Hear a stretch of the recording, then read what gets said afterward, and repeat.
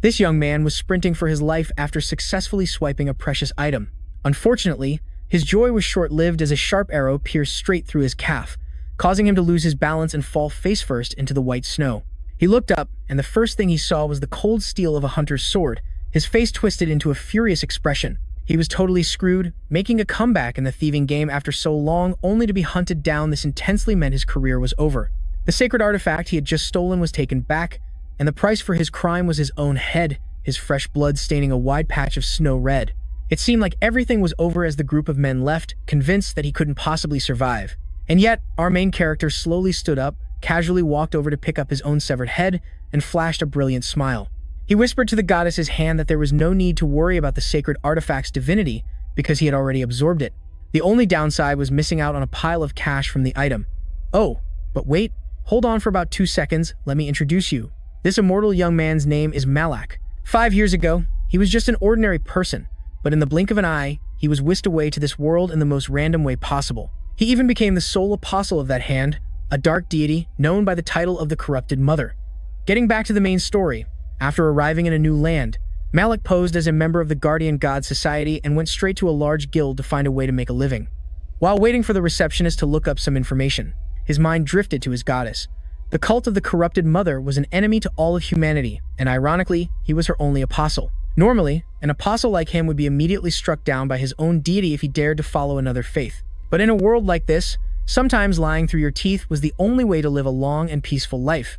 After waiting for the young woman to search for a while, Malak finally got what he needed. The paper clearly stated, if he could find the reason why farmers were suddenly disappearing on their way to the city of Dai and eliminate the culprit, he would receive 30 silver coins. A deal this good was too sweet to pass up.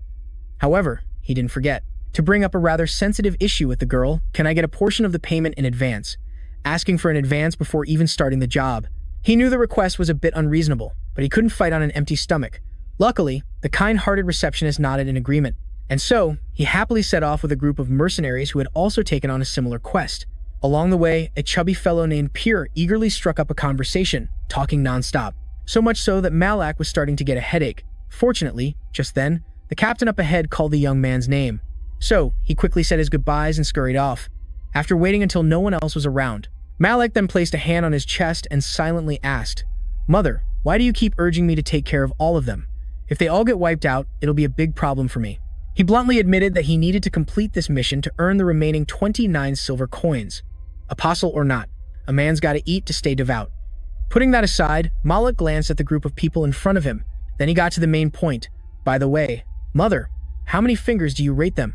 He asked this because, if he could defeat and sacrifice strong individuals to the Corrupted Mother, he would receive divinity points corresponding to the number of fingers she showed.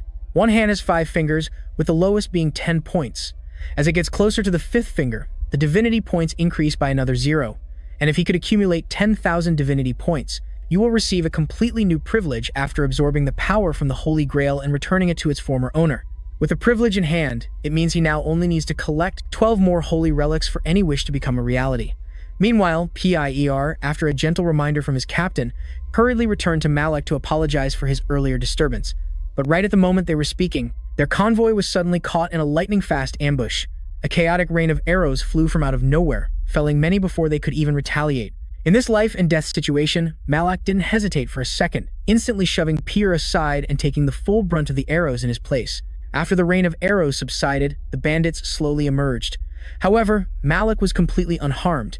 He lay on the ground, silently communicating with the fallen Holy Mother. A thought echoed in his mind. It seems, you want me to feign death, then seize the opportunity to absorb their divinity?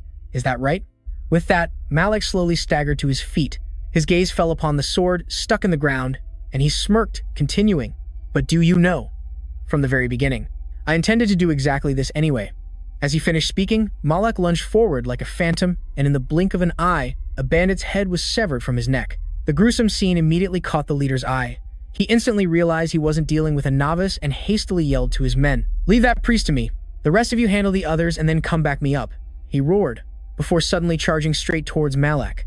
A powerful slash came swinging straight for him, but unfortunately for the bandit, Malak was a step ahead and easily parried the attack before using the force to knock his opponent back, creating distance. Now, Malak began to mutter something to his fingers. So, how will the Holy Mother rate him?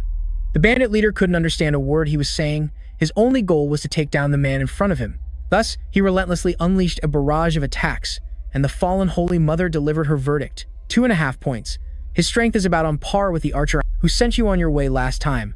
Hearing this, Malak suddenly broke into a delighted grin, and that very grin seemed to drive the leader mad. He frantically swung his sword in a flurry, and after a world-shaking clash, the weapon in Malak's hands snapped in two, causing him to laugh boisterously in triumph. Ha ha ha ha. This is why I forged this sword from glacial steel. He was so confident that he declared he would spare Malak's life if he knew what was good for him and surrendered. Not only that, he added that he had planned on making this his last job before disappearing for good, which is why he suggested they stop while they were still on good terms. To his surprise, Malak replied in an impossibly calm tone, "Then let me offer you another choice, shall I? Cease your plundering and get out of here at once. If you do, I promise to be gentle." The leader's triumphant smile hadn't even faded when an arrow suddenly struck Malak square in the head, causing him to collapse to the ground once more. The leader was visibly gloating. He ignored Malak's body and turned to speak with his men, assuming it was all over. Little did they know, the worst nightmare of their lives was only just beginning. Malak shot back up and coldly posed a question that sent a chill down their spines. Did you really kill everyone? And why do you all look so surprised to see someone survive?" After taking an arrow straight to the head, the question was somewhat rhetorical, because seeing someone come back from the dead right before your eyes would naturally astonish anyone. Over here, the grudge-holding Malak clasped his hands together after finishing his question. Instantly, a sinister dark blue aura erupted violently, enveloping his entire body. Only then did the bandits realize they had awakened a true demon. Seeing this, the panic leader screamed, ordering his men to shoot him down immediately. Dozens of arrows whizzed through the air, embedding themselves straight into his body. Although Malak's body was pierced in several places, he didn't seem to mind at all. Instead of fighting back, he began to pray to a higher power. "Oh, corrupted mother, your child is hanging by a thread. My heart is filled with fear, and I know not what to do. If you are near, please comfort me and watch over my steps." Meanwhile, the bandits on the other side fired until their backs ached, yet Malak remained completely unscathed. Realizing the situation was not looking good, the bandits dropped their weapons and turned to flee for their lives. But little did they hadn't gotten far before they were suddenly stopped by an invisible wall, something Malak had intentionally erected beforehand. This was an ability that any corrupted priest had to activate before they could unleash their full power. This power allowed him to imprison his enemies within a holy domain, and it was also one of his favorite skills when playing this character. The bandits fell into chaos, trying everything they could but finding no way to escape. The leader and his gang were completely cornered. The leader was so scared he nearly wet his pants, but he still tried to act tough, ordering his men to break the barrier with their swords and fight their way out. However, before they could do anything, a giant creature appeared and sent the leader flying to the afterlife with a single punch. Staring at the four-armed monster, towering like a two-story building, everyone was stunned silent. Facing an opponent of this caliber, they were all destined to share a single grave. A single roar from the creature Malak summoned was enough to make the bandits weep with terror, snot and tears streaming down their faces. They all fell to their knees, begging for their lives. "Sir Priest, please spare us. We swear we'll never be bandits again." Not long after, a few more severed heads were hanging from Malak's hip, while the corrupted mother continued to scream in his mind, demanding he finish all of them. But Malak disagreed, explaining to her that if he absorbed all the holy power from them, the bandits' bodies would completely disintegrate. And at that point, the guild members would surely notice something was amiss and would flock to hunt him down. Suddenly, Malak noticed the chubby guy, Pierre, lying nearby, still barely breathing, which made him think about the future. Believing this character could be useful for his reputation, Malak immediately asked the mother to heal him. As night fell, Malak casually slung Pierre over his shoulder and headed back. As soon as she saw him return from completing his mission, the red-haired guild receptionist eagerly ran over to strike up a conversation. She exclaimed, "Looking at your appearance, I never would have guessed. It seems you're much stronger than we anticipated." Hearing this compliment, Malak didn't know what to do other than give a sheepish smile and humbly accept it. Next, he handed the bandits' heads to the girl as proof to submit to the guild. As they chatted for a bit longer, they realized something. It was that Malak still had no place to stay. Seeing this, the female receptionist gave a meaningful smile and asked directly, "If you're okay with it, would you like to stay at my place for a while?" This somewhat suggestive question made Malak blush beet red, while the corrupted mother flew into a rage. She continuously lectured him with some not-so-nice words. A little later, Malak was settled in bed, gently reassuring the mother. "I understand your teachings very well, mother. That's precisely why I accepted her offer. Don't worry, I have no ill intentions toward that kind red-haired girl." Just then, there was a sudden knock on the door. Malak was wondering who it could be, and it turned out to be the very person they were just talking about. She came to inform him that the lord of this region wanted to see him. The reason was that the captain of the mercenary squad, who had unfortunately lost his life in the previous mission, was actually the lord's adopted younger brother. Malak was brought before Lord J. Chedin Filian by the butler. As soon as they met, the lord immediately spoke up and asked a question. "So you're the one who witnessed the moment my younger brother passed away?" The lord spoke, his attitude unusually cheerful. While the other party offered him tea, Malak suddenly smirked wickedly, thinking to himself, "Aha, so that's how it is." He didn't react that way for no reason, because from the very first moment they met, the corrupted mother had secretly placed a bright red X on the lord, a mark that only Malak could see. He then got straight to the point. "How does it feel?" "I mean, the feeling of having to live a life disguised as a human, Sir Demonkin, a species known to be far stronger than others. They possess the ability to shapeshift and are incredibly cruel by nature. Yet they are bound by a rule that prevents them from acting arbitrarily. They cannot directly interfere in the human world, and to be able to walk openly under the sun, they have only one path: to form a pact. A pact or a contract with a host. Malak knew full well that Demon Contractor was an extremely tough class. Because of its difficulty, most players avoided it.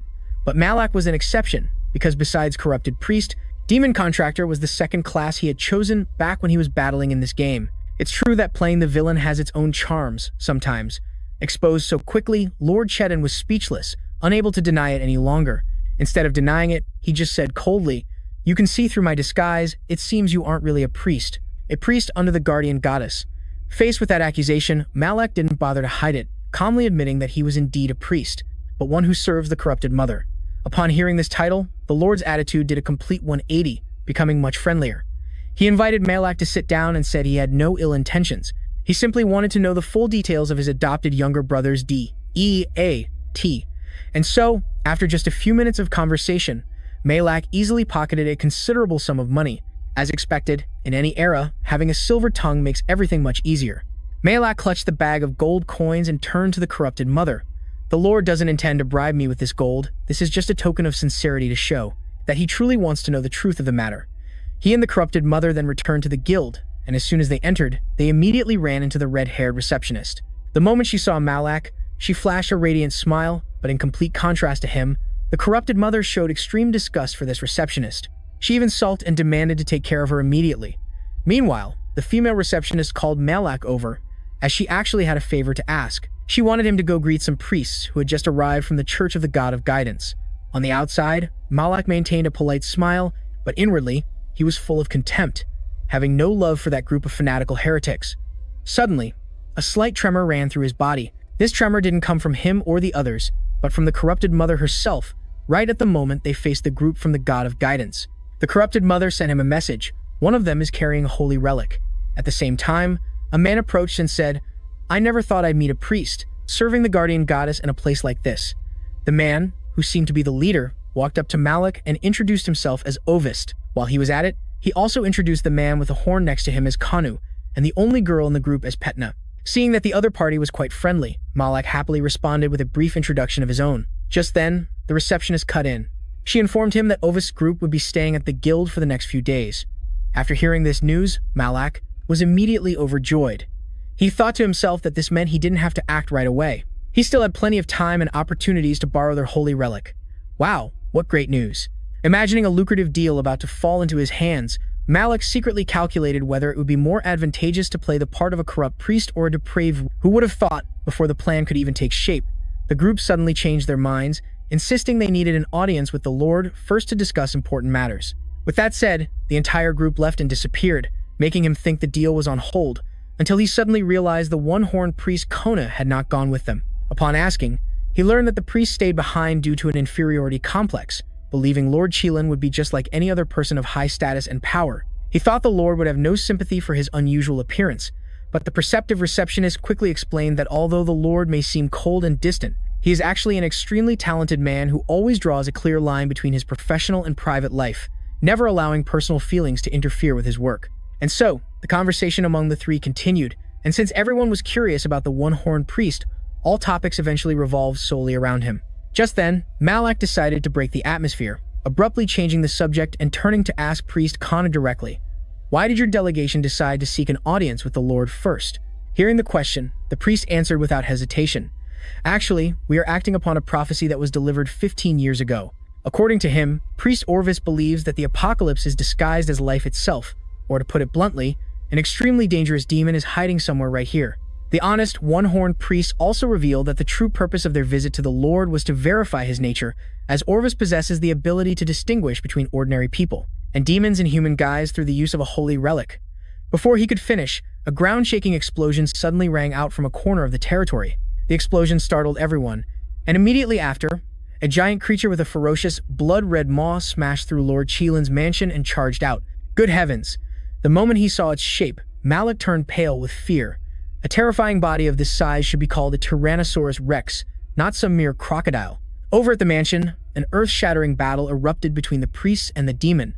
Orvis raised his warhammer high and let out a roar that shook the very heavens. He then brought a powerful, lightning-infused blow down on the monster's head, causing a deafening explosion and sending a massive pillar of lightning shooting straight up into the sky. The receptionist immediately pointed at the pillar of light, shouting in panic, "It looks like they're fighting the demon. We have to go help them now." Yet, Malak bolted in the completely opposite direction. He only managed to shout back that he would return after handling a personal matter, then rushed straight to the receptionist, Aaron, and yelled, "Where's the medical center Pierre is being treated at? Tell me, quick. I have to find him right now."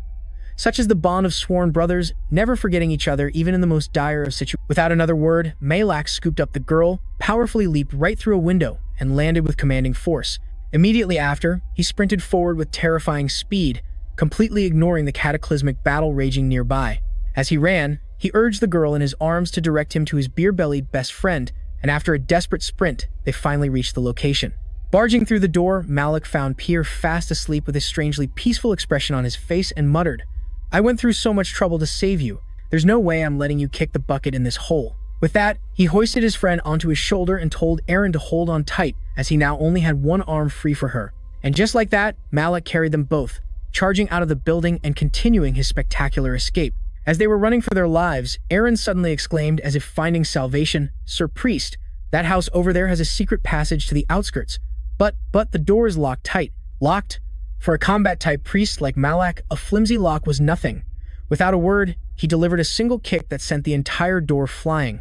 After ensuring the other two were safe, Malik scrambled back to the battlefield, but upon his arrival, a tragic sight met his eyes. Priest Kana lay gasping under a pile of rubble, his body covered in blood.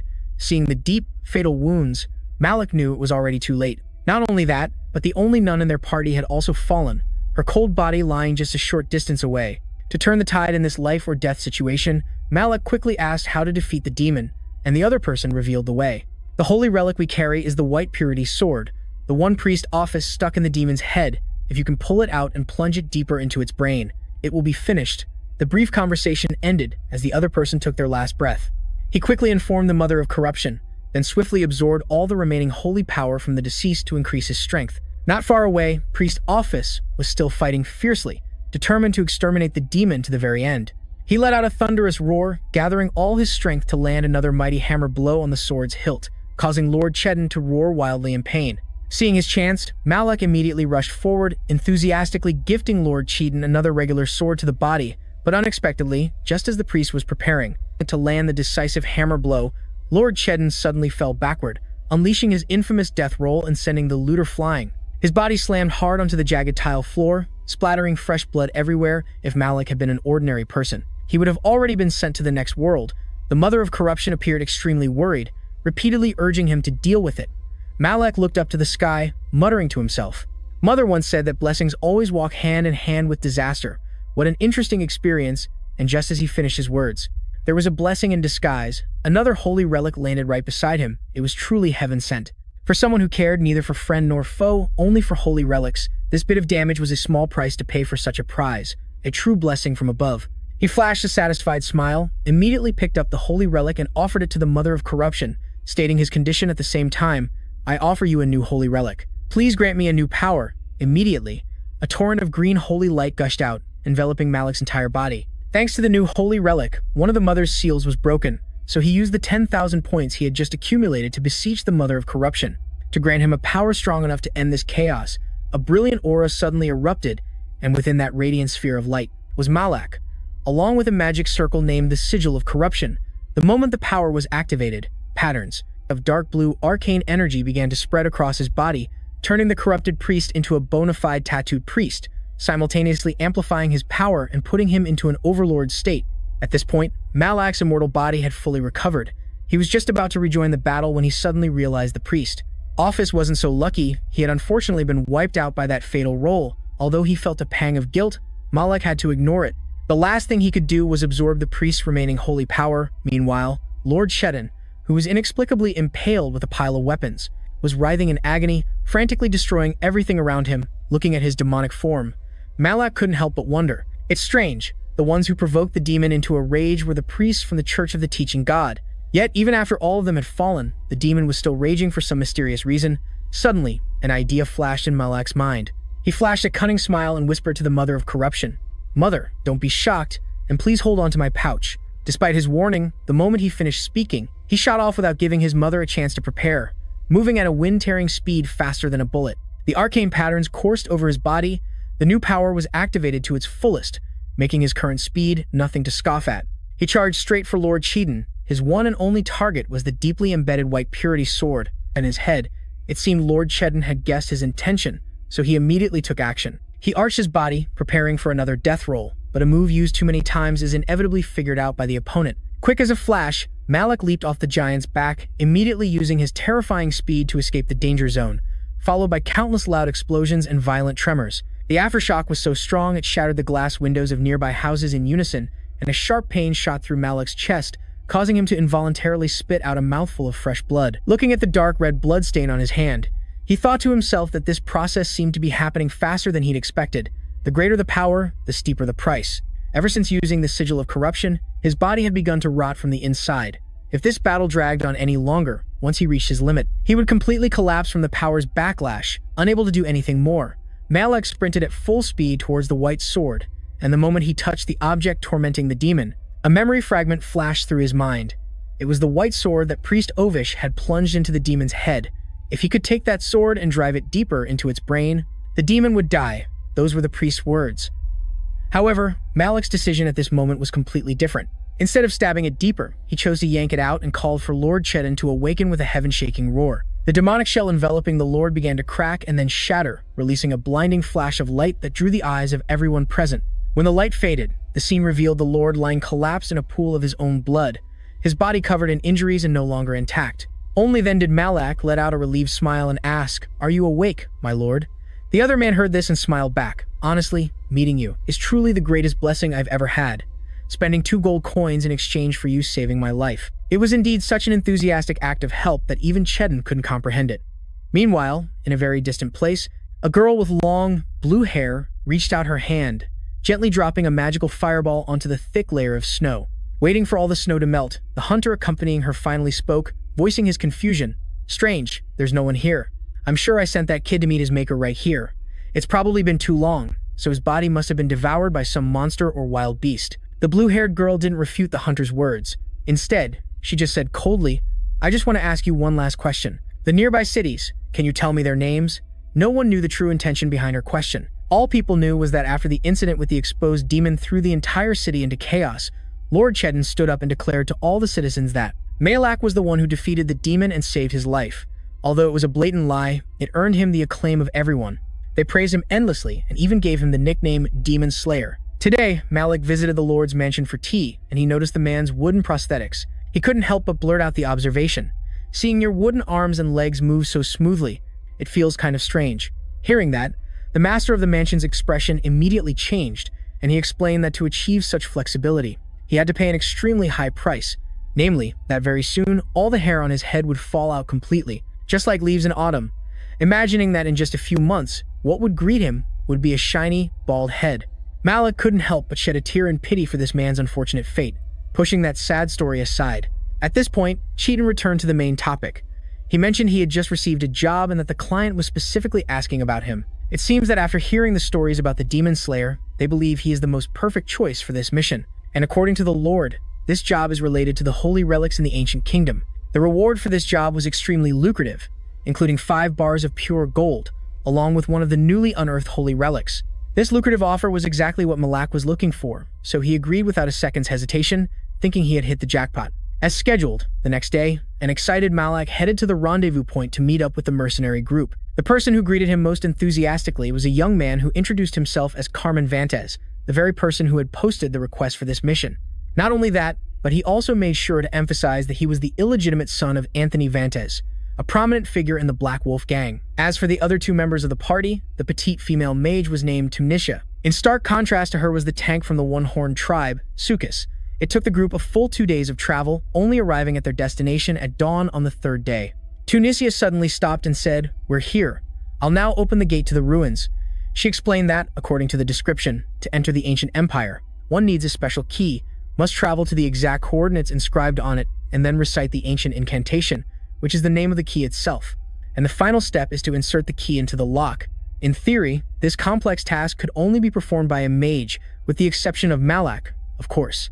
Because his true identity was that of a player, these complicated procedures were nothing to him, but he knew better than to reveal that. On the other side of the gate lay a desolate land filled with ancient ruins, and as soon as they stepped through, Carmen immediately suggested, "Compared to all the other ruins I've visited, this place is astonishingly well preserved. Shall we start exploring right away? I bet there are plenty of holy artifacts around here." Hearing this, Malak was overjoyed. It was all he needed to hear before he eagerly followed them deeper inside. The group walked for a while before stopping in front of a massive gate sealed by countless complex, ancient characters. After examining it carefully, Tunisia turned to inform the others. "If we don't possess the blood of the imperial royal family, then it would be best to prepare ourselves for a fight." And just as she finished speaking, the very moment, the door creaked open. A swarm of monsters with heads resembling hornet nests immediately poured out. Sukis was the first to charge forward, using his body to block the monster's advance. Meanwhile, the mage Tunisia took on the role of a ranged attacker, chanting spells from the rear, creating a series of massive explosions aimed right at the enemy formation. Of course, Malak didn't stand idly by. He drew his sword and unleashed a flurry of moves like a true Florentino. He unleashed countless slashes, sending the horde of monsters before him to their graves. Suddenly, another monster lunged from the side in a sneak attack, but Malak was quick enough to parry it.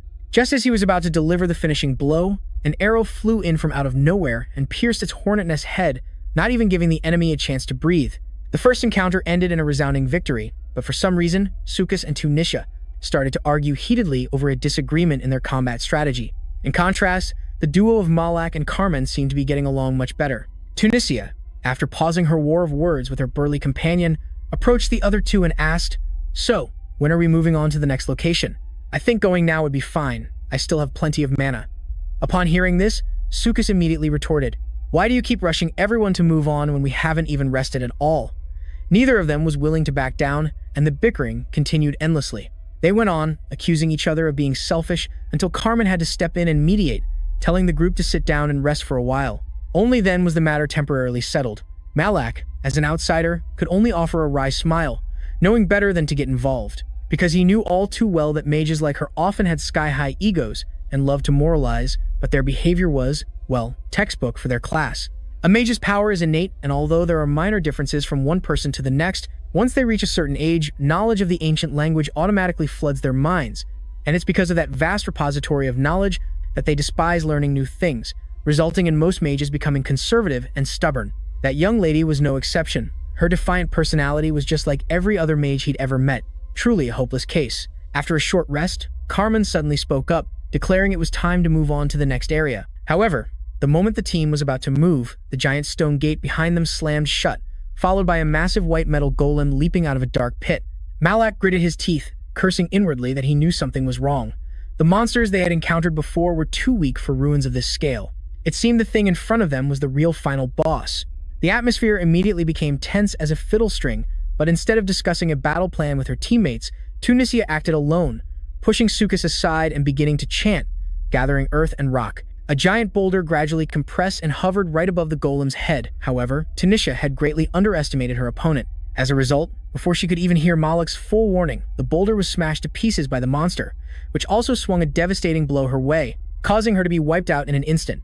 Sukis was the closest, and the sight of the bloody splatter scared him so much he froze on the spot. Despite Malak's shouted warning, the guy still ended up taking a massive slap from the golem, sending his 198-pound body flying like a toy. The situation was more critical than ever.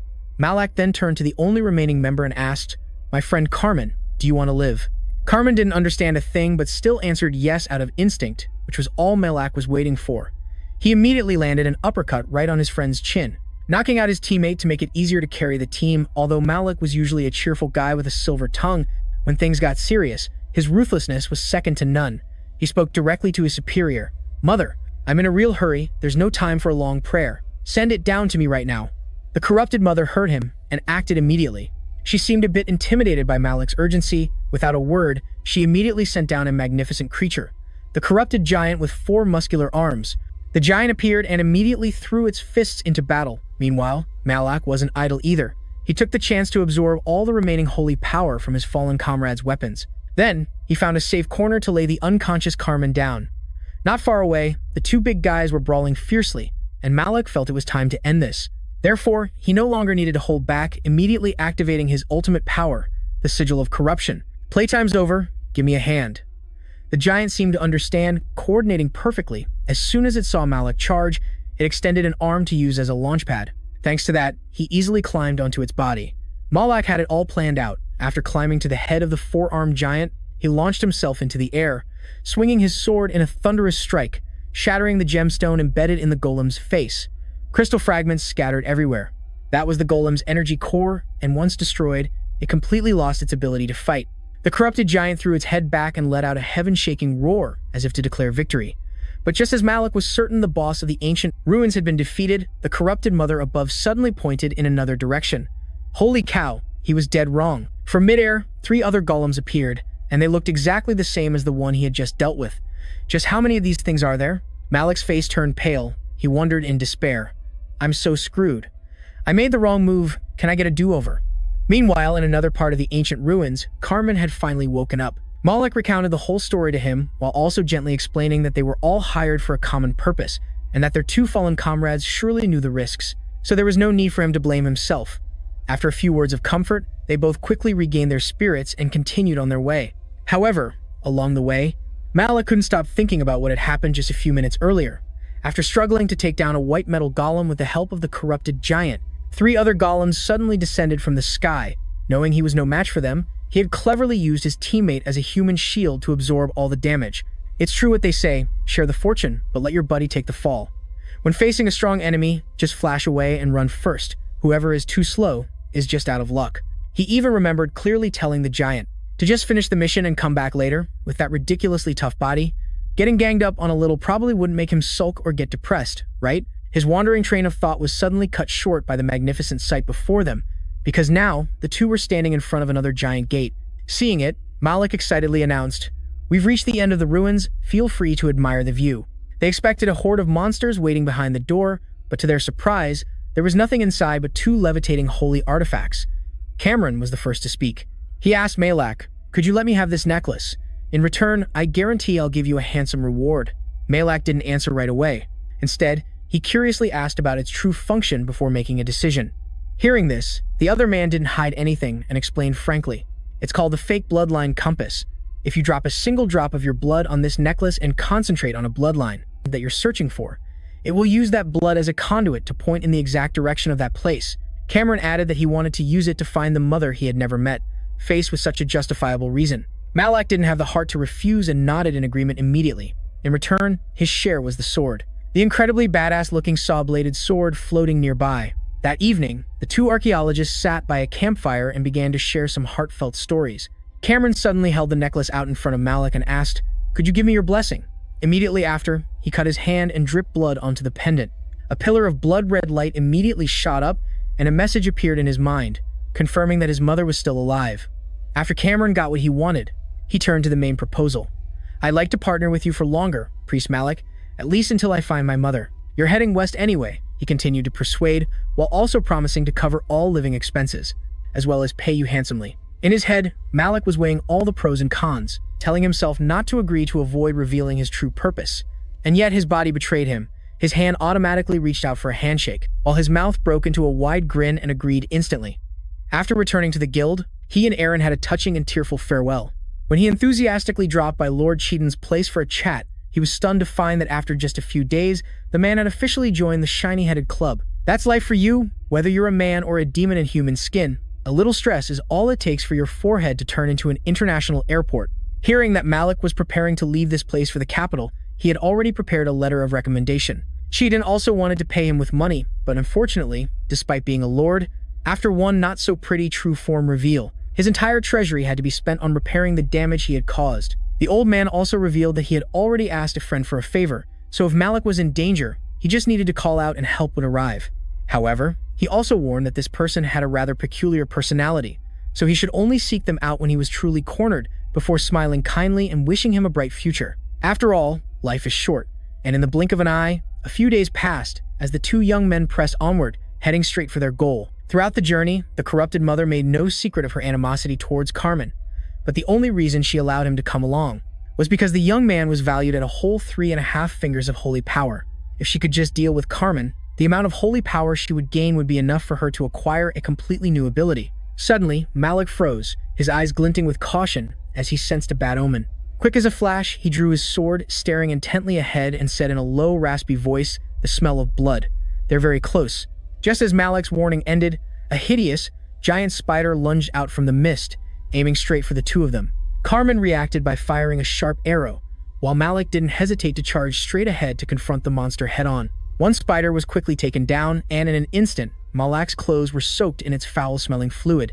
He glanced over at another one lurking not far away. The young man thought to himself that the next time he used this saw sword, he definitely had to choose a more open space, because this scene of blood and guts flying everywhere was just too messy. After clearing out the snow spiders, Malik saw his friend Carmen busy working on the corpses. Malik walked over to ask what he was doing, and Carmen looked up and explained that he was extracting the venom sacs from the snow spiders. According to him, the paralyzing ability of this venom was extremely useful in countless different situations. As he skillfully pulled out a sack, he further explained to Malik that this stuff wasn't just for coating arrowheads but could also be sold for a decent sum. Carmen humbly shared that this knowledge was simply experience he had accumulated after countless battles with monsters. Noticing that the next city was only about half a day's journey away, Carmen suggested he would teach Malik how to extract the venom, and then they would go into the city to find a decent place to wash up. They arrived just as the sun was setting. As soon as he saw the two of them, a guard rushed over to stop them with a panicked look on his face, asking, "How did you two get here?" Malik was a bit confused, but still answered honestly that they had walked a long way to get here. The guard then explained the reason for his surprise, saying that monsters had recently begun attacking with much greater frequency. The strange thing was, whenever they went to investigate an attacked area, they couldn't find so much as a scrap, let alone a monster corpse. Hearing this, Carmen immediately realized something was wrong. Based on his extensive experience, he knew that snow spiders usually attack by draining their prey of blood, so they should have left behind shriveled corpses. In the middle of their conversation, another guard ran up, panting, and announced loudly, "The Lord wishes to see you too." Soon after, the two were brought before the Lord, looking as clean as they possibly could. The Lord didn't beat around the bush and got straight to the point. "I believe you two have also realized that our current situation is not simply caused by monsters. This is an elaborate plan orchestrated by a worshipper of evil spirits." He had learned the truth from the information provided by the priests. There are at least 4 evil cults involved in this incident, and they are all working together to completely isolate the city of Kenton from the outside world. The only thing the Lord couldn't understand was why a tragedy like this would strike, right at the moment he had just been appointed. The most urgent task now is to find people brave enough to break through the monster encirclement and relay the news to neighboring cities, which, to be frank, was no different from a suicide squad. After a moment of thought, Malik bowed his head and then flashed a determined smile. He declared firmly, "For this task, I will give it my all." After their conversation, he returned to his room, holding a special item that could only be found in this region. It was a specialty of the Western Desert. Not that Malik was greedy, but the commander had enthusiastically pressed it into his hands, so he reluctantly accepted it. However, the deeper reason he didn't hesitate to accept this perilous mission was that he believed it to be an important omen. An omen that the main questline was about to be activated, now that those 4 sects were beginning to cooperate. The title, Heretical Spirit, did sound a bit terrifying. However, in the world of this game, it didn't mean much, because, at the end of the day, it was just a label given by the opposing faction. The self-proclaimed Orthodox faction slapped that label on other gods to tarnish their reputations and make it easier to suppress them. It was a fact that most followers of the heretical gods weren't quite right in the head, and their personalities were twisted and warped in unpredictable ways. The group rode through the cold night, with a whole pack of snow spiders madly chasing them from behind, a scene more intense than poking a hornet's nest. Malik declared firmly, "I'll hold them off," and despite Kamen's vehement objections, he explained the reason for his actions. He said that if they continued like this, the entire group would be caught sooner or later. With that, he decisively leaped off his horse, landing neatly on the ground. Now, he was alone on the battlefield, facing a horde of monsters of all shapes and sizes. Malik smirked, a challenging smile on his face. He heard the mother's voice ring out, "Your little show is quite interesting." Malik thought to himself, what does she mean by that? Well, I'll just take it as a compliment. The time to shine had finally come. His renowned chainsaw sword was drawn. The name might sound a bit strange, but once in battle, its coolness factor was off the charts. He shouted, "Why don't we get this party started? You cowardly heretic worshippers hiding somewhere around here." With that, Malik charged straight into the horde of monsters. Wielding his swords, he unleashed a flurry of deadly slashes, sparing none. The monsters fell one after another like fields of wheat. After just a moment of slashing left and right, his entire body was drenched in enemy blood. Yet, Malik still wore a crazed smile and cracked a joke. "At this rate, I might have to bring a bathtub with me next time." After neatly taking care of the small fry, he proceeded to the next step. It was time to confidently march into their lair, a massive cave where one glance was enough to know their whole family tree was gathered inside. Along the path into the cave were countless looted items and desiccated human corpses. Malak glanced up at the cave ceiling and clicked his tongue. I can understand them needing to eat, but leaving leftovers as decorations like this? Honestly, their sense of aesthetics is seriously messed up. He said this because countless human cocoons were dangling from it. As he continued deeper inside, Malak silently communicated with the mother of corruption. The fact that these snow spiders are hoarding so many humans is likely because their queen is preparing for the breeding season. Before he could finish his speculation, he reached a tunnel even larger than the entrance. He guessed this must be the boss's nest. Immediately, Malik drew his sword and shouted a provocation. "Why don't you come out and greet me? I know you're in here." Its pride wounded by the taunt, the enemy no longer bothered to hide. From the ceiling of the cave, it and its ant-like swarm of offspring began scrambling down towards him. At this point, Malak didn't waste any more time and immediately called upon the mother of corruption. "Mother, grant me the line of corruption. I need your power." Instantly, the space in front of him was torn open into a long rift. From that rift, a corrupted giant slowly emerged, carrying with it a ferocious, overwhelming killing intent. It swung its arm, landing a devastating blow on the Spider Queen's head. But the monster was no pushover either, and it used its sharp legs to stab straight into the giant's body. It was best to let the big monsters deal with each other. Meanwhile, Malak, of course, wasn't just standing still, while also helping to clear out the pesky little spiders swarming nearby. He suddenly realized he could sense the energy gathering inside the Spider Queen's body. Perhaps it held some kind of fatal weakness. Just as a snow spider suddenly attacked from above, he swung his sword and split it in two, and in that very moment, he knew how to deal with the Spider Queen. Malik roared, charging forward and shouting, "I'll provide cover, immobilize it now." The plan was formed in the blink of an eye. The corrupted giant immediately understood and coordinated perfectly, letting out an earth-shattering roar to display its might. Although it still held a grudge for being abandoned earlier, the giant still cooperated, using all four of its massive arms to tightly grip the monster's legs. At the same time, Malak used the silk threads holding human cocoons to swing on, allowing him to easily approach the giant monster from the air. He aimed straight for the Spider Queen's most critical joint, then began to swing his sword frantically, slashing relentlessly from side to side. Just like that, he focused all his attacks on a single point, pushing the battle to its climax and finally creating a deep gash. Mustering all his strength, he successfully finished off the Spider Queen, severing its cephalothorax and abdomen in two. Not to be outdone, the corrupted giant casually slammed the part of the spider's body it was holding onto the ground. The thunderous noise startled him. It was clear the giant was trying to intimidate him. Malak knew better and just laughed it off. He then apologized for ditching it and running earlier. As soon as the Spider Queen fell, the mastermind behind it all, with nowhere left to run, finally showed their face. It was a bizarre-looking woman who had just crawled out of the monster's corpse and immediately started cursing. "You damn bastard, who do you think you are? Ruining my plans. Do you have any idea how much effort I put into controlling this Spider Queen? You're a follower of the evil god just like me." Malak didn't bother getting angry or responding. He just coldly asked a question in return. "Why did you surround Kenton? Why should I tell a bastard like you?" Well, refusing to talk might work with others, but when faced with Malak. Messing with a guy like Malak, who might be smiling but has a short fuse, gets you a sword to the face, not a conversation. The female cultist screamed in pain, yet when Malak repeated the question, she gritted her teeth and refused to say a word. On the third time, she started taunting him. "I wouldn't tell you, even if I died. What are you going to do about it?" And just like that, Malak swung his sword, sending her head flying. If she wouldn't answer after the third time, there was no reason to keep her alive. With that, he turned, and all the holy power from the Spider Queen and the female cultist began to pour out. And then, he absorbed it all until nothing was left. I wonder how many more cultists I'll have to ask to find out the truth. You say more than 3? Then I'll bet on 4. Malak muttered as he walked out of the spider's lair. Looking down from above, he saw the entire city. Kenton was engulfed in a sea of flames. It's over. The Lord's plan had completely fallen apart, just as he had feared. Meanwhile, at the Lord's manor, the operation to capture the evil spirit cultists had failed miserably. Standing next to his corpse were two women and a man, arguing fiercely. The content of their argument was nothing but blaming each other for letting Carmen escape. They also wasted too much time on the siege, while Layla, the one controlling the spiders, was off who knows where. She still hadn't regrouped with the team. At this point, the only man in the group finally spoke up to stop the incessant arguing. That's enough. Arguing won't solve anything. Since that guy escaped, he'll definitely send forces to hunt us down. The guy tried to salvage the situation, reminding her of the plan that had cost them so many years of their youth, but did his words even carry any weight? And as expected, this advice was like adding fuel to the fire.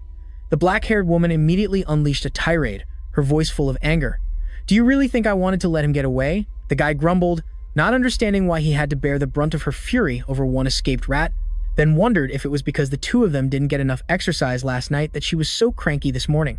What a strong team, with everyone for themselves when it comes to cursing. The one-eyed noblewoman, seeing her partner's enthusiastic trash-talking, got fed up and turned to leave for her own good. But unfortunately, she hadn't taken more than a few steps when a dark figure suddenly descended. Malik struck in a flash, a clean sword stroke sending her head. The remaining two were frozen for a few seconds, shock written all over their faces. However, before they could even process what had just happened, another life was snuffed out. He was also erased in the cleanest way possible. Amidst the chaos, Malak appeared, towering over them, brandishing his saw sword, his scorched and patchy skin looking incredibly terrifying. His appearance at this moment was like a true Grim Reaper coming to collect souls. Malak suddenly spoke, and immediately after, the third person fell without even a chance to ask a question. "Mom has a point, I am a bit ruthless," he whispered. "But you know, these guys can control holy power. They could be a real danger to me." Before Malik now stood only one last person, trembling all over while his face was gradually healing, his flesh regenerating in mere moments. Waiting until his face had recovered its usual handsome appearance, he flashed a brilliant smile and asked the familiar question he seemed to ask every enemy he met. "What is the reason you're besieging the city of Kenton?" Witnessing Malak's utterly terrifying display, the last woman immediately understood the situation. Without a moment's hesitation, she led him to a gigantic, grotesque entity. The thing looked like nothing more than an oversized flesh mole.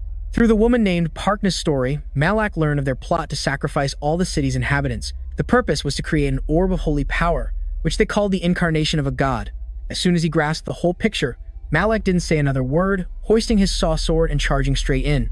The sharp saw blade sliced into the giant mass of flesh, and he could hear screams of extreme agony from within, but that only strengthened his resolve to destroy it. He had to destroy this man-eating monster at all costs. Seeing this, Parkna at his side couldn't help but scream out a warning. "Stop. If it's in danger, it will awaken in an unstable state." No sooner had her warning left her lips than a hideous evil spirit tore through the fleshy shell and emerged. It shrieked and roared maniacally. In that moment, Malik keenly noticed that there was a holy artifact inside this monster's body. This discovery made him even more determined, with no intention of stopping. The cultist beside him, seeing the god she worshipped about to be minced by Malak, could only scream helplessly, telling him to stop. But come on, if you're going to be a villain, don't talk so much. With the philosophy that chicks are fleeting, he didn't hesitate to swing his sword at her. And just like that, another one bites the dust. In return, he received 1,000 holy power points. Malak silently calculated his current total had reached 8,592 points. This was certainly not a small number, but he was still a ways off from having enough to unlock his next power. The current situation was pretty tough, because no matter how much he hacked the monster to pieces, it would quickly regenerate, whereas if his own body took just one hit, he would be injured like a normal person. On top of that, this giant lump of flesh didn't even have any obvious weak points. It wasn't like the previous Spider Queen. Therefore, the best strategy right now was the only one. Run, and run for his life at that. He'd have to grit his teeth and bear it if anyone called him a coward. What else could he do? Malik immediately clenched his glutes, tensed his thighs, turned around, and bolted back towards the city. While fleeing, he also didn't forget to conveniently absorb the holy power from the deceased. His goal was not to stop until he had accumulated 10,000 holy power points. Successful people truly have their own unique ways, as the chase with the monster officially began with a challenge. Catch me if you can. So let's see. In this race of life and death, will the monster catch him first, or will Malak manage to unlock his new power in time? After being painfully taunted, the monster, unable to catch him, also started to get ticked off. It unleashed its ultimate move, the lion's roar, and my god, just one earth-shattering roar was enough to completely shatter the tiles under its feet. Even from a great distance, he had to cringe and clamp both hands over his ears to withstand that horrific sound. An incarnation of God, my foot. This damn thing was clearly a walking disaster, and the nightmare had only just begun. The incarnation of God began to furiously lash its whips everywhere, turning the scene into a chaotic battlefield. Although Malak tried his best to weave and dodge, he couldn't escape his bad luck, suffering countless wounds. In this life-or-death situation, he could only scream, "Mother, save me." And sure enough, nothing beats a mother's love, as the corrupted giant was immediately summoned to the rescue. The moment it appeared, the giant landed a devastating punch on its opponent, causing it to stagger, see stars, and collapse to the ground. However, a final boss isn't something that goes down that easily.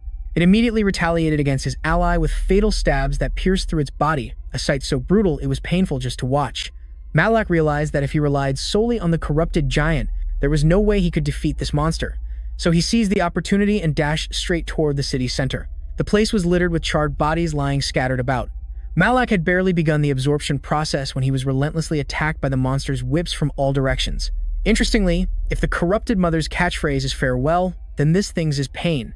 It sounds pretty ridiculous when you think about it, but unfortunately, the one feeling the pain wasn't it, but our side. After creating a terrifying explosion by slamming itself into the ground, the incarnation of God leisurely approached him. Malak immediately took a defensive stance, preparing for a fight for his life. Even so, his sassy mouth didn't forget its duty to taunt. "Hey there, buddy. Looks like you've matured a bit after taking a beating from the corrupted giant, huh?"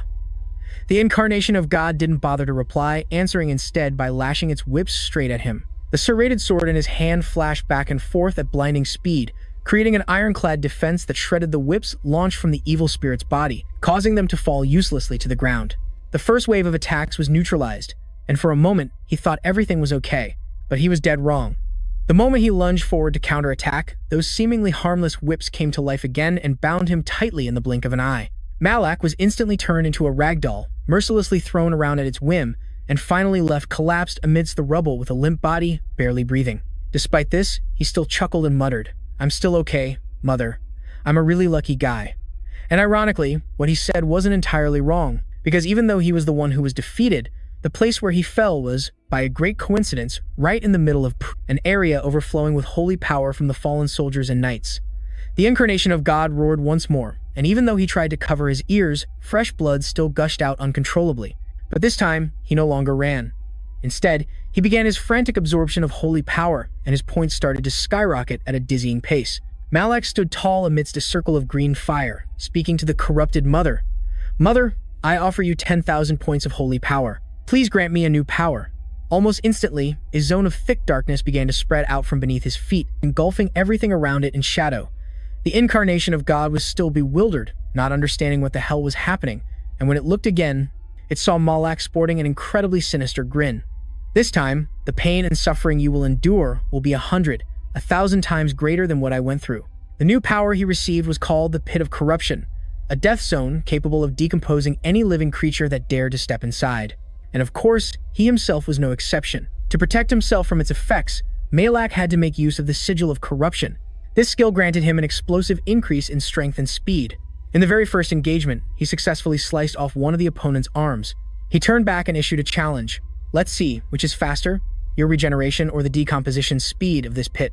The battle between human and evil spirit erupted once more. And with this spectacular last-minute comeback, the catchphrase "pain" was uttered again. But this time, it wasn't from Malak, but a groan from the final boss itself. And so, Malak ended it all with a decisive slash, instantly splitting the enemy's body in two. The final incarnation of the god bug was destroyed, and from within its disintegrating corpse, an orb of pure holy power materialized in his hand. This very item worked a miracle, shattering the sealing chains and helping the corrupted Holy Mother regain her true form amidst a brilliant halo of light. However, as soon as the corrupted Holy Mother's power was fully unleashed, the orb of holy power gradually lost its light, becoming an inanimate object. Suddenly, a familiar yet bloodthirsty voice rang in his ear, urging him to finish it, causing Malak to whip his head around in surprise. He then discovered, not far away, the figure of a little girl. "Hold on, I know what you're all picturing right now." Malak had the same thought. He approached, gently stroking her youthful face, and said softly, "I knew it was you, Holy Mother. But why are you asking me for the reason you—" Putting that aside for now, Malak turned to stare at the remains of the god bug's incarnation and asked the corrupted Holy Mother, "Is there any way to absorb it? It would be such a waste to just let it disappear like this." Hearing Malak's words, the corrupted Holy Mother also tried to use her power. Unexpectedly, these remains were completely different, and she couldn't absorb any holy power from them. The Holy Mother then ran over and hugged Malak tightly, explaining in a slightly sulky tone, "Because our divinities have already merged, it's probably impossible to absorb it anymore." She sighed, seeming to accept the truth. Still holding the orb in his hand, Malak then suggested that the Holy Mother use those 10,000 points to grant him a brand new power. His request was immediately granted, and from high above the 9 heavens, a massive pillar of light descended. It illuminated the spot where the two of them stood, and the power Malak received this time was truly more terrifying than anything he had ever possessed. To put it bluntly, it pushed his boundaries very close to that of a malevolent being. Malak thought to himself, with this curse, all living creatures within its range of influence, about the size of a small city, would have their life force gradually drained away. It would be very useful when dealing with evil people, but having to take the lives of innocents to absorb divinity is not the path I want to choose. Just as he finished that thought, Malak and the corrupted Holy Mother had only taken a few more steps before everything in front of him suddenly went dark. After the mentally draining battle with the evil spirit, Malak's already exhausted body finally couldn't hold on any longer, and he collapsed to the ground. When Malak woke up, the first person he saw was his frenemy Carmen, which couldn't help but startle him. He quickly placed a hand on his chest, and then a shockwave hit him when he discovered that the thing that was supposed to be there was gone. An extreme sense of fear washed over Malak. Completely ignoring the person beside him, he could only scream in desperation. "Where is my thing? Where did it go?" At that moment, Carmen slowly handed the demon hand back to him, explaining at the same time, "I thought it must hold some deep meaning for you, even though everyone else thought this wasn't something you should keep with you. They tried to throw it away, but I kept it." It turns out, Carmen did this out of gratitude for Malak saving his life when he decided to stay behind alone to hold off the monsters. The purpose was to give him a chance to leave Kenton, but it seems his luck was a bit rotten, as in the end, Carmen was still stuck in this place.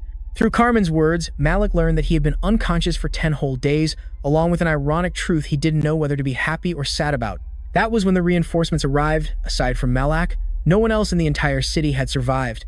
After he had fully recovered, in the middle of a dark night, Malak and Carmen rode their horses out of the city together.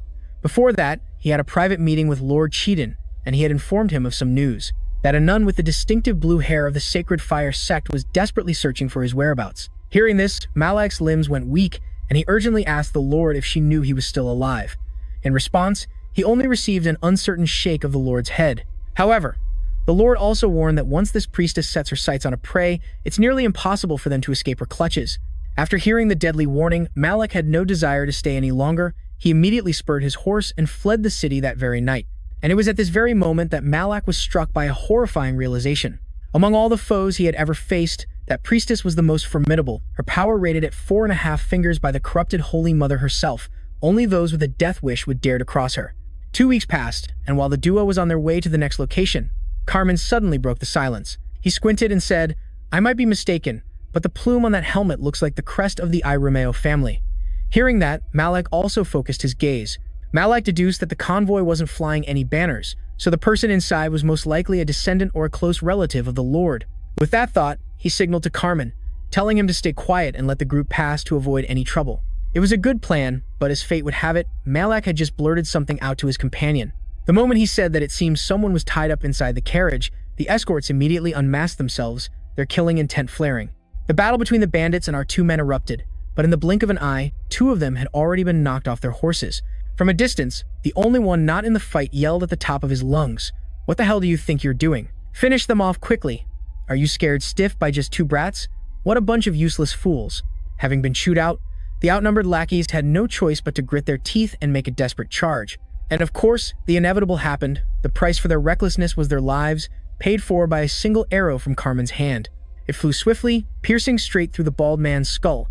He was the last of the bandits to fall, while over on this side, Malak was busy patting the back of the victim, who was vomiting uncontrollably, the young lady, after an exhausting session of spewing rainbows. Finally able to stand up straight, she then pointed to herself and introduced herself to her 2 saviors. "Thank you both for saving my life. I am Dakia Romeo, the eldest daughter of young Master Kanto Romeo." Looking at her gentle and harmless appearance, Malak could only cry internally. "Oh heavens, she's already a noble. Please don't let her be a mage too." At this rate, he was 100% sure this young lady was the walking trouble type. The 3 of them then exchanged a few words of introduction. Feeling that it wasn't right to just stand there, Dakia changed the subject to ask for a favor. She held out her hand, explaining that due to the effects of an anesthetic gas still in her system, she was temporarily unable to walk on her own. Therefore, she hoped someone could help her, specifically to support her for a short distance, and of course, Helping someone in need with such a polite attitude was right up Carmen's alley. The young man eagerly stepped forward, offering to help, but unexpectedly, the girl asked a surprising question in return. "Are you sure you want to help me?" She said this out of concern that if someone saw the Black Wolf of House Vantis supporting a lady from House Irameo, malicious rumors would spread, and he would be the one to face trouble upon entering the city. Hearing this, both young men froze for a few seconds. The same thought involuntarily popped into both their minds. Good heavens above, a noble, and a mage on top of that, could actually be so considerate of others. To break the awkward atmosphere, Carmen quickly spoke up to defuse the situation. "Let's change the subject a bit. Can we ask why you got involved with these people?" Dakia didn't hesitate for long. Just a few seconds later, she bluntly named the mastermind behind it all, none other than her accursed younger brother who always looked down on her. The root of the problem was that Dakia had just received a marriage proposal from the Long Kingdom, so that brother of hers came up with this dirty scheme to get rid of her. To get rid of a potential heir to the family head's seat, Malak just listened silently to her turbulent family drama. However, he knew full well that the nobility disliked mages, because as mentioned before, these people are extremely difficult to teach even the most basic etiquette. They also suffer from arrogance, so once they have power in their hands, they could very well cause unforeseeable consequences. The second reason mages are not allowed to hold power is because the populace has an ironclad belief in an ancient legend about a chaotic era of mages, an era full of chaos. That's why, when she declared her ambition to become one of the 4 lords of the Northern Kingdom, he was genuinely curious, unless she could deal with her brother herself, how she would seize that position. Dakia really was a talented storyteller. She rambled on and on about a single family drama from the crack of dawn, until the group lit a fire to grill food for the night, and she still showed no signs of stopping.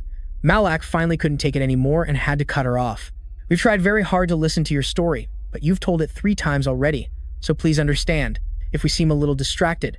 Not only that, he even deliberately offered his meat skewer to her, along with a deeply sarcastic remark. He was telling her to talk less and focus on grilling the meat. What kind of noble gossip so much they let their meat burn to a crisp without noticing? Dakia finally got the hint and decided to get straight to the point.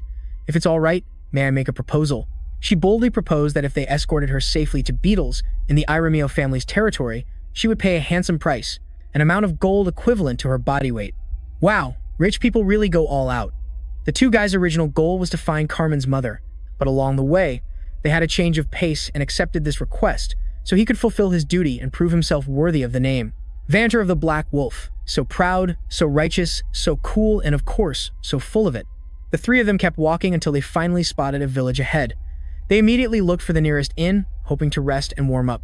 While the group was eating after a long journey, they suddenly noticed something unpleasant. A waitress was being harassed by some rough-looking guys nearby. Although the innkeeper spoke up to stop them, it seemed to have no effect. At that moment, Carmen turned to ask Malak if they should step in to help. Hearing this, he immediately nodded in agreement, but not to give those guys a beating, but to help them avoid a bloody punch from the noble lady Dakia. The 3 of them charged forward together. Each one lent a hand, and just like that, the aggressive troublemaking thugs were cleaned up neatly and cleanly. If you're going to be a good guy, you have to go all the way. Carmen tossed the money pouch he had just harvested from them to Malak, who in turn passed it to the innkeeper, and told him to use the money to pay for the damages. No need to be formal, because either way, this was their tuition fee anyway. When night fell and everyone was asleep, Malak went alone to knock on Dakia's door, to have a heart-to-heart. The moment she opened the door, he immediately rushed in, pinning her and covering her mouth with one hand. With his other hand, he slammed a dagger into the wall right next to her face, then spoke in a threatening voice.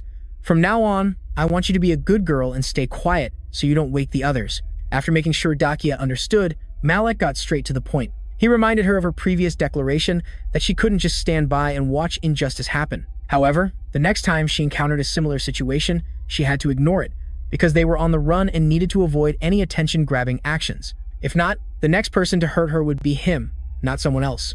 He wouldn't even hesitate to throw her straight to the people hunting them. Malak pressed a dagger close to Dakia, growling, "I may smile a lot, but I'm not a good guy. Sweetie, get a grip."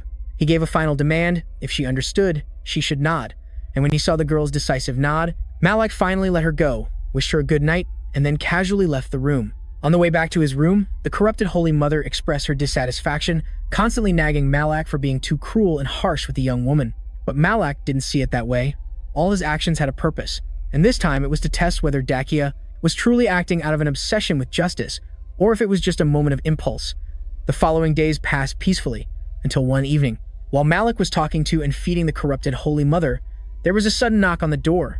Immediately, the Holy Mother transformed back into her hand form. Then, quick as a flash, she slipped into his pocket to hide. The person who came at this hour was none other than Dakia. Dakia said she had something important to say, an issue that had kept her up for the past few days and she couldn't hold it in any longer. She asked directly, "The reason you warned me so harshly, is it because I'm a mage?" To that question, Malak simply nodded in frank admission. Dakia then shared that his eyes at that moment, the look he gave when he threatened her, were filled with hatred. It was exactly the same way people usually looked at mages like her. However, this was the first time she noticed a difference in him. That difference was, in his eyes, there was no malicious intent to harm, but rather a piece of advice, a warning for her to be more careful. She understood that the warning was because they would be traveling together for a long time. Dakia admitted she wasn't sure if she could easily ignore a similar situation again, but she promised to definitely let him know beforehand. With that, she stood up and left. After a moment of silence, Malik finally spoke up, apologizing for his rude behavior. A romantic scene full of lovey-dovey vibes began to unfold. Between the handsome man and beautiful woman, he lowered his voice. She smiled, the tense atmosphere dissipated, and the conversation ended on a pleasant note. That night, they each returned to their own rooms, but just at the crack of dawn the next morning, an aggressive mob led by a scar-faced man showed up. They came out of nowhere, kicked down the inn's door, and started shouting loudly, specifically calling for Malak and demanding to see him. The scar-faced man acted extremely arrogant, smashing things in the inn while loudly declaring that if the innkeeper didn't hand, he would level the entire inn. The innkeeper, though his forehead was beaded with sweat, gritted his teeth and remained silent. Well, these guys were done for, daring to poke the hornet's nest, that is Malak. No one knew exactly what happened, only that a few minutes later, Malak appeared, completely unscathed, single-handedly dragging the leader by the collar all the way back to where he came from. Ironically, the leader of this mercenary guild, Sajida, had just been reading a file on Malak and knew full well what a big shot he was. He never expected his troublesome subordinate to be so unlucky as to bring an enemy right to their doorstep. He introduced himself, leader of the Red Bear mercenaries. "It's an honor to meet you. Sir, I am Sajida." The man knew full well that he was no match for the boy. Therefore, his only option was to be as welcoming as possible, hoping everything could be settled peacefully right inside the mercenary leader's private tent. Malak was offered a drink by his opponent, but he absolutely refused to touch a single drop, getting straight to the point. "As you can see, I've heard a few things from my comrade who came by this morning. He said you wanted to see me." Hearing the question, the mercenary leader was so scared his heart pounded and his legs trembled. Just one look at the savage, somewhat crazed smile on the man's face was enough for him to know this priest was not to be trifled with. So why would he be foolish enough to start trouble? But just as leader Sagita was about to offer a truce, another troublemaker appeared, ready to ruin everything for the whole team. The old man seemed to be tipsy, so he ignored the situation and asked him straight to his face, "You're Malik Hun. Is there some little blonde chick in your group? Listen up, buddy priest. If you know what's good for you, hand that girl over to us and get the hell out of here. Unless you have a death wish." The words had barely left his mouth when an arm flew high into the air, tracing a beautiful arc. Before a sea of astonished, wide-open eyes, everything happened in the blink of an eye. When they came to their senses, the vice captain had been turned into a one-armed man. This was followed by a blood-curdling scream of agony. Malik turned to glare at the remaining men, his face as cold as stone as he asked a question. "I don't recall introducing myself, yet you all speak as if we're old friends." With that, he pointed his sword straight, his saw-like blade, at the whimpering man, growling as he demanded to know who the mastermind behind this was. At that very moment, another squad of mercenaries came rushing in, having heard that a stranger had just given their vice captain a one-way ticket to disability. With how things were going, there was probably no need to call for a medic, because with a priest like this here, they were all beyond saving. Malak charged out like a hungry wolf. He reaped the head of the loudest one to make an example of him, then turned back to send off the old one-armed man now kneeling on the ground. The tension was thick enough to cut with a knife. The very moment Malak swung his sword, Sajida, who was standing aside, could no longer just stand by and watch. He quickly used his spear to block the blow for his comrade, explaining that he did it out of loyalty, as they had fought side by side for 15 years. However, just as he had feared from the very beginning, he was absolutely no match for Malak. After parrying a series of devastating blows from the weapon filled with holy power, the spear in his hand snapped in two. Sajida was forced to rip down the tent fabric, to obscure Malak's vision, using the opportunity to flee outside with a desperate shout. "Everyone, run!" I said, "Run now." Who told them to be so foolish as to poke the hornet's nest, only to now have to run for their lives? The young priest, having now switched on his bloodlust mode, was frantically swinging his sword, unleashing a bloody feast everywhere. They were supposed to be the ones setting the ambush. But now the tables had been painfully turned. The enemy was completely unscathed, while his side had been nearly wiped out. Sajida knew that even if he tried to run, he couldn't escape. So, He hastily grabbed a spear from the ground and turned back to take a defensive stance. Meanwhile, in the distance, Malak was muttering a prayer to the Holy Mother, that this time, he would personally drag the one who dared to put a bounty on their heads into the light to satisfy his anger. The two sides charged at each other. Faced with the spear point aimed directly at him, Malak immediately grabbed an unlucky soldier lying on the ground and used his body as a human shield. Immediately after, he swung his sword and took care of the human sandbag he had just used. That last situation was a close call. If Sajida hadn't been quick on his feet, his fate probably wouldn't have been any different from the broken spear and the body of his unfortunate comrade. Even so, that wasn't enough to extinguish his will to fight. Sajida once again picked up another spear, determined to resist until the very end. To stall for time against the enemy, the two engaged in a life-or-death battle, their swords clashing without end. At the very moment he glimpsed an opening in his opponent's guard. Malak immediately threw a thunderous punch at the man, but to his surprise, Sajida managed to block the attack. Though the shoulder plate was horribly dented, it managed to save his arm, and right after, he suddenly roared, "Fire!" Everyone was sure that this command would be followed by a rain of arrows from ambushing archers somewhere, yet they waited and waited, but nothing happened. He turned to look, and to his dismay, his comrades had already fled in all directions. What a useless bunch, what were they playing at? It's true what they say. In battle, you don't fear an enemy as fierce as a tiger, but you fear having allies who are dead weight, who tuck tail and run as soon as the battle begins. Malak couldn't resist and asked him bluntly, "Hey, are we still fighting or what? Because it looks to me like you've been abandoned." The words twisted the knife right in Sajida's wound. All right, might as well end this quickly. What was the point of brawling anymore at this point? Feeling helpless, he slammed his spear to the ground, decisively declaring his surrender and promising to reveal everything he knew. His only condition was for his life to be spared, and finally, a peaceful end came to the man who knew when to quit, as the opposing side agreed to lower their weapons. Therefore, Malak didn't hesitate to help the man bury the comrades who had just fallen at his hand, standing before the freshly dug graves. Sajida began to pour his heart out about the arduous life of a mercenary, and about how he was forced to join forces with even his former foes. However, he was rational enough not to just charge in and attack them, so when Malak asked if he hated him, the man replied that he didn't. After all, this was just the story of a mercenary squad that had failed its mission, nothing more. "So what do you plan to do from now on?" Faced with this question from Malak, Sajida could only answer that he would continue down this path, even though it was a bit lonely now that he was all on his own. But what other choice did he have?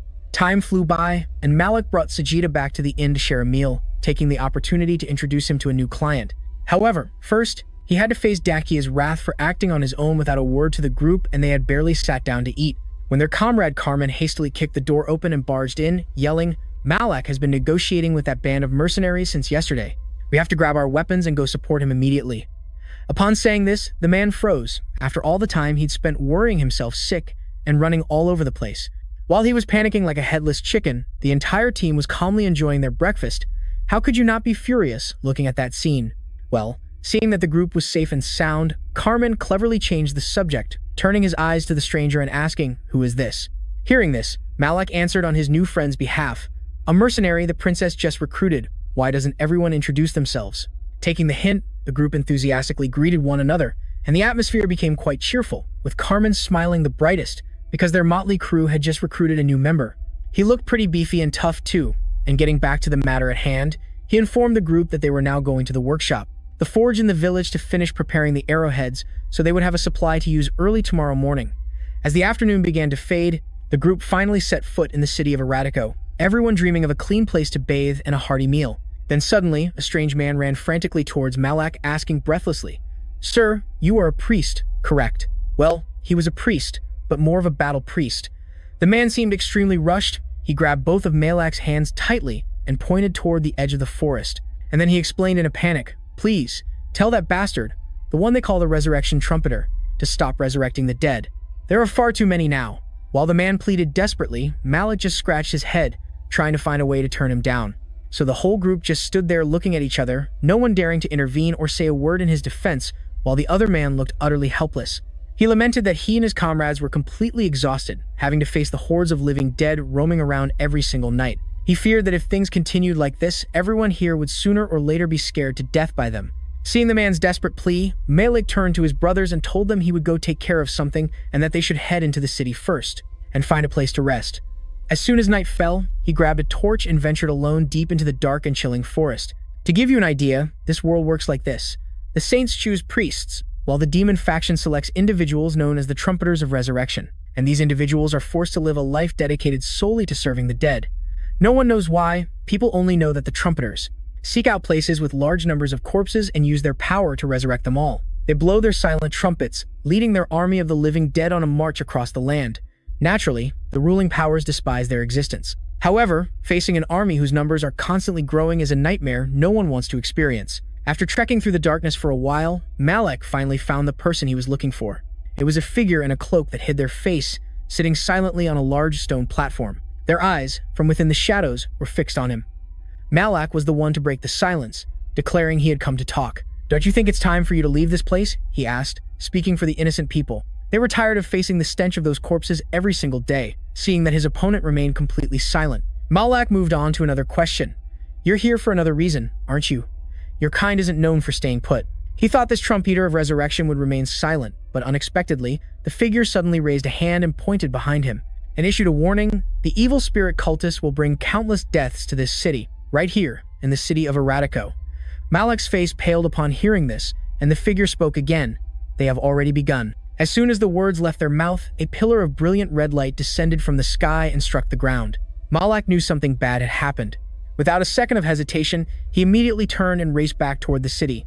At the same time, 3 mysterious figures from the evil spirit cult had gathered in the midst of a raging inferno. Malak had also just arrived, having run at full speed, and he came face to face with all of them right there. Suddenly, a wicked smile spread across his lips as he thought to himself, "I never expected we would meet again under these circumstances." His saw sword revved to life, its roar echoing through the air. Everyone took their stances, ready for a fight to the death. Malak gritted his teeth, his hateful gaze locked on the man with the irritating mustache, silently vowing to the corrupted Holy Mother that he would never forgive that sorcerer, because that man was the target of his revenge, the one who had murdered his benefactor and even him in his past life. The painful memories came flooding back. Back then, after getting caught in a blizzard, he lay struggling in a snow-covered forest. His body was so starved and exhausted that he was on the verge of death, about to meet his maker, when a benefactor appeared. That person's name was Santos. He was a priest serving the goddess of protection, living in a cemetery on the outskirts of the city. He was a wonderful person, embodying every good quality imaginable. Thus, a rookie who was drawn into a life-or-death game, just as he had always dreamed, aspired to become a great man like him, until that fateful night.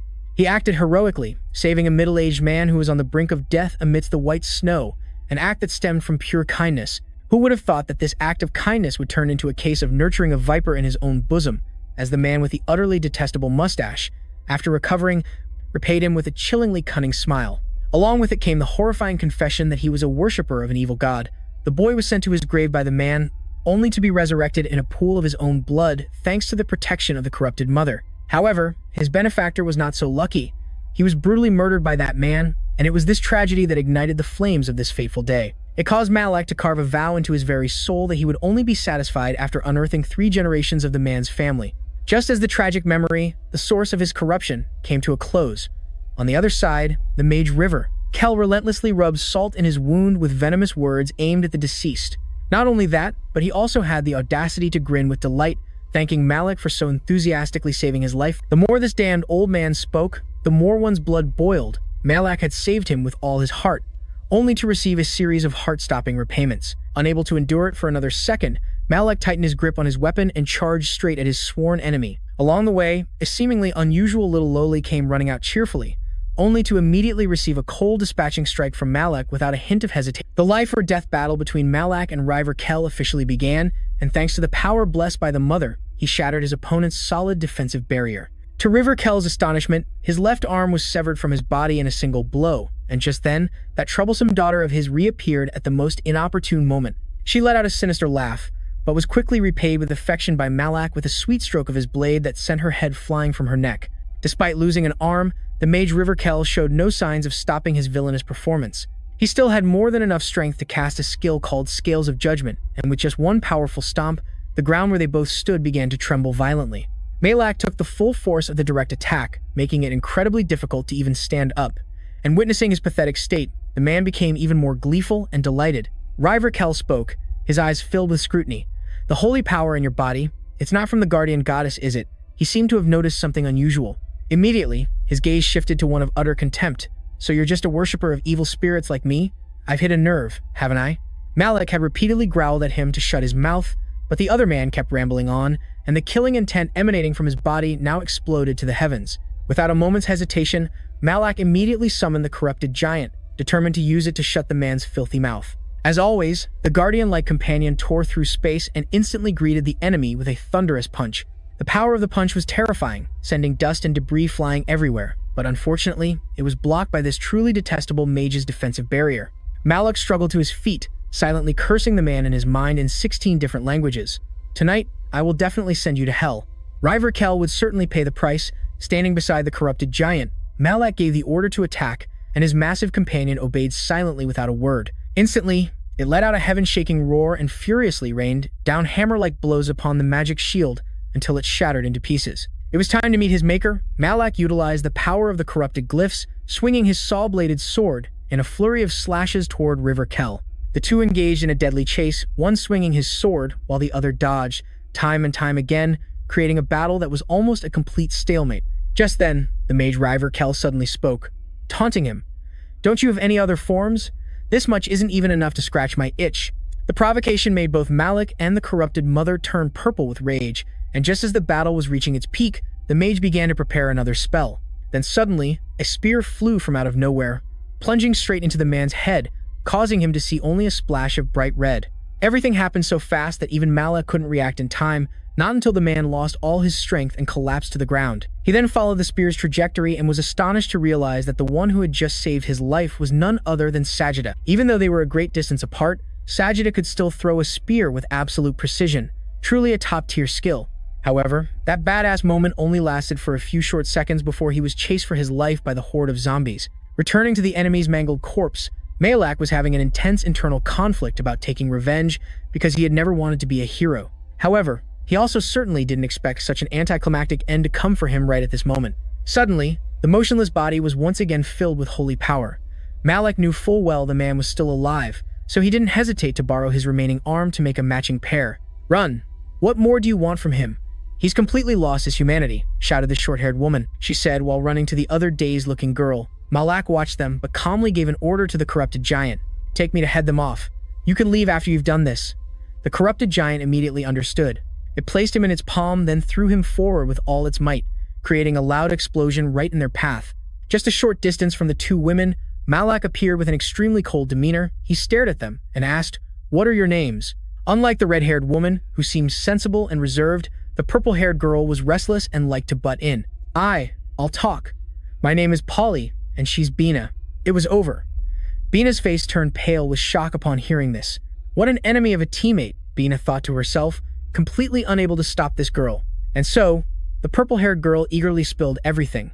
"We come from a secret society of evil spirit worshippers. It's the Liberate Society," she added, saying she didn't know how many members it had, and that she only came here because she was told to. By the way, she also revealed that to know the deeper details, River Kell probably knew the most. Malak immediately looked in the direction she pointed, and discovered River Kell's body merging with the surrounding corpses, but that was a matter for later, because he still had a more important question. Isn't the purpose of liberation to follow the law?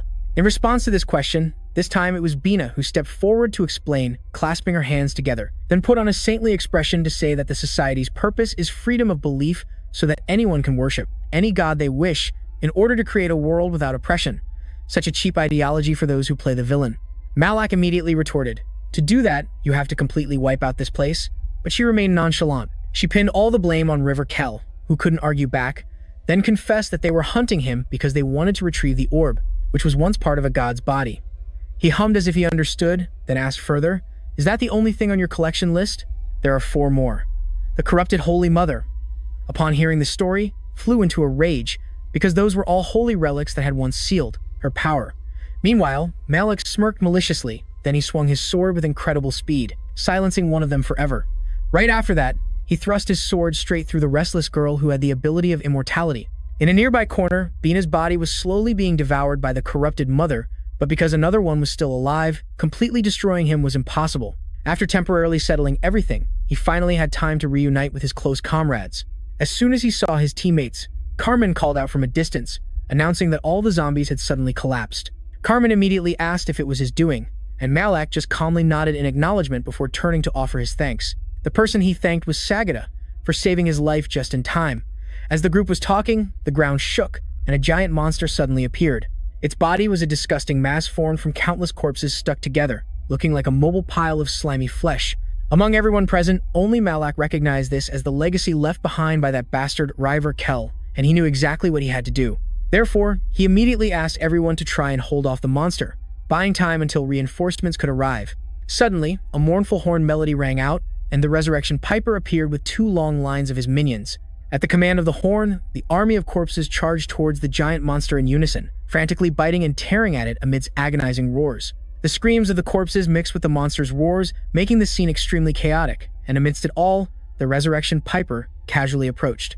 He walked over to the group, drew a spear, and said, "Among the 4 of you, whoever has the greatest physical strength, take this spear and thrust it straight into the heart of that disgusting creature." After hearing the Resurrection Piper speak, the group stood stunned for a few seconds. It was a holy spear after all. In the end, it was up to the god of diplomacy to speak up. Malak stepped forward to take the weapon, grinning cheekily as he asked, "Hey man, you wouldn't happen to have a sword on you, would you?"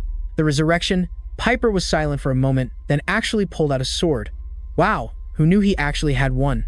That's what you get from a guy with resources, Malak thought as he laughed and took the sword, thinking to himself that he might as well go all in. Pushing his luck, the young man asked again, "By the way, my good man, could you produce 2 more swords and a bow?" The Resurrection Piper was stunned once again. Just then, the disgusting monster behind them opened its massive maw and roared. The Piper pointed to the sky, a white circle of light appeared, and then a bow and swords fell from it. "They're all yours." Malak grinned from ear to ear. He couldn't believe it. Does this guy have a mobile armory or something? He quickly used the weapons he had just received to equip his comrades. Dakia received a sword, and she excitedly swung it a few times before exclaiming, "Whoa, they're incredibly light." Malak also silently nodded in agreement. These were all top quality and extremely sharp weapons. At the same time, he realized they were imbued with the spirit of resurrection, seemingly specialized weapons for dealing with these undead. Just then, the Piper spoke again. "I will hold off the giant for a moment. Take that opportunity, grab the spear, and drive it deep into its heart. If these weapons prove effective, I will gift them to you." Malak grinned widely, confidently replying that it would be no problem. Immediately after, a battle horn sounded, and Malak and Dakia coordinated perfectly, striking super cool poses on either side to back up the Piper in front. Behind them, Carmen and Sajida were not to be outdone, wearing equally cool expressions. At the same time, the pus-filled monster roared again, and a few skeletons emerged from the ground around it. Before the skeletons could even fully rise, they were smashed to pieces by the monster. The creature also continuously splattered fluid everywhere, making Dakia wonder as she watched the scene. The ghost priest Malak was stunned as the corpses on the monster's body suddenly disintegrated. He couldn't understand why it would unleash such a self-destruct move. It could only roar wildly to everyone's confusion, while Malak gave a cryptic smile after the hideous creatures had completely decomposed. He had realized it would need to find new corpses to regenerate its body. It turned out there was something even more terrifying than this zombie army, the Resurrection Trumpeter. That person said he could only handle the outer layer of corpses, but to Malak, that no longer mattered. The location of the monster's heart was no longer an issue, because this holy spear would guide him on its own. "Now, let's go." Malak suddenly felt like he had spoken too soon. After boasting so confidently, he was now at a loss for words. Its minions started to charge, and if this kept up, the monster would definitely escape. It immediately raised its claws high. Dakia seemed to have read its movements. She confidently declared that this monster was almost unable to move normally anymore. However, being too complacent, she was completely unaware that from behind, a few corpses were stealthily crawling up to ambush her. Only when Dakia glanced back did she discover them in horror. Just when she thought she couldn't escape, Carmen appeared from behind and pulled off a spectacular rescue. With an incredibly cool expression, he shouted, "Carmen and I will find a way to hold this giant back."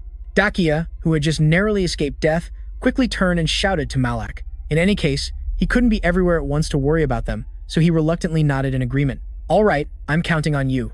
Malak replied, then turned to Sagita and asked, "Can I leave finishing the monster to you?" Sajida was a little stunned, but then heard Malak continue, "I'll handle distracting it." Hearing this, Sajida no longer hesitated and immediately agreed. "Very well, I trust you." As he finished speaking, the hideous monsters that had just crawled over were instantly sent to their final resting place by Malak's sharp slashes, the place where they rightfully belonged. Meanwhile, the corrupted Holy Mother screamed ceaselessly, urging him to destroy them. Malak replied, "I have my own reason for aiming for its head. Right in the center of its head, Mother, there is a very powerful source of Holy Spirit energy. That must be why you guided me. What's more, its face looks just like that bastard River Kell. At that moment, Sajida was staring at the spear in his hand with a hint of doubt, while the monster bearing River Kel's face continued to scream hysterically.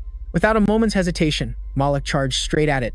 This time, he was determined to crush that hideous head with his own 2 hands. The first slash gouged out one of its eyes, and the next tore away several chunks of flesh. Then, Malak plunged his sword into the ground and smiled at the Holy Mother. "I will destroy him. I will tear him to shreds." Meanwhile, Sajida had found his target. He was standing beside a giant, red mass of flesh. It was covered in bulging veins, looking utterly disgusting. So, this is its heart? He didn't hesitate for another second. He immediately thrust the spear straight into the fleshy mass. The giant monster shrieked as if struck by lightning, and countless corpses rained down from its body along with a stream of sickly green fluid. The sight left Dakia bewildered. She quickly looked up, exclaiming in astonishment, What is this?" The giant monster was melting into a pool of green liquid that looked like sewage. Right after, a horrific bloody explosion splattered everywhere. In the middle of that murky pool, Malak fumbled around and found a blood gem. He broke into a satisfied smile. At last, he had successfully avenged Father Santos. "Priest Malak," Dakia's voice called out. "Are you all right? You're not injured, are you? But where is Sagita? Don't tell me. I'm here." Sajida spoke up, not forgetting to praise the spear in his hand. "This thing has a really nice grip, feels very solid." Just at that moment, the resurrection trumpeter appeared once more. He approached, pointed directly at Malak, and said, "Follow me, you and you alone." Although the situation was a bit awkward, but Malak decided to follow the resurrection trumpeter anyway. As he walked, he thought to himself, "Why did this old man call me out here alone? Don't tell me he saw me pick up the blood gem? Or has he realized I'm a follower of the evil god? Damn it, has my cover been blown?" He walked on, his mind racing with these thoughts. The moment the resurrection piper stopped walking, Our Lady's cold command echoed in Malak's mind. "Eliminate him." By reflex, his hand was already on the hilt of the sword on his back. The piper whispered, "It's coming." Malak could also feel this terrifying presence, and he knew exactly what it was.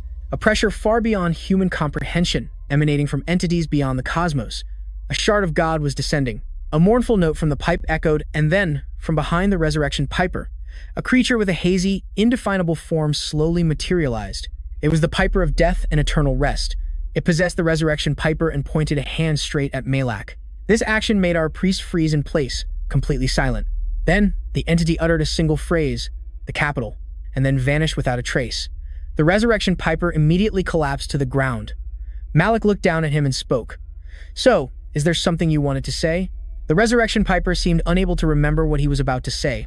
He stared blankly for a moment, then mumbled like a sleepwalker. "No one knows, and no one wants to know." Malak smiled knowingly. "Is that so? Then let's head back." As he helped the resurrection piper up, he probed. "You were actually planning to cleanse Iratico, weren't you? In that case, could you lend me a hand? It would be wonderful if I could make use of your zombie army." On the way back, Malak didn't miss the chance to persuade the piper to wreak havoc with him, but the other man replied coldly, "It is not my place to help the living." As soon as he finished speaking, his body suddenly contorted, and with a pop, pitch-black substances splattered everywhere. Immediately after, the piper turned back and asked, "How can I help you? All you need to do is search for the survivors." "Is that all?" Malak gave an incredibly saintly smile and continued, "After that, just bring them somewhere safe and sound. I'm counting on you, all right?" The piper didn't answer. Instead, he pointed his pipe straight at the sky. An invisible sound wave was released, and instantly, all the zombies in the city looked up in unison. Dakia and the others, who were waiting for Malak, couldn't help but be utterly astonished. In contrast to them, our dark priest was grinning from ear to ear. He turned to the piper and said, "Excellent. Ah, if you happen to see a food storage or something similar, I'd be very grateful if you could bring it here for me. That's Malak for you, never missing an opportunity."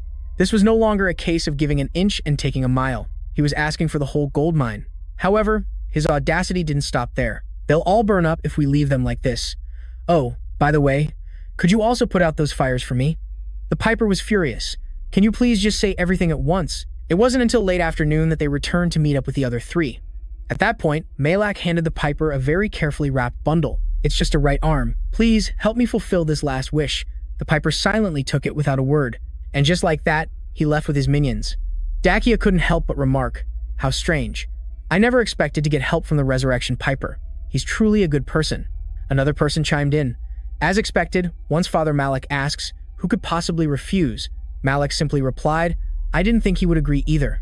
Dakia suddenly grabbed Malak's hand and said emotionally, "Thank you, you're truly our savior." Dakia's smile was truly radiant. However, in Malak's mind, Our Lady of Corruption was screaming for him to obliterate the girl that very instant. Night fell, and the whisper of kill echoed endlessly in his rented room. He sat by the window, while on the floor, a little girl played innocently with a bright red orb. Malak began to recall the events. Back then, the Piper had mentioned a holy relic in the capital.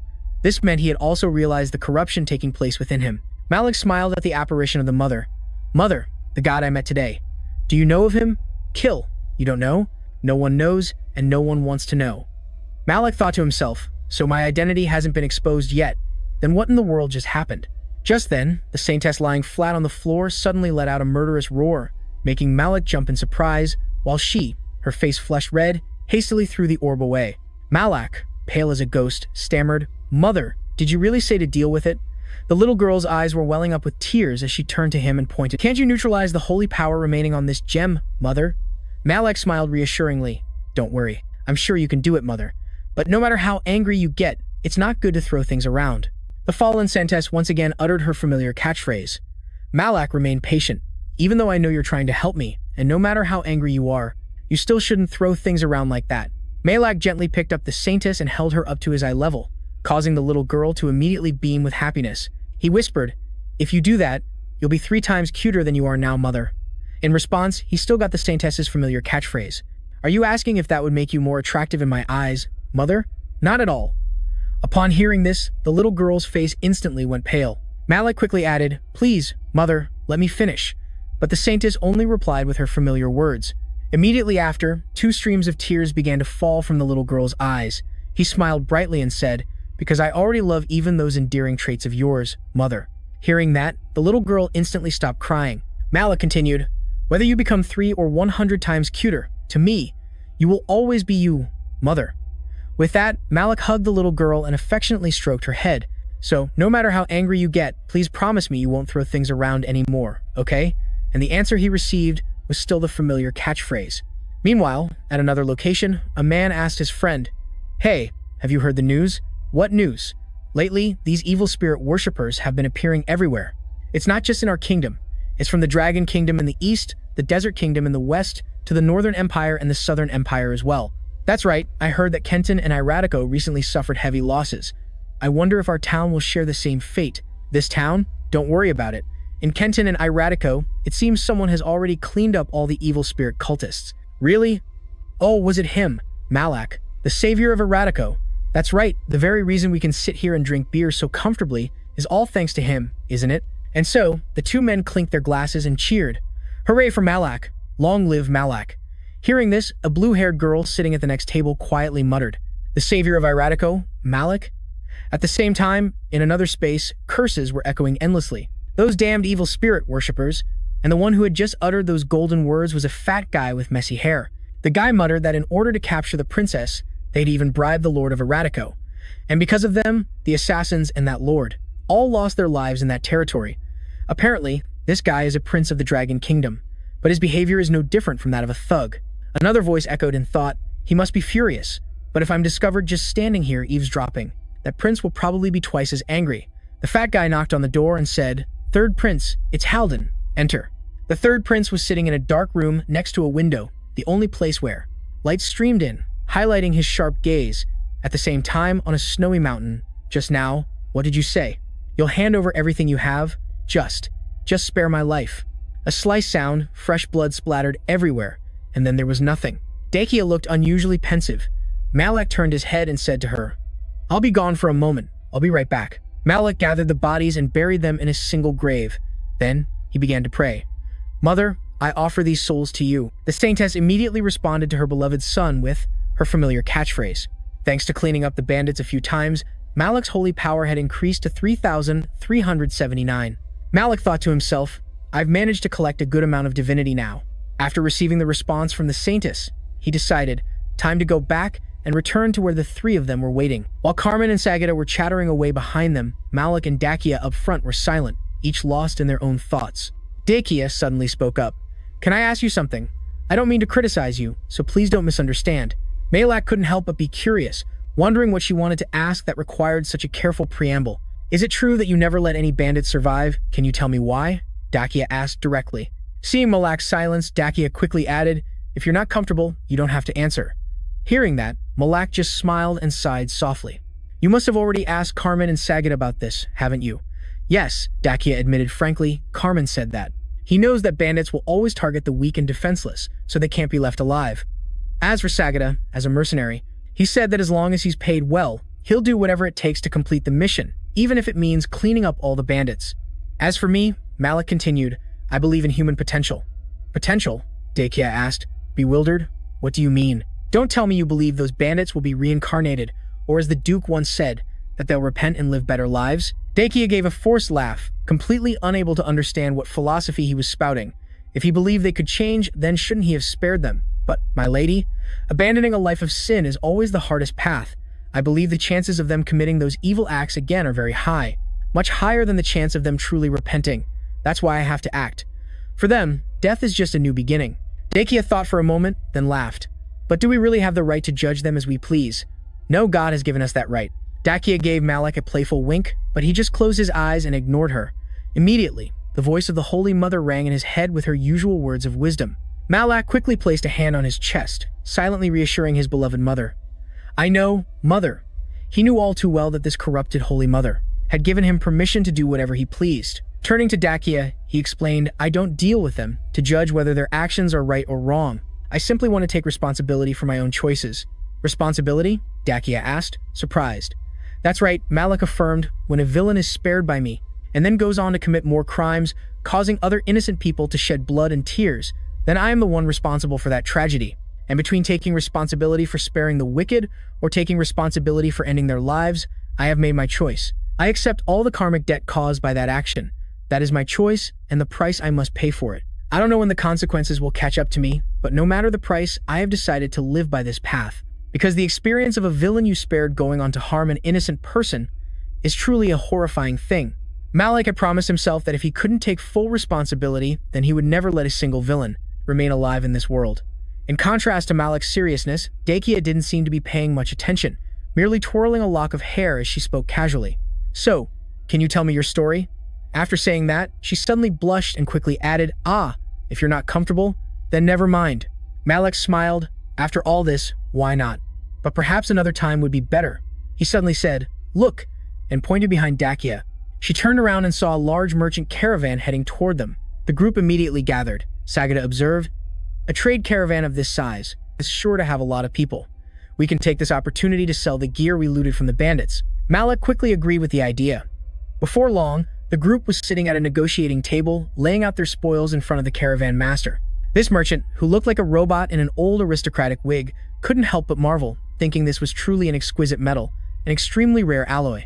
This metal crystallized the pinnacle of the ancient empire's technology. Hearing this, Malik just smiled and gave a gentle reminder, causing the merchant leader to quickly clear his throat and regain his composure. Then, he solemnly returned the saw-bladed sword to Malak and confessed, I may have lost my composure. It's truly the first time I've ever beheld a Prysic weapon that uses this much imodium. Malik asked in surprise, if it's imodium, are you referring to that legendary metal? Not just ordinary imodium, the merchant explained, but this is a type of imodium with a purity more than twice as high as any specimen that I have painstakingly collected over the past 125 years. This is truly a priceless treasure, so precious that I'm willing to pay any price to possess it. Hearing this, Malik just chuckled, stating that he had no intention of selling the weapon. The merchant agreed that if it were him, he wouldn't sell it either. Seeing this, Carmen got straight to the point, asking why they had been invited here. The merchant didn't beat around the bush and spoke plainly. The reason is simple. I want to hire you as guards to escort us to the capital of the Northern Kingdom. Then he turned to Malak. In that case, O demon slayer of white, the enemy of the evil god Kenton and the savior of Eradicate, you are that very hero, Priest Malak. With such illustrious achievements, your abilities are beyond question. This flattery made Malik blush and break out in a sweat. The merchant continued, we have long heard of your great deeds. It is a great honor to work with you. The sword in Malak's hand also seemed to react to his words. If you agree to accompany us, we guarantee extremely generous compensation. I also promise to treat your companions with the utmost care. Hearing this, Carmen winked at the merchant. Excuse me, but could you give us some time to discuss this? The merchant replied, telling them to take their time, as he was in no hurry. As long as you give me a satisfactory answer, I can wait as long as it takes. Night gradually fell. At that moment, Dakia was sitting in a chair, enjoying a neck and shoulder massage from Malak, who thoughtfully asked in a low voice, is this comfortable? He also took the opportunity to announce that he had accepted the merchant caravan's request. After we get paid, we can find a really nice inn in the capital. Dakia seemed extremely pleased, but just then, a blood-curdling scream rang out, signaling an attack. A swarm of mutated bats was charging straight for the encampment. They couldn't even get any peace at night. These demonic bats looked extremely ferocious, but of course, they couldn't cause trouble for long. Before Malak's razor-sharp saw blade, the bats met their doom. Carmen was no less enthusiastic, as every arrow she loosed brought down a demonic bat. Malak charged left and right, relentlessly slashing monsters. Meanwhile, Dakia struggled just to conjure a tiny fireball. At the same time, a member of the caravan was about to be killed by a nearby bat. However, the spark of fire in Dakia's hand fizzled out before she could even cast it, leaving only a wisp of smoke. Seeing this, Malak rushed in with his sword to help and shouted, "That's enough! A comrade who can't control their magic is more terrifying than an enemy's spear." Being scolded, Dakia cried out indignantly, "It's not that bad. The bat is that big. I could have definitely hit it." Spoken like a true noble lady trying to be a mercenary, her princess syndrome hasn't faded one bit. So much for her fighting skills. Malak could only give a helpless smile and gently explained, "Yes, but bats can fly. The movements of an enemy in the air are much more unpredictable than on the ground. If you were to miss by just a little, then we couldn't guarantee our comrade's safety. Therefore, I want you to refrain from using magic for now." Dakia looked annoyed, but ultimately accepted Malak's decision. A moment later, when Malak entered the merchant leader's tent, he was covered in fresh blood, which dripped onto the floor. The merchant asked, "Are you planning on putting down that weapon made of such a beautiful metal?" Malak replied, his eyes as sharp as a dagger and as cold as ice, "That depends on your answer." "Then we need to have a serious talk." You should think very carefully before you answer. Why are the evil spirit cultists targeting your merchant guild?" The merchant guild leader stammered, asking if Malak would believe him if he said he knew absolutely nothing. Malak didn't even bother to reply. Instead, the soft whir of his chainsword was the most definitive answer. Seeing this, the merchant guild leader's face went pale with fear, and he hastily swore his trust, as Malak's reputation was legendary. Hearing that, Malak slowly sheathed his sword. "I hope you won't hide anything else, and let's keep this quiet," Malak smirked. Of course, even though he was a fallen one, he still had his professional ethics. The guild leader immediately ordered his subordinate to bring out that thing. The man brought over a small box, and then the leader began to tell his story. "They started attacking us right after I received this item. We were hired to transport it to the capital. You must have suffered considerable losses.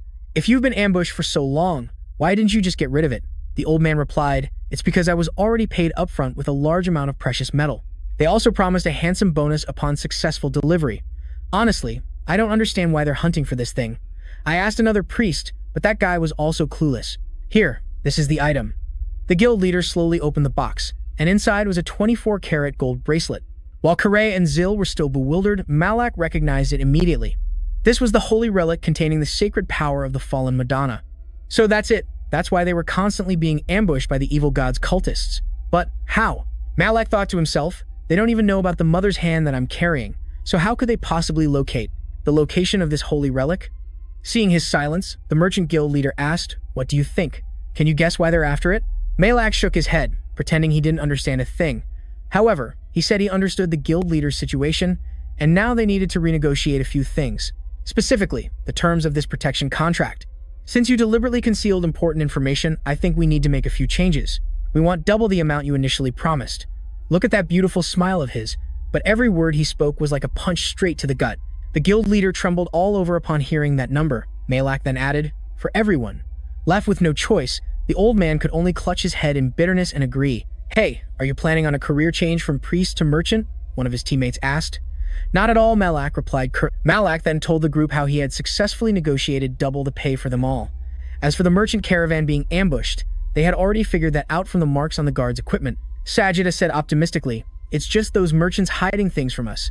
It's on our way anyway, so let's just keep going. I bet even if we refused, we'd get dragged into it and ambushed anyway." Carmen nodded in agreement. "Besides, our esteemed priest already demanded double the reward for us." Malak shrugged. "I only asked for what we deserve." Fortunately, everyone was fine. The group quickly dispersed to their rooms to rest. Suddenly, the Madonna's hand poked out from under Malak's robe, and then she gave her usual command, "Steal it." Malak was startled. "Mother, you want me to steal that holy relic? It'll be a huge pain if I get caught." The Madonna immediately gave a thumbs up. "As long as there are no witnesses, it will be the perfect crime."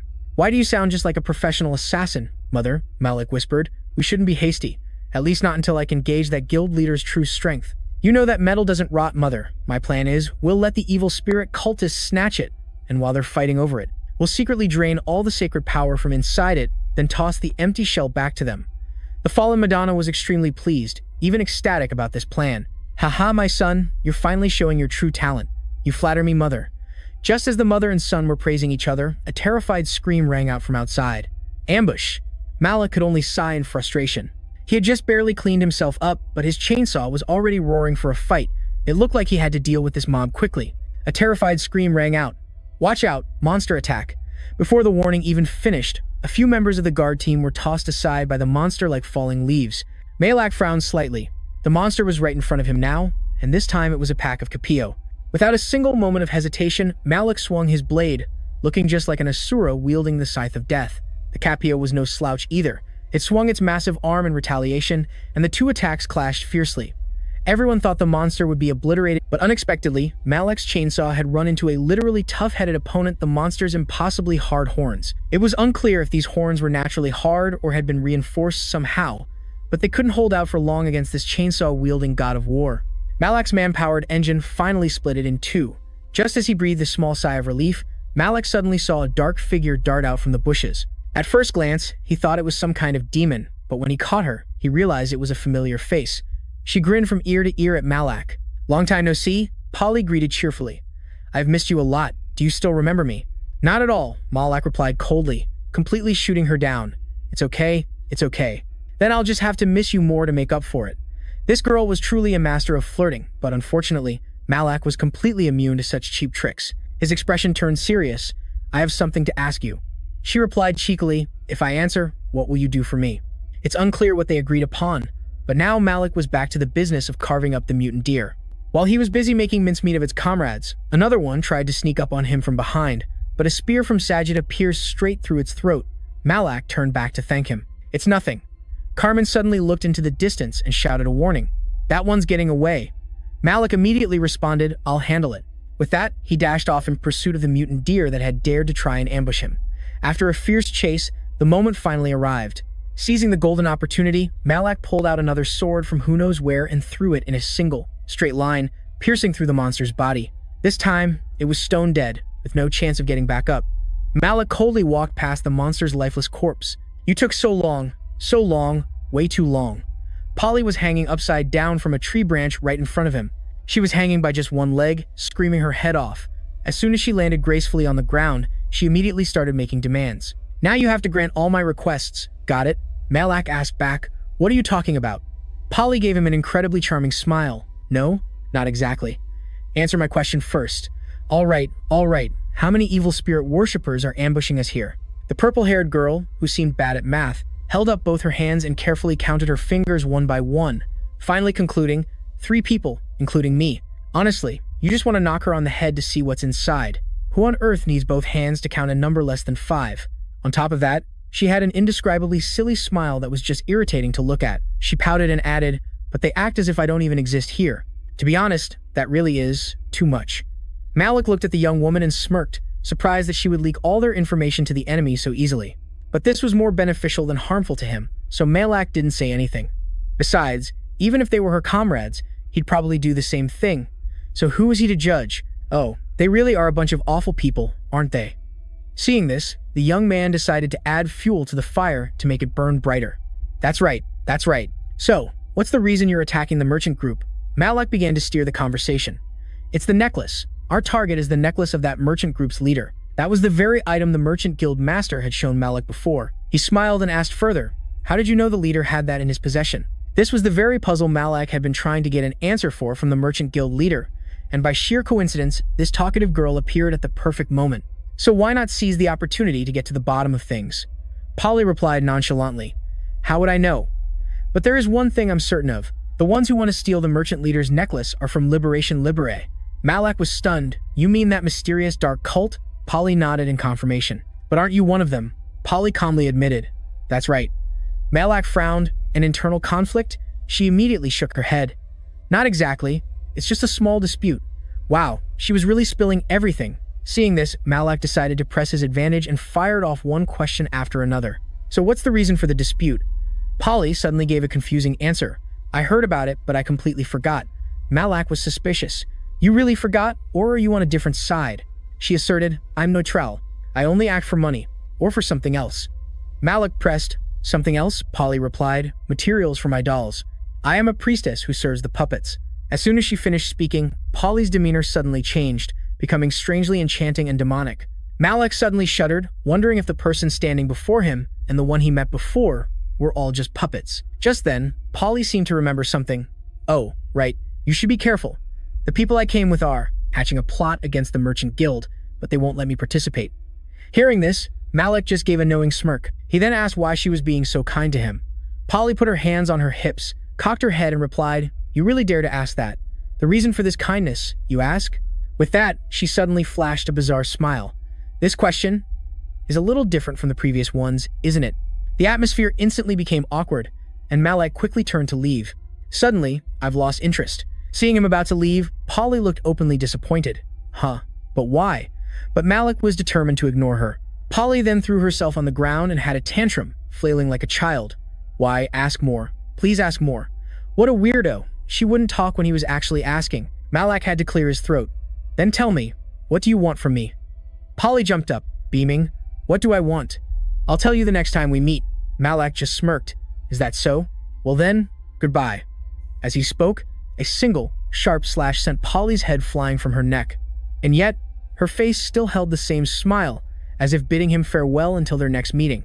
It was late at night when Malak returned to the Merchant Guild's camp, and everything was peaceful again, as if nothing had ever happened. Priest Malak. A voice called out. Which troublemaker is still awake at this hour?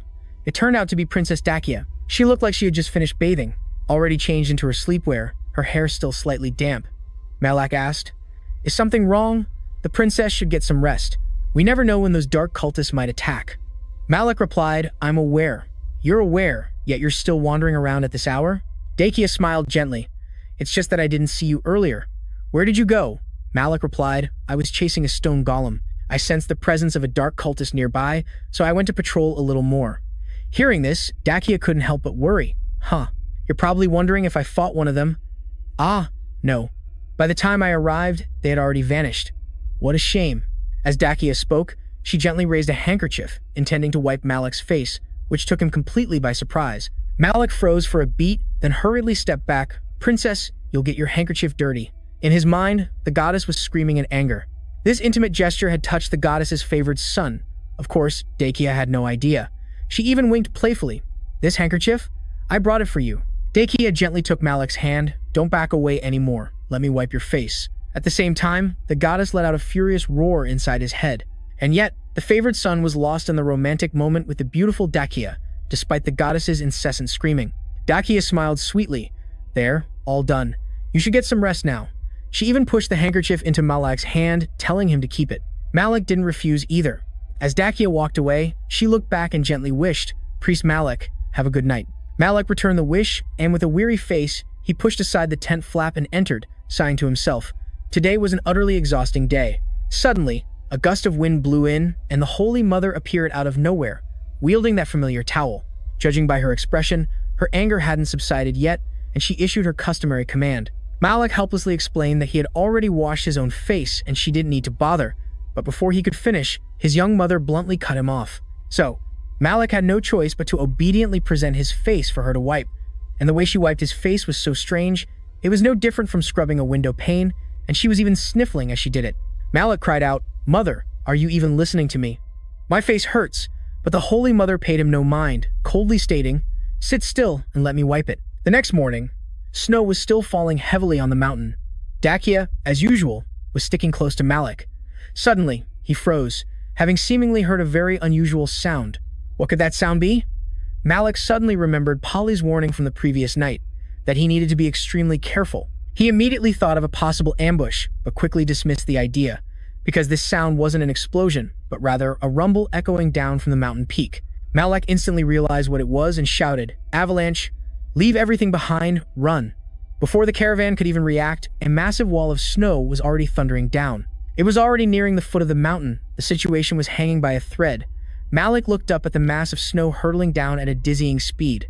If only they had a little more time. Malik thought as he turned to Dakia, placing a hand on her shoulder and saying, "I need your help, princess." This sudden request left Dakia completely baffled. Malik quickly explained that the avalanche was approaching too fast. "We don't have much time left. If this continues, none of us will survive. Therefore, only with the princess's power does everyone have a chance to be saved." Hearing this, Dakia was dismayed, unable to believe that she was the one being entrusted with this crucial task. Malik pointed straight ahead. "Princess, use your magic and attack the very center of that avalanche." Dakia was stunned. "Magic?" Dakia was still panicking, so Malik reassured her. "That's right. Haven't you always wanted a chance to use your magic? Now is that moment." Dakia stammered, "But no matter what kind of magic I use, there's no way I can stop an avalanche this big." Malik explained, "It doesn't have to be overwhelmingly powerful magic. We just need to buy enough time for everyone to evacuate. You just need to focus your mana and unleash a single strike. Just aim for the center of the avalanche." Although still trembling with fear, Dakia began to gather her mana. She said worriedly, "But while I'm gathering mana, I can't move. And after I cast the spell, I'll be completely exhausted." Hearing this, Malik placed his hand on her shoulder. Malik solemnly promised, "No matter what happens, I will absolutely protect you, princess." Such a firm promise made even Princess Dakia blush with shyness. Hearing that, Dakia turned back, her eyes filled with determination. "I'll give it a try. You better keep your promise. I trust you." At that, Malak broke into a brilliant smile. Dakia began to cast her spell. The magical energy around her surged, gathering into a fierce vortex. Immediately after, Dakia fired a massive cannon of light, just as Malak had instructed, creating an earth. The gigantic mass of snow began to break apart into smaller chunks. Dakia let out a piercing scream, blood trickling from her eyes as she had poured all of her life force into that one attack. Just as she was about to collapse, a hand enveloped in a green light caught her. That hand radiated an overwhelming pressure, and with it came the familiar voice of the Holy Mother. "This will suffice." Malak rushed over to support the fainting Dakia. Malak replied, "Of course it was enough. The avalanche has changed course." But by now, Dakia had completely passed out in his arms. Malak desperately yelled, "Mother, help me. See, in the end, it's still this old lady who has to bear the burden for both her son and her future daughter-in-law." With little time left, she had to protect her son. The mother immediately sent her four-armed giant friend to help. Without a word, the giant used its hands as a sturdy shield for Malak and Dakia. A true "I'll handle the hard part" moment. All while Dakia was still sound asleep. The princess slept on, as beautiful as an angel, while her giant friend had to break its back, blocking the snow, waiting until everything settled down. When the blizzard passed, the giant lifted its head with a sky-shaking roar and gently pulled the two of them out of the snow. Malak thought to himself, "What will Mother do if anyone around here finds out?" Carrying Dakia in his arms, Malak walked on, not forgetting to remind the mother, but he first told himself to brush the freezing snow off his body. Just as they got to safety, Dakia mumbled a few times as if she were about to wake up. Malak's face immediately grew serious, while the giant was busy removing a rock stuck to its face. It then returned to the mother's side, and when Dakia opened her eyes, the first thing she saw was Malak's handsome face, smiling gently at her. "Priest, Malak, am I still alive?" Dakia asked weakly. "Yes, we are. It feels like I missed something very important." Malak ignored her comment, gently set Dakia down and asked, "Princess, can you try to move your body?" Dakia's legs were completely still. "No, I can't move." She was likely exhausted from using her technique earlier. Malak gently comforted her. "Just take it slow. Try moving a little at a time and you'll be okay. But there's one thing. I saw everything." Hearing this, Malak flinched, turning to look at her in alarm. "Don't tell me." Priest Malak summoned an incredibly terrifying-looking giant. "We're screwed." The corrupted mother in his mind immediately demanded that he take care of Dakia. Dakia smiled with relief. "Just as I thought. Priest Malak doesn't serve the guardian goddess." Malak's face darkened. "So you really saw everything?" Dakia nodded. "Yes, I did.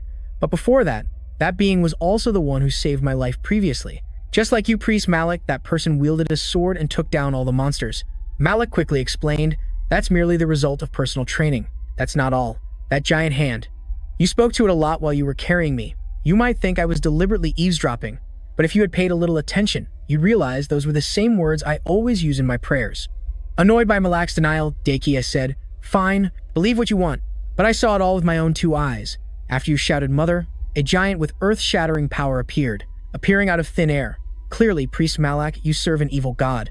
As she finished speaking, Malak quickly covered her beautiful lips with his hand. He leaned close to her ear and whispered a piece of advice. "Silence is golden, princess. You didn't see anything at all, remember? It is because you are a loyal and kind person, princess, that she accepted my plea and intervened to save your life." "It doesn't matter." Dakia suddenly interrupted him.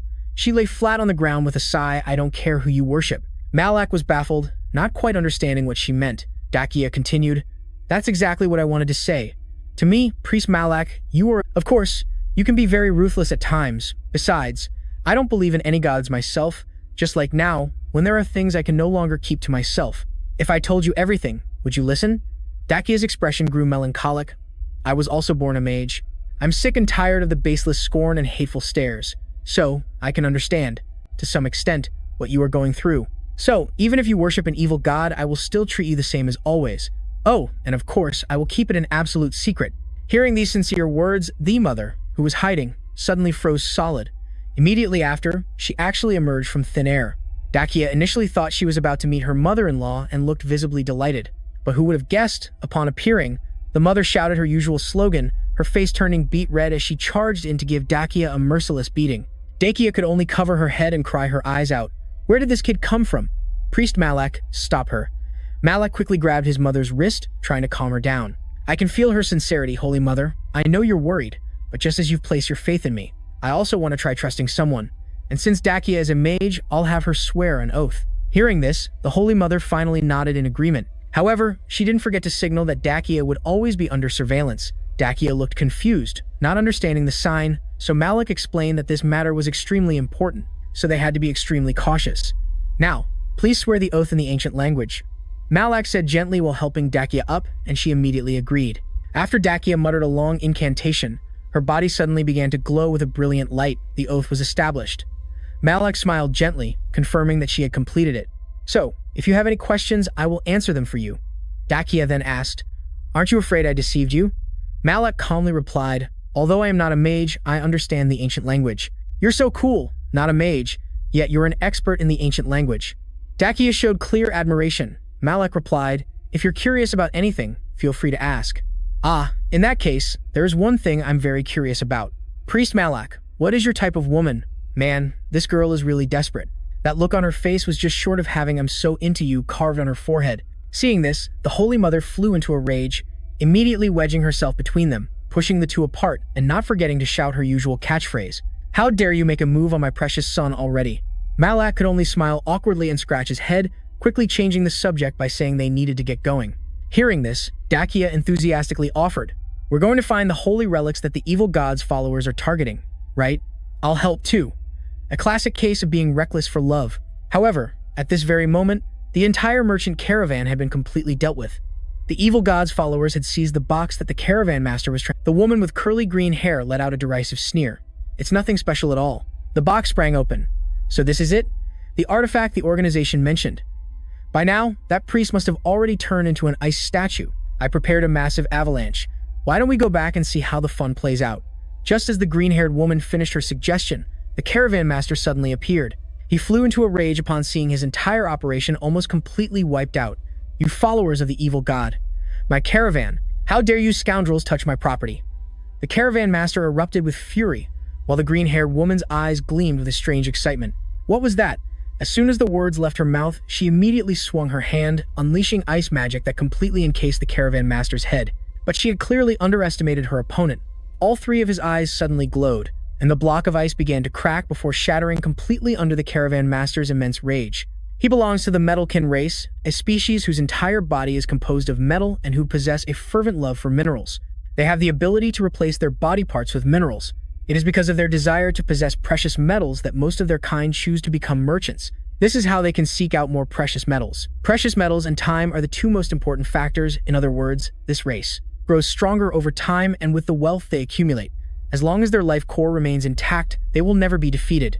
And that is precisely why the green-haired woman was about to pay a heavy price, as the caravan master was furiously charging straight toward her. His mechanical arm began to build up a massive electrical charge. "Just a bunch of pathetic evil spirit worshippers, and you dare to attack my caravan?" The green-haired woman clicked her tongue, then crouched down and unleashed a wide area of freezing spell. Countless sharp pillars of ice quickly rose from the ground, but in the caravan master's eyes, this was just a petty trick that could not possibly stop him. Immediately, he gifted her a horrific explosion that almost blew one of her arms off. "If this keeps up, I'm done for," she thought to herself. Her accomplice with the lion's mane hair saw her struggling to hold on and shouted, "Try to hang in there a little longer, no matter what." "Easy for you to say. Get over here and block for me then," she yelled back with a grimace. That guy is crazy. His speed is terrifying. A body made of steel encoded in a silver alloy. Realizing that attacking the old merchant guild leader with magic was like scratching an itch, the old man warned that you small fries couldn't do a thing to him. Hearing this, the guy with the massive forehead shot a meaningful glance. He stomped his foot hard on the ground, causing the entire ice surface to crack open. From the cracks, plumes of pitch-black smoke rose up, quickly wrapping around the merchant guild leader like an invisible net. An overwhelmingly cold and unpleasant sensation washed over him, but no matter how much he struggled, he couldn't escape the dark mire that was clinging to him. Witnessing the scene, the blue-haired woman couldn't hide her delight and promised, "Well done, Pam. After this battle is over, I'll reward you with a passionate kiss." Immediately after, she once again cast her one and only signature move, freezing everything. This time, a giant ice prison was erected, completely encasing the leader. It seemed like everything was over, but unexpectedly, he was still alive and well inside. "Is that petty trick all you've got? I'll wipe all of you out." Hearing the threat, the blue-haired woman was now truly terrified. At the same time, the guy with the lion's mane hairstyle widened his eyes and laughed loudly, signaling to Kiana. Suddenly, a giant tentacle erupted from the ground, terrifying the merchant guild leader. Immediately, the tentacle spewed out a thick, yellow liquid. That strange fluid shot straight into the leader's joints, making him let out a blood-curdling scream of pain before collapsing to the ground. Seeing this, the lion mane guy laughed smugly. "You've seriously underestimated us. Did you think we'd go into battle without any preparation? I know all about your golden people race. You're the merchant guild leader, aren't you?" he said, while one of the leader's arms was severed and his body was severely burned, leaving him to lie weakly on the ground, groaning in pain. Kiana urged the lion mane guy, telling the monster to spit more saliva on the leader, who was gradually becoming motionless. However, the lion mane guy spoke up to correct her. "What it spits isn't saliva, it's acid. But it's too cold here, so it can't spit anymore. This species of intestinal worm only lives in warm places, so it can't secrete much acid. To finish off this golden people guy, the only way is to get his core." However, before they could even finish discussing their next plan, a giant, pale white foot with pitch-black claws slammed down, accompanied by a sky-shattering roar. The bewildered bandits all turned their heads toward the source of the sound. It turned out to be our giant friend, who, despite being a bit rough on the eyes, had a muscular build and was charging straight at them. "What the hell is this now? Lu, Tongue, do something." Lu Tongue's face went pale as he stammered that relying on just the acid worm would never be enough to capture that giant. Kiana ordered him to summon all their comrades here immediately. Then she snapped, "And where did that crazy girl Polly disappear to? For now, I'll hold him off. You provide support from the rear." With that, Kiana once again used her ice magic. Her goal was to lock down the giant's legs.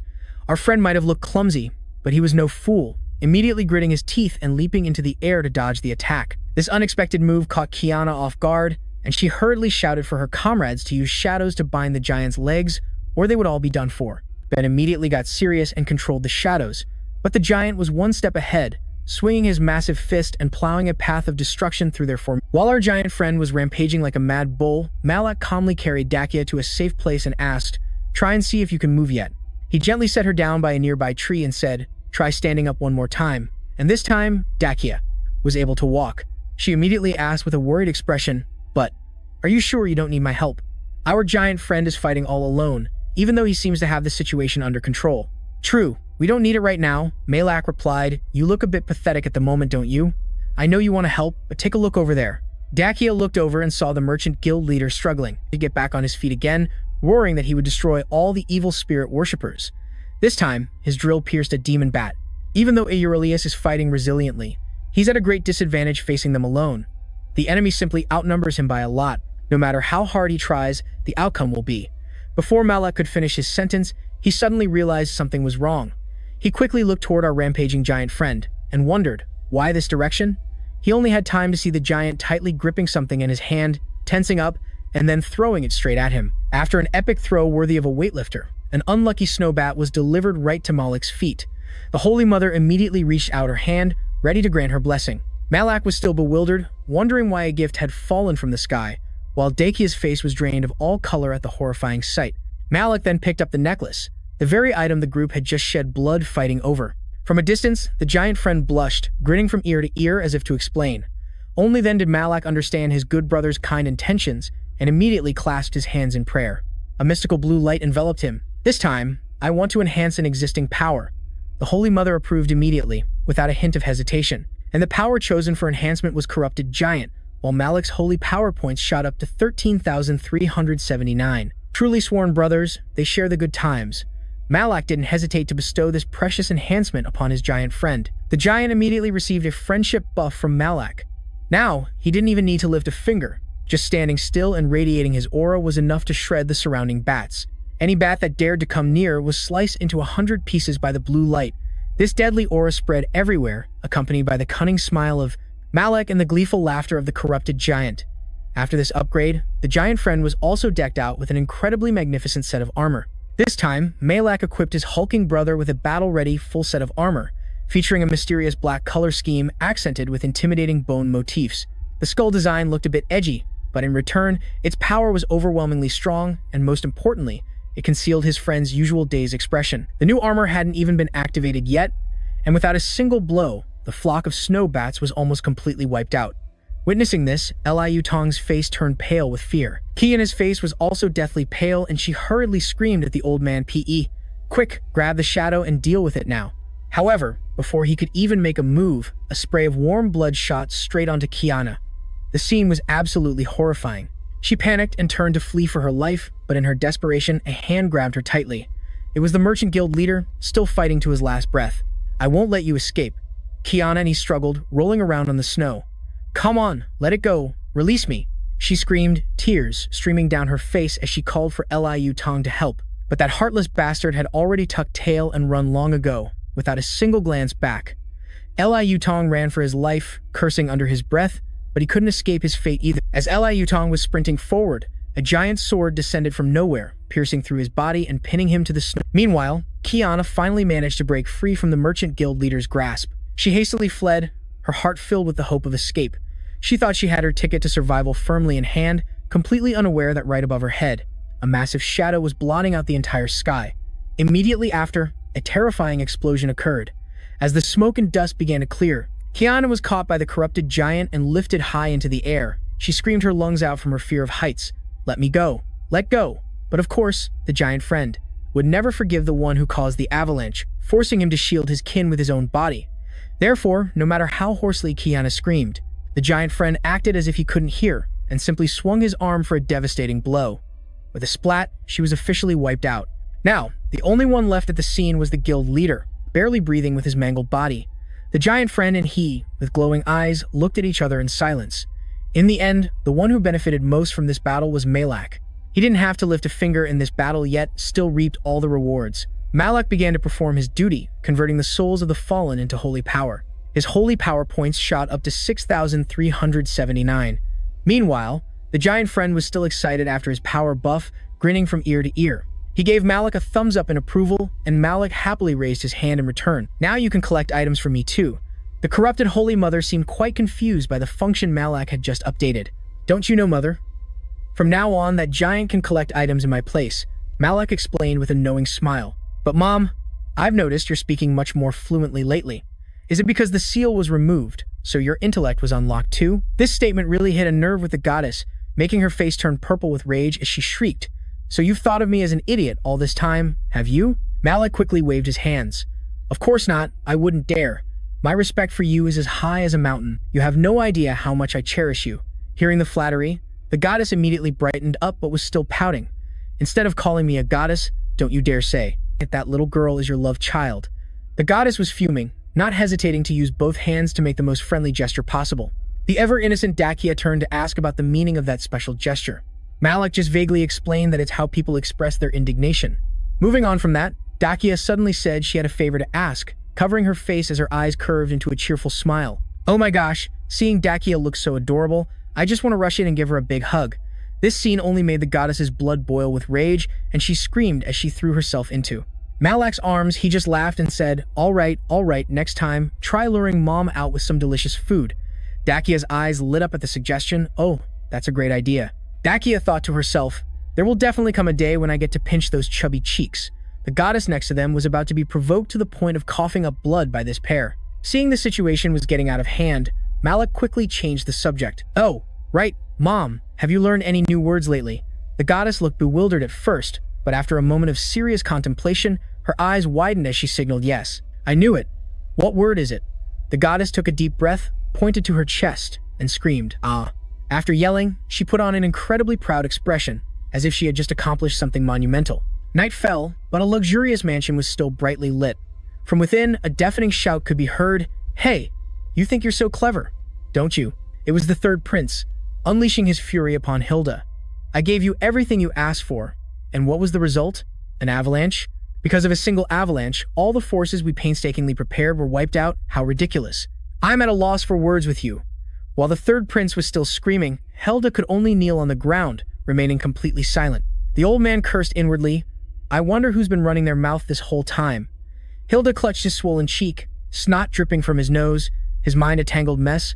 "What am I supposed to do now? As if I wanted an avalanche to happen. I lost a whole clump of hair this morning from stress, but that prince over there doesn't know a thing about it. He's only good for standing there and barking." Hilda's train of thought was interrupted when the third prince called his name. "Hilda, I heard Dakia has left the Western Branch's territory, is that right?" Hilda replied, trembling. "Yes, your highness. She is now under the jurisdiction of the main branch." The third prince muttered, "The main branch," he mused. "They always complete their missions perfectly, and they were the first to capture Dakia." Hilda ventured to ask, "So, are you planning to go to the capital city?" "Yes," the prince answered curtly. The third prince's brief reply made Hilda flush with joy. In his heart, he was throwing a party, cheering wildly at finally escaping the yoke of that prince, this monster and that ice-cold princess. "Goodbye, my two mobile burdens." Hilda grinned from ear to ear. The old man said, feigning innocence, "I am terribly sorry for continuously messing up your plans." The third prince patted Hilda's bald head and asked casually, "What are you doing? Shouldn't you be getting ready?" Hilda, bewildered, asked with a dumbfounded look, "Huh, what do you mean?" The third prince gave a sinister smile. "You will be the guide. Around here, I find you to be the most competent. Go and make the arrangements." After hearing that, Hilda felt as if he'd been struck by lightning, his soul leaving his body. His joy was short-lived before he tasted despair. The third prince added, "You'll receive the special privilege of accompanying me, so make sure to dress warmly." But I am the head of the Western Branch. I cannot just abandon my post." Hilda racked his brain for an excuse to refuse this golden opportunity. But the third prince immediately cut him off. "It seems that up until now, all the times you foolishly messed things up haven't been reported to the higher-ups, have they? Just think, if I were to list all of your failures to the people in the capital, what do you think would happen to you?" "Huh." Hilda's face turned deathly pale upon hearing this, and he cursed inwardly. "You cruel tyrant. He's definitely a demon in human skin." Seeing Hilda on the verge of tears, the third prince became even more delighted and burst out laughing. "Just think of it as a vacation. Now hurry up and get ready." With tears welling in his eyes, Hilda thought of his gentle wife and young children at home, silently bidding them farewell. "My dear wife, my children, Daddy is leaving, but Daddy will be back." Oh, the life of a subordinate is truly a cruel fate. You just have to take what you're given. A magnificent caravan was forging a path through the snow, their endless chatter echoing through the air, heralding the arrival of a great general. The head of the merchant caravan wasn't dead yet, but after a transformation, he was now just a tiny version of himself, which made Malik burst out laughing. Perched on Malik's shoulder, the tiny merchant guild master boasted, "You said the same thing yesterday, and you even called it a magnificent sight." "That's right, an angel saved my life, and he looked so majestic." Malik and Dakia discreetly exchanged glances, and Dakia just laughed along, though her smile seemed tinged with sadness. "I guess no one cares anymore, since that guy is finished." Malak then reminded them that it was almost their turn to be questioned. Hearing that, the merchant guild master nimbly leaped into the palm of a caravan member. Once settled on the other man's shoulder, he gave Malik a thumbs up and said, "Thank you for escorting us all the way to the capital. Once we're there, I'll make sure to reward you handsomely." "I'm really looking forward to that," Malik replied with a cheerful laugh. Just then, Carmen spoke up, saying he had an announcement. Dakia immediately turned to ask, "What is it?" "Well, things might get a little messy when we go in, but it's nothing serious, so don't be surprised." Malik heard him but didn't quite grasp what he was saying. He was about to ask again, but before he could, a soldier screamed, "Carmen Vantis! Arrest him!"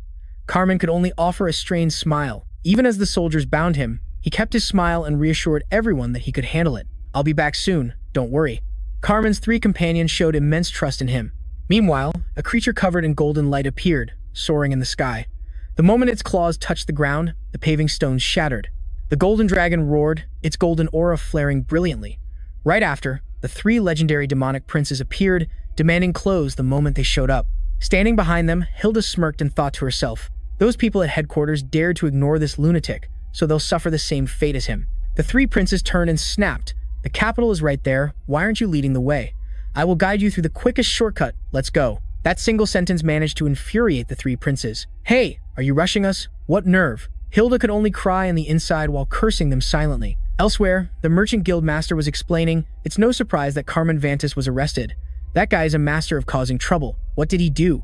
At this point, the merchant guild master had returned to his normal size and replied with his arms crossed. It's best you hear it from Carmen himself. He added, if you go to the guards and tell them you want to visit Carmen, they'll let you in. Malak cheerfully agreed to this suggestion. Hearing this, Dakia cheerfully suggested they all go eat something before visiting him, boasting that she knew some excellent spots. Malik thought it was a good idea and nodded in agreement. Seeing they had a plan, the merchant guild master took out a large pouch of money and said, here's the reward I promised, 15 gold coins for each of you, making a total of 60. Malik stared at the money in astonishment. This was the first time he had ever seen so much money since coming to this world. Even the Holy Mother had to speak up to snap him out of it. Dakia turned to him and asked curiously, Priest Malak, why are you looking at the money like that? Malak immediately flushed, feeling his limbs go weak. It seems you're completely mesmerized by the money. Is this the first time you've seen so much gold? Dakia had hit the nail right on the head. Meanwhile, Malik looked as if he was about to swallow the entire pile of gold. You know, you're actually quite cute, Dakia said, her gaze turning incredibly intense. The others at the table suddenly froze. Malik, however, grinned widely and replied, I'm always cute. Hearing this, the Holy Mother found it grating and immediately protested. Dakia thought Malik was just kidding, but he looked completely serious. I'm telling the truth, it's truer than this gold. After saying that, he turned to look at the merchant guild master again. There must be another way. Oh, I'll get that thing for you tomorrow, but first, I need to take care of some personal matters. All right then. Well, we're off to visit Cayman. See you tomorrow. Along the way, Sajida suddenly announced she was splitting from the group, saying she had a place she needed to go. You two go on ahead. Just like that, the three of them split into two groups and went their separate ways. Malik then took Dakia to try some snacks that she pointed out. Dakia also took the opportunity to show Malik some famous landmarks. That building over there is where the soldiers are stationed. My adorable priest Malik. It looks a bit intimidating, doesn't it? That building certainly isn't very adorable. Malak replied, and then Dakia playfully nudged him, making him just chuckle softly. You seem really obsessed with this, don't you? Are you mad? But I really am cute, so what's there to be mad about? Come on, let's go visit Carmen. Before the food we just bought gets cold, I promise I won't tease you anymore. You're not really upset, are you? No, I'm not. All right then. Then let's go. I'm really not upset. Meanwhile, although Carmen was in prison, he seemed to be having a grand time, even being spoon-fed by a beautiful woman. However, even a smile from the beauty couldn't make him as happy as Malik's arrival. You look a little too comfortable, don't you? Carmen laughed loudly, scratching his head and admitting that he ends up in here all the time.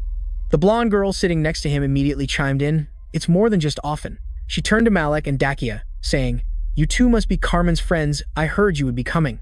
The young woman then bowed her head and introduced herself. I am Eras Prada. I'm Malak. It's a pleasure to meet you. I've heard a lot about you. And I'm Dakia. Dakia asked bluntly, so anyway, what kind of trouble did you get into this time to end up in here? Because he stole something from Lord Entis Vantis' warehouse. A cold voice rang out, answering the question for them. His lordship himself issued the warrant for your arrest. What did you do with the key you stole, Carmen? The newcomer was dressed in gleaming armor, his sharp, cold gaze shining from his piercing blue eyes. Carmen's face twisted in dismay. Brother, don't try to change the subject, answer me now. Even Malik felt a bit intimidated by Carmen's brother. How could this be? That person must be the son of the Black Wolf and also the vice-captain of the Royal Guard. The Ice Knight and White Wolf, Sishan Vanthis. Oh my god, he's devastatingly handsome, but his face is as cold as ice and he's got a short temper. Carmen, what did you do with the key you stole from father? This was his real brother, a truly imposing figure. Good heavens, how could anyone handle someone so handsome and with such a commanding presence? Faced with his brother's harsh interrogation, Carmen nonchalantly replied, I already used that key. Setian was taken aback and asked, You already used it? Are you hurt anywhere? No. Do I look like I'm hurt? Sishan fell silent for a moment before speaking. You know how much father despises thieves. Not only did you steal, but you can't even return it because you've already used it. Do you remember what father always used to say? An achievement gained unfairly is no achievement at all. Setian pointed directly at Carmen's face and lectured, regardless of the reason, theft is an unacceptable act. The criticism was incredibly harsh. Carmen couldn't help but grimace, but he quickly retorted, the law must be just, for those who abide by it to be able to live justly. Father said that too, and of course, I completely agree with that statement. Sishan was momentarily at a loss for words. Carmen continued, But then, why did he abandon my mother right after I was born? Why did my mother have to secretly leave the family in shame? At this point, Carmen could no longer hold back and burst into sobs. Even a dirt-poor man living in a starving alley knows how to take responsibility for his woman. Is our father somehow less than a man like that? No matter how many times I asked father about my mother, he just remained silent. He avoided it just like a coward. That's why I stole the key, to find my mother myself. That's enough. Sishin interrupted. Did you really steal it to find your mother? Yes. Hearing this, Sishin extended his hand. I will speak with father. Carmen's brother was so moved he burst into tears, and seeing this, both Malak and Dakia thought to themselves that Carmen was truly lucky. To have such a wonderful brother, their bond must be very strong. Just then, Sishin noticed the two awkward third wheels standing there. Malak and Dakia's expressions immediately changed. Each turned their face away, pretending to be thin air and to have seen nothing at all. I'm so sorry you had to witness such an unpleasant scene during our first meeting. You must have gone through a lot of trouble because of my younger brother. Are you perhaps Princess Dakia? Dakia blushed slightly, replying shyly, It's been a long time, Sir Session Vantes. Why did you come here instead of Beetles? Session asked with a smile. I'm just out sightseeing a little. It's not proper for a princess to be out like this. Your father must be very worried. Dakia pouted. My father? Worried about me? There's no way, so please don't concern yourself.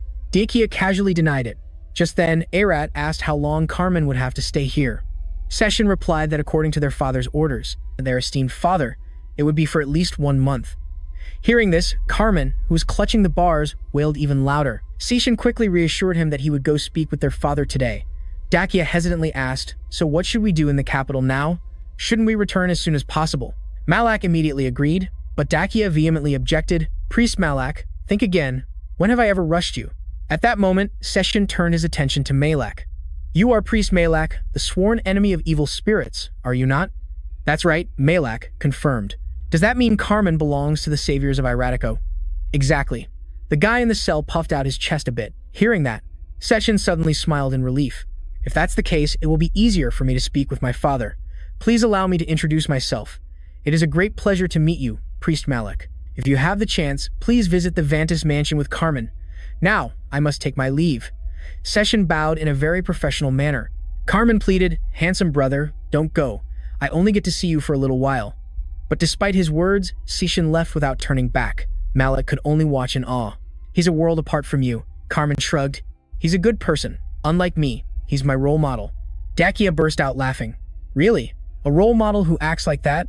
Carmen scratched his head. Well, you have to express your opinion once in a while. Then, he noticed a paper bag nearby and asked, Is this for me? Dakia replied, We bought it thinking you must be starving, but it seems our worries were unnecessary. Look who's in the slammer, but still has a devoted lover taking care of him. I'll just leave this here. You two continue your reunion. With that, Dakia quickly took her leave. As she walked away, she called out, Priest Malak, I just remembered a cool place. Let's go there. Malak nodded. All right, that sounds good. Let's get out of here quickly. Malak decided to go along with Dakia's wishes. They left Arat and Carmen some private space to nurture their feelings. As soon as he returned to the inn, Malak immediately thought about searching for the holy relic here. The only problem was that there was nowhere to buy or sell information here, so he guessed it was time to use the item he got from Mr. Lamb. Just then, there was a knock on the door and a familiar voice called out, May I come in? The Holy Mother, who was lying on the bed, jumped up and shouted her catchphrase, Get lost. Malak sighed, Mother, that's a bit much. Your mother is here too, Dakia beamed. You can't refuse me today. Look. In her hand was a large paper bag. It was pastry from the most famous shop in the capital. The Holy Mother immediately hid behind Malak, instantly changing her catchphrase, Those cream puffs look delicious. As a thank you, I'll take one hug. However, the bag of pastries was knocked away before Dakia could even finish her sentence. The culprit was none other than the Holy Mother. She struck a super cool pose with an excellent expression, but only managed to utter a single word. Dakia's face paled as she asked, What does that mean? Malak had to translate the Holy Mother's words, I am not someone you can tempt with food. Upon hearing this, Dakia could only scream internally. At the Eiley headquarters in the capital, Hilda looked at the scene before him and thought, This looks like a one-on-one showdown. I get it. A doodle that looked like it was drawn by a 3-year-old was presented, and the manager could only think that this must be some kind of malicious prank. But looking at the beautiful girl in front of him, he knew that no matter how absurd, the request was real. It sounded a bit strange, but he had to ask, Miss, are you sure the person you're looking for is human? The blue-haired girl replied casually, He looks human, but I'm not entirely sure. She pointed at the drawing and said, Can't you tell just by looking? He looks exactly like this. It was an utterly ridiculous situation. In all his years on the job, this was the first time the manager had ever encountered a case like this. This was truly the most difficult search mission he had ever faced, but he didn't dare get angry because the person sitting before him was the renowned Blue Flame Saintess. He cautiously asked about the desired reward, but the girl just waved her hand. "Don't worry, I happened to catch a few wanted criminals on my way here, so I have enough money." Hearing this, the manager put on a professional smile, calculating inwardly that she had come all the way to the main headquarters. The price offered would surely be much higher than the minimum. After all, she was the Blue Flame Saintess. The Saintess gently placed a small pouch on the table and said, 20 gold coins and 33 silver coins. The manager asked in bewilderment, "Is that all?" His face suddenly turned pale, and his eyes rolled back as if he were about to have a stroke. Seeing this, the Saintess before him simply gave a gentle smile. "You think that's too much? And how much farther is it?" A voice was heard before anyone was seen. It could only be the third prince. "Why do I feel like we've been walking in circles this whole time?" He was a mighty golden dragon, yet he whined non-stop. The guide quickly replied, "Your Highness, we'll be there in just a short while." Hilda didn't know if they would ever arrive, but he was sure this prince was about to boil over with rage, and he would undoubtedly be the one to bear the full brunt of that anger. "What do you think you're doing?" Just as Hilda was showing his bad attitude, he was caught red-handed. Hilda's face went pale, and he quickly forced a fake smile. "What is it?" "I wasn't doing anything." The guide glanced at Hilda and sneered. That action made Hilda's face flush with anger, but all he could do was grit his teeth and curse inwardly. In the midst of his fury, Hilda suddenly saw the Blue Flame Saintess walk by. A dose of eye candy was all it took for his worries to melt away, and he quickly trotted over to the third prince. "Your Highness, that girl just now was so beautiful, don't you think?" "I couldn't care less. I'm already surrounded by dozens of women. They beg for my attention day and night, so one more makes no difference." Hearing this, Hilda wanted to explode with anger, cursing him in his head. "Then why are you so obsessed with that other princess? You have so many women around you. If not her, then another." But if he said that out loud, the prince would surely fly into a rage, so Hilda just asked and answered the question himself to get it over with. In the end, everyone is a sucker for love. "Welcome to ILE, Your Highness. You may return now, branch manager." Although Hilda didn't want to stay here one bit, he was still boiling with rage at the arrogance of this lowly guard. Even if the branch Hilda managed couldn't compare to the others, he was still a proper branch manager. Why should he take orders from a mere grunt like this guy? He will come inside with me. The third prince declared coldly. The guard sighed. "Even if that is your request, we cannot accept it, because members from other branches are not welcome here." He hadn't even finished his sentence before the third prince slapped him hard across the face. "How dare you look me in the eye and sigh? Get someone of a higher rank than you out here now." For the first time in his life, Hilda felt that hiding behind this hot-tempered prince wasn't so bad. He knew this guy would throw a fit. Watching the lowly guard get hit, Hilda felt a little sorry for him, but ultimately didn't care. But the feeling of satisfaction is so much better. "Hilda, why are you just standing there like a statue?" "I'm on my way. How could I possibly miss a great show like the three princes teaching those scumbags at headquarters a lesson?" Back to the tense atmosphere in Malik's room. After being so bluntly and harshly rejected by the mother, Dakia dejectedly backed out of the door, saying sadly, "Well, you can have the pastries then." Priest Malik saw that she had left, but the mother was still sulking, so he bent down to pick up the pastries and said gently, "You went a little too far this time, mother. There are more subtle ways to turn someone down. Dakia went to all this trouble to buy these specifically for you, mother. I know better than anyone that the mother I have always revered is an incredibly noble person who is always willing to admit her own mistakes." Seemingly realizing she was a bit in the wrong, the mother looked crestfallen, twirling a lock of her hair. Seeing this, Malik gently patted her head and coaxed, "The next time you see her, please apologize, okay? Promise me now." She gave a small nod of agreement. "So, would you like to try a piece? I'm sure it's very delicious." Malak handed her a pastry, but as soon as she took a bite, it was as if the mother had found the light of her life. She quickly snatched the entire bag of pastries and skipped away. Hearing Malik call after her, she just beamed, her cheeks flushed with happiness, and shouted a slogan, meaning it was absolutely divine and she was crazy about it. "Eat slowly or you'll get a stomachache." Just then, Dakia suddenly peeked her head in and said hesitantly, Father, I just remembered that I've never tried those pastries before. Could I please have one?" Hearing Dakia's voice, the mother jumped in surprise, dropping the half-eaten pastry as her face flushed red, and she quickly turned to look. Seeing the girl's adorable reaction, Dakia couldn't help but laugh happily. "It's delicious, isn't it?" Although reluctant, the mother still had to shout her slogan of approval. 10 minutes later, the mother was comfortably seated in her future daughter-in-law's lap, eating pastries.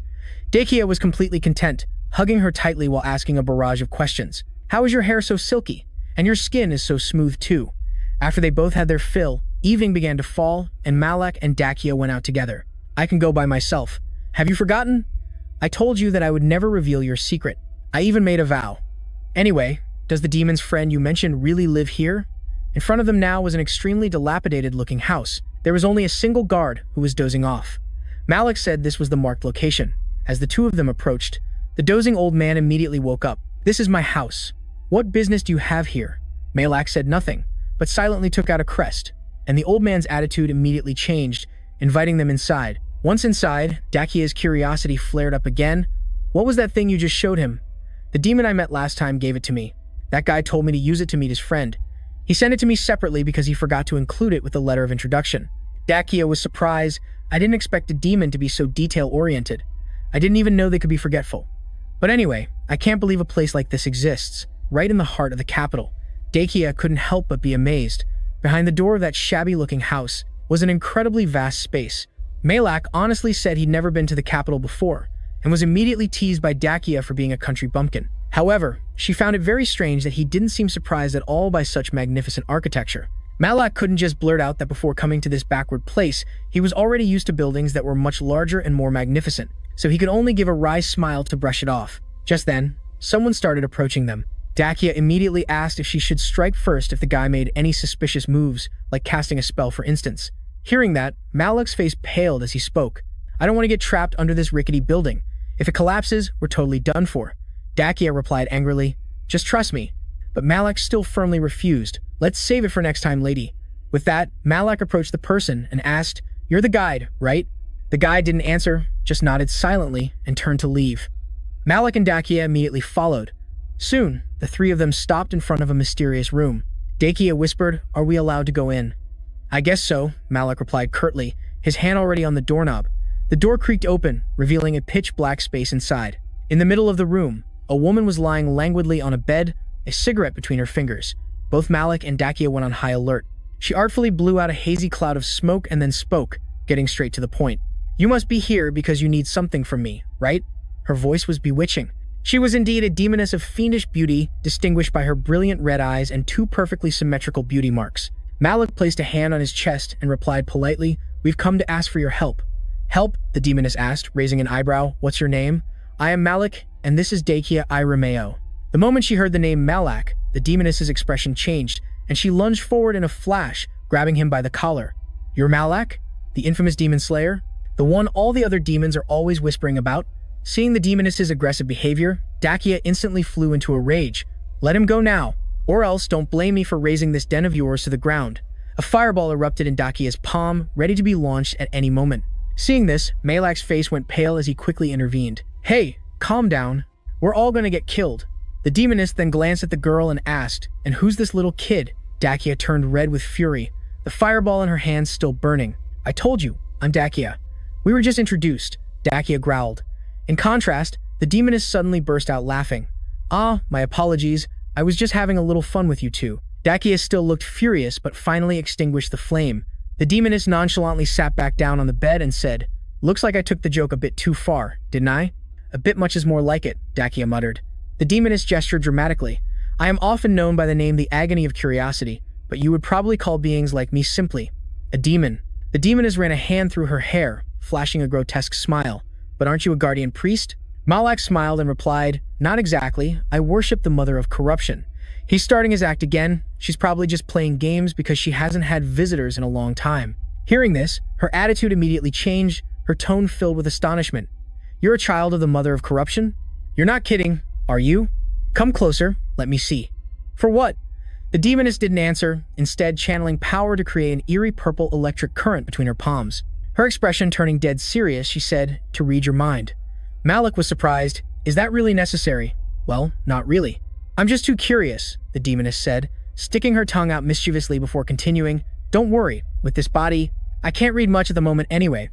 I just want to see why a worshipper of the mother of corruption like you still looks so normal. The demoness's question made Malak ponder as well. That's right, why am I still okay? Meanwhile, she continued to marvel, you truly are a different case compared to the other children of corruption. Just as she reached her sharp claws toward Malak, a small hand instantly appeared and flicked them away. The mother of corruption, along with her familiar catchphrase, had manifested. The demoness stared wide-eyed at Malak and the mother, looking as if she had just seen an alien. "What in the world are you?" "I believe I've already introduced myself," the mother replied. The demoness let out a weary sigh. "This is really bad." "What do you mean?" Malak asked. "I mean, you're stirring up a huge mess. You're collecting your mother's relics, aren't you? How many have you found?" "4, or maybe 5. While the demoness was busy calculating, the mother quietly raised her middle finger. Luckily, Malak stopped her in time, or else that demoness would have surely gotten a face full of trouble. Malak had just one question. "How do you know all this? Can you explain it more clearly?" The demoness winked playfully. "Can't do that, sweetie. Go ask your mother yourself." Hearing this, the mother just gave him a look of pure innocence and shrugged. "She says she doesn't know," Malak relayed. Witnessing this unbelievable scene, the demoness's jaw dropped. Did you just talk to a god? Without suffering any consequences? "Oh, I talk to my mother every day. It's just a habit." Communication is the key to maintaining a strong relationship, after all. The demoness still couldn't believe it. So a child of corruption isn't insane, and can even have a normal conversation with their mother without suffering any consequences, while your mother remains oblivious to those relics? When did this all start? This woman's cryptic way of speaking was even confusing Malak. Since when could he calmly converse with a corrupted being like his mother? Or was it since his body was transformed? Malak's eyes crinkled into a smile as he replied curtly, "From the very beginning." The female demon understood and warned, "Putting all your eggs in one basket isn't a good idea. It seems you don't have any other choice, do you? You'll have to work your tail off to repay everything you've received. Could you explain that more clearly? Your situation right now is like walking a tightrope. If I reveal anything more, then the ones up there will take notice." Malak immediately glanced skyward, understanding she meant the gods in heaven would find out. "You must know this, right? To receive a demon's help, you need something to offer in exchange." "Yes. So what do you want? Get intimate with me." "What the hell is this?" Upon hearing that, Malak's face went pale instantly. "To be blunt, I've never had fun with a corrupted child before, because they're all a bunch of lunatics." As she spoke, the demoness shot him a flirtatious glance, seducing Malak with suggestive expressions. "No way!" Dakia screamed. The demoness turned to ask, "And why not?" Dakia's face flushed red as she stammered, "Because. Just because." The matriarch didn't waste words. She acted swiftly, immediately jumping on the demoness and delivering a barrage of love to her face while constantly shouting slogans. Despite getting hit, the demoness just cackled, teasing. Her little love taps are so adorable. The matriarch heard that and was thunderstruck. The little girl immediately stopped, turning to look at Malak for help, but he could only cry inwardly because she was so right. There was nothing he could say to refute it. "Come on now, calm down, don't be so tense. I was just joking a little." "Every time you joke, you cause a huge commotion. Don't you get tired of it?" The female demon held the struggling Holy Mother in her arms, patting her head comfortingly while speaking casually. "I just want that badge." Malak was confused, not understanding what she was referring to. "It's the one you used to get in here. You didn't know anything about it when you received it." Malak was a bit annoyed, muttering that he didn't know a damn thing as he took out the badge. The female demon laughed and said, "It's fine. Life should be spiced up with a few little jokes. You have to live a little, right? It's fine if you like to joke, but please let the Holy Mother go. Can't you see she's about to cry?" "Ah!" Malak chuckled softly, agreeing with the female demon's point of view. As soon as she was released, the Holy Mother immediately rushed into Malak's arms. "Anyway, you asked me to find your mother's relic, correct? You want me to get it for you, right?" "Yes. Good. That relic. I have it right here." The group was overjoyed as if they'd struck gold. "However, getting it won't be simple, even though it's right in front of you. You must participate in the underworld arena." The demoness pushed open a dimensional door, revealing a vast and noisy scene below. The demoness introduced, "This is where the underworld matches I manage take place. The winner will receive the relic. It's true that I have it, but I've already put it up as the prize for the champion." Below, the crowd was roaring with excitement. "I've shown you where it is. Now if you want it, participate and win." With that, the demoness went back to her bed, sprawled out, and uttered, "Good luck." The underworld audience was frantically screaming the names of their idols. The one in whom everyone placed their faith and hope was Bigfoot, a bald guy carrying a giant spiked mace on his shoulder. This guy looked pretty confident. The female MC shouted into the megaphone, "And his opponent is a rookie. Let's welcome him with a round of applause." This rookie made an extremely flashy and flamboyant entrance, with a somersault in midair before landing gracefully. It might seem theatrical, but the audience loved it. The crowd roared themselves hoarse, their discussions exploding with fervor. Did anyone see what the hell just happened? How could a human move with such demonic speed? Unbelievable. Isn't betting on that rookie the smarter move now? "Hey, Bigfoot, don't you dare get shown up by a newcomer."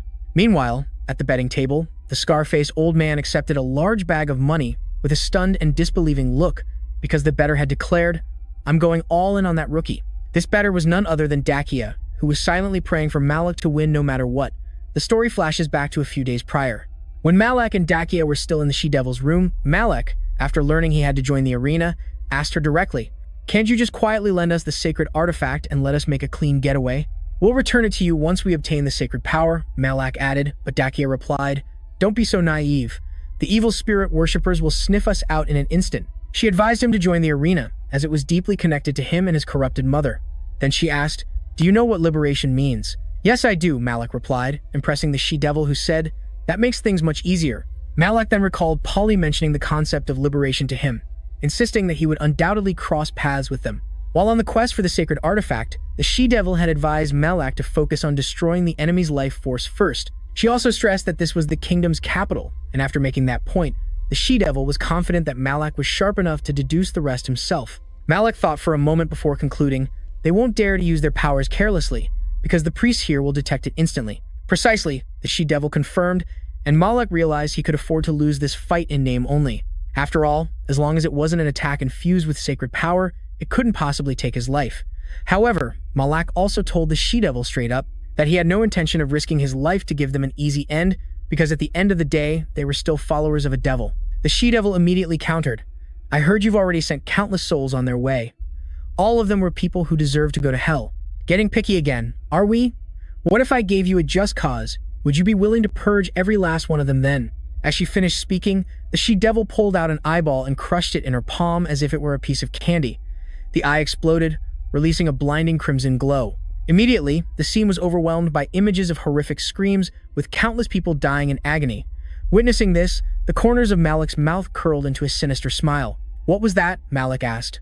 "The memories of the evil spirit worshippers who are participating this time. Is that reason persuasive enough for you?" Dakia replied. "Is all of that real?" "Unfortunately, every bit of it is." Back in the present at the fighting pit, Malak has put on his mask. He now stands in the ring, preparing for his battle with Bigfoot, while the audience roars like a pack of wild animals. And they aren't just cheering for Bigfoot. Malak is also receiving thunderous support under the alias The Killer.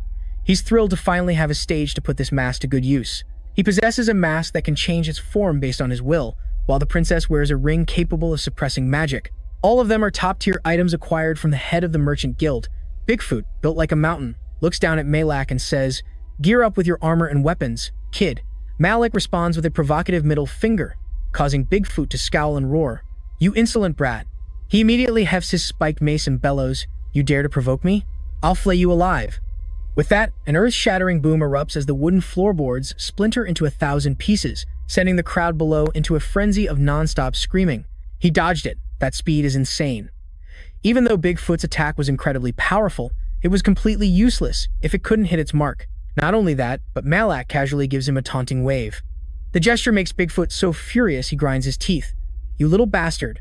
He charges forward in a frenzy, intending to turn Malak into a bloody pulp with his spiked mace. The problem is, every swing misses its target, so despite his repeated attacks, Malak remains completely unscathed. Bigfoot attacks until he's drenched in sweat, yet he still can't land a single hit on his opponent. To add insult to injury, Malak casually lands a massive slap that knocks his jaw sideways. Bitch Phuc was so enraged he slammed his fist down, making the entire arena floor jump. But unfortunately, the only thing left smoking was the floor, while Killer was completely unscathed. The audience below erupted into endless cheers. "He's so fast. I've never witnessed a match like this before." Now they understood why he didn't even bother to wear armor, and someone even yelled, "Hey bitch Phuc, focus." Bitch Phuc was now seething with rage and let out an angry roar. "Do you people think I'm missing on purpose?" He swung his spiked claws again, his eyes blazing with fire, determined this time to send the rookie to meet his maker.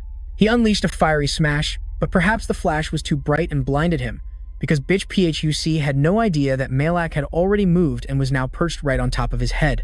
In the blink of an eye, Malak grabbed Bitch Phuc's head and dragged him around effortlessly, his strength so immense that even Bitch Phuc himself began to question reality. Is this guy using some kind of trick? While Bitch Phuc was still dazed, Malak dragged him along and leaped in a single bound all the way to the arena. Bitch Phuc's face was contorted in fear as he stammered for help.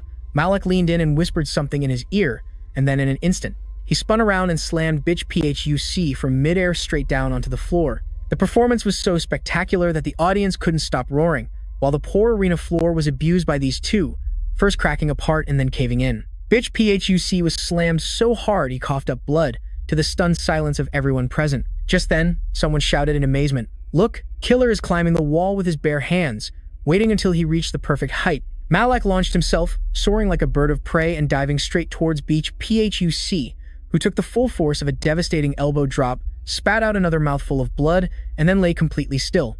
The female MC immediately announced that the winner was the rookie, Killer. She quickly rushed over for a post-fight interview.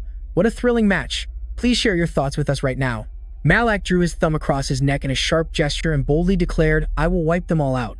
The entire stadium immediately echoed with the mother's familiar slogan. Even Dakia cheered along excitedly, and as for the mother, her small frame let out the loudest roar of them all. "Priest Malak, hurry over here," Dakia beamed, waving at Malak as she pointed to a fragrant bakery nearby and said eagerly, "They're finally selling that hot, soft bread." Malak casually walked over and replied, "Then there's no need to rush like that. What are you talking about? Do you have any idea how long the lines used to be?" Dakia was frantic with impatience. She then saw the person ahead of them buy a large bag of bread, and her face went pale. "Ah, look at that person." Then she turned to Malak with a look that screamed, "The freshly baked bread is about to sell out." However, Malak's eyes were fixed on the man who had just bought the bread, feeling a sense of familiarity as if he had seen him somewhere before. So when Dakia saw him spacing out, she grabbed his hand and pulled him along. "Hurry up. We made a ton of money at the arena, so let's buy a lot." Malak replied, "You don't need to rush me." Malak glanced back at the man, thinking to himself that it was probably just a look-alike, and then the group headed back to their inn. As soon as they arrived, Malak and Dakia saw the mother climbing like a monkey on the partition between two beds, skillfully trotting across the crossbeam. She shouted their slogan, then jumped down, perfectly mimicking Malak's awesome elbow strike and sending dust flying everywhere. The landing was so hard the innocent bed started to smoke, but the mother looked extremely pleased, making a throat-slitting gesture before laughing out loud. Malak, on the other hand, was red with embarrassment and could only bury his face in his hands, while Dakia radiated an aura of pure adoration. "That was a perfect copy. That's exactly what you did earlier." At this, Malak groaned in despair. "Mother, please stop copying those moves. Looks like you all are full of energy." Hearing the she-demon's voice, Malak quickly and awkwardly apologized for making so much noise. She leaned against the door, smiled, and said it was no problem, that she was very happy too, then commented, "To be fair, that last match was truly worth every penny." Very memorable, Malak could only force a crooked smile, while the female demon was still grinning from ear to ear. "And here I thought you were just a stiff, boring priest. Who knew you could get so fired up?" Malak quickly waved his hands. "Not at all," then he affirmed, "but I was being sincere when I said the match was memorable. I heard from Bigfoot too. I don't know how you did it, but from the middle of the match, you started putting on a scripted performance, right?" The truth is, in the moment they were close in mid-air, Malak had whispered to Bigfoot, "If you don't want to get taken out, then later, no matter what I do, you have to play your part convincingly." Faced with the accusation, Malak just cleared his throat and tried to cover it up. "It wasn't cheating or anything, it's just that Bigfoot and I were on the same wavelength. Great minds think alike. We gave the audience a spectacular performance, and our acting skills aren't half bad either. Most importantly, the audience absolutely loved it. That's why I'm considering adding more spectacular, performance-based matches like that to the schedule in the future. But we need actors." Malak was still looking confused, so the female demon immediately explained. "Because Bigfoot has already left, he said he wants to pursue an acting career. So, I wanted to ask, are you interested in working for me? With your talent, becoming the top star in my arena would be a piece of cake." Malak replied with a sincere smile, "I'm very grateful for your offer, but I'm afraid I'll have to decline." "Tesk, so stubborn," the female demon said with a look of regret. At the same time, Malak gently placed a hand on his mother's shoulder, causing her to look up in confusion. Suddenly, he knelt before her, just like a prince proposing. "I have to undo your seal." The Holy Mother was stunned, then she burst into tears. The scene around the mother and son suddenly began to glow with a magical, sparkling light.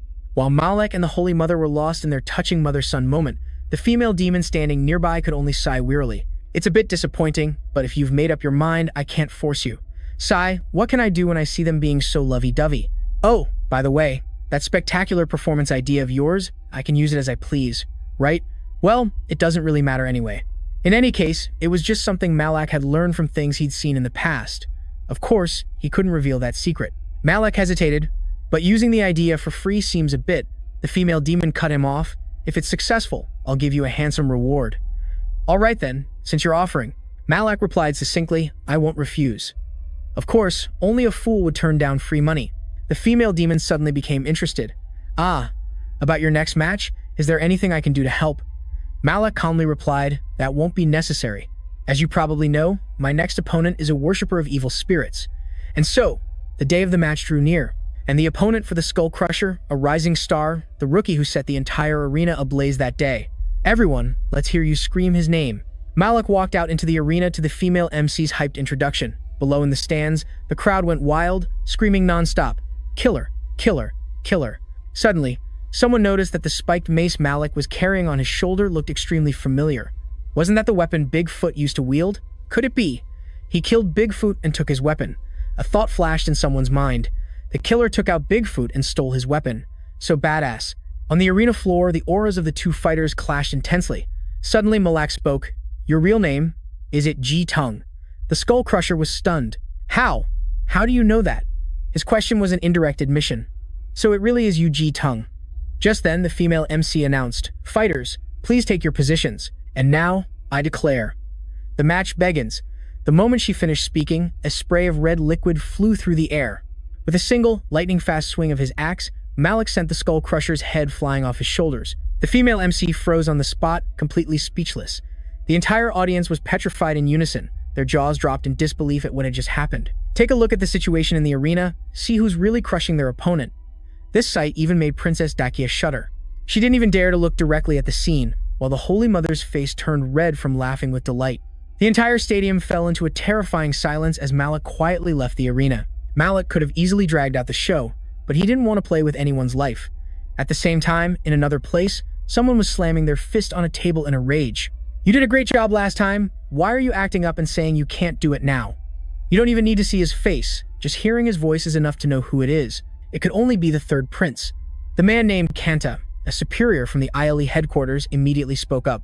"Your Highness, there are 3 reasons. First, last time Princess Dakia Irameo came here under a false identity, so we were able to act in secret. But this time, she has entered the capital openly, making it extremely difficult to operate in the shadows. The second reason is that she is being escorted by 3 extremely tough individuals. First is the illegitimate son of Lord Antis Vantis, Carmen Vantis, the Black Wolf of the Steppe. Next is a member of the Red Bear mercenary group, Sajida Forgan. And finally, the Demon Slayer, the Bane of Evil Spirits, Priest Malak. So what? Isn't this a good thing? Just toss that mercenary and that priest a little money, and they'll wag their tails and obey." The third prince declared nonchalantly. "At the very least, bribing Priest Malak is impossible." "How can you be so sure? Priest Malak is already famous for his record of exterminating countless evil spirits. Imagining him betraying the princess is nearly impossible.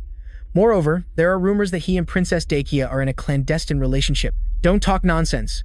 The prince's roar echoed all the way outside the door.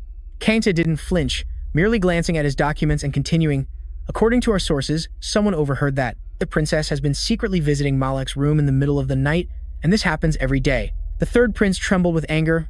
"Besides us, does anyone else know about this?" "Only our organization, sir." "Then use all of your power to shut this news down. It absolutely cannot be allowed to get out. I have no intention of letting anyone else know this information." "So what about the final reason?" "It's because of the White Wolf, Sishin Vantis.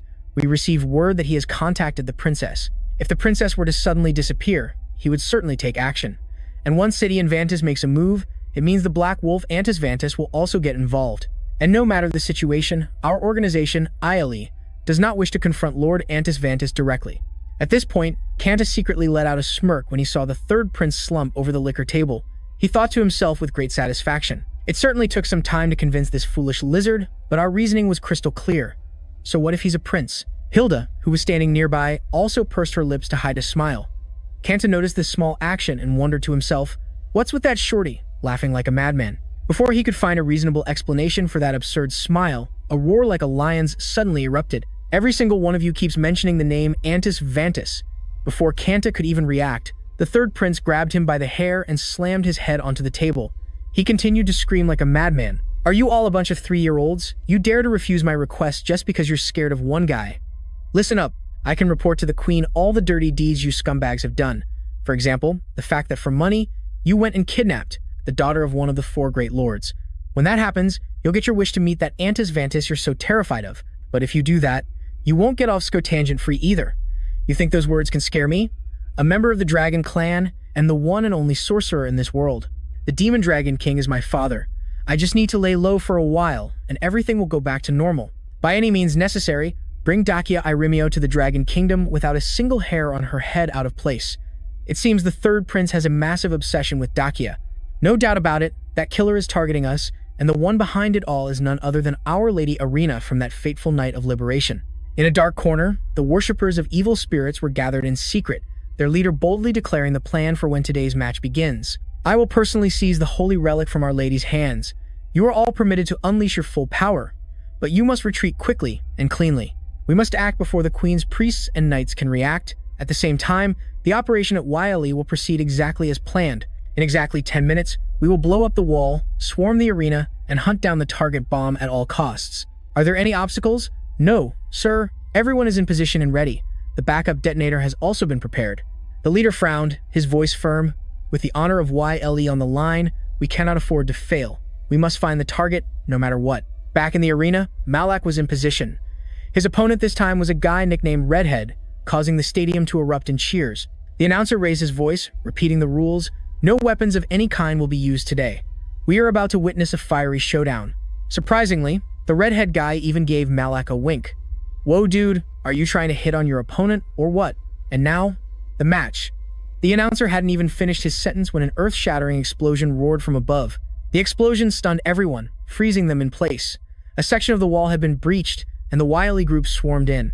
She must be hiding in some corner. The leader suddenly cursed loudly.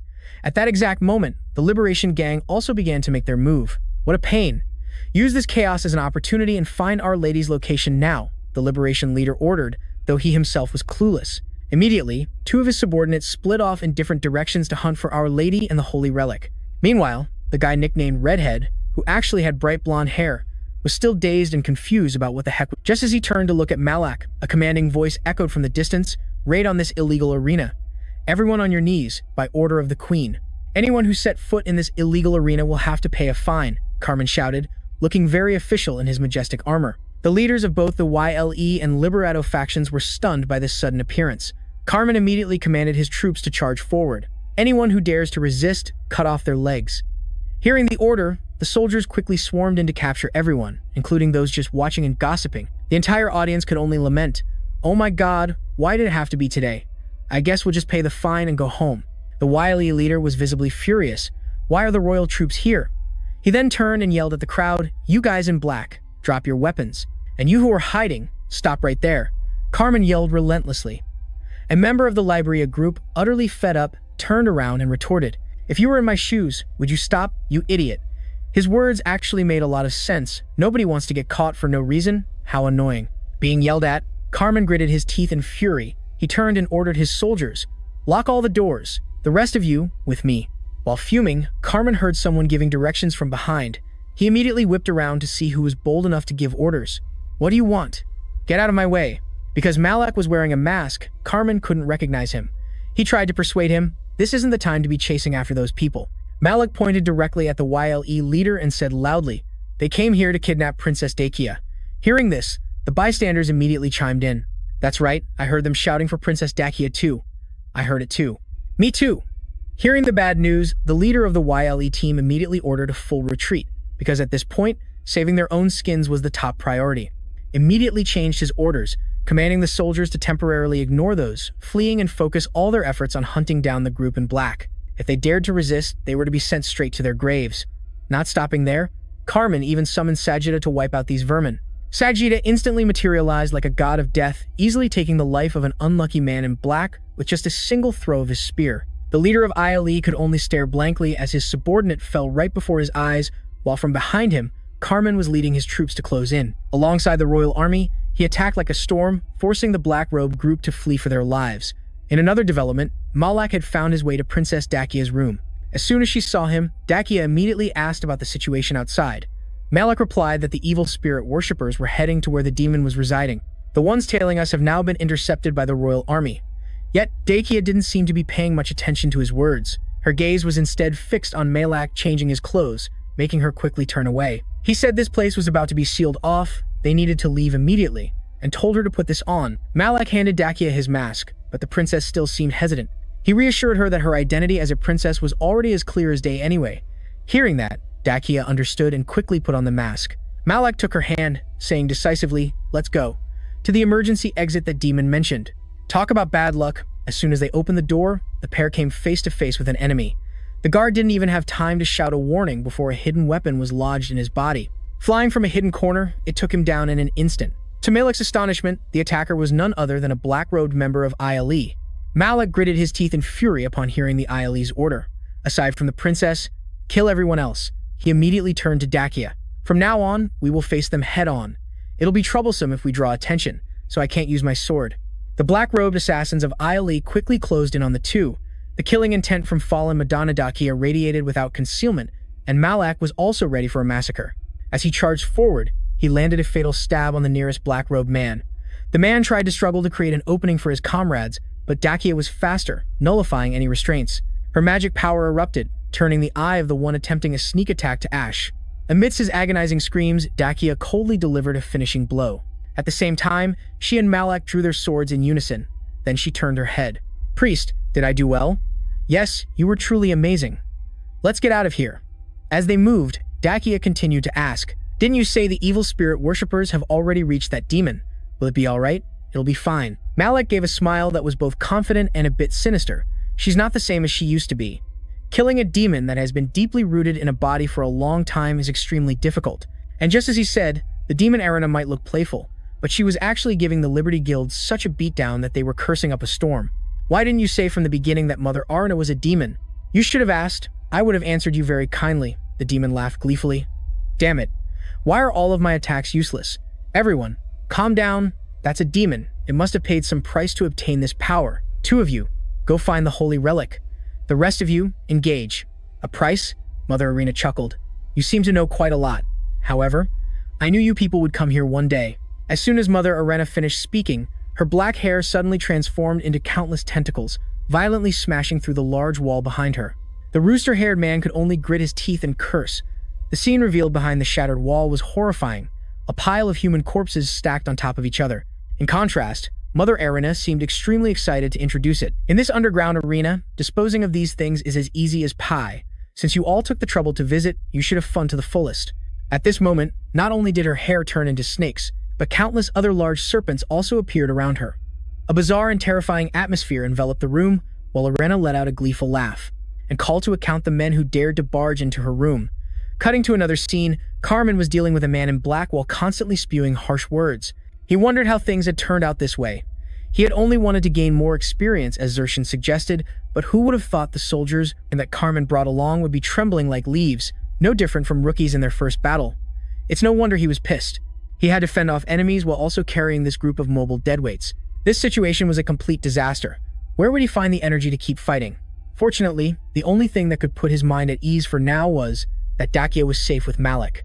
Confirming this news, Carmen became even more determined about what he had to do. The immediate mission was to ensure the survival of the remaining soldiers, and of course, to send these black-robed assassins to meet their maker and honor the souls of his fallen brothers. That was the responsibility of a commander. He shouted to rally the team's morale. "Everyone, regroup. Pull yourselves together now." "Thank you, sir," a soldier replied. Carmen immediately gave the order. "Listen up. Don't try to kill the enemy at all costs. Immediately reform the formation and focus on defense." He pointed to one man and declared loudly, "From now on, I am in command." The soldier quickly replied, "Yes, sir," though in reality, no one would have dared to disobey him anyway. The top priority is to survive and protect yourselves. After instructing the soldiers, Carmen turned to smile at Sarita. "My friend, are you still holding up well?" Sarita smirked mockingly. "Of course. We'll make every last one of these bastards disappear." Meanwhile, elsewhere, Malak and Dakia's cover had been blown, all because of that signature face of Malak's, which got Dakia exposed even though she had carefully worn a mask. Malak had just managed to inform the princess that their identities were compromised when a black-robed man blocked their path with a drawn sword. But Malak wasn't fazed. He didn't slow down at all and instead gave the man a fatal skewer. Just as that guy fell, two others appeared on the left. Thanks to a warning from the lady, Malak acted a step ahead to gain the upper hand. He controlled his sword from a distance, cutting down the two men while he himself stood still like a magician. Immediately, he quickly signaled to Dakia. She coordinated perfectly, striking like lightning to finish one of them off.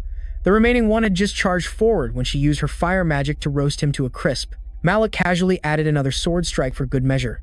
After the battle, Dakia returned the mask to Malak, since they had both been recognized anyway. Besides, she felt that wearing a mask while fighting was really cumbersome. Malak didn't insist, only urging her to get a move on. Just then, the lady sounded the alarm once more. Looking over, sure enough, 4 more of them were rushing in. They seemed incredibly excited to see the two, especially Dakia, and roared, "Surround them!" Seeing the black-robed horde swarming towards them, Dakia turned to Malak and asked a question worthy of the final round of Who Wants to Be a Millionaire. "What do we do now?" Malak answered succinctly. "Collapse the ceiling. I'll protect you." Without a moment's hesitation, Dakia immediately complied. She unleashed her power, and the ceiling shattered completely. Rubble rained down on the black-robed assassins, who had no time to react and were sent to their next life before they could even curse. Malak immediately grabbed Dakia's hand and ran for their lives, but after just a few steps, they ran into another group of black-robed figures.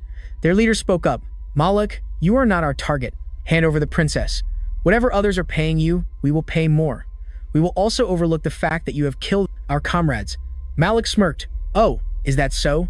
The princess has promised to pay me her weight in gold."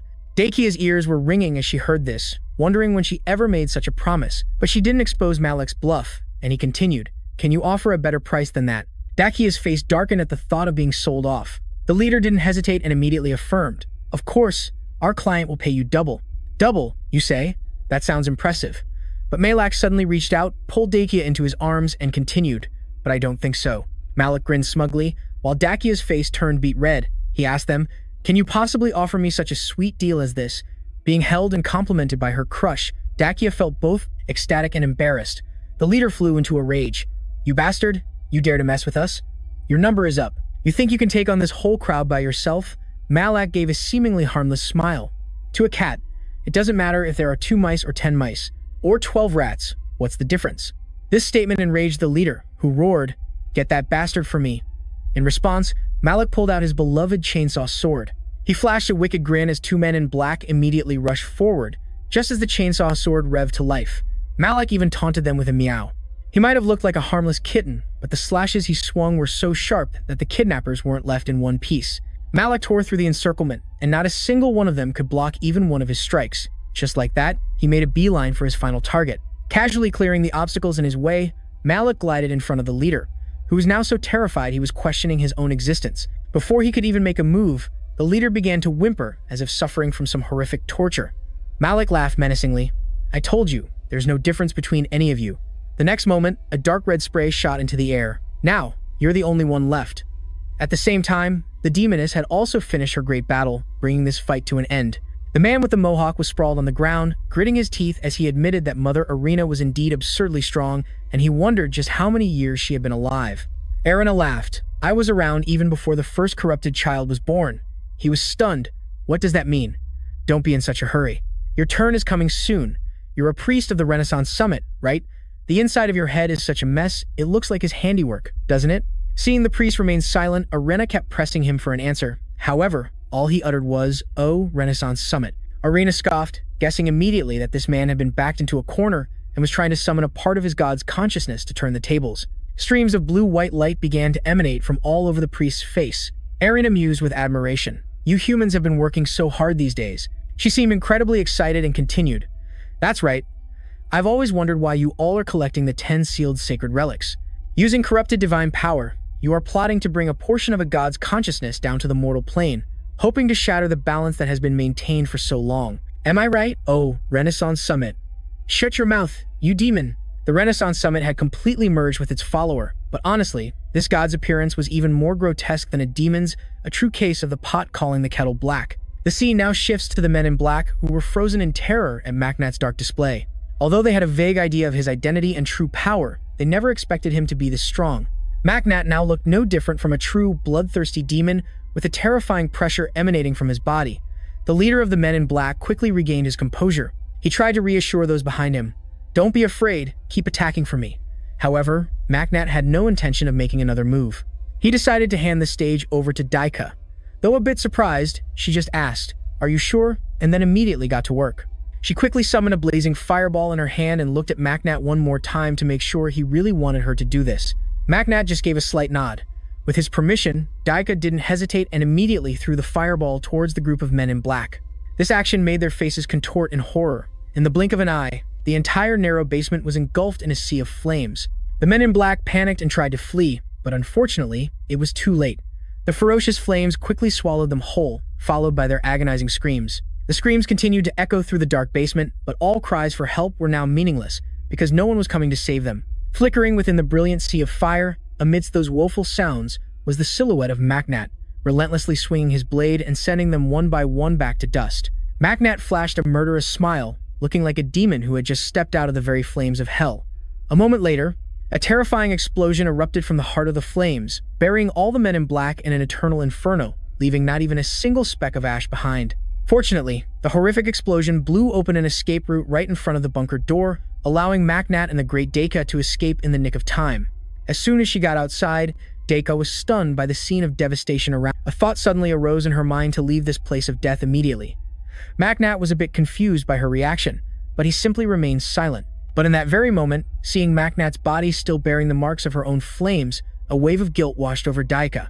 Macnat just shook his head slightly, reassuring her that he was perfectly fine. His wounds had already mostly healed on their own, so there was nothing to worry about. Instead, he worriedly asked about Deka.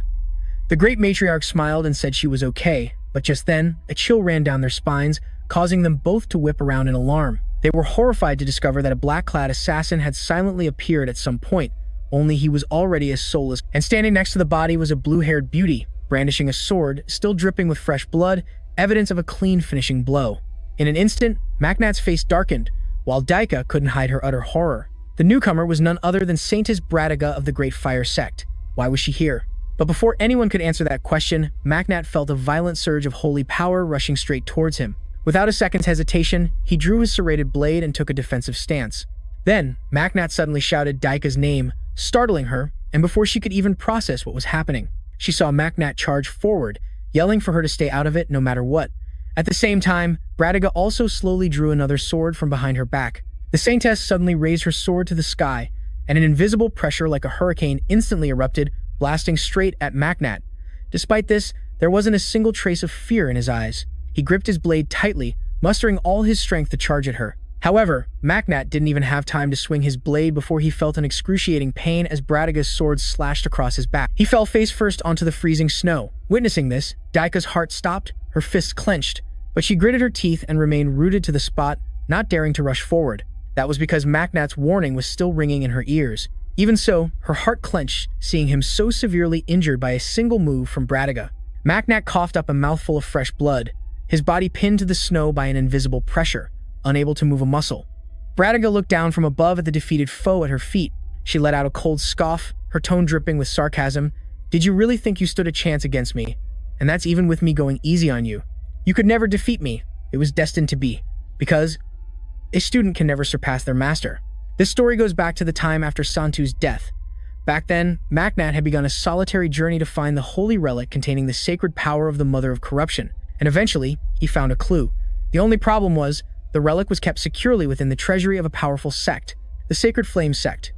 Macnat had no idea how to infiltrate it, so he chose to lie in wait outside, pretending to be a laundry washer by the stream every day. Macnat's only companion at the time was the arm of the Mother of Corruption, and he could only confide in it. He racked his brain, thinking of every possible way to get to the holy relic. However, the only skill he possessed was Boundary of the Living, while the guardian of the relic was a priestess, someone whose power level was far beyond his own. Until one fateful day, as Macnat was diligently washing clothes by the stream as usual, a blue-haired woman suddenly appeared right beside him, much to his surprise. Macnat had never seen anyone else come around here at this hour. Not to mention, she was an absolute beauty. Suddenly, Bradiga spoke, asking if he could help her wash some clothes. She promised to pay him handsomely. Since he was bored out of his mind, Macnat agreed in a heartbeat, and so, he diligently washed her clothes for half an hour. When he was done, Bradiga asked Macnat to help carry the basket of clothes back. He obediently complied, and it was at this moment that Macnat realized a shocking truth. The woman who had just asked for his help was none other than the guardian of the holy relic he was searching for. Before leaving, she gave Macnat a silver coin and said she would ask for his help again next time.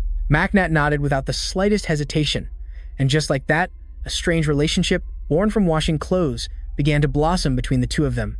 Every few days, Bradiga would bring her clothes to Macnat for washing, and he'd get a silver coin each time. However, this routine suddenly ended after a few weeks, as she stopped coming over.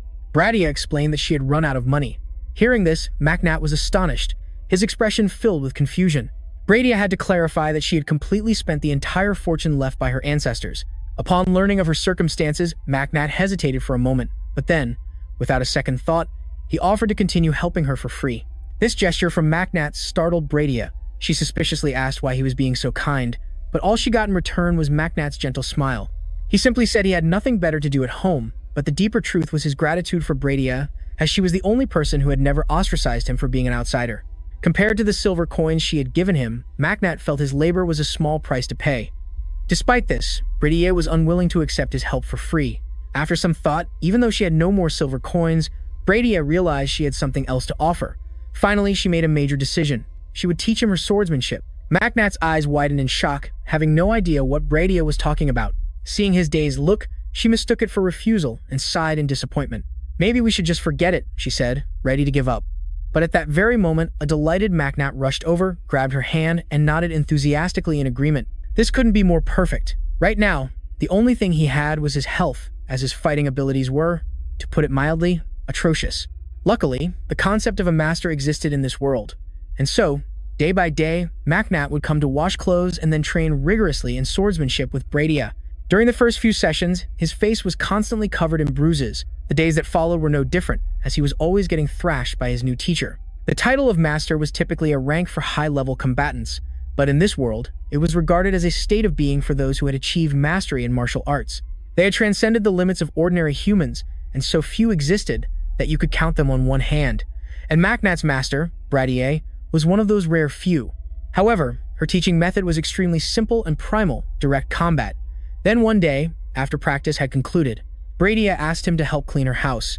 Maknat let out a sigh and agreed. Shortly after, his eyes were suddenly drawn in a particular direction. He curiously asked if it was a treasure vault, and then hesitantly asked Bradia for permission to take a look inside. Bradia was a bit surprised to hear he wanted to go in. She asked Maknat what he wanted to do in there. Fearing his true intentions would be discovered, he simply replied that he was just curious. He was curious to see what a holy relic looked like. Upon hearing his reason, Bradia appeared somewhat hesitant. She wasn't sure whether to let Maknat inside, but ultimately, she agreed and led him into the treasure vault. Maknat quickly promised he would only look and definitely wouldn't cause any problems. Bradia warned him that this would be the one and only time. Having gotten what he wanted, Maknat was ecstatic and thanked her profusely. Overwhelmed with excitement, he walked beside her into the treasure vault. Come to think of it, Maknat had no idea what the holy relic of the corrupted mother looked like, but he was confident he would feel something special. And he was right. As he walked past a giant goblet on a shelf, Maknat suddenly felt a sharp pang in his chest. When he looked closer, he saw it was radiating an immensely powerful sacred energy. Maknat frowned, feeling a stir within him. The goblet was surrounded by an incredibly intense sacred aura. Could this be the holy relic he had been searching for all along? The next day, the two trained as usual. But before long, Bradia had already knocked the sword from Maknat's hands. Ignoring the fact that he was unarmed, he charged toward her with his fists. However, Bradia seemed completely unfazed, effortlessly dodging his attack. A simple sidestep was all it took to send Maknat tumbling to the ground. She then proposed ending the session for the day, saying she had to go out and asking him to clean up. Maknat nodded in agreement without a moment's hesitation. Eventually, he was the only one left in the training yard. Maknat looked up at the sky and sighed softly. For 3 long years, he became her unwilling butler, living with her and handling all the household chores. In return, Mac lived a comfortable life, never having to worry about food or clothing. However, the price he paid was that he only learned survival skills, while he didn't learn a single thing about swordsmanship. Realizing he couldn't expect anything more, Mac decided it was time to escape. Staying wouldn't teach him anything new, while his main mission remained unfinished and his revenge for Santu was not yet exacted. At this thought, Mac's brows furrowed, his eyes revealing a look of pure determination. With a resolute expression, he took advantage of Brady ER's absence to sneak into the treasure vault alone. His target was the Holy Grail, a sacred relic that held the holy power of corruption. The plan was a success. He managed to seize the holy power hidden within. That was how Maknat obtained the immense power of corruption, and from that moment on, the mother of corruption began whispering to him. Since that day, Maknat had never seen his master again. Yet today, she suddenly appeared, leaving him stunned and wondering how she knew he was still alive. Standing before him, Brady EA helped Maknat up, then simply chuckled and shook her head, a cryptic gesture he couldn't comprehend. Immediately after, she marveled at his tenacious life force. For 3 whole years, she had beaten him to a pulp every day, yet he was still alive and kicking. It led her to the delusion that even if Maknat's head got blown off, a new one would simply grow back on its own. Hearing these words from his master, Maknat was utterly speechless. A question rang in his head. How could she possibly come up with such an absurd idea? But the fact was, he was still alive and well right in front of her. In any case, she didn't dwell on it. It was good enough that Macnat was alive. With that, she pulled out a wanted poster she had made herself to show off to him. The moment he glanced at the artistic portrait on the wanted poster, Macnat was once again struck dumb. He couldn't believe she had used something like this to find him, and even Daika standing beside him was equally horrified by the picture. In response to his skepticism, Bradley pouted, pointed at Macnat and said, "The fact that you're standing right here in front of me is all the proof I need, isn't it?" Faced with this impossibly absurd reasoning, Macnat was completely helpless and could only choose to stay silent and let the matter Suddenly, the atmosphere grew serious. Bradley narrowed her eyes, looking directly at Macnat and declaring in a low voice that she didn't care what he truly was. However, as a master, she had her own pride. She wanted him to return and continue his training until he became a true master. Macnat knew perfectly well this was the reason she had come for him. The difficult question was, how long would it take to reach the level of a master? Brady Ear thought about it for a moment. After some contemplation, she, who had trained relentlessly every single day, finally gave an utterly unacceptable number: 35 years. However, Brady EA figured that with Macnat's talent, the time could be shortened to 27 years. Even so, 27 years was still an impossibly long time, hopelessly long. If he agreed, his main mission would be completely ruined. Besides, how could he possibly compare himself to a genius like her? The answer, of course, was that he couldn't. Caught in a bind, Macnat had no choice but to speak up, hoping to negotiate the training plan. He knew that with her stubborn personality, if he didn't clarify things, it would be useless even if he fled to the ends of the earth. Meanwhile, elsewhere, the battle involving Carmen and his comrades was still raging fiercely. The surrounding landscape was a sea of corpses. Carmen let out a soft sigh and called for someone to report on their casualties. Tani quickly reported that their forces were now down to just 24 men, with 3 severely wounded and 11 lightly injured. Hearing these numbers, Carmen couldn't contain the sorrow welling up inside him. 16 people had fallen. He was certain his older brother could never have foreseen such a tragedy. He clenched the hilt of his sword, his heart filled with rage and regret. If only he had brought 100 elite soldiers, things would not have ended up like this. But at that very moment, a sudden, earth-shattering sound erupted from the opposite direction, putting Carmen's entire group on high alert. And when they finally got a look, Carmen couldn't stop a curse from escaping his lips, his expression instantly becoming incredibly tense. At that very moment, a colossal beast was slowly emerging from the rubble, a sight that struck even greater terror into Carmen's heart. It was shaped like a giant crab, but horrifically, a human head sprouted from the top of its shell. Witnessing this bizarre spectacle, everyone's face turned grim. Carmen immediately realized that although this monster was much smaller than the one in Aratico, its appearance was nearly identical. It was an enemy that ordinary soldiers had absolutely no chance of defeating. Realizing the dire situation, he immediately ordered the entire army to retreat, then turned to Saya beside him, suggesting they hold off the monster together to give the soldiers time to escape. Without a moment's hesitation, Saiia nodded decisively, tightened his grip on his spear, and bravely charged straight toward the giant beast before them. The blade in Carmen's hand was also swiftly thrown with wind-splitting speed, lodging directly into one of the monster's eyes. Its pained roar echoed through the sky, but Carmen had no intention of stopping. He tightened his grip on his sword, preparing for the next attack. Seizing the opportunity while it writhed in pain, he closed in on its massive body and, in the blink of an eye, delivered a fatal stab. Immediately, a viscous fluid gushed from its body like a spring, and another wave of extreme pain hit it, causing it to let out a horrifying scream. Watching from behind, Carmen nodded in satisfaction and praised him. "Well done," before charging forward himself without hesitation, sword in hand. Now it was Carmen's turn. He swung his blade in a powerful horizontal arc, unleashing a sharp wave of sword energy that flew straight at the beast. Under the relentless assault from both Saya and Carmen, the beast was now covered in injuries, which only made it more furious as it opened its mouth and let out a rage-filled roar. But just at that moment, Carmen suddenly sensed something was wrong, and his brow furrowed involuntarily. He was shocked to realize that the beast's form was changing unnaturally. Its body suddenly swelled, growing much larger than before. Not only had it become more grotesque, but the malevolent energy it emitted grew denser, and realizing the situation was beyond their control, both Carmen immediately turned to retreat, but it was too late. The beast suddenly opened its horrifying mouth and spewed a massive cloud of frost in their direction. In the next instant, the cold mist exploded violently, throwing both of them back as their bodies were covered in a layer of chilling frost. Taking advantage of the beast's momentary pause, the two quickly found a place to hide, as the frost now covered the entire clearing. Carmen anxiously checked on Saya, who was thankfully all right. Only one of his arms was frozen solid, but he was otherwise fine. As the frost on his body began to melt, the beast slowly advanced, and at that moment, Saya stepped out from his cover.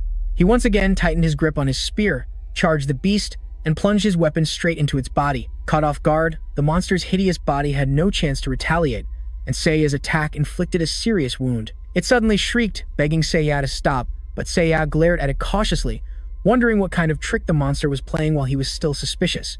Strange, vine-like rays of light suddenly appeared in the air and began to spread out in all directions. They quickly entangled everyone nearby, and the men in black immediately fell like harvested wheat under the assault of the bizarre light. The rays of light relentlessly pierced through the bodies of the men in black, causing them to die in terror.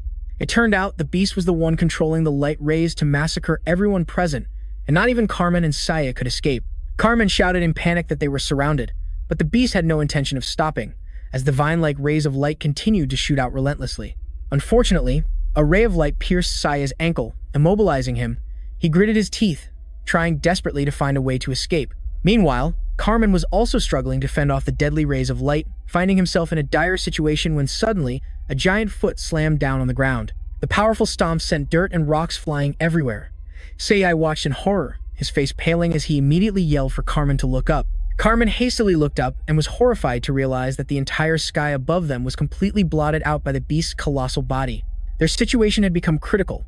Carmen swung his sword at the massive shadow, but at that very moment, a deadly ray of light appeared from behind him. Suddenly, an unannounced attack pierced through his body, making Carmen scream in excruciating pain.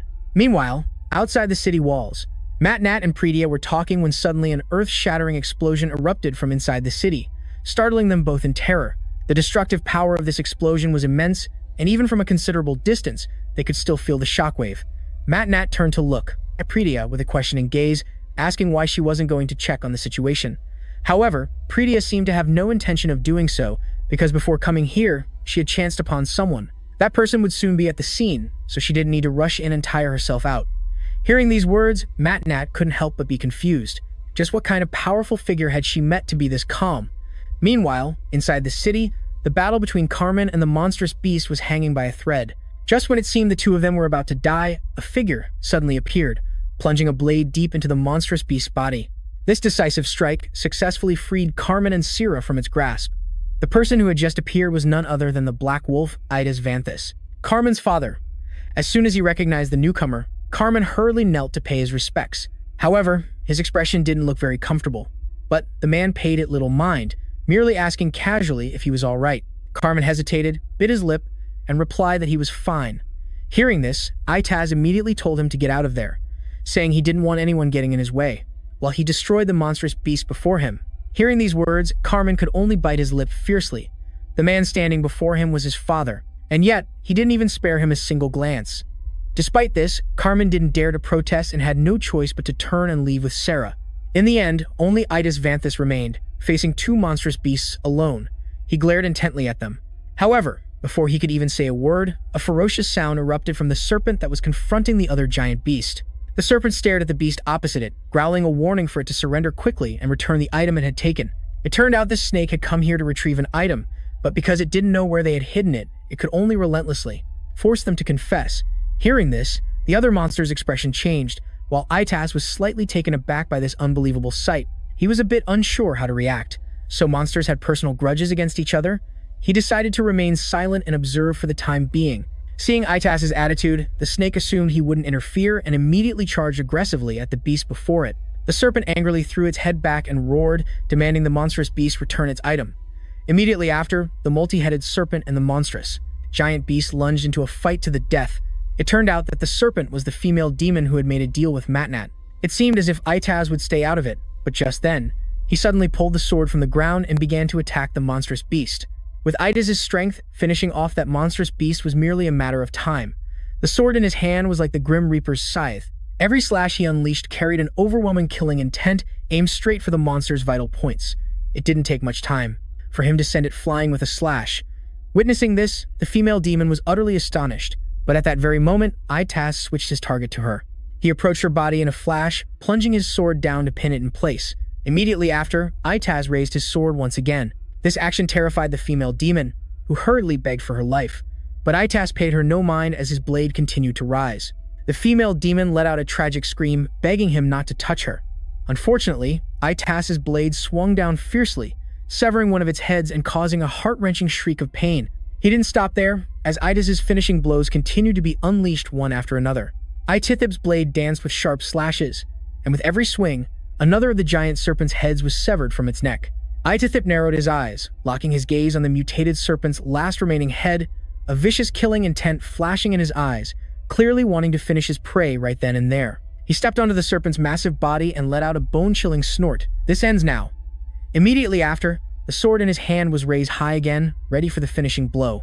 Just as the blade was about to come down, the female demon inside the serpent couldn't help but let out a curse. Her heart filled with despair. She had been so close to obtaining what she coveted. Was there really no other choice but to give up now? Could someone, anyone, come and save her, please? And it seemed her desperate plea was actually answered. At the very moment Itithip's sword came down, Bradlea suddenly appeared and intervened, her abrupt action startling the astonished Itithip. He hastily dodged to avoid the attack, and even the serpent was stunned, having absolutely no idea who this newly appeared woman was. But no matter who she was, she had saved its life.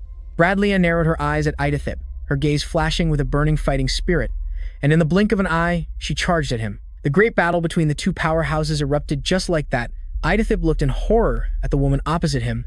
The energy radiating from her was just too powerful. It placed him under immense pressure. He hastily swung his sword to counter Bradlea, and the ear-piercing clang of metal striking metal rang out repeatedly. Soon, they had exchanged more than 10 blows, both being top-tier fighters. The shockwaves from their battle were so powerful that everything around them was devastated. The landscape was reduced to a desolate pile of rubble, and their sudden clash had inadvertently saved the monster from certain death. Itithip emerged from the thick cloud of dust, looking no different than a soul-reaping demon. He narrowed his eyes at Bradlea and demanded to know why she had interfered.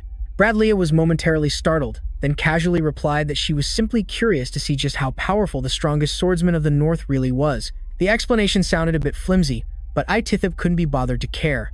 He said that if that was the case, they could test their skills later, but for now, he demanded that she step aside so he could complete his mission to protect the capital. However, Bradlea let out a soft chuckle, her tone filled with sarcasm.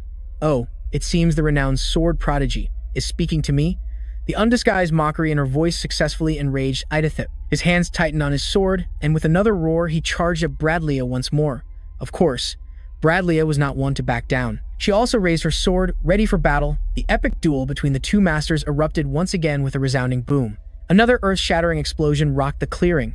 The serpent on the sidelines could only blink, staring in bewilderment at the unbelievable fight between the two humans. What in the world was going on? Just as the female demon was lost in confusion, a familiar voice suddenly called out. The sound startled her into turning around, and sure enough, she saw Macnat, shirtless and with his face hidden behind a mask. He rushed straight toward the serpent and asked, "Tell me what to do next." Upon seeing Macnat, the female demon was overjoyed and began thanking him profusely. Macnat had no time for her ramblings and urged her bluntly, "Tell me now, what should I do?" Hearing this, the female demon immediately screamed. She screamed that the other monster was holding a holy relic stolen from her. Inside that relic was a memento left behind by her daughter, and she relentlessly begged Macnat to help her retrieve it. Macnat frowned slightly, gripping his sword as he charged forward. So it's a holy relic. But he also realized that the monster before him possessed an incredible amount of holy power. Macnat ferociously charged and attacked the monster, and despite managing to sever parts of its body, he still glanced back at the female demon. He said that finding it would be difficult. Hearing this, the female demon inside the serpent panicked, pleading with him to please help her, because she truly had no other choice. The only choice was to trust her. Macnat knew this was a difficult and risky decision, and he had wanted to refuse, but the situation was too dire. Suddenly, the corrupted mother appeared in the form of an innocent child, leaving Macnat stunned, his eyes filled with confusion, completely unsure of her intentions.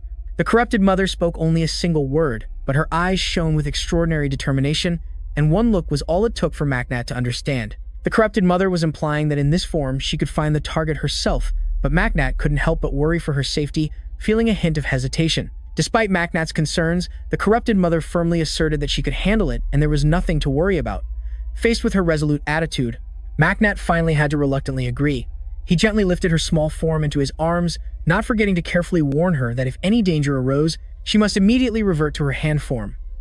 The corrupted mother nodded decisively. Seeing that she understood, Macnat felt a temporary sense of relief. Cradling the small figure, he prepared to launch an all-out assault on the raging beast ahead.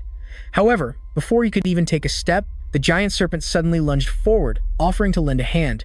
Without a word, it gathered its strength, using its massive, pillar-like tail to tightly constrict the monster's body, rendering it completely immobile. Once it was face to face with its foe, the giant serpent opened its fanged maw wide and tore a huge chunk from the beast's head. Having lost a part of its body, the beast let out a scream of excruciating pain. Seizing the opportunity, Macnat, carrying the corrupted mother, swiftly climbed onto its rugged back. He swung his sword, viciously carving a deep gash from which a disgusting, viscous black fluid gushed out. The monster shrieked in pain once more, its scream so powerful it caused a minor tremor. Feeling the violent shaking, Macnat held the corrupted mother even tighter in his arms. He quickly told her to hold on tight, then used his sword as an anchor to slowly climb higher. But at some point, countless giant, bizarre-looking figures had suddenly appeared below, frantically rushing up to block Macnat's path. Noticing their presence, he retaliated with his sword without a moment's hesitation. Every single one that charged at him was sliced in two. However, something unexpected happened instantly. The moment they were split, they immediately regenerated, and not only that, they duplicated into two identical copies. Just like that, their numbers began to increase exponentially. Before long, they had nearly surrounded Macnat. Realizing the situation was becoming critical, he quickly retreated and plunged the sword in his hand into the ground. He began to activate the power of the letters of corruption. In an instant, a series of ancient, strange characters began to spread across Macnat's sturdy body. His power surged to its absolute peak. As for those bizarre figures, they continued to charge forward relentlessly. Without hesitation, Macnat clenched his fists and charged barehanded straight into the enemy encirclement, beginning the slaughter. Empowered by this holy power, every punch Macnat threw caused one of the figures to explode into dust. Before long, he had completely cleared away all the obstacles. Just at this moment, the corrupted mother in Macnat's arms seemed to have discovered something, and she flinched slightly. Immediately after, she quickly pointed out what she had just seen. Macnat frowned, his gaze following her finger to a spot where a blue light was emanating from the beast's neck. It turned out that what they had been searching for was right there all along. He looked joyfully at the little girl in his arms, so happy that he wanted to cuddle her and kiss her forehead in celebration, but he restrained himself and maintained his focus. Macnat immediately pulled the sword embedded in the beast's body, then channeled his power and threw it straight into the head of the last remaining figure. After clearing the last obstacle, he shouted loudly, reminding the serpent of the target's location. Hearing this, the serpent immediately shot him a grateful look. Immediately, the giant serpent opened its massive maw, savagely tearing at the monster's body, but it cleverly left the beast's neck untouched. Seizing the golden opportunity while the monster was being tormented by the serpent, Macnat led the corrupted mother along its body, approaching the neck area as fast as lightning. Witnessing his actions, a hideous head suddenly emerged from the beast's body, letting out an enraged roar. It shrieked, insulting Macnat for being a mere lowly human who dared to look down on it. But ignoring those taunts, Macnat successfully closed in on the monster's neck. Without a moment's hesitation, the corrupted mother immediately showed him where the item was hidden. Macnat furrowed his brow slightly, his gaze following the direction she pointed. He muttered doubtfully, "Is it in here?" As soon as he finished speaking, without any hesitation, Macnat unleashed a devastating punch that pierced through the beast's body. His hand quickly rummaged inside and pulled out a wooden box. Looking at the item he had just retrieved, Macnat's brows furrowed even more tightly. He thought to himself that there hadn't been any holy relics like this recently. Could this be the power of a new holy relic, or was there another reason? But his train of thought was quickly interrupted. The corrupted mother, standing beside him, suddenly spoke. Although it was just a single short word, Macnat immediately understood the deep meaning behind it. She was urging him that their time was running out and they had to escape quickly. Macnat hurriedly nodded to show he understood. Immediately after, he shouted towards the serpent, "I found it." Hearing the good news, the serpent was overjoyed, thanking him profusely and urging him to get off the beast's body quickly. Macnat gave a slight nod, signaling for the corrupted mother to return to her original form. The two of them wasted no time, quickly escaping from the dangerous place. After he had left, the serpent suddenly raised its head to the sky and let out a resounding roar, its tone both indignant and sarcastic. "Hey, you up there, stop hiding in heaven like a turtle in its shell. Even if I breathe my last, I will never bow to you. That person will definitely pay the price for today's actions." Finishing its declaration of war, the serpent continued to tear apart what was left of the beast. Seizing the opportunity, Macnat also quickly moved to the side. He found a safe place to hide to avoid getting caught in the crossfire. However, as soon as his feet touched the ground, Macnat sensed the sound of hurried footsteps approaching, forcing him to quickly turn his head to look. It turned out the reinforcements had arrived. However, the sight before them made them recoil in sheer terror, step by step. What they saw was a giant serpent coiled tightly around the monster, devouring it. Witnessing this scene, Macnat couldn't help but sigh. So the reinforcements have finally arrived? He told himself he had to get out of this troublesome place quickly. At the same time, on another front, the confrontation between the two powerhouses, Bradley and Idis, was still raging fiercely. The duel was incredibly fierce. Within a 10-meter radius around them, the ground was torn to shreds, with soil and rocks flying everywhere. The two swords clashed continuously, creating ear-splitting, mind-numbing sounds. After a while, the two finally separated temporarily.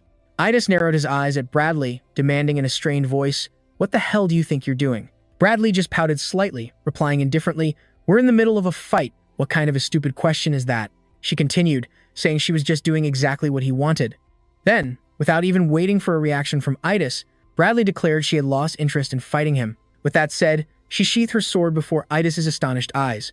They both remained silent, neither saying a word, as the atmosphere grew tense and deadlocked. After a moment, Idis finally broke the silence, warning Bradley that she would have to take responsibility for her words.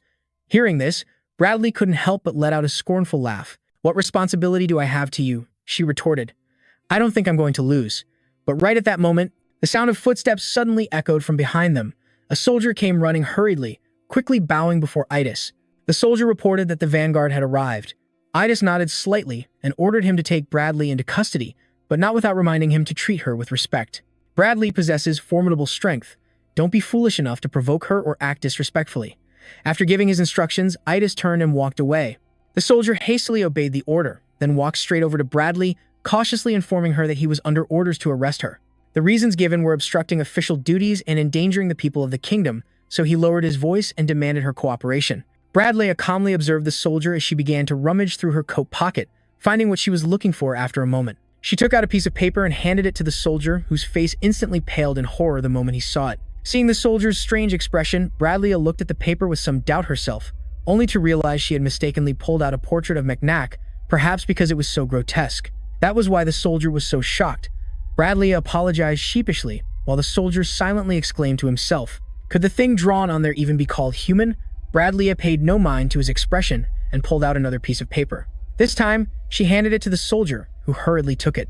He opened it, and his jaw dropped in astonishment, because it clearly stated a writ of immunity. This paper allowed its owner to be absolved of any crime by the kingdom. He stammered, asking if it was real. Bradley quickly confirmed that it was authentic, even pointing out the royal seal, but the soldier still looked at her with suspicion. He wanted to know how she had come to possess such an item. Bradley recalled that it was a gift bestowed upon her by the king. After she defeated the evil god's worshipper, the king had praised her as the savior of the entire kingdom, and even Bradley herself never expected to receive it. It was such a precious item. After thoroughly explaining the origin of the paper, she asked the soldier if she could go now. Because she still had important things to do, the soldier certainly didn't dare to stop her. That paper was basically a get-out-of-jail-free card. How could he possibly have the nerve to arrest her? Meanwhile, in another turn of events, after Macnac had gotten what he needed, Macnac led the corrupted mother back to his place, but just as they stepped into a dark cellar, Serpent rushed out from nowhere and threw her arms around him, thanking him profusely for today's events. Seeing this, the corrupted mother quickly separated them. Who would have thought she would become the demoness's next target for passionate hugs and kisses? And so, by the time they reached the demoness's home, the corrupted mother's face was covered in lipstick marks. At that moment, the demoness brought out tea and cookies for them, saying they were best enjoyed with tea. Hearing this, Macnac tried a piece but couldn't taste anything at all. In contrast, after the corrupted mother ate a cookie, she looked as if she had discovered the meaning of life. She kept praising them and devoured the entire plate of cookies, leaving the demoness staring blankly, not understanding a thing. Seeing that she didn't understand the corrupted mother, Macnac quickly translated, explaining that she meant the cookies were extremely delicious. With that said, he also took out the box he had won in the battle and gave it to Serpent. She was incredibly grateful and thanked Macnac over and over. Just then, Macnac suddenly remembered something and asked where Serpent's child was. She just sighed and replied that her child had passed away a very long time ago. Hearing her words, Macnac's expression darkened for a moment. Afraid he would feel guilty, Serpent quickly explained further. Her child was from the ancient empire. It would be strange if she were still alive today. Macnac was astonished to hear this. He asked in surprise if she'd had a husband to bear a child, but she shook her head, denying it. She never had a husband. She was already pregnant when she possessed this body. As she spoke, she opened the box on the table for them both to see. Inside was only a photograph, a few hair clips, a badge, and a small piece of paper. Although they were just ordinary items, she treasured them like jewels and explained that her kind always tries not to have children when they possess a body. In this world, their goal is to enjoy life as fully as possible, before they have to leave. However, when she brought a new life into the world, a strong bond with that child was formed. That bond would soon turn into sorrow, a sadness so overwhelming that we were forced to turn away and flee from it. Because she knew all too well that the life within this body was fleeting and short, which made Macnac truly wonder. If she already knew the outcome, why did she still decide to bring that child into this world? The answer was simple. it was merely out of curiosity. She explained that, in truth, every demon tries it at least once, and regardless, she had given birth to a tiny, adorable, and truly extraordinary being. Xiling suddenly recalled his first meeting with Nat, and she couldn't help but smirk, boasting that the bizarre serrated sword he was carrying was a masterpiece forged by her very own daughter. Nat was stunned, unable to believe his ears. How could such an incredible coincidence exist? The demoness simply smiled mysteriously and suggested that Nat place the sword on the table, saying she would show him a surprise. The young man complied without hesitation. The moment the sword was set down, the demoness began to whisper ancient, unintelligible spells. Almost instantly, the sword began to emit a mystical glow, revealing the engraved words, "To my beloved mother, my eternal sword, Elisa." Nat read the sender's name in astonishment. Below it, another line read, "This is the sixth creation of the Empire's greatest blacksmith, Xiling." Eliza chuckled softly, confirming that she hadn't been mistaken. This was indeed her daughter's work. Only then did Nat learn that the demoness's name was Elisa. He pondered for a moment before asking if the sword held any other secrets. Eliza simply shook her head with a smile, saying that she herself wasn't certain. She was simply speculating, because her daughter always had a habit of modifying things. Perhaps it was linked to another item somewhere. Nat thought for a moment and offered to give the sword back to her as a keepsake of her daughter, but Elisa tactfully refused. She explained that her other keepsakes were already more than enough and very precious to her. Besides, she knew her daughter created these weapons hoping someone would actually use them. Even if she took it, she wouldn't be able to use it, which would be an incredible waste. More importantly, she understood perfectly what her daughter truly wanted. Just then, the mother of corruption suddenly tugged on Nat's arm and whispered something that made him blush, causing Elisa to glance over with curiosity. He hesitantly asked her if there were any cookies. Hearing this, Elisa burst out laughing and pointed to the second drawer on the left side of the kitchen cabinet. She said there were plenty more inside and to help themselves. The moment the mother of corruption heard that, she grabbed a plate and dashed into the kitchen for the cookies. Alyssa watched her tiny figure scamper away and couldn't help but remark on how cute she was. Nat nodded in agreement, admitting he felt the same but didn't know how to properly show his affection. Hearing this, Elisa's demeanor suddenly shifted. She began to flirt, inviting him somewhere private to show his sincerity. While the mother of corruption was occupied, Nat bluntly refused, stating he wasn't interested in that. He also made sure to tell Elisa not to say things like that in front of the mother of corruption, because it would upset her. Eliza just gave a wry smile. She didn't push it, but added that if he ever changed his mind, he knew where to find her. Afterwards, her expression turned serious again as she pondered Nat's reward. But at that very moment, there was a loud crash. The mother of corruption had returned. The plate in her hands had somehow slipped and shattered on the ground. She then hopped onto a chair and boldly declared a few words. However, she only repeated a few completely unintelligible words. Naturally, Elisa couldn't understand a thing and had to wait for Nat to translate. It turned out the little girl simply wanted Alisa to pay her an amount of gold equivalent to the number of cookies she had in stock. Hearing the mother of corruption's request, Alisa couldn't help but laugh. The demand was quite practical, but the problem was she was also short on funds for repairing the arena and Haranyan as well. Besides, Alisa didn't want to repay her two saviors with ordinary material things, as that would seem insincere. She wanted to find a more special gift, even briefly considering accompanying them to repay her debt, but Elisa herself didn't want to get too involved in battles, because she knew all too well that wherever the child of corruption sets foot, that place would be stained with sorrow. After a moment of deep thought, Elisa seemed to suddenly remember something and hurriedly ran to her private room. Now only two people remained in the room, Nat and the mother of corruption. She gently tugged on his sleeve as if wanting to say something, and the perceptive Nat immediately understood and nodded. It turned out she wanted him to ask Eliza for some cookies. Nat didn't hesitate and promised to tell Eliza.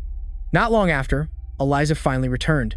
In her hand was a small cloth pouch, and hidden inside was a key. Alyssa revealed that this was an item she had kept for a long time, intending to sell it. But now, she decided to give it to the two of them. The moment he caught a glimpse of the key, Nat recognized it immediately as the guide to an ancient ruin. Alyssa nodded, praising his sharpness. She then revealed a shocking secret. This ancient ruin hides one of her daughter's powerful artifacts. Nat smiled at Eliza, expressing his hope to meet again someday. However, Eliza pointed to her eye, saying that it was having problems. For that reason, she would have to leave the capital for a while.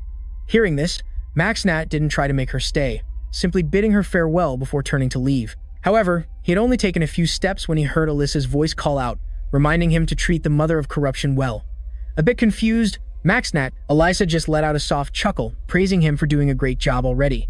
Other than that, she had no other requests. Nat was free to do whatever he wanted, as long as he could keep a smile on the mother of corruption's face. Hearing that sincere request, Nat gave a slight nod. He thought to himself that even if Eliza hadn't said it, he would have done so anyway. With that, he turned back, leaving Eliza alone to watch his retreating figure. Once he was out of sight, a mysterious smile appeared on Alyssa's lips. She thought to herself that the item inside that ruin would surely be of great help to Maxnat. Then, the Mother of Corruption would be able to restore her full holy power, and the gods in the heavens would have to tremble in fear. Especially that person coveting her daughter's gift at Renaissance Peak. They would all have to pay a hefty price. It was only a matter of time. Meanwhile, on his way back to his residence, Maxnat unexpectedly ran into Deka, waiting outside a large house. The moment she saw him, she rushed over, anxiously asking if he was injured. Maxnat shook his head slightly, reassuring her that he was fine. He then asked if Bradia had come looking for him, but Daika shook her head, saying she hadn't. However, Daika brought other news. She said that Carmen had contacted her, and that they were also right here. Maxnat was startled to hear from Daika that they were injured. Although the injuries weren't life-threatening, the healing process had run into some trouble. Hearing this, Maxnat couldn't help but feel worried. He hurriedly stepped inside to check on their condition. Before him was the sight of his two comrades lying in sickbeds, their bodies completely wrapped in white bandages. As soon as he saw Maxnat and Daika enter, Carmen cheerfully greeted them. Maxnat immediately asked about his condition, but Carmen just let out a loud laugh and shook his head, acting as if he was completely fine. He said they were just a few minor wounds, nothing to worry about. However, despite his tough talk, Carmen's injuries were actually quite severe, including broken bones. But what worried him more was Sarah. Hearing Carmen mention her, Sarah also smiled and said she was fine. She believed that as long as a priest treated her, the wound would heal quickly and there was nothing to be concerned about. Although both of them acted optimistic, Maxnat was still uneasy. He moved closer to examine Sarah's ankle, and just as he suspected, his intuition was correct. He discovered a chaotic flow of holy power from various evil gods lingering in the wound. This was likely why the priest's healing spells were ineffective. Maxnat immediately asked the Mother of Corruption if she could heal this wound. She quickly confirmed that she could, but with one prerequisite. The condition was that she had to absorb holy power from a sacred relic. However, doing so would expose their identities, and acting recklessly in the capital right now was impossible. Perhaps you must find the Great Ruins, a completely isolated land where there is enough sacred power for the Mother of Corruption to recover. While Maxnat was lost in thought, everyone mistakenly believed he was worried about their injuries, so Carmen quickly spoke up to reassure him. The priest who visited this time confirmed that the evil god's sacred power would eventually weaken. It was only a matter of time. Maxnat frowned slightly, pressing to know how long it would take. Carmen thought for a moment, then sighed in response, saying it would be at least 1 month. Or it could even take a few years for it to disappear on its own, but that was just the estimated time for Carmen. The priest also said that Saiia's case would take much longer. However, they had also found someone capable of neutralizing the evil god's sacred power, so perhaps the waiting time would be shortened. Carmen realized that with his current injuries, he could no longer protect Daika. Filled with guilt, he apologized to her. Daika didn't seem to mind at all. She just gently told them to rest easy, saying she was perfectly capable of taking care of herself. And then, right at that moment, Maxnat suddenly announced that he and Daika would be leaving the city in the next few days. The reason was that he had found a way to expel the dark sacred power from Carmen's and Seiya's wounds. As soon as he said this, Daika looked at him in astonishment because she knew all too well what kind of priest Maxnat was. She was about to speak, but he shook his head to stop her. His gesture meant, just stay quiet, I'll explain later. In contrast to Daika, Carmen was overjoyed at the prospect of an early treatment. He looked extremely eager. Then, Carmen seemed to suddenly remember something. He looked at Maxnat and asked to speak with him privately. Although Maxnat didn't understand what was going on, he still nodded in agreement. The 2 girls who were there tactfully stepped outside, leaving the 3 men some private space. Carmen then flashed a knowing smile. He praised Daika as a wonderful girl and advised Maxnat to seize the opportunity to make a move. He even insisted that Maxnat definitely had feelings for the girl. Hearing this, Maxnat just froze, completely unsure how to react. Seeing Maxnat's expression, Carmen was a bit confused. He had been sure the 2 of them were a couple. At the same time, the Mother of Corruption overheard and began to fly into a rage. She continuously cursed inside his head, forcing Maxnat to hastily explain to her that there was nothing going on between him and Daika. But the Mother of Corruption still didn't believe him, adamantly demanding a proper explanation. But the problem was, what was there for him to explain? Because there was absolutely nothing between them. Yet Carmen, on the other hand, hadn't given up and was insisting on setting the 2 of them up. He even considered it a golden opportunity for the 2 to develop their feelings. Tired of arguing, Maxnat quickly packed his bags and left with Daika. Daika was extremely excited about this trip. Although she wasn't sure if just the 2 of them would be alright, she was truly happy to be accompanying Maxnat. However, her short-lived joy was immediately extinguished when she saw Bradley already sitting and waiting at the inn. As soon as she saw Maxnat, Bradley expressed her dissatisfaction, scolding him for being late. Then, she waved for him to sit down next to her. However, Macnac chose to sit on the opposite side instead, an action that left her stunned. Ignoring Bradley's expression, Macnac got straight to the point. Bradley, having regained her composure, casually mentioned that she had to stop by the Queen's palace in the Northern Kingdom. The Queen had a matter she needed her help with. Macnac was a little surprised and asked what it was. It turned out to be about the followers of the evil god causing trouble north of the capital, and since the Queen had asked so kindly, she couldn't bring herself to refuse. With that, she told Macnac to hurry and pack his things so they could go to Eagler together. However, the moment she finished speaking, Macnac immediately refused. "I can't go with you. That place is in the opposite direction of where I need to go. Besides, I have something important I need to..." As soon as he finished speaking, the look on Bradia's face changed instantly, and she stressed her point once more. He firmly stated that he would not go with her, despite the great hardships she had overcome to come here and fulfill his request. However, Macnac didn't hesitate for a moment, nodding decisively to show he was completely serious, and just as he finished speaking, 2 streams of tears suddenly flowed down Bradia's cheeks, as she sobbed and called Macnac cruel, asking why he would treat her like this. However, Macnac didn't fall for the trap at all, retorting with a pout that he had been tricked by this exact ploy countless times before, and he would never be fooled by it again. Hearing this, Bradia's tears suddenly dried up, and she immediately returned to her normal demeanor. It seemed there was no point in continuing the act once the trick had lost its effect. She didn't forget to pout and mock him for being so clueless, saying that a woman's tears were the ultimate weapon. However, while they were talking, Bradia's hand subtly brushed against the sword placed beside her. This small action, of course, did not escape Macnac's notice. He immediately demanded she place both her hands on the table, warning her that if she dared to knock him out and drag him away, he would get genuinely angry. Hearing this, Bradia pulled her hand back, pouting reproachfully, as if she didn't always resort to violence to solve her problems. But the truth was, she had done exactly that quite a few times, and the victim was none other than Macnac himself. The young man could only let out a resigned sigh. Afterward, he explained the whole situation to her. He couldn't leave with Bradia right now, but he promised to return as soon as he finished his work here. Bradia pondered for a moment, then stopped pressuring him and nodded in agreement. Seeing her consent so easily, Macnac couldn't help but be surprised, but he also secretly thought this was for the best, as he wouldn't have to go back with her.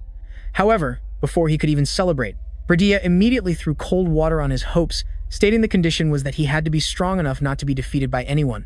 Macnac looked at her in confusion, only to see her stand up, shoulder her sword, and gesture for him to follow her to the inn's backyard. Hearing this, Macnac knew exactly what she wanted: a duel. Even though he didn't want to, he had no other choice. He had no choice but to grab his sword and follow her. In the backyard, as soon as Bradia saw Macnac, she laid out the terms of the match. She would only use power equivalent to his, and Macnac had to use his full abilities to defeat her. If he could do that, he was free to go. Hearing this, Macnac furrowed his brow, thinking to himself that if he used overly powerful techniques now, things would get incredibly complicated. Therefore, it was best to just stick to his usual skills. Immediately, the two of them rushed at each other, the ceaseless sound of clashing metal echoing through the yard. Sparks flew more and more frequently, and the surrounding area was not spared, as dirt and rocks were sent flying everywhere. Macnac squinted, observing Bradia's sword path. He completely predicted her familiar attack pattern right before a punch was about to fly at his face. Bradia raised an eyebrow provocatively, her attitude clearly showing she didn't take him seriously at all. In an instant, Macnac was successfully provoked. He let out a roar and swung his sword, charging toward her. However, Bradia didn't even bother to glance at him, calmly swinging her own sword in response. Every one of Macnac's sword strikes was easily neutralized by her. Before long, he was knocked backward, having to use his sword to prop himself up to keep from collapsing. Just then, Bradia suddenly sheathed her sword and nonchalantly asked, "What is the most important thing to become a master swordsman?" Macnac thought for a moment before answering that it was swordsmanship, honed to perfection and a body trained to its absolute limit. Hearing this answer, Bradia wordlessly delivered a swift kick to his back, catching Macnac off guard and sending him face first into the dirt. Looking down from above, she began her lesson. Those are merely the basic requirements. If that was all it took to master the way of the sword, things would be far too simple. Hearing these words, Macnac couldn't help but be astonished, realizing his master had reached that realm after only 5 years of sword practice. Macnac couldn't stop himself from blurting out, asking if his master thought she was being too arrogant. However, Bradia didn't think so at all. She affirmed that what she said was completely accurate, then began to explain in more detail about the so-called mind. Macnac could only stare blankly at his master. He basically had no idea what his master was talking about. That innocent expression caught Bradia's eye, making her unable to hold back a laugh, thinking to herself, he's actually a little cute. Seeing her just smiling silently, Macnac showed his dissatisfaction and urged her on. Bradia just pouted slightly in reproach. Not a shred of patience, she thought to herself, then continued to explain that a true swordsman can understand and resonate with the will of any sword. A master can do extraordinary things that others cannot. To reach the pinnacle of swordsmanship, the mind must not have any attachments or dependencies. However, Macnac was obsessed with something. As soon as she finished speaking, Bradia pointed her sword at his neck. She wanted to force him to say what it was. However, Macnac clenched his teeth, determined not to say a word. He couldn't confess that he, a priest, was dependent on the corrupted mother. Even worse, every time Macnac returned from the dead, his dependence on that divine power grew even deeper. Witnessing this, Bradia was so angry she laughed. She realized he understood the problem she was talking about very well. Macnac didn't hide it and nodded frankly. Seeing Macnac still being so stubborn, Bradia could only sigh helplessly. She knew he completely understood what she was saying. Macnac hesitated for a moment before continuing to admit it. Right after that, Bradia slowly revealed her feelings. Actually, I was very happy when I found you and took you as my disciple, but my heart grows cold now when we cross swords, Bradia said. Macnac looked doubtful. He looked at his master, thinking it was because his skills were still too poor to become a swordsman. However, she shook her head in denial. Bradia said it was a feeling from a mother's heart. It felt as if she had poured her heart and soul into raising a son, only to end up having to watch helplessly as someone else came and stole him away. That made her extremely uncomfortable. As long as Macnac remained dependent on that creature, Bradia would only receive resentment if she tried to separate them. She didn't want that scenario to happen at all. Therefore, she didn't force Macnac anymore. But Bradia couldn't bear to let him be in danger, so she gave him a white ring. Macnac frowned at the ring. Bradia then explained, "This is an ancient artifact I obtained from the cult of the sacred flame. There are 2 rings in this set. By wearing one, you can know the location of the other." Not wanting to disappoint his master, Macnac put it on without any hesitation. Afterwards, he spoke up and asked, "May I ask you a question?" Bradia nodded, signaling her agreement. Macnac quickly voiced his question. "Why is it that your swordsmanship has reached such a masterful level, yet you are still a nun?" Bradia was a bit startled, not expecting him to ask that. After a moment of hesitation, she answered, "People don't always become clergy just because of faith. To be precise, I became one because a god granted me this power." She further explained that even sword masters or high-ranking priests see the gods as their faith. However, they don't let themselves be dominated by blind emotions related to the divine. Just like how she still considers him her disciple, regardless of the fact he's using the holy power of an evil god. That is also the reason why one must become a sword master, so that your emotions are no longer dependent on anyone or any belief. If you can do that, you will be able to distinguish between your own true feelings and those sown by the gods. At this point, Macnac finally understood completely. Bradia, who was opposite him, had long figured out that he was a worshipper of an evil god, and the entity he relied on was the corrupted mother. She nonchalantly shrugged, showing that she was no fool. Macnac then spoke up, saying he wanted to ask one more question, and Bradia, not bothering to argue, simply nodded in agreement. After some thought, Macnac hesitantly asked why she had chosen him as her disciple instead of someone more talented. His question made Bradia freeze in her tracks. She couldn't believe that after all that hesitation, he would ask something so silly. It turned out that Bradia had been raised from a young age to be the sharp sword of the sacred flame sect. Her life had been one of complete solitude, devoid of any joy, until she met Macnac and the happiness they shared for 3 years. It was more than anything she had ever experienced in her entire life. The emptiness she felt after losing him grew larger each day, making it impossible for her to go back to a life without him. Only then did Bradia realize that she truly needed Macnac, that he was incredibly important to her, because only with him could she find joy. Meanwhile, elsewhere, a henchman of the Dragon Clan prince was being hunted for some unknown reason. He lost all patience and roared, "You fools! How dare you cause such a ruckus at headquarters?" They were blaming him for ruining the plan to kidnap the princess. However, the men in black adamantly insisted that he was the culprit. They declared he was the traitor. Words were exchanged, neither side backed down, and they once again plunged into a chaotic brawl. All alone, the henchman was no match for the group of men in black and had no choice but to flee for his life. He kept screaming for help, even yelling that he'd be a human chair for anyone who saved him. Just at that critical moment, a deafening explosion suddenly went off. Smoke and fire filled the air, making the henchman look back in terror. As the sea of flames began to dissipate, a figure with a monstrous arm emerged from the smoke. It was none other than the Dragon Clan prince. As soon as he saw him, the henchman was overjoyed and hurriedly ran up to the prince, stammering, "Your Highness, are you here to save me?" The prince snorted coldly and retorted with disdain, "If I wasn't here to save you, did you think I came for the scenery? Stop talking nonsense. Do I look like I have that much time on my hands?" With that, the prince commanded, "Keep up, and if you fall behind, I swear I'll leave you here." The henchman hastily followed, but when he remembered his earlier slip of the tongue, his face twisted in horror and he was rendered speechless. Just then, the Dragon Clan prince also seemed to remember, turning back to warn him, "If you dare try any of that funny business with me, I'll send you to your maker in an instant." Switching scenes, Macnat and Daica were following the coordinates from the ruined key. After 5 long days, they finally arrived at a camp perched on a cliffside, which was under extremely tight security. Daica observed for a moment before asking doubtfully, "They're mountain bandits, right?" Macnat nonchalantly replied, "Probably, but I'm not entirely sure." Shortly after, they found a hiding spot and quietly planned their infiltration. Daica suggested a fire attack, but Macnat was concerned it might start a forest fire. After some discussion, they reached a final decision to try talking directly with the guards. This audacious plan couldn't help but startle Daica. However, Macnat instructed her to have her magic ready for the worst-case scenario. As soon as he finished speaking, he walked straight towards the guards by himself. Before he even got close, the guards spotted him. They immediately aimed their weapons at him and yelled coldly, "Halt! Who are you?" Macnat wisely stopped in his tracks. He flashed a friendly smile and introduced himself. "I am a priest of the goddess of protection, and I was guided here to visit the mountain bandits of this region." Hearing this, the guard demanded that he hand over all his weapons before he would be allowed to enter. However, Macnat feigned hesitation. "I can't do that. I'm not even sure if you're the mountain bandits I'm looking for." The guard assumed he was trying to negotiate something. Without wasting words, the guard bluntly told him to leave, stunning Macnat. After a moment of observation, Macnat suddenly uttered a cryptic sentence. That sentence made the guard freeze, and then he suddenly realized the person before him was a mage. In just an instant, the guard's expression shifted from confusion to absolute terror. He stared at him, petrified and speechless. Seeing his state, Macnat just smirked slightly. He calmly suggested, "Could you please call someone out here who can speak more civilly?" This statement was like adding fuel to the fire, and the guard immediately exploded. He gritted his teeth and growled, "Do you take me for a fool?" As soon as he finished speaking, the guard rushed forward to teach Macnat a lesson, but unfortunately, just as he charged, he was gently tapped on the back of the neck by him, immediately falling unconscious and sprawling on the ground. Macnat pouted, showing clear disdain. "Don't jump to conclusions like that." At the same time, Daica, who was outside, witnessed the whole thing.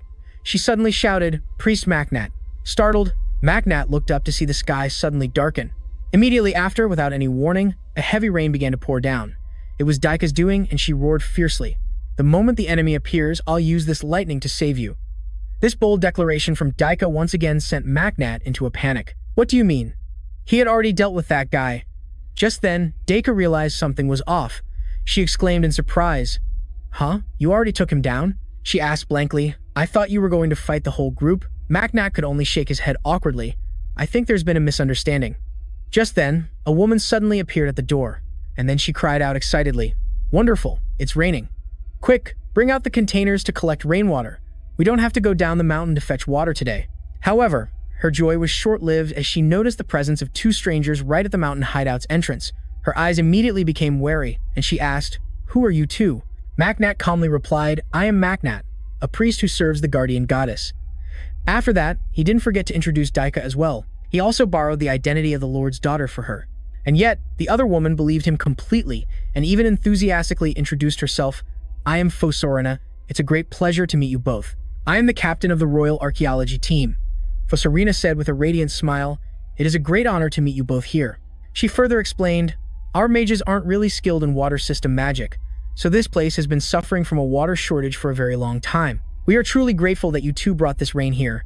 Hearing these words, Daica also replied cheerfully, "I'm glad I could be of help to everyone." Just then, Fosorina noticed the guard sprawled out on the ground. She said apologetically, "On behalf of that jerk, I would like to apologize to you both. Honestly, if he weren't also a mage, I would have kicked him out a long time ago. It seems she's been dissatisfied with him for a long time." At this point, Fosorina turned to Macnat with a curious gaze. "But why did you two manage to find this place?" "Because the excavation of ancient ruins is always kept absolutely secret." Macnat pondered for a moment before slowly explaining, "Actually, we found this place by following the coordinates engraved on a key." Hearing this, Fosorina immediately frowned, her voice a little agitated. "Could it be? The key you're talking about is the one that leads to the ancient ruins?" Her eyes suddenly lit up, and she asked hesitantly, "So, can I possibly go with you?" However, Macnat immediately poured cold water on her hopes. "I'm afraid that's not possible." Seeing this, Fosorina quickly waved her hands and explained, No, I don't mean going in with you from the very beginning, but rather, After you've gotten what you need, could you take me inside for a look? Afraid that Macnat wouldn't agree, the girl standing beside him pleaded continuously. However, Macnat still seemed extremely hesitant. Finally, unable to be patient any longer, Fosarina decided to play her trump card to entice the priest. What do you know about the ruins of the ancient empire? To that question, Macnat just shook his head and replied, I only know the common information, just like everyone else. Hearing that, Fosarina smiled confidently. The ruins of the ancient empire are usually divided into two parts. One part consists of areas sealed within a separate space and can only be accessed with a special key. The other part is buried deep underground, and the goal of our Royal Archaeological Team is to excavate that remaining part. Hearing this from Fosarina, Macnat was startled and suspiciously asked if they were excavating a ruin buried right beneath this very spot. Fosarina smiled faintly, praising his sharpness, and explained that they were simply curious about the connection between the two ruins and had no intention of taking any treasures from within. Understanding their purpose, Macnat nodded and agreed to let her come along, which made Fosarina overjoyed as she profusely thanked him. Then, Macnat hesitantly asked if she could arrange a place for them to rest, since the team would surely be exhausted upon their return. Hearing this request, Fosarina agreed without a moment's hesitation, firmly stating that it would be no problem at all once everything was settled. Macnat suddenly had a question and asked if any members of her group were from the headquarters or other guilds, but Fosarina simply shook her head. She explained that everyone here was part of the Royal Archaeology Team, with absolutely no outsiders among them. Hearing that, Macnat couldn't help but smile, remarking that her team seemed a bit small, which made Fosarina scratch her head in embarrassment before she began to explain. She confessed that they weren't a very profitable organization, as most of the artifacts they excavated were in terrible condition. There were even some digs where they found no artifacts at all, so their budget wasn't sufficient to hire many workers. Hearing this, Macnat nodded understandingly. He added that having more people along wouldn't be a problem then, and exactly 1 hour later, Big Sis used her key to open the gate. She channeled magic into the key and inserted it into the dungeon gate. In the blink of an eye, a passageway appeared right in front of everyone. Fosarina's eyes lit up at the sight, while Macnat, unconcerned with everyone else's reactions, slowly stepped through the gate. Instantly, the scenery around him changed dramatically. He had set foot inside an ancient castle, marking the first successful step of his mission. Just then, as he was reveling in his success, a sudden scream rang out, making him jump. It turned out to be Big Sis, who was marveling at the breathtaking beauty of the place.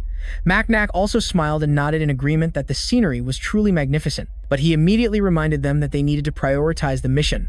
With that, Macnat took out the earrings filled with holy power and began to chant, "Mother, I need a new authority."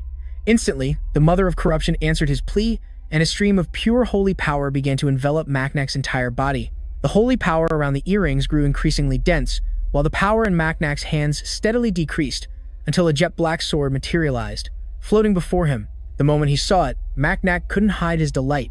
He had finally obtained an authority with pure, immense offensive power. With that thought, Macnat reached out to grab the hilt. This was the sword of corruption, capable of devouring anything it touched. However, the moment he grasped the hilt, a terrifying dark aura erupted from it, beginning to violently corrode his arm. Startled by this unexpected event, Macnat hastily threw the sword to the ground with an annoyed grunt. How am I supposed to use it if it devours its own master? In just a flash, Macnat's arm was completely disfigured by the corrosive power. Seeing Macnat's hand corroded beyond recognition, a worried Big Sis asked if he was all right. Macnat simply shook his head to reassure her, saying it was fine and would heal soon. Just then, a warm holy power began to radiate from his chest. It was the Mother of Corruption, who had taken the form of a child and emerged out of sheer worry for Macnat. The moment she appeared, the little girl rushed straight into his arms. Seeing her current appearance, Macnat happily exclaimed that she had grown much bigger than before, but 2 streams of tears were currently rolling down the Mother of Corruption's face. Macnat knew she was worried for him, so he gently patted her head, reassuring her that he was really fine. At that moment, Big Sis, standing beside them, suddenly spoke up. She suggested, "I have an idea. Why don't we try letting her hold the sword? She looks pretty nimble, and besides..." After hearing this, Macnat hesitated. Even though there was a chance his mother's hand wouldn't be affected by the curse, he didn't want the corrupted mother to suffer any pain. However, the corrupted mother was incredibly resolute. Her determined gaze convinced Macnat, forcing him to nod in agreement. Still uneasy, he instructed her, "If you feel any pain, throw it away immediately, okay?" The corrupted mother nodded to show she understood. Immediately after, Macnat used his holy power to retrieve the sword and carefully handed it to her. A steely glint of determination shone in the corrupted mother's eyes. With the strong belief that she would succeed, she grabbed the sword from Macnat's hand without a moment's hesitation. However, tragedy seemed poised to repeat itself. The corrupted mother's fate was no different from Macnat's, A terrifying wave of darkness immediately corroded her flesh. The corrupted mother screamed in pain, hastily throwing the sword to the ground, her face pale as tears streamed down. Witnessing the heartbreaking scene, Macnat rushed to her side, his voice filled with panic. "Mom, are you okay?" The corrupted mother just looked up at him, unable to hold back her tears. Macnat quickly hugged his mother to comfort her. "Don't blame yourself, Mom. I'll definitely protect you." Just then, Big Sis suddenly spoke up, breaking the atmosphere. "Isn't something a little strange?" Macnat turned to her with a confused look. "What do you mean?" Big Sis scratched her head with an awkward laugh, then voiced the question that had been on her mind. Why would the corrupted mother be harmed by her own power? As soon as she finished her question, the corrupted mother suddenly flew into a rage, pointing directly at Big Sis and letting out angry shouts that scared the daylights out of her. Macnat seemed to understand his mother's shouts and quickly explained it's because she hasn't fully recovered her holy power yet. But that didn't matter. The fact that his mother could utter a new word made Macnat overjoyed, so overcome with emotion that he was speechless. The corrupted mother's anger also subsided. She smiled at him and then stammered out two more confusing words. "I am, kill." Macnat gently patted his mother's head, reassuring her that she didn't need to worry.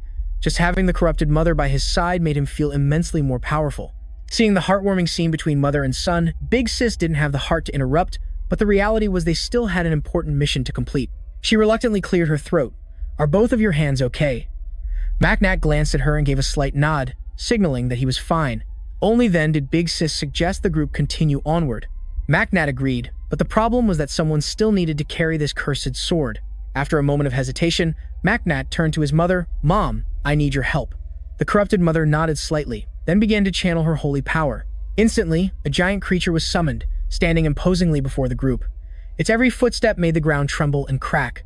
Macnat smiled at the familiar creature. "Long time no see. I hope you can help us." In response, the giant tilted its head back to the sky and let out a resounding roar as if in greeting. Macnat nodded in satisfaction, then began to ask for a favor. "Could you hold this for me for a moment?" As he spoke, Macnat pointed towards the sword, which was enveloped in a green holy light. It lay silently on the ground. The giant didn't hesitate, reaching its massive hand toward the sword. It grabbed the sword decisively, but unfortunately, the moment it touched the hilt, the giant had to grit its teeth in pain. Its arm also began to be corroded by the darkness, just like Macnat and the corrupted mother before it. Finally, unable to bear it any longer, it let out a terrifying roar. And then, in a brutally decisive act, it severed its own corrupted hand. Witnessing this, Macnat could only sigh. Even the corrupted giant couldn't hold the sword. Its face now clearly showed its agony. Macnat spoke up guiltily. "I'm sorry." He never expected it would have to endure such suffering because of him. It seemed there was no other choice. Macnat's group decided they had to proceed into the ruins first. Just then, an earth-shattering roar suddenly erupted from the giant, startling the entire group. Daica grew impatient and turned to press Macnat. "What should we do now?" In contrast to her anxiety, Macnat was perfectly calm and replied simply, "Let's just stay put and observe." After all, no one in the group could be sure if there were traps inside, so letting the giant go first to clear the path was clearly the best possible option. And yet, at that very moment, an unusual sound suddenly echoed from the other side, startling even Macnat into alertness. Even the giant was no exception. It immediately turned its head to look back, and then the whole group was stunned to see a stone golem looming before the entrance to the ruins, having appeared without anyone noticing. Daica glanced at Macnat, suggesting, "Should I use my magic?" But he just shook his head, indicating it wasn't necessary. "Let's just wait and see," Macnat explained.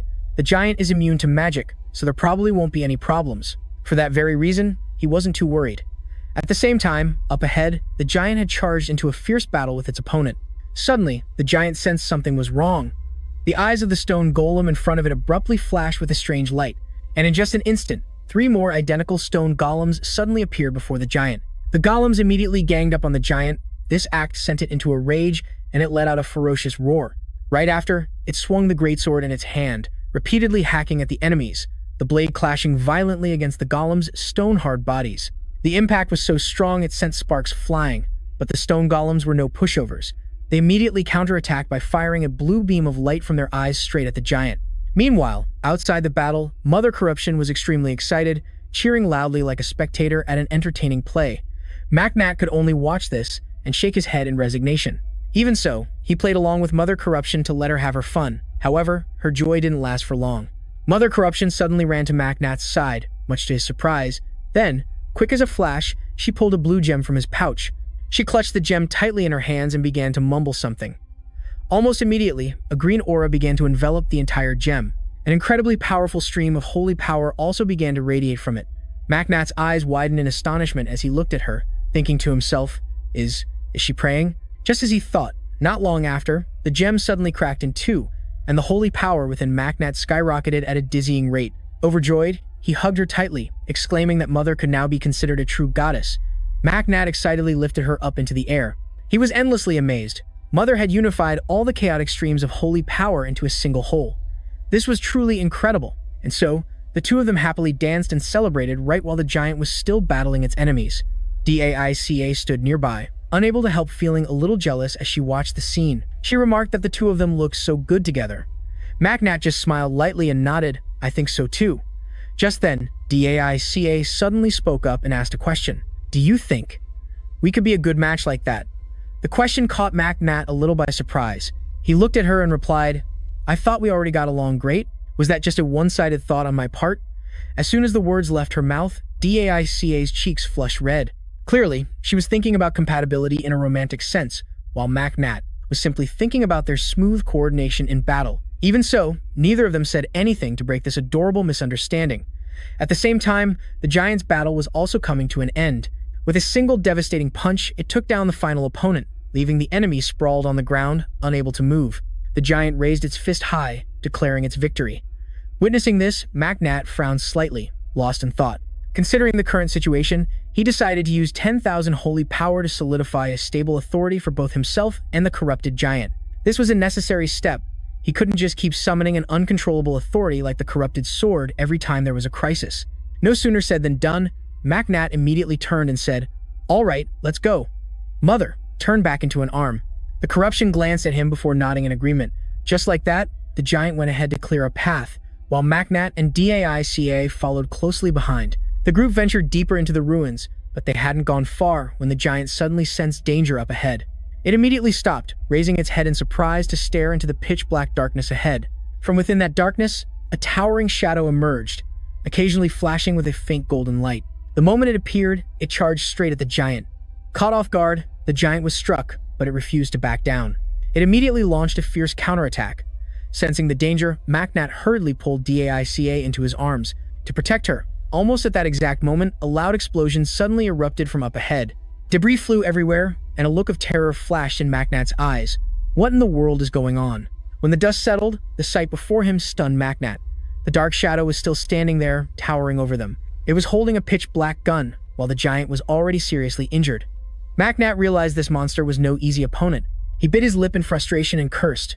With that, Maknat tightened his grip on his sword and began to channel the literal power of the corruption. In the blink of an eye, his entire body was covered in strange tattoos, and his physical strength began to surge. Maknat looked at Daica in his arms and warned her, Princess, hold on tight. I'm about to sprint to escape that monster. His words startled Daica, but before she could even recover, Maknat had already shot forward. The two of them quickly departed, leaving the giant to face the monster alone. The two colossal beasts began to clash violently. The giant was no pushover either. It gripped its sword tightly and launched a ferocious attack at its opponent. As Maknat carried her away, Daica asked worriedly, Is this okay? Are we just going to leave him all alone like that? But Maknat didn't seem concerned. He answered nonchalantly, He'll probably be fine. We'll come back after we finish the mission. Right after that, Maknat continued to run straight ahead. He had more important matters to attend to first. A moment later, the two of them finally stopped in front of a door. This was the place they were looking for. Even the corruption, which existed in the form of an arm, spoke up to confirm it. This place held what they needed. Without a moment's hesitation, Maknat and Daica pushed the door open and went inside. Upon entering, they saw a group of strange mechs lined up neatly to one side. Their blood-red eyes looked rather terrifying. Their hands were equipped with razor-sharp weapons, looking as if they could attack at any moment. And sure enough, while Maknat and Daica were observing, the mechs suddenly moved. They launched a simultaneous attack on the pair, giving them no time to even catch their breath. After running for their lives to get here, they now had to fight these mechs. Maknat quickly said to Daica, You take the right side. Leave the left side to me. Daica nodded without hesitation. With their combined strength, it didn't take them very long. To take them all down, Maknat looked at the final destroyed mech, which was now leaning against the wall. He frowned slightly, lost in thought. Just then, Daica timidly asked from behind him, Did I do well? She was eager for his approval, Startled, Macnat turned to look at her, then nodded and replied, "You did a great job. You've used a lot of magic. Perhaps we should rest for a bit." She had received praise from him. Daica, though cheerful, still shook her head, insisting she was fine, but just at that moment, heavy footsteps echoed from the opposite direction. The sudden sound made them both jump, and when they turned to look, a giant mechanical beast had loomed into view before them. It was the black mech that had been chasing them all this time, and as soon as it arrived, it didn't hesitate for a second, immediately aiming its gun barrel at the two of them and opening fire. Seeing the dark muzzle aimed straight at him, Macnat was terrified, and in that life or death moment, he quickly grabbed Daica and dove for cover. The two of them ducked into a nearby corner as fast as lightning, just barely getting out of the monster's line of sight, and almost immediately, a hail of bullets tore through the air. The stone wall was riddled with bullets, and cracks began to spread like a spiderweb. Macnat gritted his teeth. The destructive power of this weapon was terrifying. At this rate, the whole area would collapse, and they would both be buried alive here. Just then, the gunfire suddenly stopped, but the path ahead was now blocked by a pile of rubble from its barrage. Macnat guessed that it had probably run out of ammo. Seizing the golden opportunity, he slipped out from behind the rock wall, scooped up Daica, and quickly dashed past the monster. He held Daica tightly and charged forward. However, right at that moment, an unbelievable scene suddenly unfolded. This sight made even the fleeing Macnat stop in his tracks from shock. He stared in astonishment as the bullets scattered on the ground suddenly began to float in midair. Then, as if pulled by some invisible force, they were drawn back, flying straight towards the mechanical beast. This bizarre phenomenon sent a shiver of fear down Macnat's spine. It turned out the machine was automatically retrieving its spent ammunition. He never expected it to possess such a strange ability. In this situation, there was no escape. Daica asked worriedly, "What do we do now?" Macnat frowned and turned to ask her, "Can you use magic to attack its gun?" He added, explaining that the gun in its hand looked like something extremely volatile, especially when directly hit by magic. Hearing this plan, Daica immediately nodded in agreement and prepared to cast a spell. However, Macnat suddenly spoke up to stop her. "Wait, not yet," he said. "Wait for the exact moment it's about to fire." Daica didn't object, a determined glint in her eyes. "I'll do my best to hit that gun," she said resolutely. At the same time, the mech monster had finally finished reloading all of its ammunition. It had just loaded the last bullet into its gun. Seeing this, Macnat shouted, "Now's the time, do it!" As soon as Macnat's shout rang out, Daica immediately gathered her power. A blazing fireball formed in her palm, and without a moment's hesitation, she hurled it straight at the monster's gun-wielding arm. In the blink of an eye, the massive flame collided directly with the gun in the beast's hand. A terrifying explosion erupted, completely destroying the gun. Macnat looked up. The heat from the blast had caused alarming cracks to appear on the cave's ceiling. Seeing this, he nodded in praise. "Nice job." Daica gave a confident smile, her determined gaze replying, "Just leave that thing to me. These scrap metal robots are no match for me," she declared. But Macnat paid her no mind. He took a step back to gain momentum, then quickly swept Daica onto his shoulder and continued to run. Meanwhile, Daica continuously unleashed fire-based magic, slowing the mechanical giant's advance, trying to buy time for Macnat. The robot monster was now completely engulfed in a sea of flames. However, it wasn't long before Daica's fire began to weaken. Her face also turned pale from exhaustion. Macnat frowned slightly. He knew her mana was about to run out. Left with no other choice, he poured all his strength into his legs and frantically dashed forward. However, he hadn't run far before he was forced to a sudden stop. Ahead was a dead end, blocked by a solid metal door. Without a moment's hesitation, Macnat immediately used his sacred power to break the door. But his efforts were completely useless. The door didn't budge an inch. Macnat gritted his teeth and let out a curse. They had truly hit a dead end. He quickly put Daica down and said hurriedly, "I think this is the exit. Please stand guard for me while I check this door for a bit." However, Macnat knew all too well that they were running out of time. That monster was about to catch up to them. The moment the thought struck him, Macnat immediately drew his serrated blade and began frantically hacking at the door. Unfortunately, it was all for nothing, leaving only a few shallow scratches. But the most astonishing part was yet to come. In just a few short seconds, it repaired itself, as if nothing had ever happened. Witnessing this scene, he gritted his teeth and thought to himself, "Could it be that I have to defeat that thing for this door to open?" Before he could finish his train of thought, the giant was already right in front of him. Macnat gritted his teeth and commanded, "Daica, do as I say. This is the final boss." As he spoke, he channeled all the surging holy power within his body. They just needed to push a little harder to succeed. Although completely exhausted, Daica still managed to nod in agreement. Just then, the giant monster raised the cannon on its arm again, aiming straight at the two of them. Macnat's heart sank as he realized it was about to reload. Without a moment's hesitation, he grabbed the nearest object and hurled it directly at the monster. This unexpected action successfully interrupted its reloading sequence. Maxnate roared for Daika to attack quickly. Daika once again channeled her magic, conjuring a giant fireball with terrifying destructive power. She launched the fireball straight at the giant without a second thought. Almost instantly, a series of earth-shattering explosions roared to life. This was followed by a raging inferno that seemed intent on completely incinerating the enemy. However, this all-out attack also drained the very last of Daika's strength. The moment she struck, she collapsed to the ground. Maxnate clenched his jaw, knowing that was the last spell she could possibly cast. He knew his chance had come. Wasting not a single second, Maxnate drew the corrupting sword, pouring all his holy power into it before charging straight at the monster. The surprise attack made it falter for a split second, and Maxnate, without any hesitation, plunged the sword straight into the giant's head. It stood there, stunned, the sword embedded deep in its body.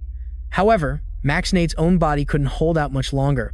His sword arm was being corroded by the blade itself at an alarming rate. Maxnate bit his lip.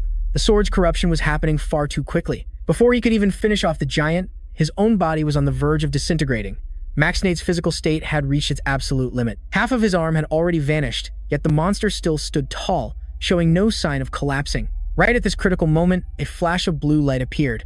The Mother of Corruption suddenly materialized, taking his place to grip the hilt of the corrupting sword.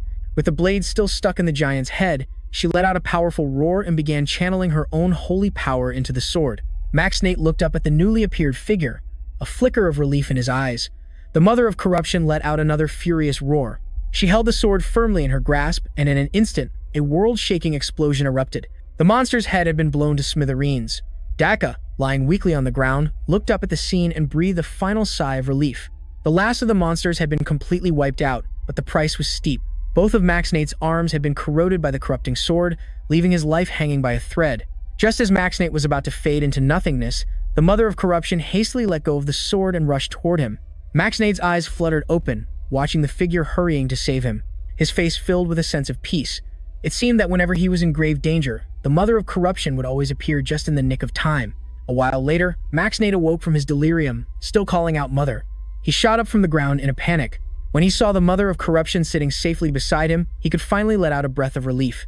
"You're okay. Thank goodness." With that, Maxnate stood up and asked with uncertainty, "Did you bring Daika and me here?" The Mother of Corruption quietly hummed in agreement. He looked at her joyfully and exclaimed, "I really can't live without you." Upon hearing this, the Mother of Corruption also revealed a look of happiness. The girl chattered away for 2 hours straight, and Maxnate enthusiastically played along. And so, they continued to encourage each other in this dark and gloomy space. They cheered for one reason. Without the help of the corrupted mother, they never would have been able to take down that robot. It was truly an unbelievable stroke of luck. At that very moment, Daika began to wake up, dazedly calling out Maxnate's name. Hearing this, he was startled and quickly turned to look at her. Daika was still lying on the ground, dazedly asking subconsciously, I'm not dead, am I?" Maxnate immediately shook his head. With that, he went over to help her sit up, kindly asking if she could walk. Daika nodded and replied, "After resting for a bit, I feel much better." When asked about their current location, Maxnate calmly replied, "We've arrived." And just then, a door suddenly boomed with a very strange question. "What is eternally cute?" Hearing this, Daishie frowned, completely unable to understand the meaning of this riddle. However, Maxnate seemed to know the answer already, letting out a reluctant chuckle. "That's this mother-daughter duo for you." Daika grew even more confused and turned to look at him questioningly. "Is this a riddle?" she wondered. Maxnate didn't answer directly. Instead, he just mumbled the name Alyssa. The reason he knew the answer was because the person who designed all of this was Alyssa's daughter. And sure enough, as soon as the name was spoken, the door in front of them immediately swung open. While Dica was still in shock, a faint image of a girl appeared before the three of them could even step inside. The girl enthusiastically introduced herself. "I am the greatest blacksmith in the Empire, Xiling." However, Xiling's form at this moment was only a projection. Maxnate felt a bit helpless. First an automatic machine gun, and now a three-dimensional projection. He thought to himself, what in the world is with this ancient kingdom? Just then, Xiling's projection suddenly began repeating her previous words. Daika looked at her, startled. What kind of trick is this? Maxnate could only sigh and explain. "It's probably repeating because we're just standing here. Let's go inside." Hearing that, the three of them stepped inside. As soon as they entered, Xiling's projection changed its dialogue. "You all managed to get past the guards I created myself. Very impressive." At this point, Daica turned to ask suspiciously, "How did you know the answer?" Maxnate slowly replied, "You mean the riddle from earlier? That's because. However, before he could finish his sentence, another voice cut in. You mean my mother's name, right? Silent cheerfully explained. And why did I ask that question? It's simple. You entered this place using the key I left for my mother. But if you didn't know her name, there's no way I would have let it slide. As soon as she finished speaking, Sealing's entire demeanor changed. Maxnat could only laugh awkwardly, joking, looks like answering that question wrong would have had some nasty consequences. Silent then cleared her throat to change the atmosphere. Anyway, you must have gone through a lot to get here. Please, make yourselves comfortable and rest. With that, she led the group to a magnificent mansion, leaving Maxnat's party of 3 completely stunned. Despite their surprise, they didn't refuse and went inside together. They began to bathe and change into clean clothes.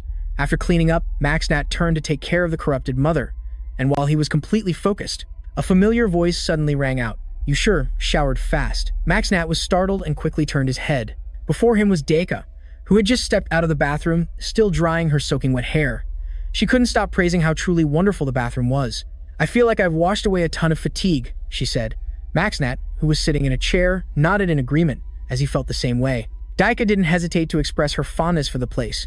She mentioned she had never seen such strange devices before, yet all of them were explained in great detail in the ancient language. Even their clothes were automatically washed while they bathed. This detail made her animosity towards Silong lessen by more than half. A moment later, Silong's projection appeared again. She gave a warm smile and asked, Did you rest well? She said she came to return an item he had left behind on his way here. Upon seeing the item, Maxnat was stunned. It was the ring Bradley had left for him, and even the damaged parts had been perfectly repaired. The boy thought it had been lost when his arm rotted away while holding the sword, so it seemed he had luckily escaped a scolding from her. Maxnat hurriedly put the ring on, and just then, Silong spoke up, gesturing, Follow me, and I will give you the item you are searching for. Soon after, Silong led Maxnat's group to a magnificent grand hall, a majestic sight that made Deka's eyes widen in astonishment. Neither of them could believe that an underground area could be so grand, and Silong looked at them cheerfully and asked, Which of you two will be the one to receive fragment number 1? But just at that moment, the mother of corruption suddenly appeared and spoke, causing Silong to be slightly surprised by her presence. But she quickly brushed it aside and continued her question. So, which of the 3 of you will be the one to receive it? Maxnat smiled faintly and replied, I will. Silong nodded in agreement without hesitation. However, turning to Deka and the other person, she gave a casual smile and spoke. It would be too impolite to let you two leave empty-handed, so I will create whatever you two desire. As she finished speaking, she split into 3 clones. Each clone led one member of Maxnat's group deeper inside, and a moment later, in a small room, there was only a single table placed in the center. On the table was a very strange-looking bracelet, the item Silong had created, and she suggested that Maxnat put it on his dominant hand. Maxnat quickly did as he was told, and to his surprise, the bracelet automatically adjusted its size to fit his wrist perfectly. Witnessing this, he couldn't help but smile, exclaiming in admiration, Wow, it automatically resizes to fit the user. However, an even bigger surprise for Maxnat was still to come, as strange blue characters suddenly appeared on the bracelet. Silong chuckled reassuringly. Don't be afraid, it's just in the process of registering its user. Then, she made another suggestion. Now, you just need to shout activate, and then press that button. Hearing this, Maxnat was bewildered. Do I really have to shout? But what choice did he have? To get the item, he had to follow the instructions, so with that thought, he followed Silong's directions. He took a deep breath, shouted loudly, and pressed the activation button, and in the blink of an eye, right before his own disbelieving gaze, his arm was suddenly encased in a layer of mysterious black mechanical armor, and in no time, it had completely transformed into a metal arm. It looked just like a robot's arm, causing him to exclaim in shock, What? What is this? But just at that moment, Silong's mischievous laughter suddenly rang in Maxnat's ear as she giggled and asked, Did you really shout? Actually, you only needed to press the button. At this point, Maxnat finally realized he'd been tricked, and his embarrassment turned to anger as he hastily denied it. I didn't shout. Silong just chuckled softly. She then began to explain the bracelet's functions to him, and as soon as she finished, a cloud of white smoke suddenly enveloped the surrounding space. The surrounding scenery changed completely, leaving Maxnat astonished, and it was then that Silong made a suggestion. Alright, now try raising your right fist. Bracelet number 2 will react to your brainwaves, so just let it freely read the thoughts in your head. The only thing you need to do is imagine a small cannon attached to your arm. Following her instructions, Maxnat immediately did so. As soon as he began to visualize a cannon, a brilliant blue light flashed from the mechanical arm. In an instant, the beam of light shot straight towards the wall, a deafening boom echoed, and a massive explosion erupted immediately after, sending up thick clouds of smoke and fire. Maxnat was utterly stunned by the sight, while Silong smiled with satisfaction and asked, "So, what do you think of my special magic cannon? Because it doesn't use physical ammunition, it's not very effective in long-range battles. However, at close range, its destructive power is absolutely monstrous. It turns out, this magic cannon draws energy directly from the mana in the air and can automatically recharge." Hearing this secret, Magnat was so astonished his eyes went wide. While he was still stunned, Silong continued to explain that he could load 3 rounds at once, but it would take a full 20 minutes for each charge. This meant he had to be extremely careful and aim precisely with every shot, as well as conserve his ammunition. Suddenly, Silong gave a playful wink and excitedly suggested that if he possessed any of her other digital items, he should try combining them with the bracelet. Something extremely interesting will happen. Hearing this cryptic suggestion, Magnat furrowed his brow in thought, then immediately drew his sword. The moment the sword was drawn, his mecha gauntlet suddenly flashed with a blue light. Almost instantly, a swirling dark aura enveloped the entire sword. Before long, the sword had completely vanished, and in its place, 2 completely new weapons appeared on Magnat's arm.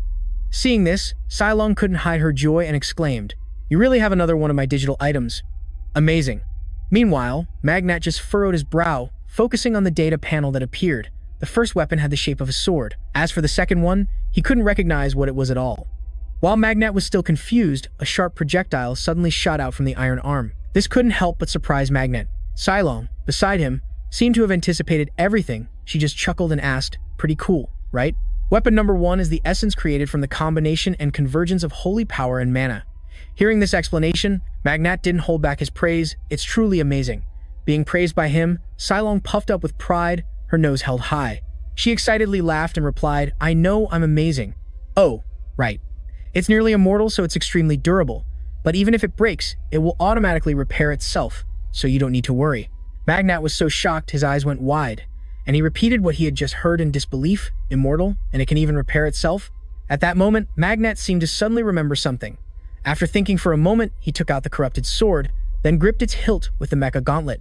The instant it made contact with the sword, his iron arm was immediately enveloped by a jet black light. Magnat was so astonished his eyes widened. The corrosion rate of the mechanical hand was very slow. Doesn't this mean he can actually use it? Just then, a notification sound suddenly rang out. Irrecoverable after 70 seconds. Magnat's face lit up with joy upon seeing this notification. This item could actually withstand it for a full 70 seconds. He recalled the battle with the monster from before. 70 seconds was more than enough time.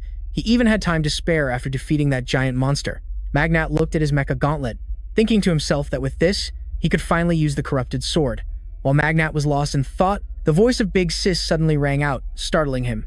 When he looked up, he saw the two of them approaching. Big Sis cheerfully asked, "Did you find anything cool?" Magnat nodded slightly and replied, "I found a bracelet that can turn into armor." "What about you, Big Sis?" Big Sis raised an eyebrow smugly, challenging him. "Take a guess?" With just a glance, Magnat immediately recognized it as the strange item on her neck. Seeing that he guessed correctly, Big Sis exclaimed excitedly, "That's right!" Then, she started to brag about her item. It can control magical power, just like the bracelet she used to have, but the special thing is that it has no limit on the amount of magical power it can control.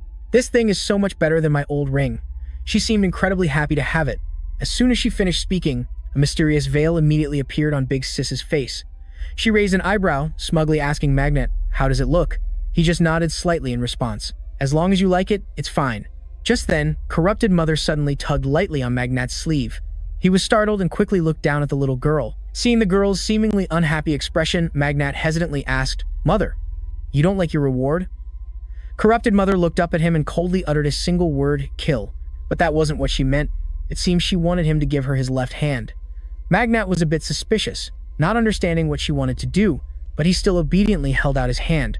And then he was amazed to see that in Corrupted Mother's hand was a ring identical to his own. Magnat couldn't hide his joy and exclaimed, "With this pair of rings, not only can we locate each other, but we can also create a protective shield one time each day when in danger." Seeing the look on the Corrupted Mother's face, Magnat couldn't help but feel helpless. It turned out she was jealous of the ring Bradley gave him, which was incredibly cute. Right after that, Magnat picked up the Corrupted Mother again, and the two of them started laughing and joking around. Just at that moment, Silong suddenly spoke from behind, reminding them that everyone had already received their rewards. "What does everyone want to do next?"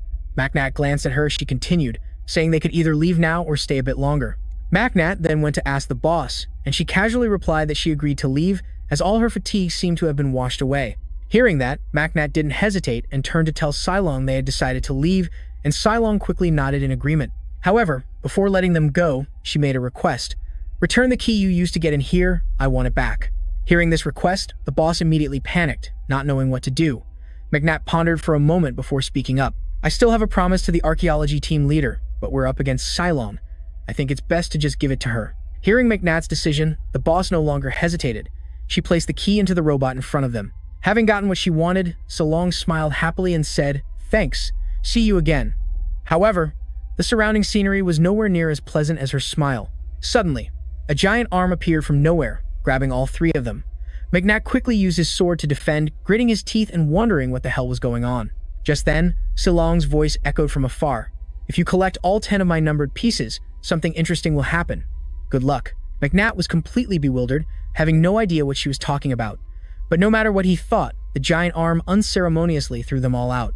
McNatt scrambled to his feet, unable to believe they had been thrown out so crudely. Meanwhile, the boss started to observe their surroundings. After a moment, she exclaimed in amazement that Cylon had just created an exit from the dungeon. But just as the words left her mouth, she recoiled in horror. She glanced at McNatt and asked hesitantly, "Hey priest, is that the smell of blood?" McNatt answered her with a bloodthirsty grin. "I'm planning to give them a very warm welcome, with my slaughterer title." Meanwhile, elsewhere, Fozarina's group was running for their lives inside the dungeon. They didn't know what they had provoked, but they were being pursued by a massive swarm of bats. The swarm of bats chased them relentlessly, and to make matters worse, the path led to a dead end. As she ran, Fozarina realized their numbers were far greater than normal. This was clearly a premeditated ambush, but for what reason? While Fozarina was still lost in thought, one of her teammates was attacked by a swooping bat. Luckily, she got there just in time, finishing it off with her axe. Fozarina's powerful strike seemed to startle the entire swarm, causing them to scatter. Seizing the opportunity, Fozarina planted her axe into the ground and yelled, "Where is that bastard Jian?" One teammate immediately reported that he was up ahead. Without a second of hesitation, Fozarina issued a command. "Tell Jian that if he wants to live, he'd better start digging as fast as he can." Hearing this command, the man beside her seemed to hesitate, about to say something. But before he could even open his mouth, Fozarina cut him off. "Shut your mouth and go give that bastard my message right now." The others immediately scrambled to carry out her order. Then, Fozarina turned back to face the swarm, her eyes blazing with fury. "I'll crush all of you bastards right here and complete my mission." As the words left her mouth, she tightened her grip on her weapon, waiting for the perfect moment to strike as the first two bats swooped in. Fozarina furiously swung her warhammer, smashing it straight into the monsters' heads and wiping them out on the spot. Without a moment's rest, she let out a roar and continued her rampage. The harsh sounds of impact rang out ceaselessly, and the swarm of bats quickly began to thin out. Meanwhile, in a clearing not far away, the corpse of a giant bat lay sprawled on the ground, with two men standing beside it. The man in black suddenly clicked his tongue and let out a remark. As expected of a member of the one-horned tribe, he said, while his companion grew impatient and urged him on irritably, "Let's get out of here before all my bats are wiped out." However, before the two could even move, a voice filled with killing intent echoed from behind them. It was accompanied by the powerful sound of a weapon stabbing into the ground. "Who gave you permission to leave, you blockheads?" But as soon as those words were spoken, another voice immediately cut in. "I don't need anyone's permission." Fozarina, having just arrived, was startled with fright when she heard this voice. She immediately spun around and swung her hammer to attack, but the blow was easily blocked by her opponent, who looked just like a giantess. However, her head was that of a human. The giantess snorted coldly. "Just one hammer? You almost hurt me there. You're quite violent, aren't you?" Fozarina gritted her teeth. "You think you can block my hammer that easily? Face your end." Instantly, she used all her strength to wrench the hammer from the enemy's grasp, then once again brought down a devastating blow. But at that very moment, one of the two men suddenly snapped his fingers. Instantly, Fozarina's body was bound by threads, dark magic. Her limbs were completely restrained, and the magical threads even tightened around her throat. Fozarina struggled with all her might to break free, but it was all in vain. At that moment, the giantess behind her let out a mocking laugh. "Hey girl, don't act like a wild animal." The bald man stared intently at Fozarina and asked, "Where's the artifact?" She immediately yelled back in a strained voice, "I don't know." But just then, an unexpected event occurred that startled them all in alarm. Out of nowhere, a dark figure had silently appeared, sending the Bat Controller to his doom without a sound. Despite the mask, it was none other than McNatt. His appearance was now incredibly menacing. The remaining two were momentarily startled upon seeing him, but the bald man quickly regained his composure and snorted coldly. He uttered contemptuously, "Impossible." As soon as the words left his mouth, he snapped his fingers again, causing the body of McNatt to be entangled in threads of dark magic. Unfortunately for them, it couldn't hold him for long, as the dark magic was shattered by his pure holy power. The giantess holding Fosorina turned pale with fear upon witnessing this scene, while Macnat swung his sword and charged straight toward where Fosorina was being held captive. The giantess was tightening her grip on Fosorina. Sensing the terrifying holy power emanating from Macnat, her eyes widened in horror, unable to react in time. She was sliced into 100 pieces by a single slash of his sword. Fosorina was freed as a result. Witnessing this, the expression on the bald man's face froze. After dealing with one of them, Macnat sheathed his sword. He narrowed his eyes at the bald man and asked coldly, "How many of you are there?" At first, the bald man was indeed a bit stunned, but now he had completely calmed down. His hands began to form seals, preparing to launch an attack on Macnat. Instantly, a massive explosion erupted right in front of him, kicking up sand and dust everywhere. As the cloud of dust gradually dissipated, only a giant boulder remained before him. Seeing this, the bald man couldn't hide a triumphant smile. However, his joy was short-lived. His eyes widened in terror, because right in front of him now, a serrated blade had appeared out of nowhere, shattering the giant boulder with a single slash. At that very moment, a disgusting, pitch-black liquid suddenly sprayed out from the stone block. Horror was written all over the bald man's face, his eyes wide as he stared at his opponent and screamed frantically. "What in the world are you?" Macnat just narrowed his murderous eyes, silently watching the bald man without uttering a single word. Meanwhile, from the distant celestial realm, 4 starlights descended, heralding the outbreak of a holy war, or more accurately, a great holy war. "O ye who submit to the heaven's will, rise and destroy the horde of fallen gods. We shall be the ones to guide you. This is a divine decree from the gods. The 4 starlights have gathered the bravest warriors to carry out this command. Do we need to revere or submit to the fallen gods? The only reverence they deserve is complete and utter annihilation. Do not doubt, do not question, just obediently follow what you are taught. All of this is for the good of humanity." The descended starlights gave the army they assembled a name. It was the genocidal holy war. Of course, Macnat was completely unaware of these earth-shattering events, as he was still trapped in the dungeon. He squinted at the bald man, repeating the question once more. "How many of you are there?" However, the man stubbornly kept his mouth shut. He once again tried to use magic to attack him. Unfortunately, things didn't go as he wished before he could even finish chanting the spell. Macnat had already made his move, his hand gripping the man's throat tightly. He growled coldly, "How many?" The bald man was in pain but remained defiant. He even tried to struggle and resist. Since he refused to talk, Macnat was certainly no merciful soul. If the man wouldn't listen, he would take direct action. A single punch filled with holy power was driven straight into the man's chest, filling him with absolute terror. Macnat pulled his hand back, patiently waiting for an answer. The bald man's face was now pale with fear. He hurriedly confessed, "Besides us, there's another squad. If you spare me, I'll..." But before he could finish his plea, Macnat lifted him up and finished the bald man off on the spot by crushing his throat. Just then, he sensed movement from behind. It turned out the giantess wasn't dead yet. She struggled to her feet, declaring resentfully, "I'm going to teach you a lesson you'll never forget." However, before she could do anything, her eyes widened in terror, because right in front of her, a mysterious sword had appeared. In the blink of an eye, the sword corroded the giantess, turning her to dust. Witnessing this, Macnat let out another sinister smile. His arms spread wide, his face filled with satisfaction. Now this is a truly perfect massacre. Immediately after, Macnat glanced over at Fosorina, who was collapsed in a corner, and asked coldly, "Hey you, where's my next target?" Fosorina jumped in surprise at his words. After a moment, she timidly requested, "Help me up first, then we'll talk." Without hesitation, Macnat reached out and pulled her to her feet. Fosorina thought to herself, "This person seems nicer than I imagined. Although he looks a bit strange, it's fine." As Macnat helped her along, Fosorina hesitantly asked, "I don't know who you are, but can you help my squad?" Macnat pouted and replied, "I'm a murderer, you know." However, Fosorina didn't seem to mind at all. She just gave a small, shy laugh. "Okay." Then she began to state her condition. "If you help my squad," but she couldn't finish her sentence. Her gaze suddenly landed on Macnat's rock-hard abs. Fosorina's cheeks immediately flushed red, and it was a long moment before she shyly continued in a tiny voice, I'll do anything you want." Hearing this suggestive offer, Macnat was stunned, but what surprised him even more was when he realized Fosorina was using her hand to quality check his abs. He immediately asked in annoyance, "What the hell are you doing?" Caught in the act, she jumped up and stammered an explanation. "Sorry, I didn't mean to."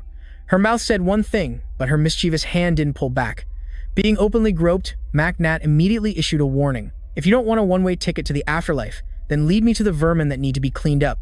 Hearing this, Fosorina was overjoyed and thanked him profusely. but Macnat cruelly poured cold water on her enthusiasm.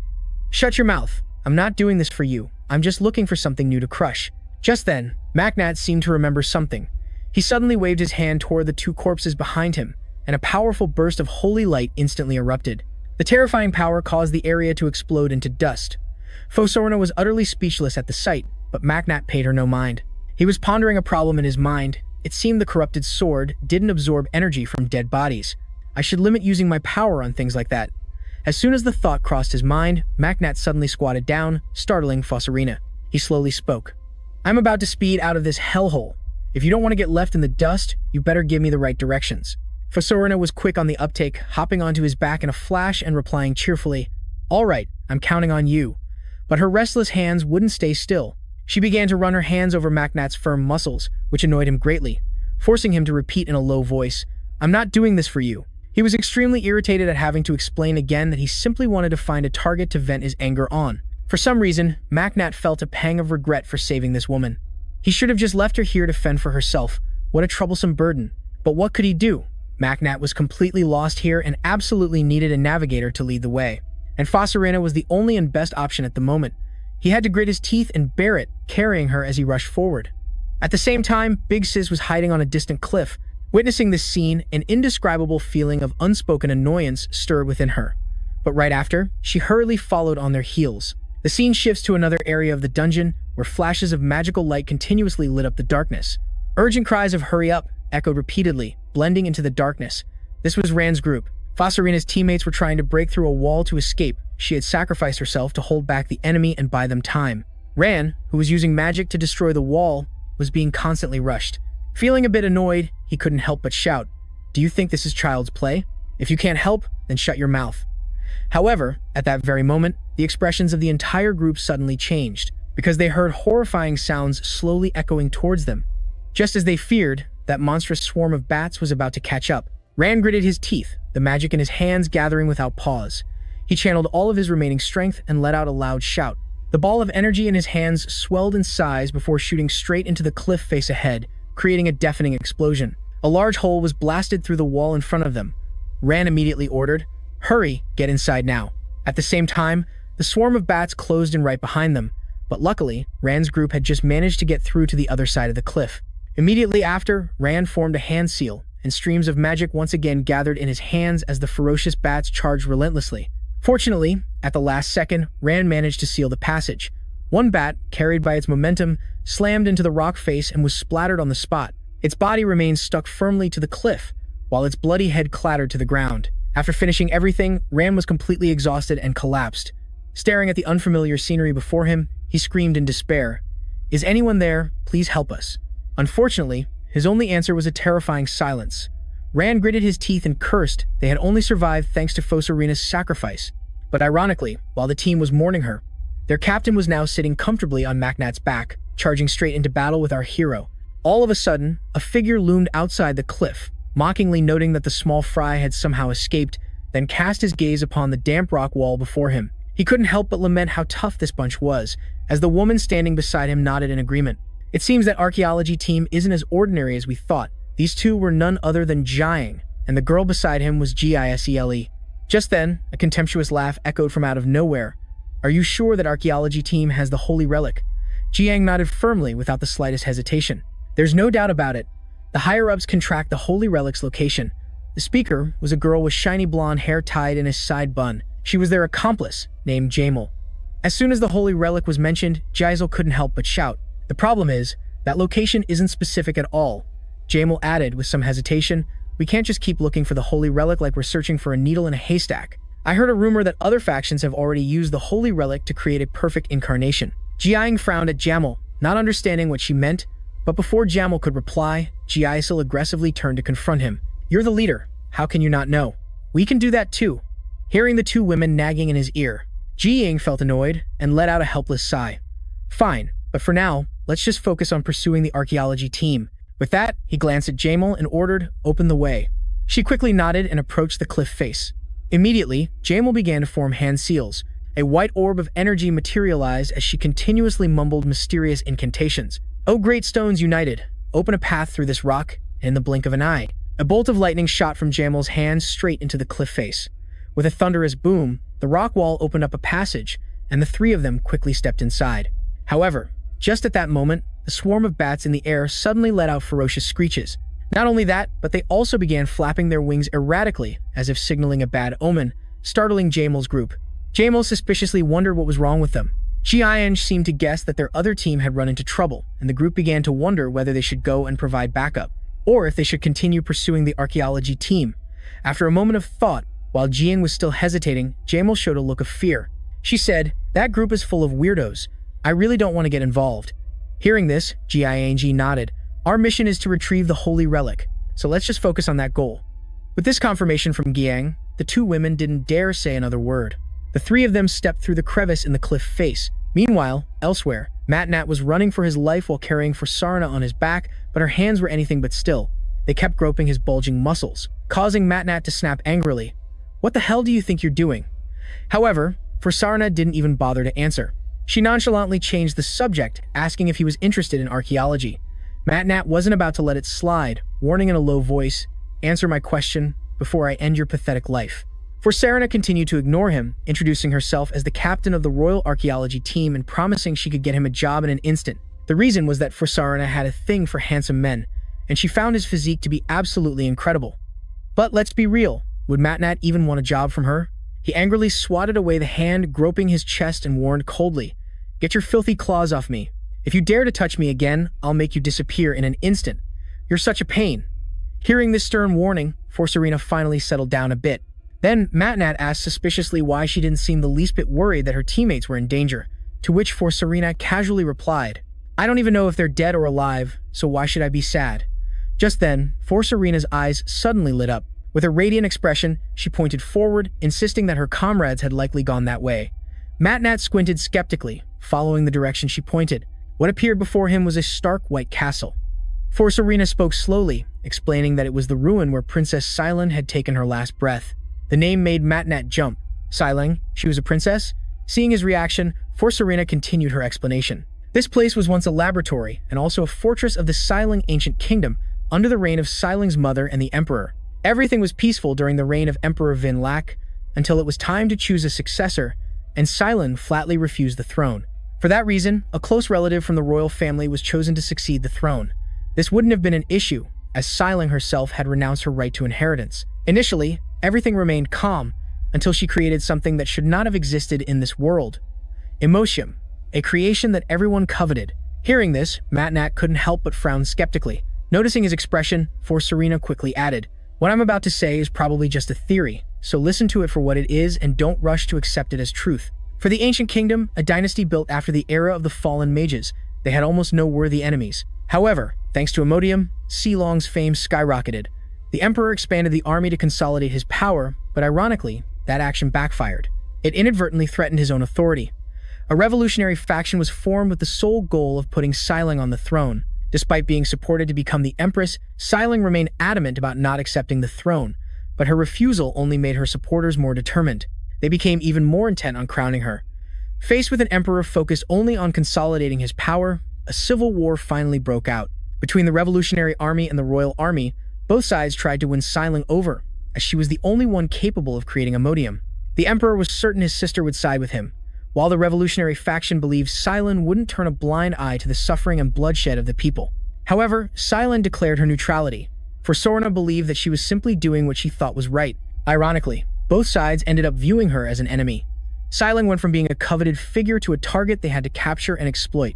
They only wanted to possess her for their own gain, rather than seeing her as someone to be persuaded, and so they made an incredibly bold decision. Both factions attacked her laboratory, but were quickly repelled by the overwhelmingly powerful soldiers Siling herself had created. Hearing this, Matnat couldn't help but nod in agreement. He silently acknowledged, "Those iron giants really are strong." For Sorna, unaware that he had encountered them, continued her story. Unable to breach Silong's defenses, they chose an incredibly foolish solution, harming innocent civilians to threaten her. That cowardly act sent Silen into a rage. She decided to end the civil war herself by eliminating both sides, because they were the root of all the problems. The history books record that an army of cold iron poured out relentlessly from her fortress. That was the robotic army of Siling's faction. To counter this overwhelming force, the Emperor and the revolutionaries had to make an unprecedented decision to temporarily join forces. Afterward, They unleashed a special force that only they could use, renowned master combatants, a squad that would make anyone tremble in fear. This squad, comprised entirely of seasoned experts, successfully infiltrated the laboratory. In the end, they successfully assassinated Silen. However, Forsorna continued, the history books also record a strange detail. Not a single member of that squad made it back alive. Hearing this, Matnat couldn't contain his curiosity and asked her why. Forsorna just shook her head, replying that no one knows the truth. There are no records of what happened. From then on, Silang's laboratory became a forbidden zone. So from that point on, no one could even get near this place. Matnat frowned again, asking curiously, so what happened to the ancient kingdom after that event? Forsorna calmly recounted that the Emperor and the Revolutionary Army had continued their prolonged civil war, and then in the end, the entire nation suffered a disastrous failure. Hearing this outcome, Macnac was momentarily speechless, only speaking up a moment later to ask another question. Do you have any information about Silang's numbered creations? Forsorna acted as if she had never heard of them, but Macnac himself possessed one. This further strengthened his suspicion that Silang truly possessed those artifacts.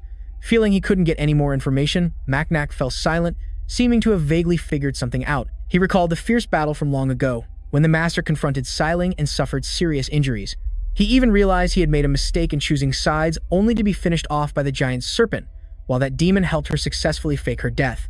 After that, she began to craft the numbered creations. Reasoning to this point, Macnac suddenly realized a contradiction. If what Forsorna said was true, then weren't they forbidden from entering these ruins? Yet, here they were. Macnac immediately questioned her, pointing out that she had just led her own subordinates in here. Forsorna just casually replied that it was a thing of the past, insisting that everything should have been erased by time. However, just as she said this, Forsorna suddenly gave a mysterious smile, adding that, with the exception of the Emodium crafting manual, she was certain it still existed here. Just then, a violent tremor suddenly echoed from the distance, startling them both. Forsorna hurriedly exclaimed, "Could that be my comrades? Put me down, we have to hurry." At the same time, in another area inside the ruins, Forsorna wasn't wrong, it was indeed her comrades, but they were facing an extremely perilous situation. Someone had already fallen. The enemy they were facing was a massive giant, wielding an incredibly sharp blade. The last survivor fearfully gripped the hammer in his hand, shouting, "Stay away from me." However, the moment he swung the hammer, it shattered into pieces. Witnessing this, his face immediately paled in horror.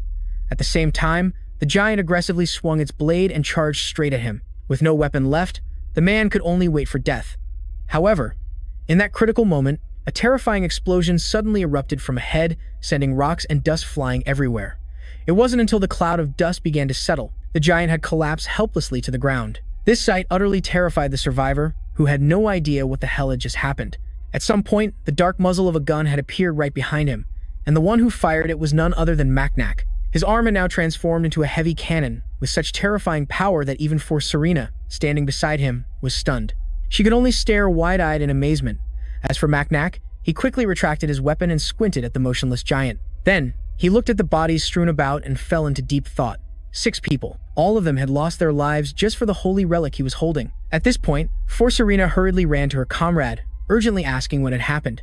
The moment he saw her, the man was overjoyed. "Thank goodness, you're still alive." However, Forsorna had no time to listen to him ramble. She cut him off and got straight to the point. "What's the situation? Where are the others?" Hearing this, the man's expression immediately fell, and he sighed in response. "We were separated when the walls suddenly shifted. We didn't even touch anything. It was probably those stalkers who pulled a trick." Just then, the man's expression suddenly filled with panic. The giant, which had seemed to be down, was slowly getting up from the ground. It wasn't dead yet. Seeing this, Macnac charged forward, without a moment's hesitation. The cannon on his arm had transformed into a sharp blade. Macnac unleashed a powerful slash down on the giant, and yet, it easily raised its hand to block the attack, completely unharmed. Macnac could only stare with wide eyes, unable to believe what was happening. Macnac realized there was something unusual about this giant. Its entire body was composed of Emodium. He squinted as it charged forward, a glint of contempt in his eyes, because compared to his previous enemies, this one was hardly worth his notice. In that very moment, Macnac's saw blade swung up once more, striking straight into the giant's body. Instantly, a large chunk of the giant's body crumbled to the ground. Without a moment's hesitation, Macnac leaped high into the air and brought his knee down in a devastating blow to its head. He followed up with another fatal slash, and the giant quickly collapsed to the ground, completely unable to resist. It could only lie helplessly amidst the rubble. Only when the monster was completely defeated did Forsorna dare to cautiously approach, placing her foot on its body. She cursed, This damn bastard then turned to order the person beside her. What are you just standing there for? Get over here and lend a hand. Are you planning to let him handle everything for us all by himself? Hearing her rebuke, the other guy frantically rushed over to help. Just then, the corrupted mother suddenly spoke. If both are made of emodium, then in essence, they would simply corrode each other. However, the kind that Macnat possesses is no ordinary type.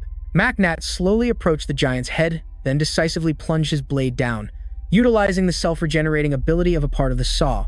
Macnat gently twisted the blade, and soon he had split its head in two. As he did, a strange object inside was revealed. It was a black object. He destroyed it without a moment's hesitation. Only then did Fossarina let out a sigh of relief. We survived. The corrupted mother suddenly stirred, continuously repeating two words. Macnat also nodded slightly in agreement. Just as she had said, if they sold this massive amount of emodium, they would be rolling in cash. However, at that very moment, the giant's body suddenly began to emit thick smoke, startling Macnat. Someone from the archaeology team cried out in fear. Is that poison gas? But it wasn't. According to the corrupted mother's explanation, the emodium was melting. So it was all for nothing. Then, Macnat thought to himself, certain that Silong had anticipated this would happen. He had no choice but to let it go. With that, Macnat suddenly announced, I'm going to wipe out all of these metal creatures. Anyone who can't keep up gets left behind. After saying that, he immediately dashed forward, leaving them with just a single sentence. Try to keep up if you don't want to die. However, Macnat's speed was overwhelming. Could they even hope to follow him? But he paid them no mind, continuing to charge straight into other areas of the ruins. As he sped past a castle, he suddenly sensed movement. Without a second thought, Macnat immediately changed direction and headed that way. Inside, it seemed someone was fighting against Silong's forces. Macnat squinted in that direction and accelerated without hesitation. He charged straight into the building. After all, his objective was to eliminate all of them. However, the moment he stepped inside, Macnat was utterly stunned. Because the scene before his eyes was the archaeology team cheering for James. You can do it. Go, James. Meanwhile, James was struggling with another giant, her face streaked with tears as she cried out, I'm at my limit. If this kept up, she was definitely going to die. She kept begging for someone to save her. Macnat was completely baffled by the sight. He couldn't figure out what was going on. Why was a follower of an evil god like James here? On top of that, she was protecting the archaeologists. This was truly unbelievable. James let out a few helpless cries, then turned to the group of archaeologists and ordered them, Hey, you lot, don't just stand there, give me a hand. The archaeologists immediately looked meek and pouted, replying, We'd love to, but we don't have any weapons. Standing on the sidelines, Macnat watched the entire spectacle, at a complete loss for words. Hoa even had the gall to ask Macnat to save Jamio after she bit the dust, but he saw this as a golden opportunity to extract more information about the Liberation Army. Just then, a member of the archaeology team had a sudden crisis of conscience, urging everyone to save the girl. He argued that if anything happened to Jamio, it would be difficult for any of them to make it back alive. Hearing this, the rest of the archaeology team nodded in agreement, seeing the logic in his words. Realizing they needed to act, the group charged forward to rescue Jameo, but just as they took a step, they were stopped by a cold voice. It was Macnat. He warned them that this was his prey, and anyone who dared to get close would get a one-way ticket to the afterlife. As he finished speaking, a ferocious killing intent erupted from Macnat. He looked like a true demon at that moment. Witnessing the terrifying scene, the crowd backed away in fear, even mistaking him for a new type of monster. However, someone with sharp eyes realized he was still human. Ignoring the whispers, Macnat paid them no mind, tightened his grip on his blade, and charged straight ahead. As the others watched with bated breath, they realized he was indeed a human, just shirtless and wearing an incredibly bizarre mask. While they were still frozen in astonishment, Macnat, quick as a flash, plunged his blade straight into the giant's head, completely disabling it with a single strike. The colossal monster quickly collapsed to the ground. Jamio, standing right beside it, went from sheer terror to immense joy in an instant. She was finally saved. Of course, Macnat was oblivious to her thoughts. He was focused solely on swinging the serrated blade in his hand, striking down repeatedly. One of his powerful slashes was enough to shatter the giant's skull, but just then, the blade in his hand suddenly vanished into thin air. In its place was a badass-looking gun. The giant was stunned by this, and before it could even process what that strange weapon was, Macnat pulled the trigger. A single shot flew straight towards the monster, blowing it to smithereens in the blink of an eye. Just then, another giant appeared out of nowhere, attempting a sneak attack from behind. Jamir shrieked in panic, "Watch out, it's dangerous." Hearing this, Macnat frowned slightly. He realized there was still another one behind him. Seeing the situation was hanging by a thread, Jamio quickly used her magic, merging the surrounding rocks. Instantly, massive boulders shot towards the giant behind Macnat. Caught by the surprise attack, the giant had no time to react. It was sent flying by the attack. Seizing the opportunity, Macnat once again charged forward with his sword. From the sidelines, Jamio couldn't hide her joy at their successful coordination. It didn't take long for Macnat to take down the giant. Jamio was about to use her rock-merging magic again, but just at that moment, something strange happened. Ethereal smoke suddenly began to rise from the giant's body, and its mouth started muttering incomprehensible ancient words. A moment later, a sound announced, "High-level artifact has been activated." Macnat looked at it suspiciously, wondering what trick it was pulling. Right under his skeptical gaze, the giant vanished without a trace. Just then, Fossarina's cheerful shout came from behind, "So you devils are still alive." Her call made everyone turn around, and they saw Fossarina leading another group of survivors toward them. At the same time, Macnat had secretly activated his holy power. Jamio immediately noticed the change in him. Of course, she knew what that energy was, and her expression turned extremely grim. Macnat paid her no mind, focusing on using his holy power to gradually sense the entire space around him. It seemed the giant had used the high-level artifact to teleport to a different location, not where they were. After a moment, Macnat finally spoke. "Get them out of here now. You people will only get in my way during the fight." Fossarina hesitated slightly, replying that over 20 more people were still missing, and she knew she shouldn't ask what was next. But she still dared to ask, if he were to find them, would he save them? Fossarina was truly being a bit presumptuous by asking that. Did she think Macnat was some kind of saint? And yet, he actually replied, "Probably." Hearing this answer, Fossarina breathed a satisfied sigh of relief and ordered her people, "Everyone, we need to leave here first." Instantly, the group erupted in joyful cheers. After all, they were about to escape from the gates of hell, so who wouldn't be ecstatic?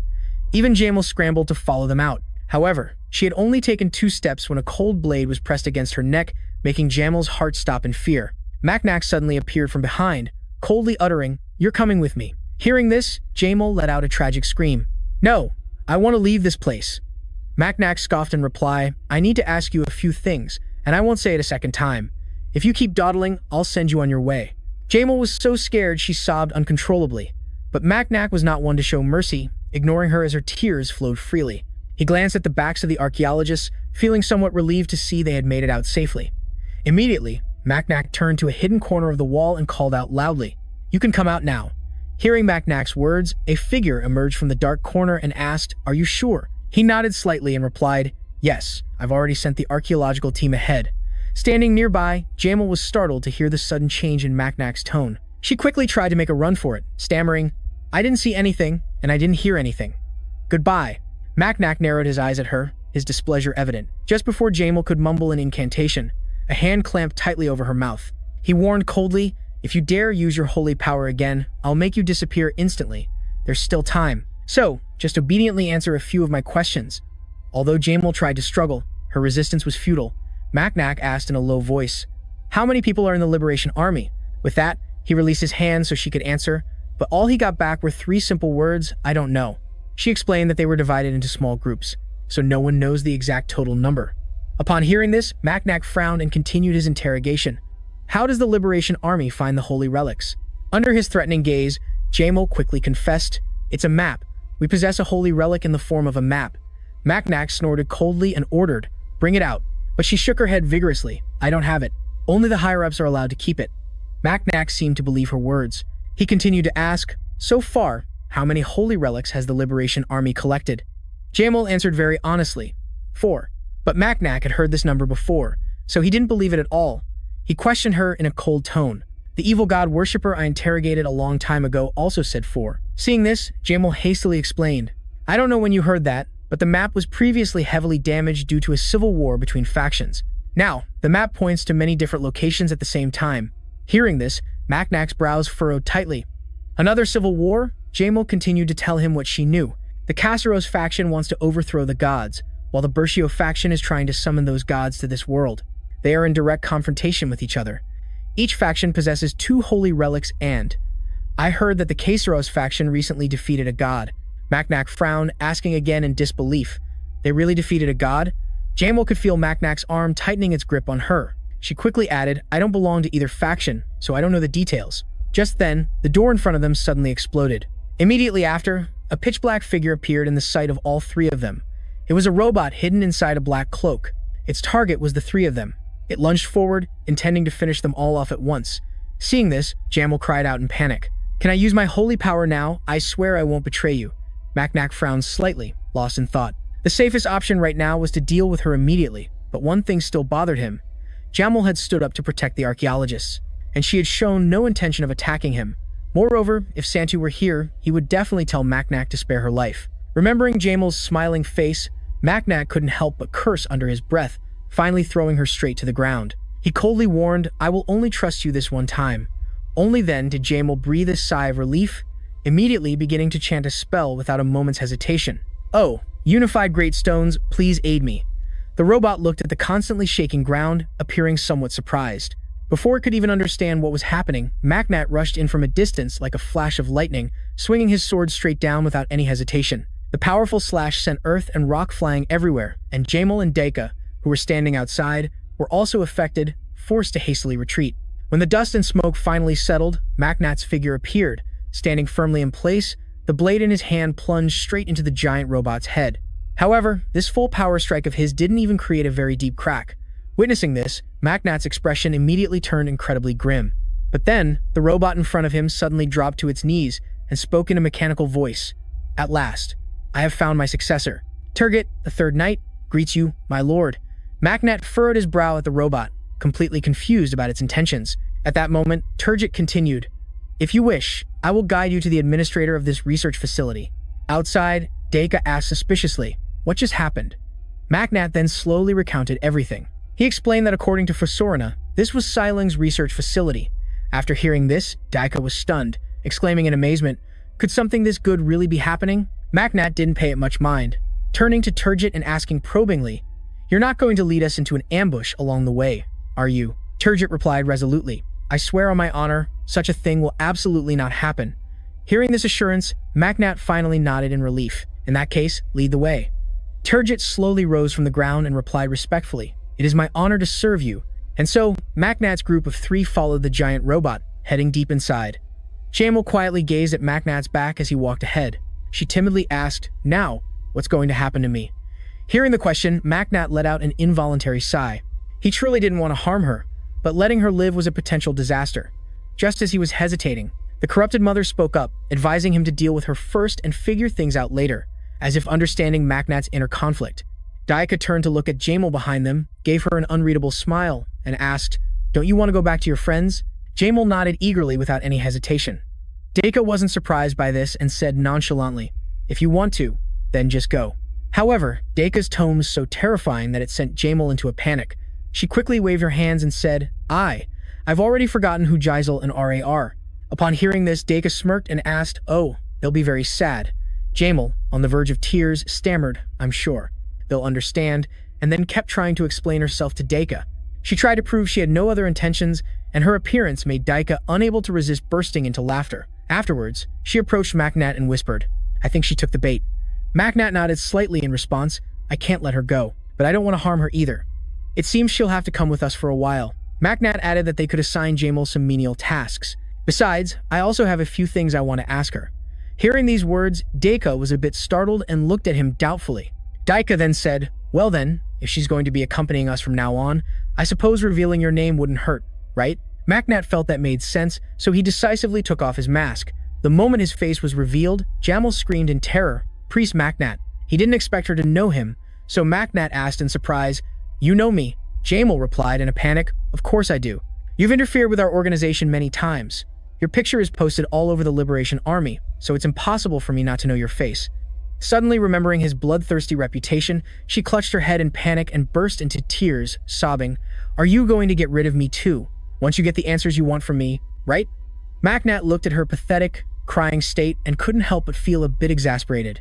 He just shook his head and replied, Not necessarily. Hearing this, Jamil grew even more terrified, rushing over to hug his leg and plead, I promise I'll do better. Please don't hurt me.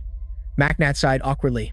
All right, if enough time passes, I might consider letting you go. Hearing this, Jamil could finally breathe a sigh of relief. She quickly swore, As long as you don't harm me, I vow my absolute loyalty to you.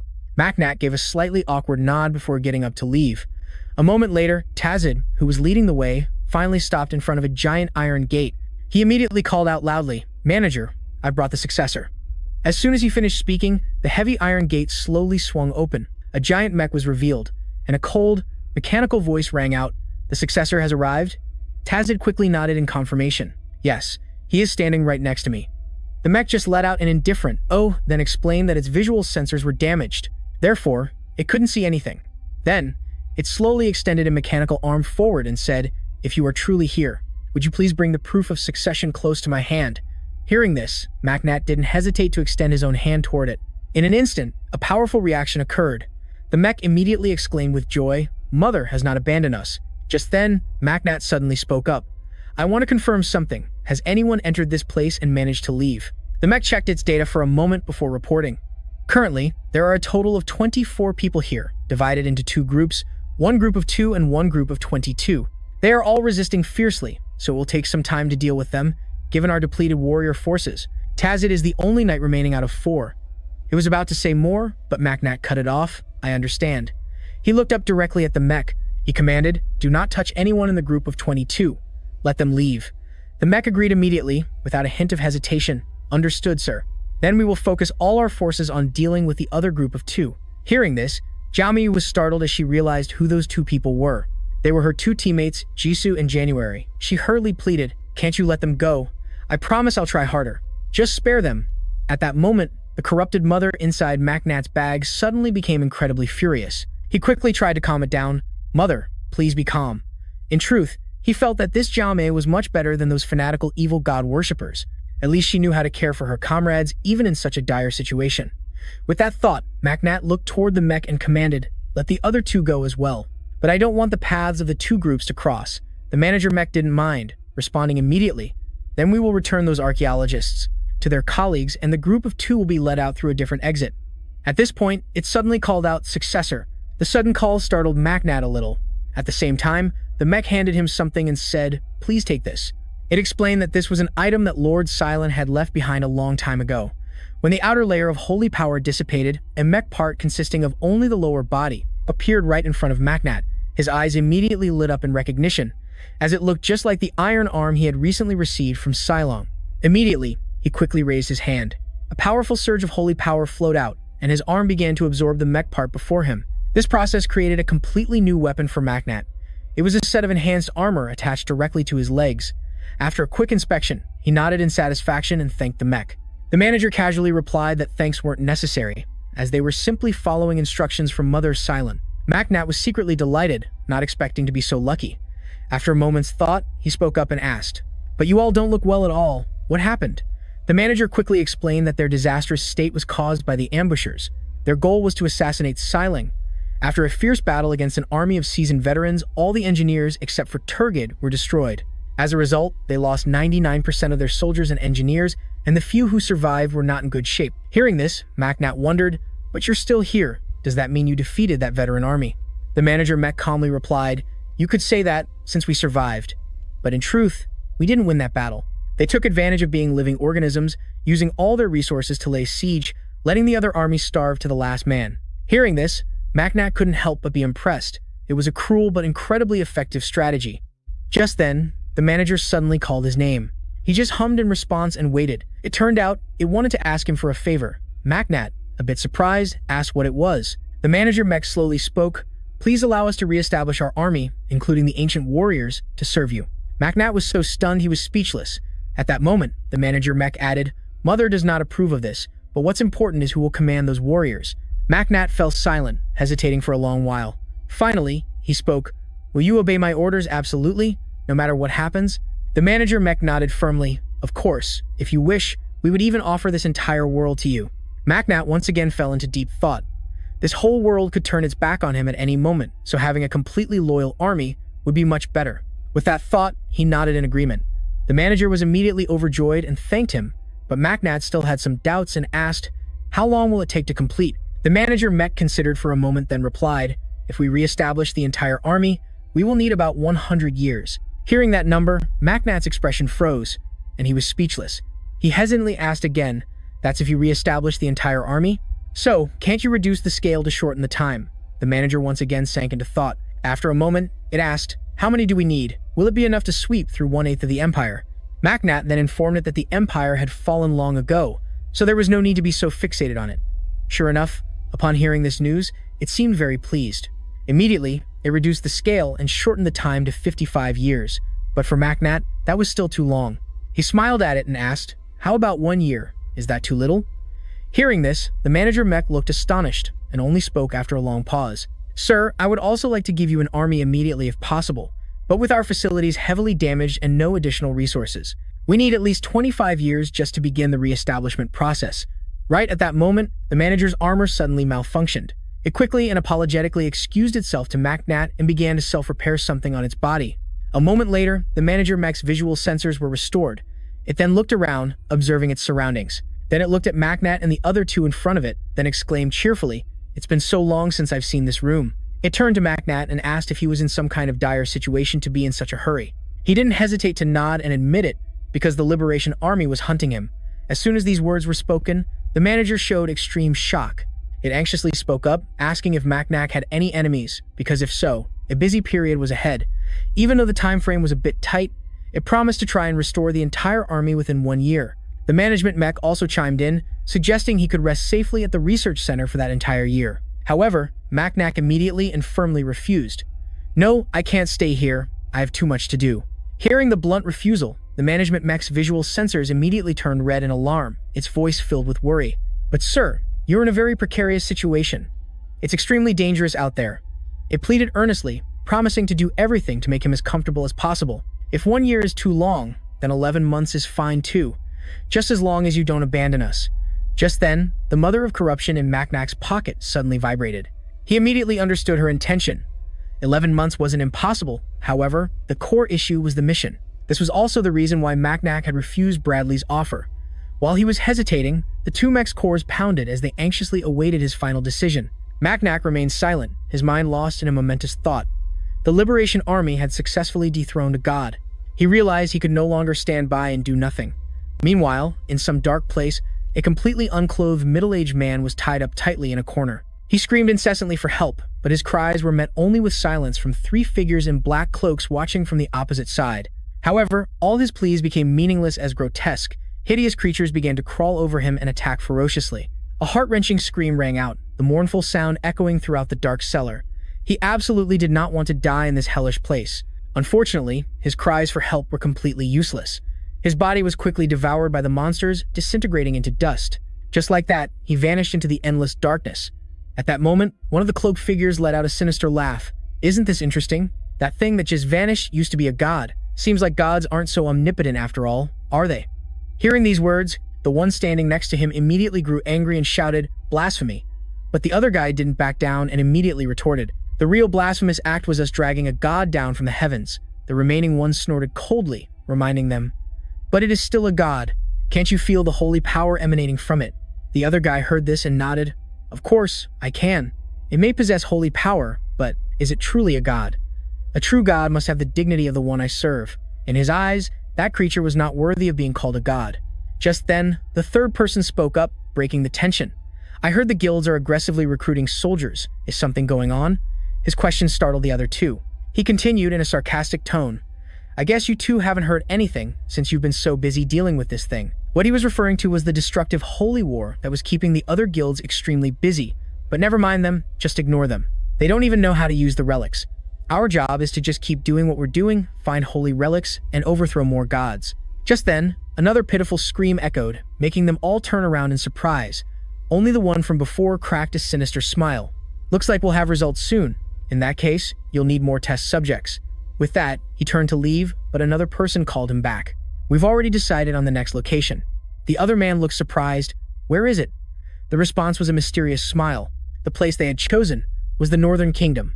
Returning to Macnat after hearing the story from the two machines before him, he spoke up, "I still have things to do, so I must go first."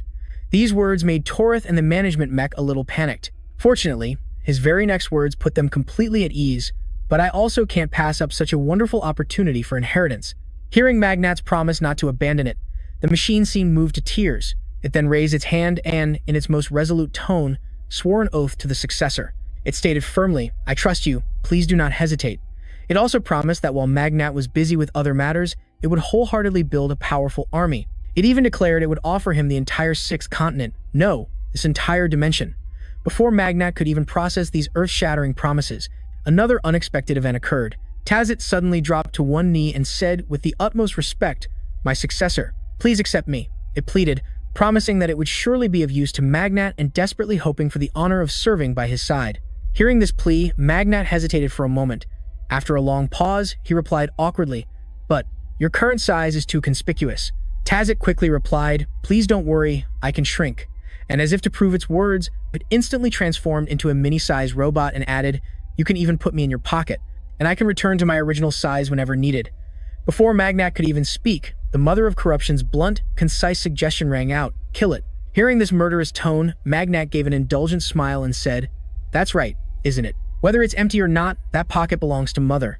With that thought, he turned to Tazit and made another suggestion.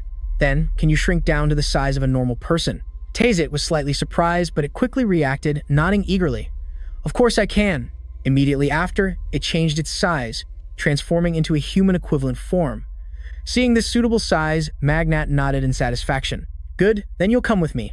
Upon receiving Magnat's approval, Tazit was visibly overjoyed and quickly said, "It is my honor." But just then, a giant mechanical hand suddenly descended from above, startling Tazit before it could even regain its composure.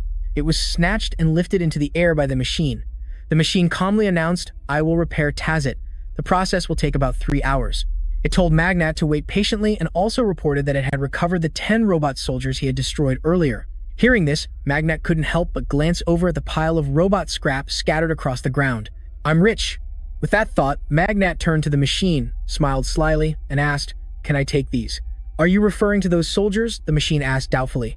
Magnat casually replied, "I want to sell them for Imodium." Instantly, a surge of disdain ran through the machine's processors. It asked hesitantly, "Successor, are you truly that poor?" Magnat scratched his head, a bit embarrassed. "Well, I actually have a little bit right now, so I guess I'm doing okay, and I still have the prize money from the arena." After hearing this, the machine still couldn't hide the contempt in its voice. It said sarcastically, "Just okay? I am genuinely concerned about your financial situation. Besides, Imodium is an extremely rare resource." It suggested that Magnat would be better off keeping it than selling it. Seeing his silence, the machine assumed he disagreed and proposed another plan.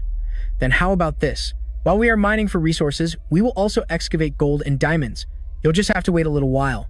It promised to bring him the countless treasures buried beneath the 6th continent. Hearing this, Magnat frowned and asked a question. "Gold and gems from the 6th continent, huh? So, can this laboratory move?"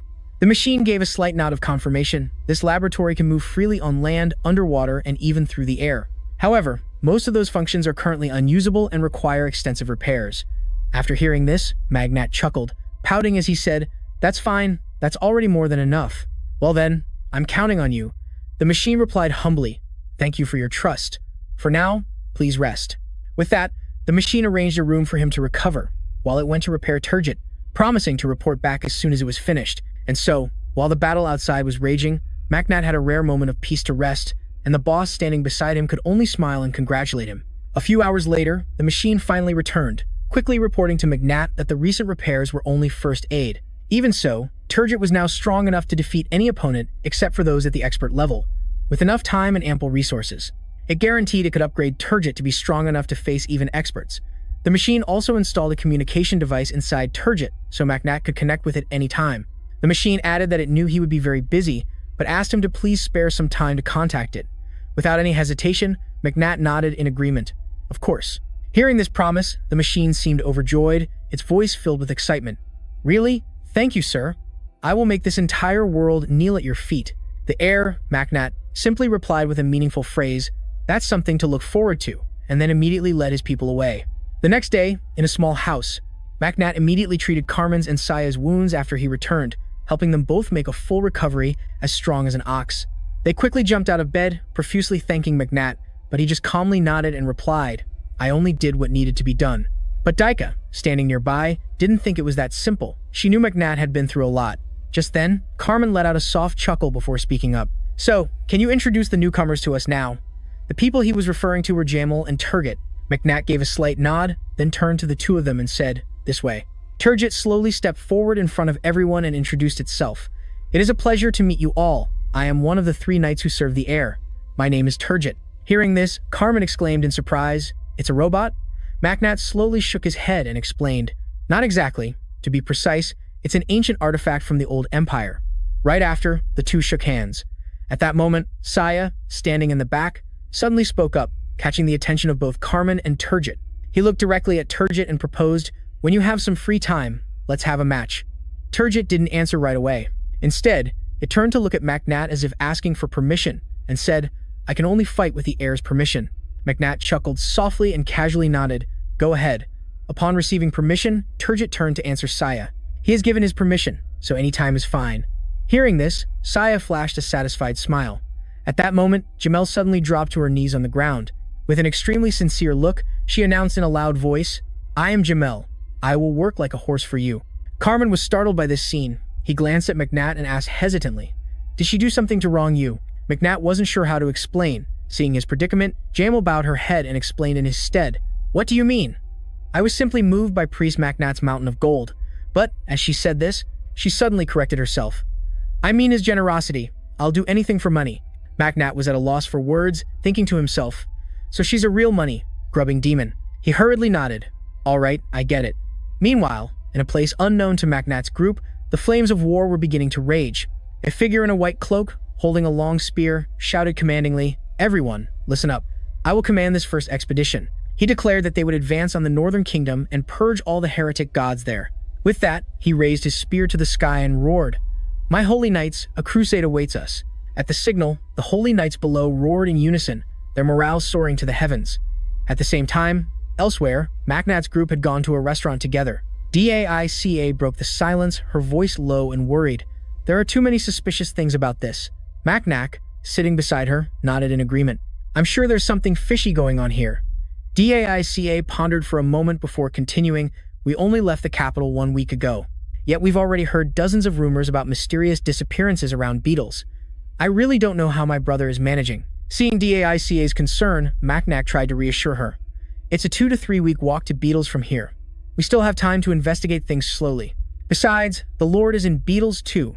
He thought this would put her at ease, but Daica's expression only grew more somber. After a moment of hesitation, she took a deep breath and decided, "All right, in any case, everything will become clear once we get there. For now, I have something important to tell everyone." She revealed a shocking secret. Her father, Lord Kanto Iramio, is not of sound mind at the moment. As she said this, Daica couldn't help but let out a sorrowful sigh. This confession was like a stone thrown into a calm lake. The group fell silent, everyone staring at her in astonishment. After a long moment, Carmen was the first to break the heavy silence. He asked doubtfully, "What? That? Since when has this been going on?" Daica answered slowly, "About 3 years ago." Hearing this, MacNac frowned slightly and pressed on. "So who is ruling in his stead? Is it your brother?" Daica shook her head in denial. "No, it's not Gladym." This answer only deepened the suspicion in MacNac's eyes. The one in power isn't a member of the Iramio family, but an outsider. As if reading his thoughts, Daica slowly explained, "It's Sir Martin, a trusted advisor my father had immense faith in. He is an incredibly righteous man. While he was well, Lord Kanto always praised him highly." However, MacNac wasn't convinced, retorting in a low voice, "But something about this is still very strange. How can someone who isn't in their right mind appoint another person?" In response to that question, Daica continued to explain. There was a document prepared in advance, stating that Sir Martin would temporarily take over for a period of 5 years if anything were to happen to my father. At first, everyone was skeptical, but Sir Martin publicly swore an oath that he would only shoulder Lord Kanto's responsibilities for that exact period of time. And so far, he has fulfilled his role very well, so people gradually stopped doubting him. After hearing the story, Jamel, who was sitting nearby, offered a theory. "So, is it possible that someone else is targeting the Lord?" Daica nodded slightly in response. "We've considered that possibility as well, but all the evidence suggests otherwise." With that, she placed her empty cup on the table, her distant eyes lost in thought. Just then, a server brought out the food, interrupting the tense conversation. In the blink of an eye, the entire table was filled with exquisite dishes. MacNac's eyes immediately lit up, and he cheerfully suggested, "Let's eat first. We can worry about other things later." However, just as he was about to put a fragrant slice of beef into his mouth, his attention was drawn to a conversation at the counter. A strange man approached the owner and asked, "Have you seen any suspicious individuals around here lately? The type to be lurking around, perhaps people in hooded cloaks that cover their faces." The owner quickly replied, "Well, basically. Most travelers who pass through here dress like that. Look, aren't there 3 guests in hooded cloaks sitting right over there?" The man glanced in the direction the owner pointed, and seeming to understand, He discreetly pressed a coin into the owner's hand and lowered his voice. "Thank you. We'll be staying the night here. If anything unusual happens, we'll lend a hand." With that said, the man and his cronies immediately headed straight for their table. The moment she saw his face, James turned pale with fear and quickly lowered her head. Trying to make herself as small as possible, she whispered in fear, "What do we do? If he recognizes me, I'm definitely dead meat." Macnac nodded frantically, his face tense as a drum. "If he recognizes me, I'm done for too." As the two of them were in a state of utter panic, the mysterious man walked straight to their table and introduced himself in a deep, raspy voice. "Hello, I am Admiral. We belong to God's cleansing army." After saying that, he pointed to the companion behind him and added, "And this is Taishiana. Please understand, but we cannot reveal the identity of the God we serve." Macnat also politely stood up and replied, "Good day to you. I am Macnat, a servant of the goddess of protection. She is tasked with watching over the daily lives of humanity." Hearing this title, Admiral immediately nodded and smiled. "Priest Macnat, please forgive me for disturbing your meal." But at that very moment, the holy power within Macnat suddenly surged violently. It was the corrupted mother, ordering him to eliminate the people before him. Macnat glanced at the two of them, and a question immediately arose in his mind. What on earth had they done? A demon would never become a priest, or could it be that God's cleansing army had gotten involved in something shady? While he was lost in thought, Admiral spoke up, breaking the silence. "Well then, we'll be on our way." Macnat's train of thought was immediately cut off. He hurriedly spoke to stop them. "Please wait, I have heard much about your army. What brings you all the way here?" Hearing this, Admiral paused slightly. He glanced at Macnat and answered with a smirk, "Well, I suppose there's no harm in telling you. Priest Macnat, we are hunting the followers of an evil god." Hearing the words evil god, J-Mel flinched violently, almost exposing her identity. Fortunately, Daika, sitting beside her, quickly patted her back to calm her down. Admiral continued his speech. "Without a doubt, those followers of the evil god are the masterminds behind all these wicked deeds." Upon hearing this, Macnat also put on an indignant expression, loudly cursing the followers of the evil god. They deserve to be torn into 100 pieces. At this, Jiemel could only cry on the inside, hastily hugging Daika for comfort, but Macnat paid her no mind. He continued the conversation. "But how can you two tell who the followers of the evil god are?" Admiral slowly explained. "Perhaps because you are on a pilgrimage, you haven't heard the news, but the gods have bestowed upon us messengers." Hearing this, Macnat couldn't help but be shocked, his brows furrowing. Admiral didn't notice this unusual reaction and looked up at the sky with pride. Seeing everyone's reaction, he returned to his normal demeanor and said with a laugh, "Goodness, you all must have been very moved." Hearing this, the corrupted mother in Macnat's bag spoke up. She spoke to him, causing Macnat to frown in deep thought. "So 4 of the incarnations of violence have descended." Admiral continued excitedly, "We will get to fight side by side with the angels in the upcoming holy war. What an honor, isn't it? Honor, my foot." Macnat was now so angry he gritted his teeth. His main mission had finally, officially begun. That night, at the inn where Macnat's group was staying, Daika came and knocked on his room's door. Macnat was currently busy massaging the corrupted mother. Hearing the knock, he stopped his hands and said in a low voice, "Come in." With permission, Daika opened the door and stepped inside. She whispered in his ear, "I want to discuss our future plans with you." Meanwhile, outside, someone witnessed Daika entering Macnat's room, and it was none other than Jemel. She stared, completely stunned, at the sight of a man and a woman alone together, to think they were alone together so intimately. She even assumed that Macnat was hatching a plot to take over the entire Irameo family. At this thought, Jemel's eyes suddenly lit up. She had it all figured out. This priest was about to become her lucrative gold mine. However, the reality inside the room was a world away from what Jemel imagined. Macnat was busy trying to placate the corrupted mother. He massaged her shoulders and whispered comfortingly in her ear, "Just let her have her say. Come on, don't be so selfish. After all, she's been traveling with us this whole time." Meanwhile, Daica's mood had softened considerably from the massage he was giving her. Seeing this, Macnat glanced at Daica and asked, "What exactly is it you want to discuss?" Daica sat on the bed, hesitating for a long while before she spoke. The truth is, ever since she was a little girl, she had dreamed of becoming the head of the family, with the goal of getting back at all those who had looked down on her. Because she was a mage, she was always treated coldly by everyone. Daica said she wanted to become the supreme leader of the family to prove a point, to prove to everyone that their assumptions about her were completely wrong.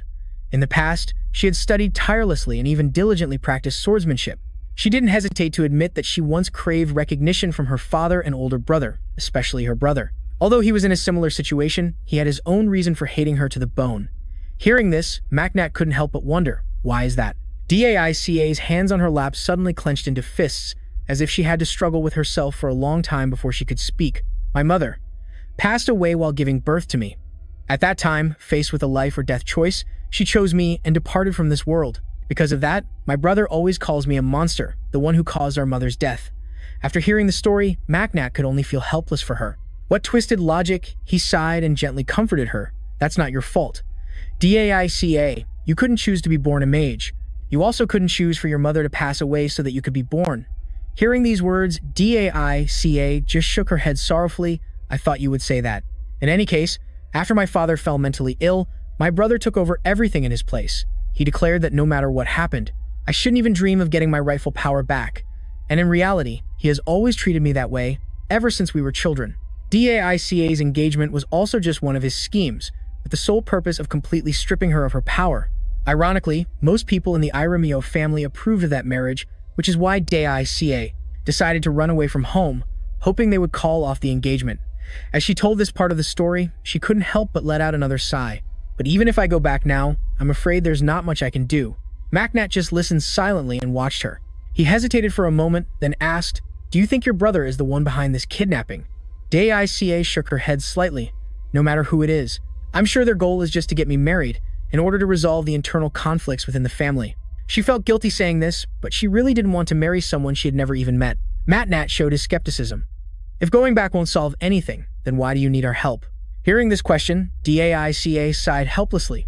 "I can't fight my brother alone, but kidnapping a lord's daughter is a grave crime." She had thought she could use this as leverage to force them to break off the engagement. The more Macnat heard, the more confused he became. "So, what else are you worried about?"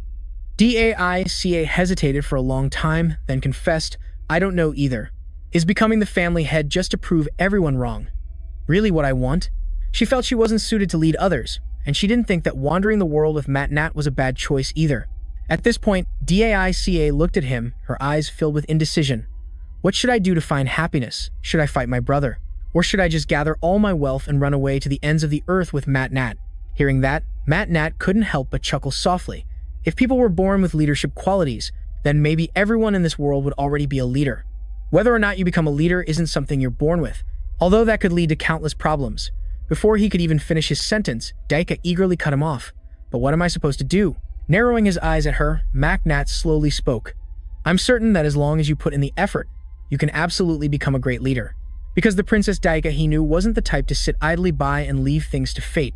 Daica was a bit taken aback by his assertion, hurriedly waving her hands and flusteredly denying it. "You give me too much credit.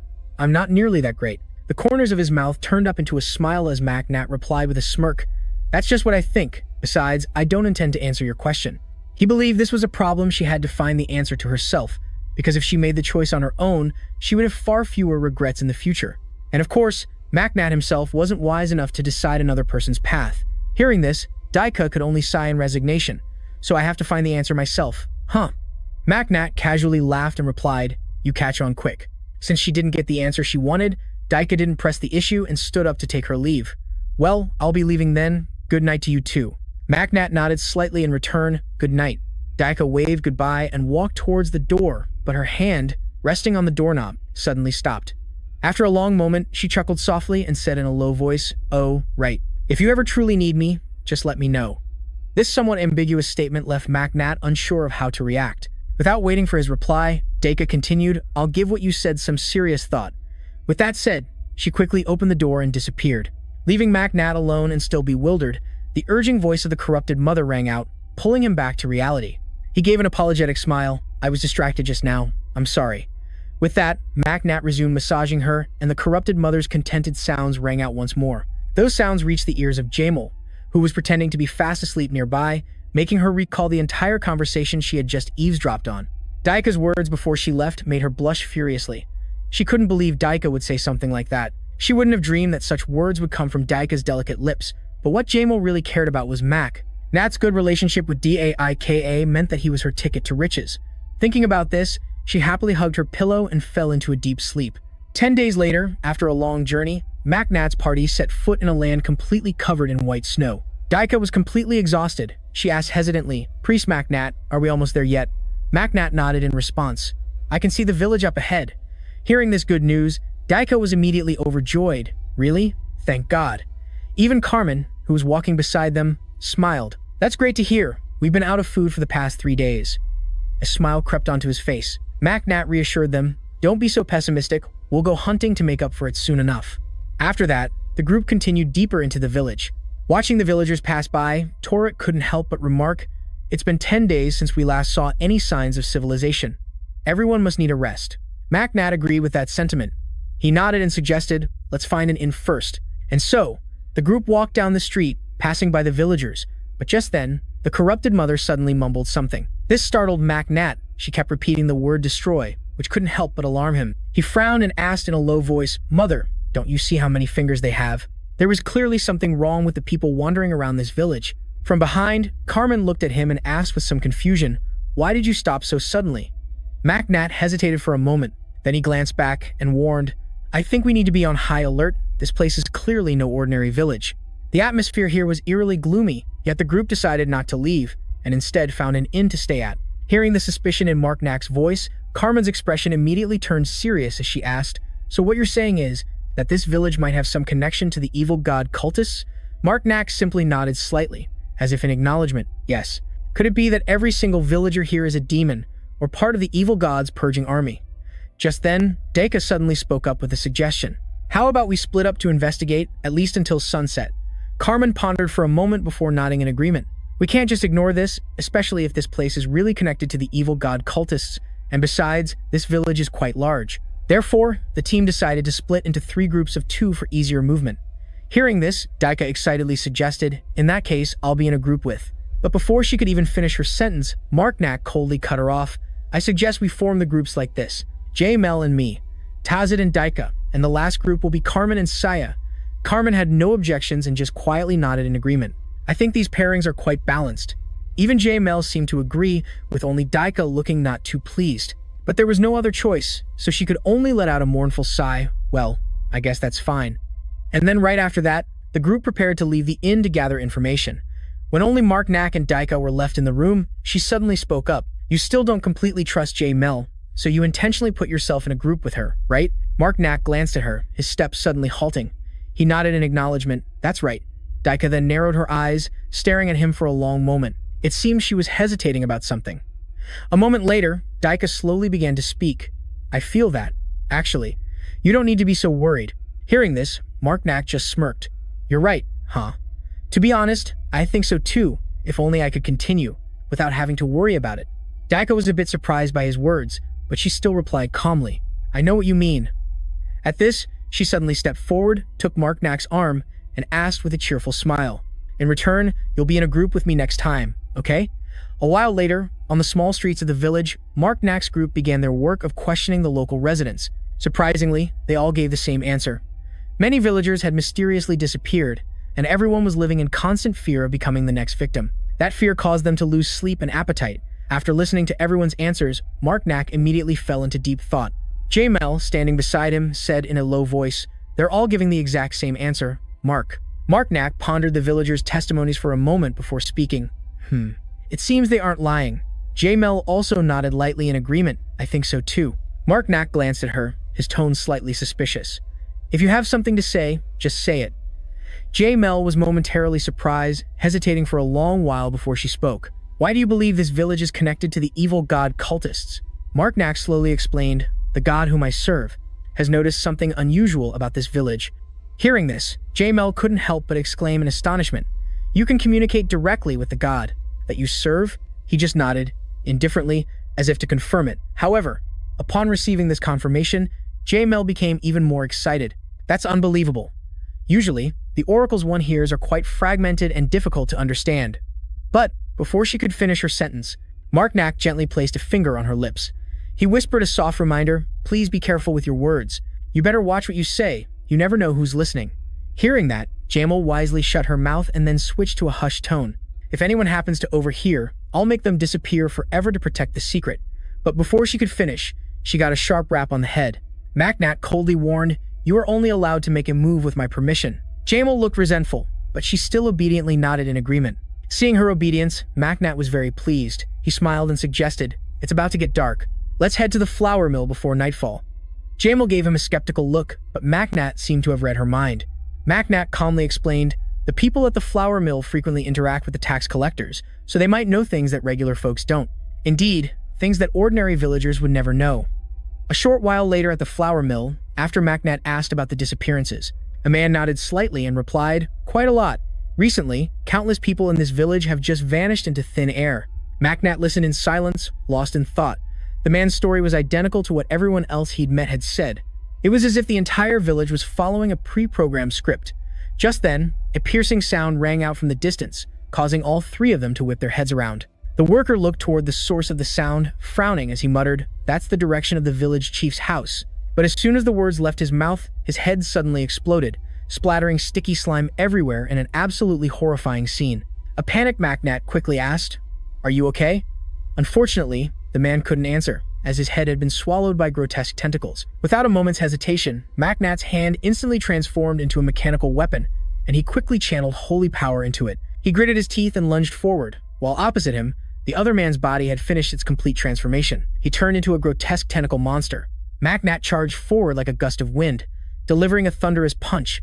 With a loud boom, the monster's entire body was blown away. Its tentacles were ripped to shreds, and its body crashed to the ground, lying completely still. Macnat approached, his brows furrowed in a tight line. Everyone talks about the disappearances, but no one can name a single person who has gone missing. He wondered if this monster was the reason why. That's why their identities can't be determined. Realizing this, Macnat suddenly muttered, "A monster, a parasite." Hearing that, Jamal broke out in a cold sweat and stammered, Parasite?" Macnat nodded coldly and stated calmly, "Yes, I think all the villagers here are actually the missing people, now being used as hosts by them." Those people wandering the streets that day were definitely suspicious.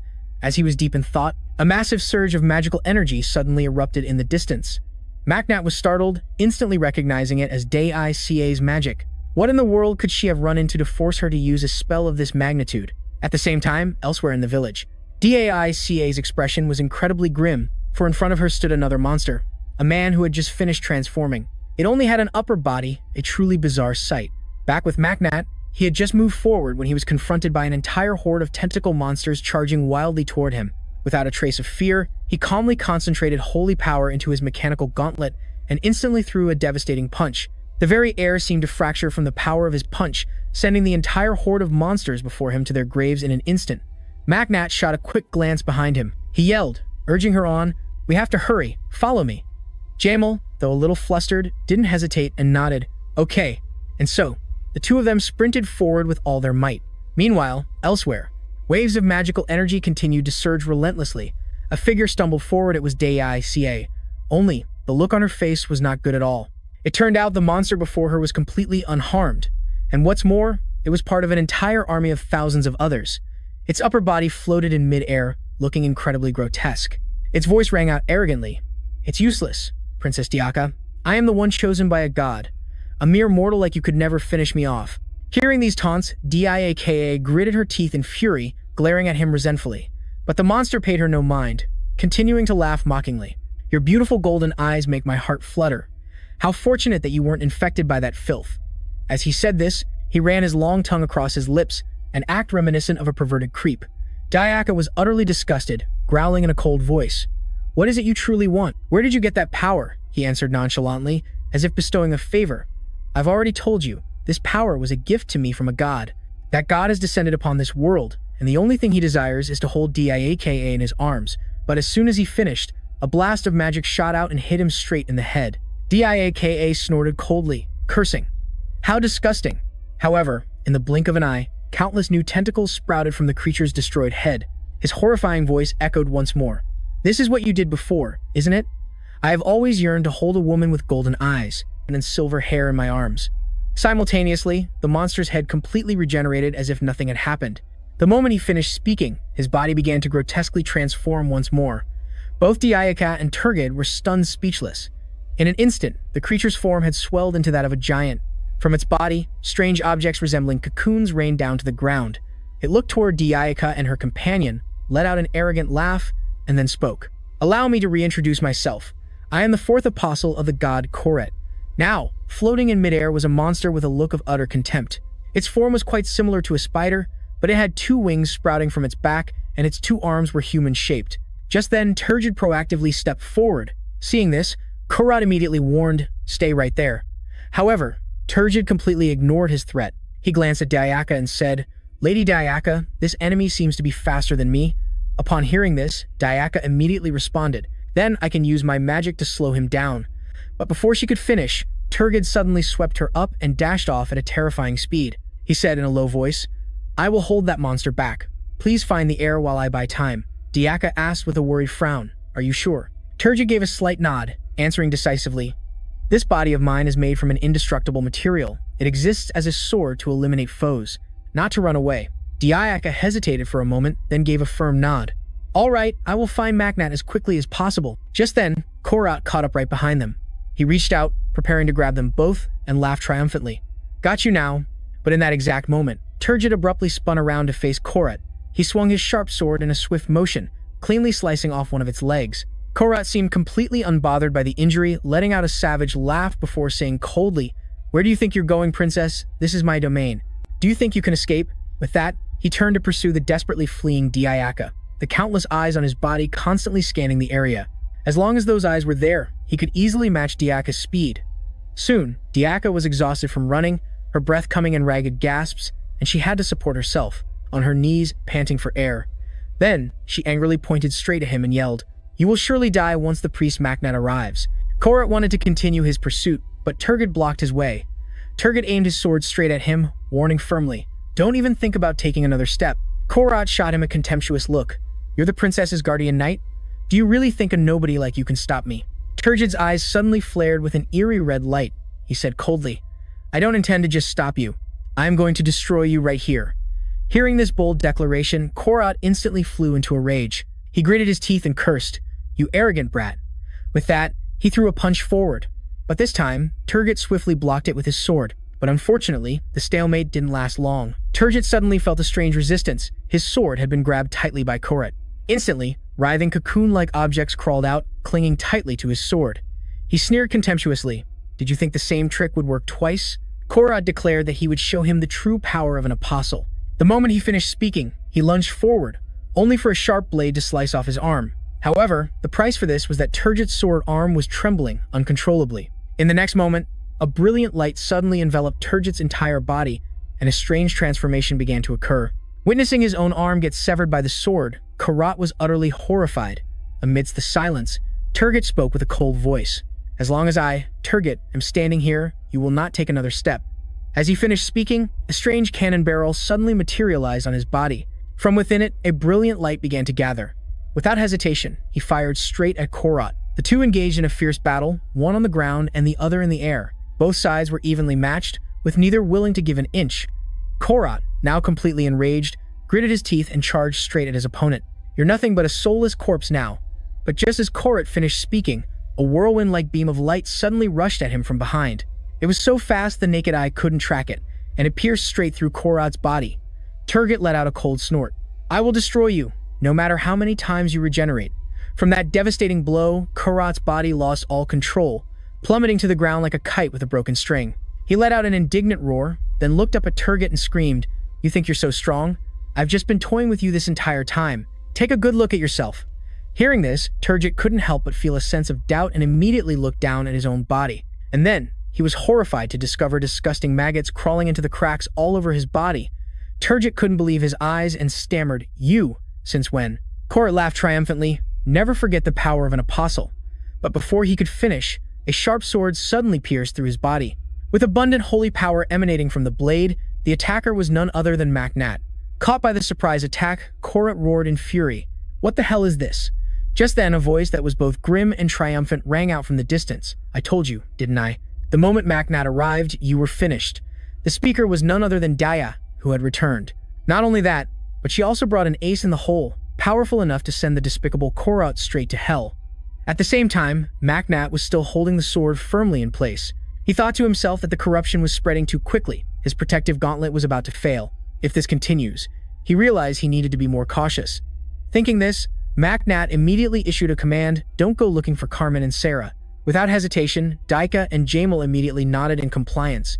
Just then, Magnat seemed to remember something and made a request. "Jamal, could you bring Turgid over here first?" Jamal nodded slightly, said understood, and quickly departed. Daika then looked up at him and asked, "Do you need my help with anything?" Macnat gently shook his head. "No, I'm fine, thank you."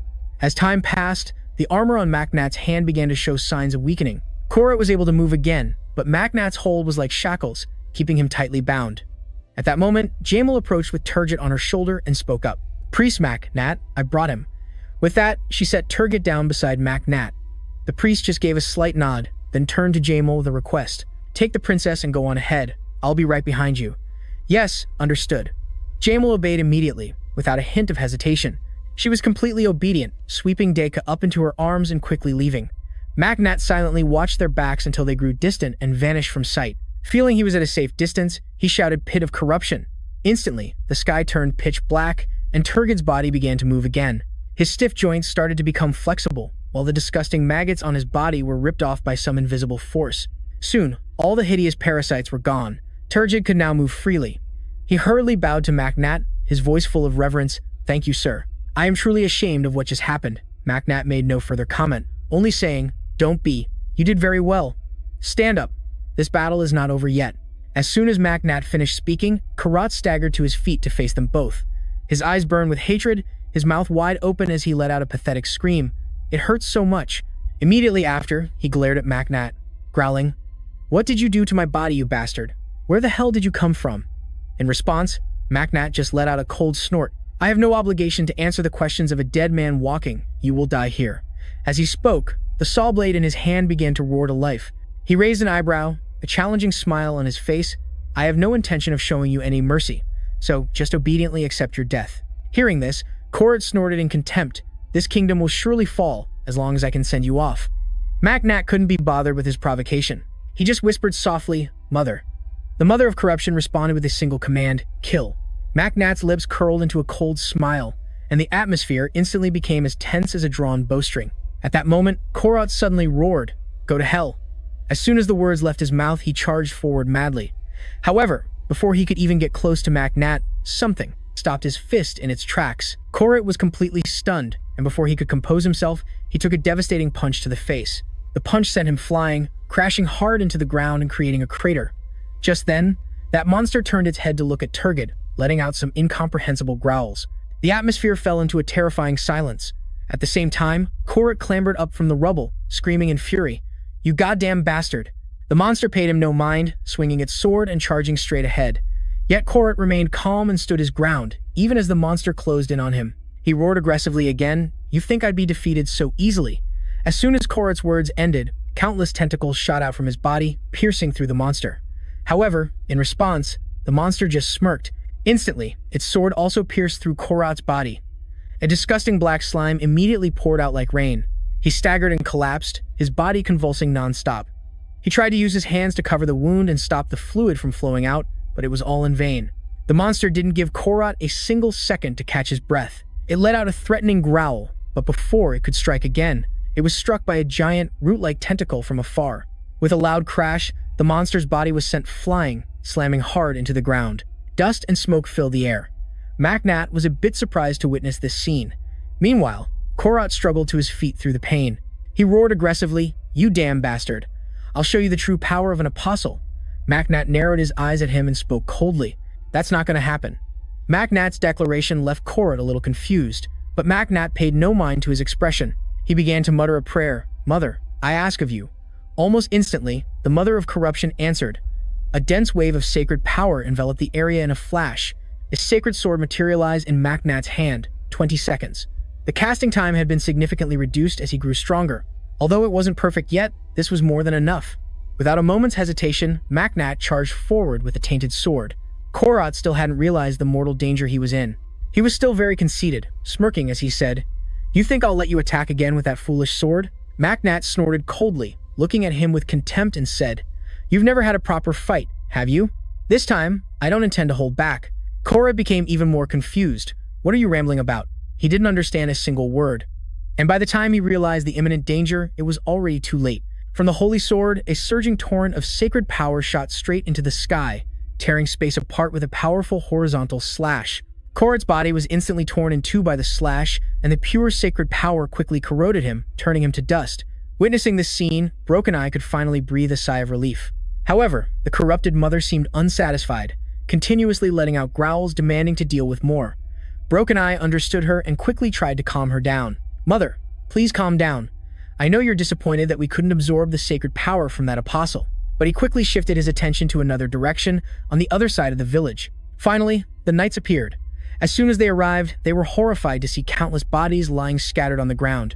The commander immediately gave an order. "That hideous monster! Everyone, raise your weapons. We will destroy that disgusting creature." Hearing these words, the monster before them suddenly burst into arrogant laughter.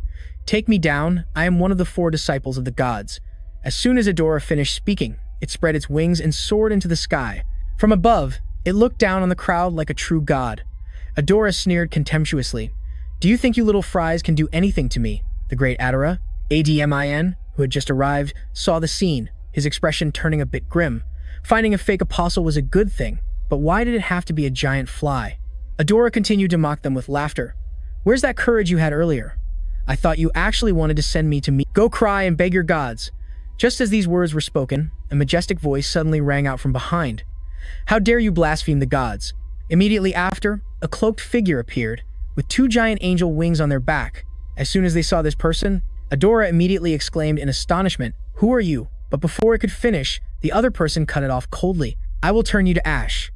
As soon as the words were spoken, a silver-long spear appeared in the person's hand. Standing below, ABB Show stared in a daze, their eyes shining brightly, and stammered, "It's a 4-star. They've come to protect us." This scene is truly epic.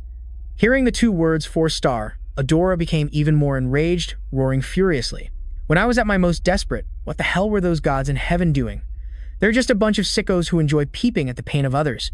"Shut up," the person roared in fury, and immediately, a terrifying blast of sacred power shot straight at Adora. The long spear flashed past its body like lightning.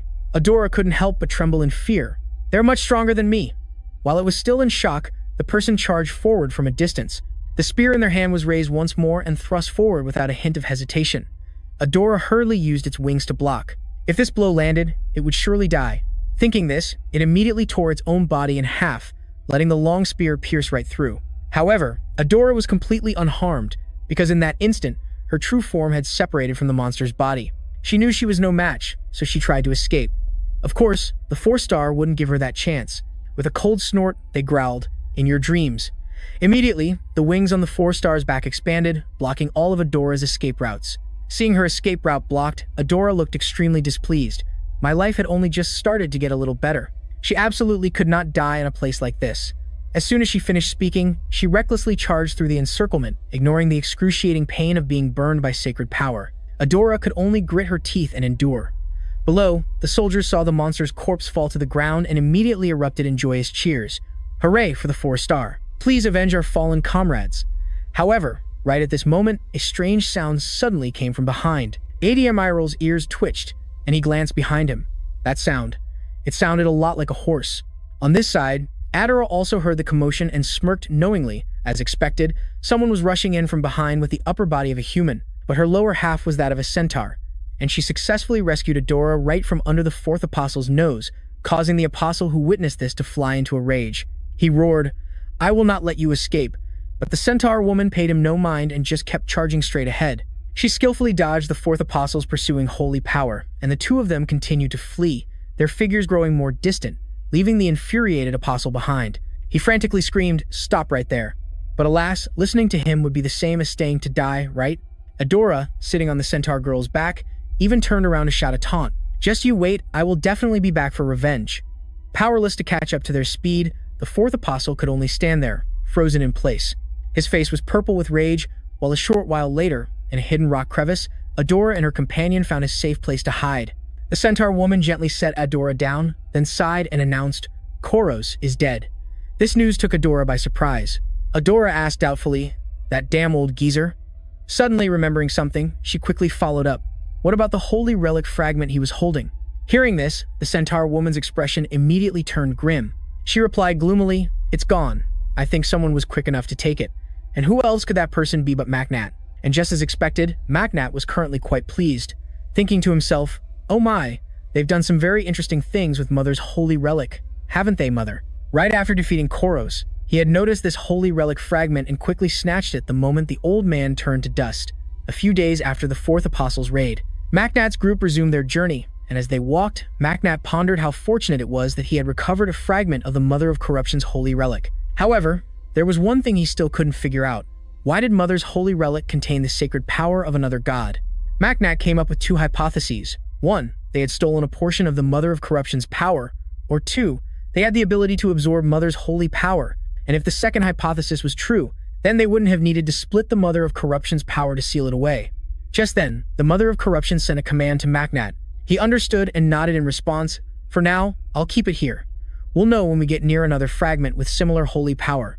Even though they hadn't captured Koros, they had at least reclaimed a bit of the holy power, while the mother and son were conversing. Daika, seeing Macnat deep in thought, asked curiously, "What are you thinking about?" immediately interrupting his train of thought. He smiled and replied, "I was just thinking about the incident from a few days ago." Hearing this, a flicker of sorrow crossed Daika's face. She sighed softly, muttering, "The massacre of the villagers."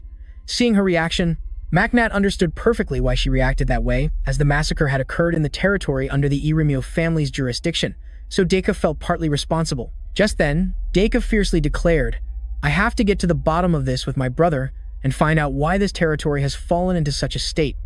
Macnat was a bit surprised and asked doubtfully, "Shouldn't you be asking Lord Man?"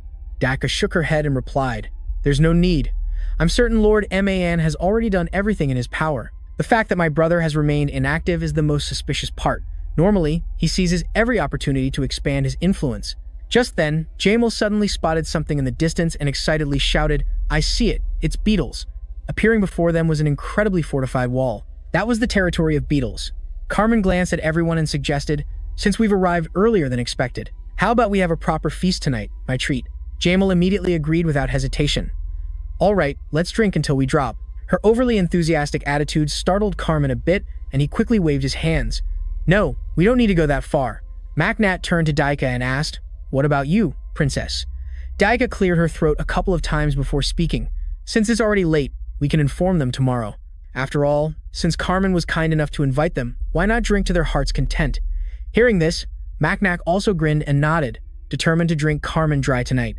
Meanwhile, in a secluded tavern inside the city of Beetles, another man was also chugging down alcohol with an extremely satisfied look on his face. Sitting across from him was another man, but in stark contrast, his expression showed no hint of joy. The first man cheerfully raised his glass to the person opposite him and offered a drink. "Won't you have a drink too, sir?" However, the only response was a cold snort and a sharp reprimand. "Shut up, I'm not in the mood." Suddenly, being yelled at, the man turned away dejectedly, looking incredibly hurt. "All right." Just then, Vasquez asked in a cold voice, "When is that bastard getting here?" Meanwhile, back with Macnac's group, they had entered the city. Carmen glanced over at Daika and asked, "Do you have any good places to recommend?" "I've only ever come here for work, so I've never gone out for a drink." Daika pondered for a moment before replying, "I'm not familiar with this place either." It turned out she had never visited before, so it seemed she couldn't help. Hearing that, Carmen wasn't bothered at all. He just laughed nonchalantly. "Haha, no problem. There are so many people here. We can just ask them." With that, he ran off and grabbed a random passerby to ask, "Excuse me, may I ask you something?" Watching Carmen's figure trot off to ask for directions from afar, Daika couldn't help but remark, "I'm so jealous of Carmen. He's always so full of energy." Macnac didn't think so. He shook his head and retorted, "That's not necessarily true. You say that because you've never seen a melancholic Carmen." That night, he revealed the emotions buried deep within his heart. Everyone has a hidden side, whether it's big or small. Daika stared intently at Macnac, her eyes full of suspicion as she asked, "You know something about him that I don't you?" With a nonchalant attitude, Macnac shrugged and shook his head. "I can't say anything without his permission." Hearing this, Daika clicked her tongue, pouted, and said, "You're so mean." Just then, Jamal waved to them from a distance. "This way." Hearing the call, Daika completely forgot their earlier conversation and hurriedly pulled Macnac along. Before long, the whole group was settled in at a tavern. They ordered a lavish table full of food and drinks. Immediately, they enthusiastically raised their glasses to toast. "Long live Priest Macnac, hooray!"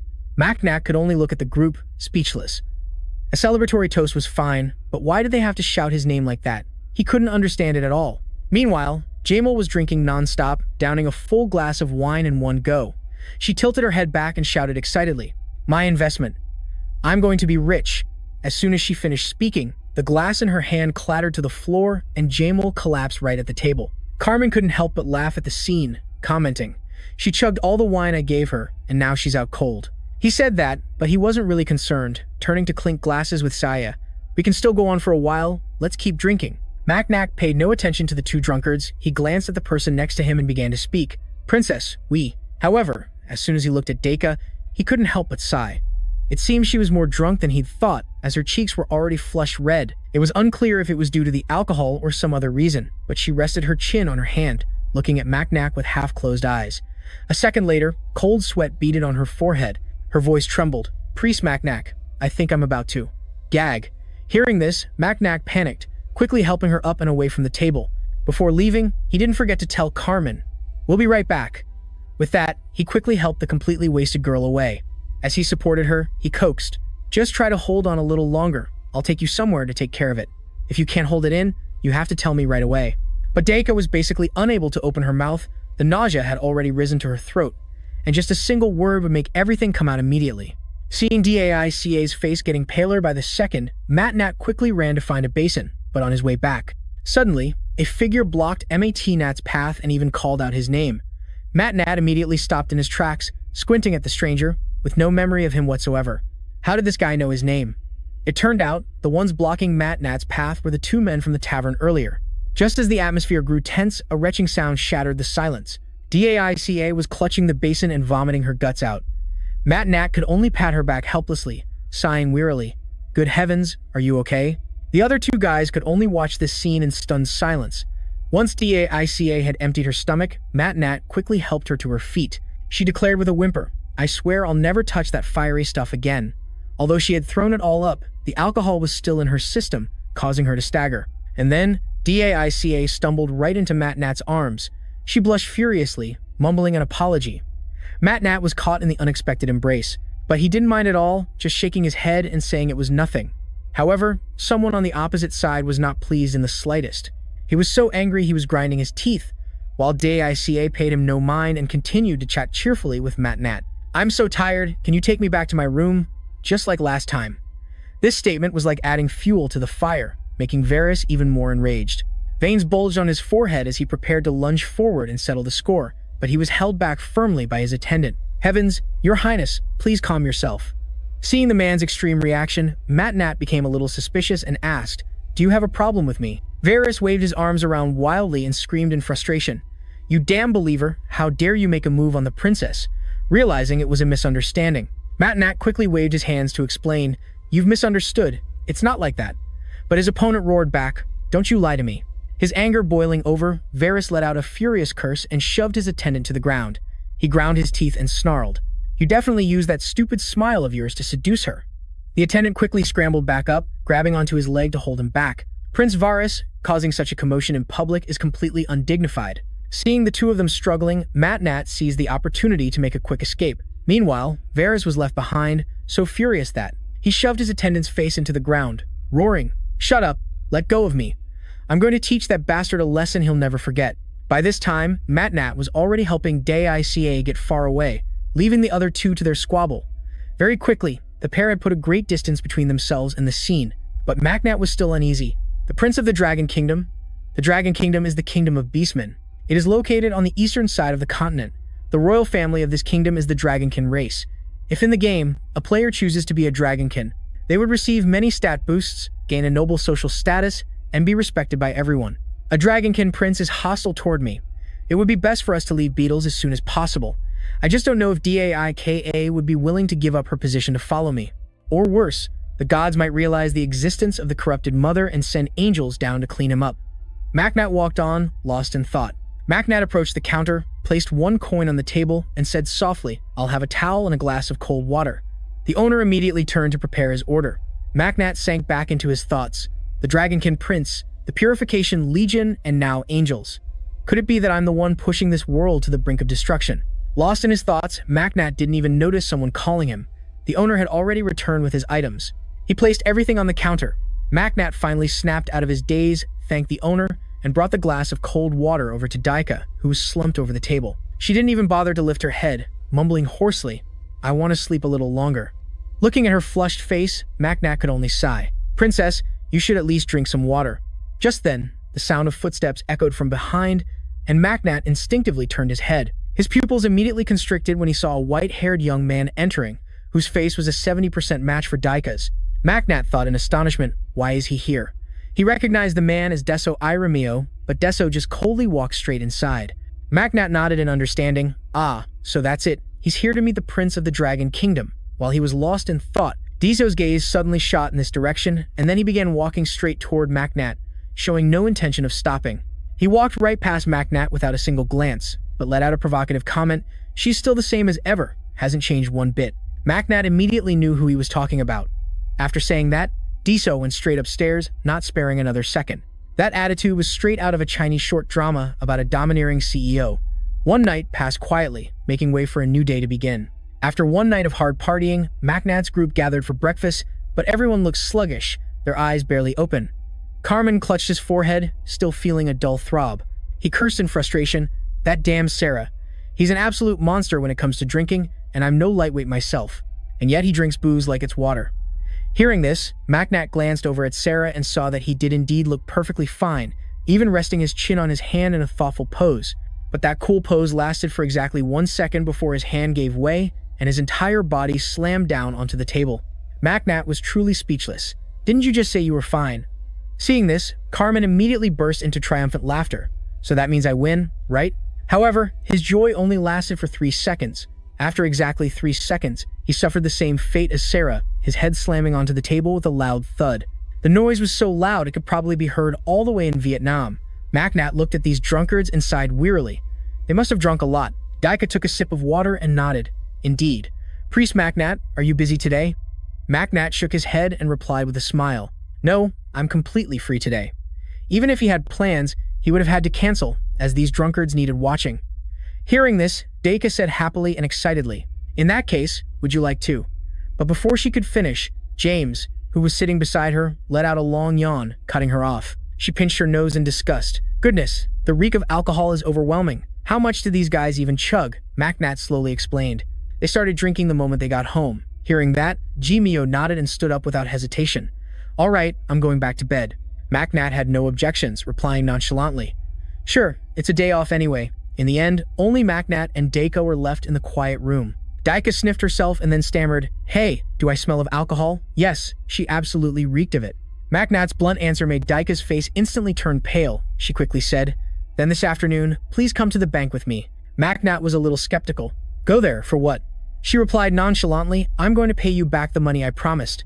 That afternoon, Daika did in fact go to the bank with Maknat. It was there, however, that she received a shocking piece of news. The manager informed her that the safe deposit box she requested was currently registered under the name of the Iramio family, and that access had been restricted. Daika was clearly displeased upon hearing this. "Wait a minute, but this is my personal safe, not the family's. Who restricted it?" The manager reviewed the paperwork for a moment before replying. It was Lord Dauglat Marun. Daika bit her lip in frustration. So it was him. She glanced at Maknat and proposed, "Priest Maknat, it looks like we'll have to pay Lord Marun a visit." Maknat gave a slight nod in reply. "Very well, I'll accompany you." True to their word, the two immediately prepared to leave.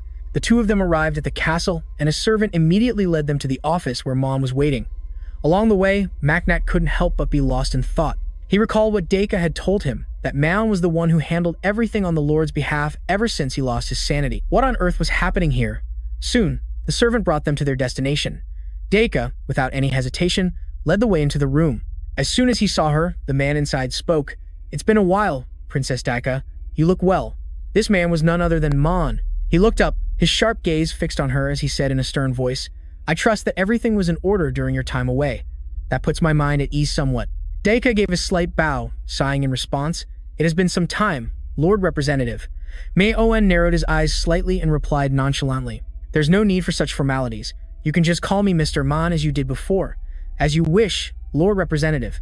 Daika replied with no intention of backing down, her attitude clearly displeased. Mon, of course, noticed the dissatisfaction in her tone and just chuckled. "It seems. You have some grievance with me, don't you?" Scoffing coldly, Daika retorted with a razor-sharp tone, "Me? If you feel that way, perhaps it's your own conscience that's bothering you somewhere." Witnessing this tense confrontation, the mother of corruption in Maknat's bag couldn't stay still either, letting out a few hisses of "kill, kill," as if to cheer her on.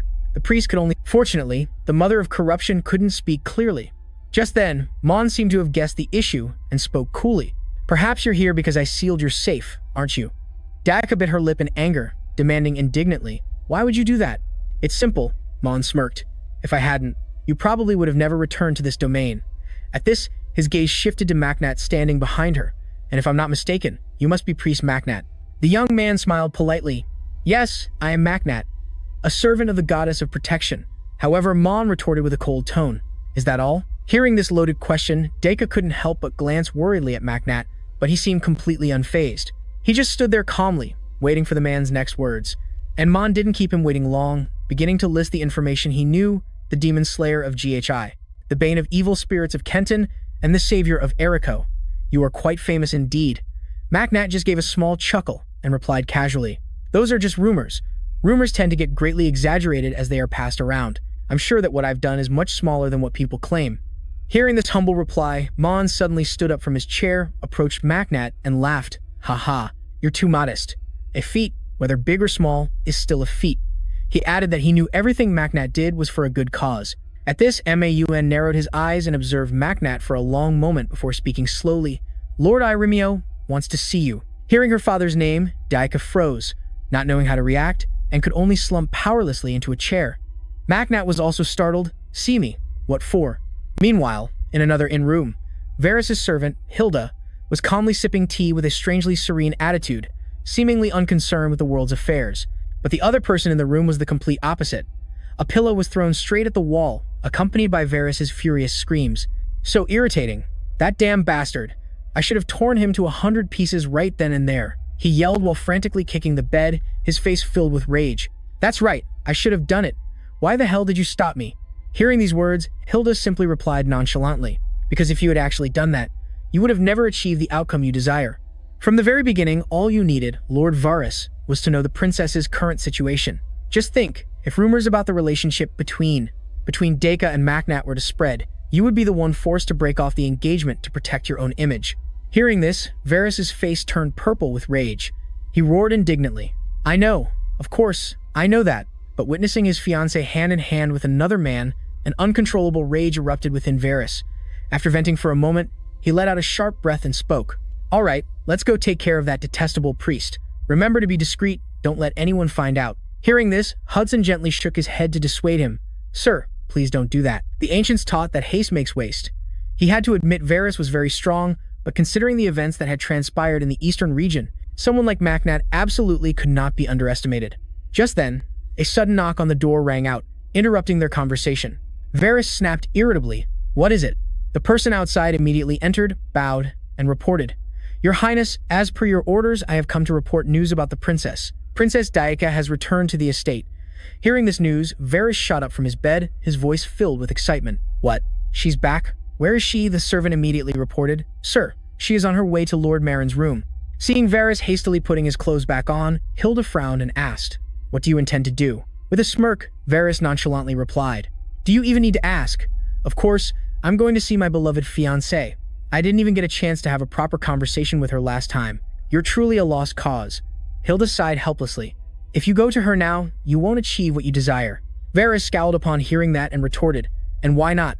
Hilda didn't answer, turning to the servant instead and asking, Let me ask you something. Did the princess come here alone or with someone else?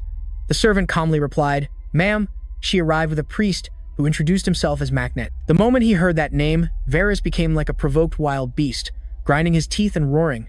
That bastard again. In contrast, Hilda remained calm, leisurely taking a sip of tea before saying, See, Varys, now completely enraged, threw his head back and roared, That goddamn priest. Why is he always glued to my fiancé's side? Meanwhile, elsewhere, Maknat was led to a room. The servant bowed politely. Lord Irimio is waiting for you inside. It is not my place to enter, so please, go in by yourself.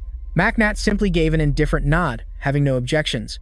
Placing a hand on the door, he slowly pushed it open and entered, his mind still swirling with questions. Why would the head of the family want to personally meet an outsider like him? Mehrunes hadn't revealed a single thing. Besides, wasn't Lord Irimio's mind supposed to be unwell? Carrying that bundle of doubts, Maknat stepped further inside. Before he could even get a clear look at the person before him, a deep, steady voice spoke. It is a great honor to meet you.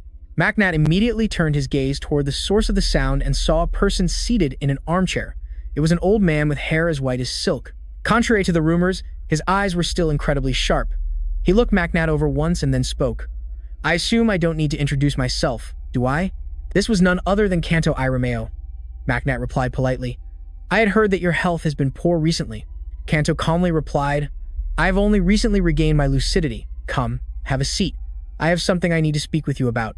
Macnat did as he was told, approaching and sitting in the opposite chair. Once he was settled, Kanto slowly began to speak. "Some time ago, I asked Maran to use some of his authority to look into you. People say that you are a hero sent from above." Macnat simply shook his head with a slight smile. "I only do what I believe is right." Hearing this response, Kanto suddenly grew pensive. After a long pause, he finally spoke, his tone laced with insinuation. "I've also heard that you and my daughter share a rather close relationship." Macnat nearly choked on his own spit upon hearing that. He hurriedly waved his hands and stammered a denial. That's just a misunderstanding. There's nothing but innocence between us." Kanto, however, seemed unconvinced and pressed further. "And yet, I hear that Deka dresses in comfortable clothes to visit your room every night." Macnat couldn't help but let out a dry cough. What kind of fatal misunderstanding was this? Deka was obviously just coming to visit the corrupted mother. But how in the world could he possibly know about that? How is he supposed to explain this whole tangled mess now? Seeing Macnat's reaction, Kanto pressed on, suggesting that this decision would be for the best now that he knew the situation. Just as Macnat was hesitating, trying to find a lie to smooth things over, he was stopped in his tracks by Kanto's words. The astonished young man asked, "What do you mean, sir?"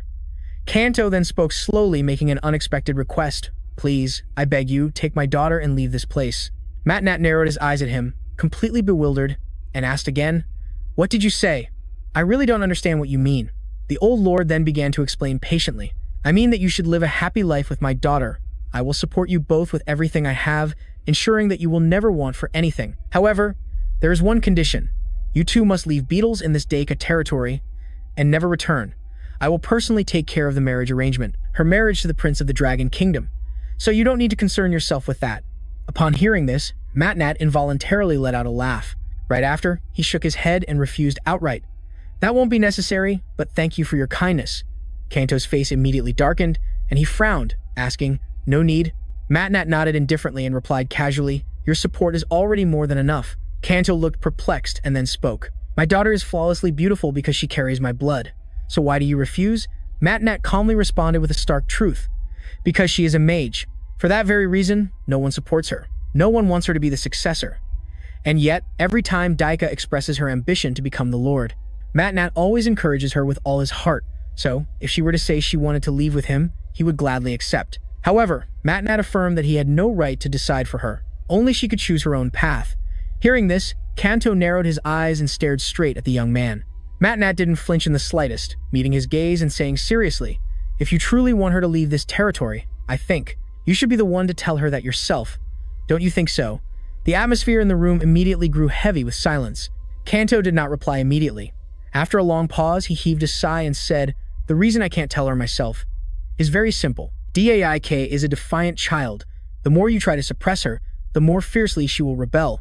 If I were to tell her to leave now, she would only become more determined to claim the family inheritance by any means necessary. But the future that lies at the end of that road is not what Daika truly wants. That is precisely why Kanto wanted Macnat to convince Daika in the first place. He also added that being the lord of a territory was not a good thing." Macnat listened but offered no response, instead asking a cold question of his own. "In turn, may I ask you a question? It might be a bit sudden," he said, letting out a faint laugh. Kanto replied casually, "I think you've already been plenty forward, so just say it." Without any hesitation, Macnat calmly said, "I've heard that until now, you have never really paid any attention to your daughter. So why are you suddenly making such a proposal now?" With a slight huff, Kanto replied nonchalantly, "Do I need a reason? I simply had a change of heart, that's all."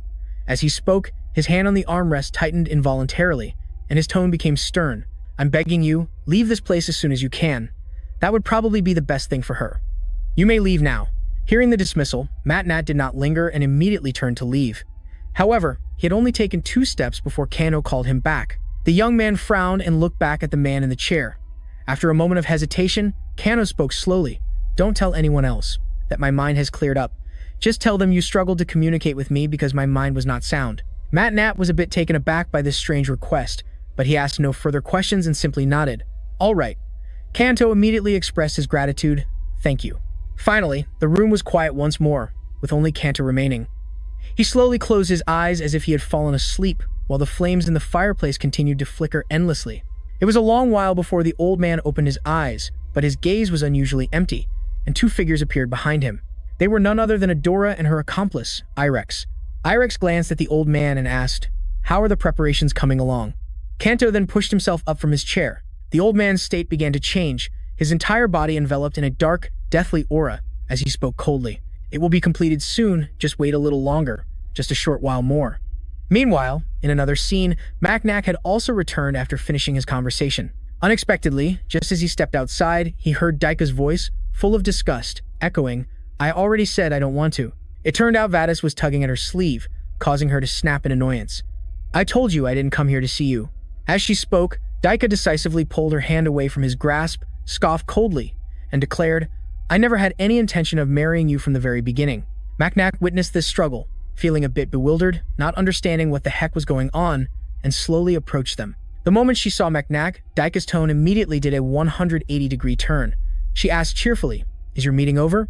Then quickly ran over to him. Before leaving, she didn't forget to turn back and toss a remark at Vadis. "Prince Vadis, my apologies about the engagement, I'll be going now. Have a good day." At the same time, the moment Vadis saw Macnac, his face contorted with rage, causing Hilda, who was standing behind him, to break out in a cold sweat. His anger instantly flared up to his head, and the prince was about to charge forward to settle the score. Seeing this, Hilda hurriedly clung to his leg, but Vadis still managed to break free. He snarled aggressively, warning, "You again! Get away from my fiancé immediately." However, before his hand could even touch Macnac, Daika had already stepped in front of him, coldly declaring once more, "I am not going to marry you." Vadis narrowed his eyes at her, looking hurt and wronged, and asked, "But why? Is there something about me that you're not satisfied with?" Daika just shook her head slightly and explained, "It's not that you have any shortcomings, it's just that I myself don't want to get married." Hearing her say that, Vadis's face immediately lit up with joy, and he suggested, "Don't be like that, how about we have a meal together?" Vadis reached out, intending to take her hand, but Daika flatly refused. "I have an appointment tomorrow." Vadis didn't give up and continued to press her, but the result was the same as always. Daika was busy every single day. To put it bluntly, whenever it came to having a meal with him, she was always busy. Not bothering to argue with Vadis any longer, Daika gave a few more perfunctory replies before leaving impatiently. "I'm very busy." Meanwhile, Macnac was still hiding on the side, but enjoying the show. Even the corrupted mother couldn't help but screech a few times to join in the fun. The young man could only sigh, thinking to himself, she really dumped him. Just then, Vadis was still tagging along behind her, calling out, "Then how about this?" With that, he took out a flyer with a picture of a girl on it. He said cheerfully, "I heard a theater troupe just arrived in Beatles. They have a very famous singer with them. You know her, right? Her name is Adora. Let's go see her perform together." Ironically, the person on the flyer was the very same Adora who had just appeared in Kanto's room, yet Daika still coldly refused. "I've already met her." Vadis stared at her blankly, muttering, "But the first performance isn't for another 3 days." Daika indifferently shrugged and pouted in response. "All performances are the same. I won't be watching any new ones." Hearing these harsh words, Vadis immediately ground his teeth in anger. He questioned her coldly, "You're rejecting me because of that bastard Macnac, aren't you?" Daika denied it flatly without a hint of hesitation. "No, it has nothing to do with him." "Don't lie to me." Vadis didn't believe her, shouting so loudly that Daika was slightly startled. Right after that, he pointed directly at Macnac, who was peeking from the side, and loudly accused, "You go to his room every night." The air instantly froze. Macnac felt this accusation was an injustice of epic proportions, so much so that even the corrupt Queen Mother spoke up bitterly in protest. Macnac could only sigh helplessly, thinking to himself, what the hell is going on? Isn't her mother always by her side whenever she visits? With that, he stepped forward to clear things up. "Your Highness, this is a complete misunderstanding. There is nothing between us like what you're imagining. You must simply be letting your anger cloud your judgment." However, Varys wouldn't hear any of it. He roared furiously, "Shut your mouth! Do you think I can't see through your deceitful act?" Macnac was rendered completely speechless, while Varys continued his tirade. "You must be getting a real thrill out of this, aren't you? Knowing that the princess is already engaged? You want to defile the honor of a nobleman." But before he could even finish, Daika could not endure it any longer. She snarled, cutting him off, "Silence." Her shout startled Varys, who stumbled back and slammed his head against the wall. Daika stared daggers at Varys, her voice as cold as ice. "There is absolutely nothing between Priest Macnac and me. Our relationship is completely... He's not that kind of person." She affirmed that he was a good man who always lived for others and never hesitated to help anyone in need. Even when facing grave danger, Macnac never backed down. He was the one who saved Deka from kidnappers, so she absolutely could not stand by and watch Varys humiliate her savior. Upon hearing this, Varys was completely stunned. He stood frozen like a statue, at a loss for words. Ignoring his reaction, Deka continued, her voice like steel. Therefore, let me be perfectly clear. I, Deka I Romero, swear upon my family's honor to officially annul the engagement with the Prince of the Dragon Kingdom. This vow will stand as long as the flower of House Iramero continues to bloom. Hearing this, Varys' face darkened. He ground his teeth and hissed, "Ha! As long as the flower of Iramero does not wilt, is that it? Does that mean you'll only marry me after your entire family has been annihilated?" Then, he turned and shouted into the distance, "Dozo, this isn't how we planned it." Upon hearing the name, Macnac immediately turned. Just as expected, Dozo was approaching from afar, speaking in a cold voice. Dozo said to Varys, "You're always so impatient and crude." He then turned to Deka, his tone softening. "You should know. You shouldn't so casually swear on the honor of House Iramero. Do you not know your place in this family? Is it just because I'm a mage?" Deka squinted at the newcomer, her eyes showing clear hesitation. Just then, Varys stormed forward, angrily confronting Dozo. "You promised you would give me the princess." In response, Dozo merely gave an indifferent shrug. Dozo answered nonchalantly, "I only said you could have her, if you were capable enough. Why are you complaining to me now? After all, you're the one who failed here, aren't you?"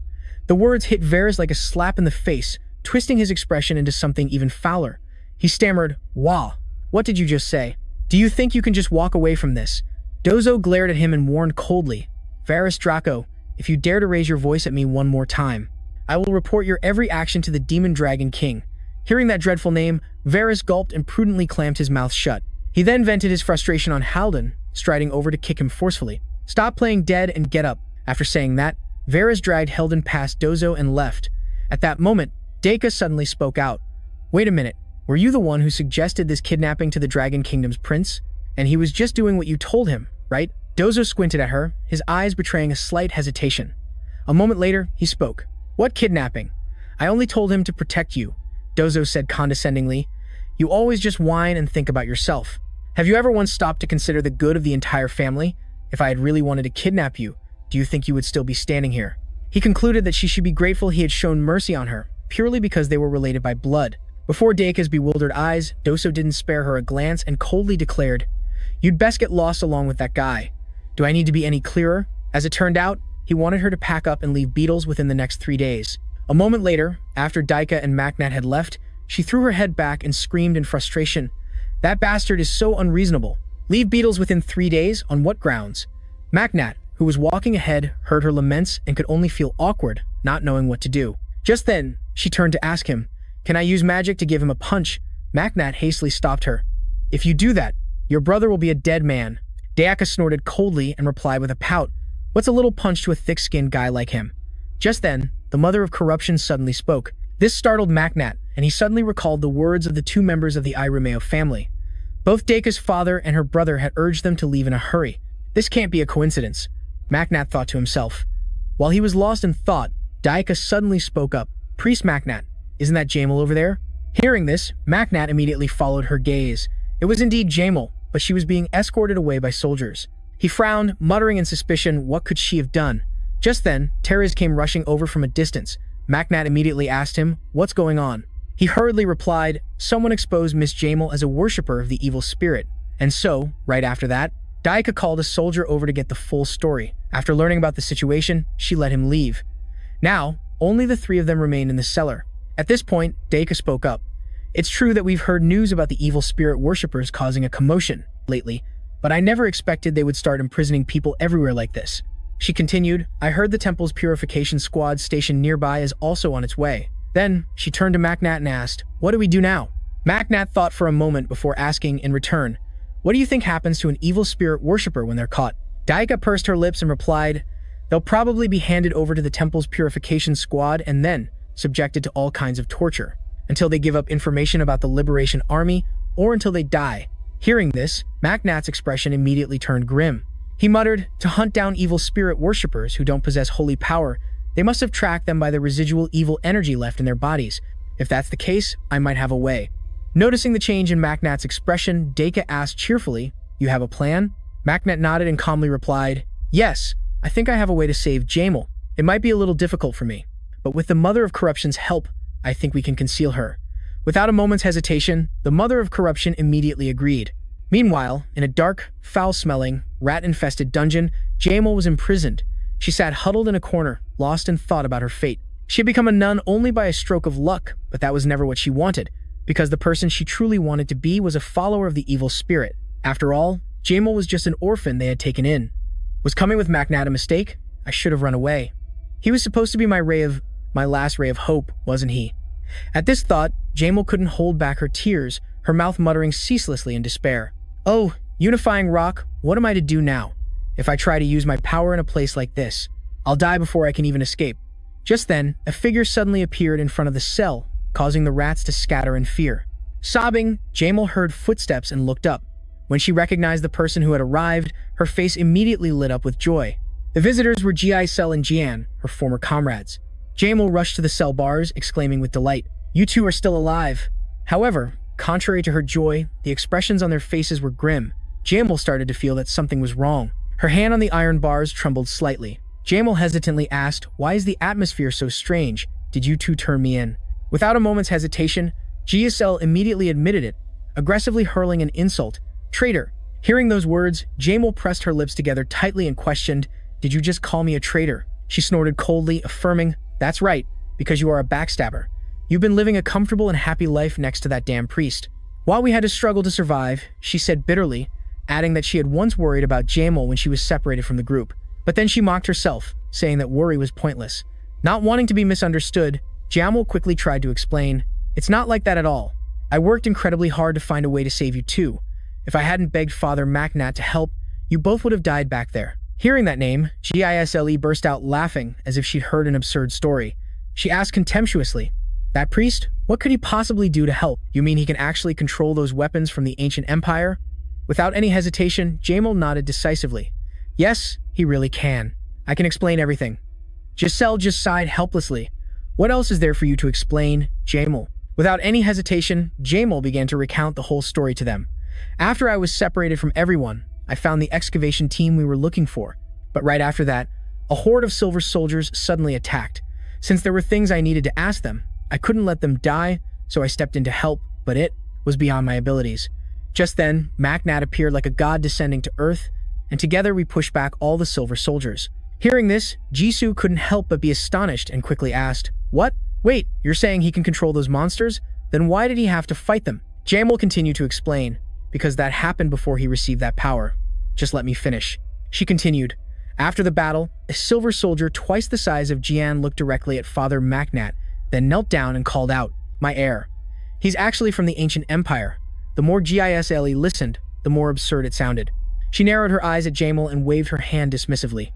"Okay, that's enough." Jamal was startled and immediately fell silent. Giselle continued in a sarcastic tone, "Do you really think we're going to believe that fabricated story? What heir? What ancient empire?" She insisted it was all just something Jamal had imagined. Jamal furiously shouted, "I'm not lying. It's all true." Giselle just shrugged indifferently and said coldly, "Whatever." "Then why, after leaving the ruins, didn't you immediately come to rendezvous with us?" She questioned why Jamal was traveling with Macnat. Hearing this, a flicker of hesitation appeared on Jamal's face. Her reaction was like adding fuel to the fire, making Giselle even more furious. She gritted her teeth. "Now do you understand why I called you a traitor for no reason? I've been watching you since the day you led us to Beetles. That Macnat guy did nothing to keep you, but you trailed after him like a dog instead of trying to escape." Jamal quickly explained, "He said he would eliminate me if I ran away, but later, I realized he's actually a very good person." At this, she immediately made a suggestion. "That's right, everyone should come with us. Macnat is our last hope, and he's a good person too, so I'm sure he'll accept everyone." Giselle's expression instantly turned ugly.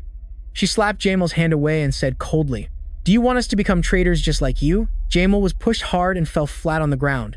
She couldn't help but cry out softly, "Oh my God, my butt." At that moment, Giselle spoke again, her voice full of venom.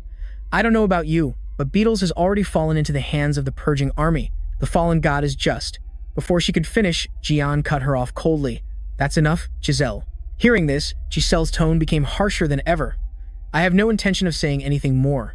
Don't you dare order me around." As soon as she finished speaking, she pulled a gun from her person, aimed it forward coldly, and said, "I know we grew up together, but we can't tolerate traitors. The Purification Army will never forgive such an act, regardless of the reason." At least I'll give you a quick end." With that, she pointed the gun straight at CHA Mio, issuing a warning, "Don't you dare use that power, or else the city's purification army will come for you."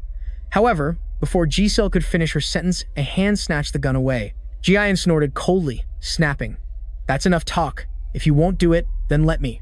Gisle could only sigh in resignation. Why does that idiot have to act like this? But Jian paid no mind to her thoughts. He growled, "Farewell, you traitor." With that, he prepared to pull the trigger. CHAMEO was terrified, hugging herself and trembling, thinking, "I don't want to go like this." In that hair-raising moment, hurried footsteps suddenly echoed through the dungeon, and at the same time, Jian's gun fired. However, the bullet was stopped by a soldier on horseback who had just appeared. Without a moment's hesitation, the soldier leaped into the air, swinging his sword directly at the incoming bullet. With a single slash, the bullet was split in two. Once it was done, the soldier lowered his sword. In the cell, CHAMEO still had her eyes squeezed shut in fear. She didn't dare to open her eyes. The soldier slowly approached, pointing the tip of his sword at the two strangers and spoke in a cold voice. "You vile creatures, how dare you touch a friend of the heir?" As it turns out, this soldier was none other than Turgid. However, his size at this moment was minuscule, making the tense scene suddenly a bit comical. GIN and GISLE stood there stunned, not understanding what was happening. Geisel stared at the tiny robot in front of her and couldn't help but laugh. What the hell is this thing? Is this the knight who's rumored to be twice Gian's size? Shamio, is there something wrong with your head? Hearing these taunts, Turgid panicked a little, thinking to himself, "Oh no, I accidentally transformed too small." He hurriedly channeled his holy power, and a blinding light immediately erupted, forcing Giselle and Jian to shield their eyes. Giselle immediately screamed, "Shoot that stupid girl, HAMEO. But as soon as the words left her mouth, she was stunned by the sight before her. A giant-sized Turgid now stood towering before them. Forget seeing CHAMEO. Even the prison bars were completely obscured by his mask. Giselle shrieked in terror. "Twice the size my foot. This is more like 10 times bigger." Turgid paid them no mind. He just glanced at CHAMEO and asked, "Are you hurt anywhere?" CHAMEO finally dared to peek open her eyes. She shook her head and replied, "I'm fine. Watch out in front of you." "All right," Turgid answered coldly. "You will meet your end here." Hearing this declaration, CHAMEO immediately cried out in alarm, "You don't have to go that far." But Turgid completely ignored her. He calmly replied, "It is the best solution. Anyone who dares to harm a friend of the heir is a potential threat to him." As soon as he finished speaking, Turgid swung his sword and charged forward. Jian immediately screamed in fear, "Let's retreat." Gisle nodded slightly, then quickly placed her hand on the ground. Instantly, strange wisps of dark energy emanated from the ground. Turgid knew they were trying to escape. He snorted, "I won't let you run." Immediately, 2 jet engines appeared on his back, propelling him forward at a terrifying speed. The look on Giselle's face grew uglier by the second. She hastily increased the speed at which the dark energy spread. Turgid paid it no mind, saying contemptuously, "It's useless." With that, he brought his sword down in a devastating slash. The force of the slash sent earth and stone flying everywhere. Even Shamio inside the cell was affected by the aftershock and had to quickly cover her face. A moment later, when the dust settled, Turgid's figure appeared once again. Immediately after, he shrank back to his original tiny state. Then he just hopped onto the back of a mouse and ran off. Witnessing this bizarre scene, Shamio couldn't help but be astonished. Is he riding a mouse? However, it was at this moment that she realized something unusual. When Giselle used her power earlier, she couldn't sense any trace of divinity in it. At this thought, CHAMEO's expression immediately turned serious. She had to report this to MacNat right away. A short while later, MacNat finally arrived at the cell. JEMEO was so happy she cried. Tears streamed down her face as she sobbed, "I knew it, you would never abandon me." In response to her emotion, MacNat just smirked slightly and uttered a single, indifferent word, "Really?" As he spoke, a set of keys suddenly appeared in his hand. GAEMEO couldn't help but be amazed, exclaiming, "Huh, where did you get those keys?" MacNat only responded with a soft, mysterious chuckle. While selecting the right key, MacNat explained nonchalantly, "I borrowed it while the guards were fast asleep." JMEO, still surprised, asked again, "What about the princess?" MacNat replied calmly, "She's distracting the guards at the entrance." Soon after, he found the correct key, and the cell door swung open.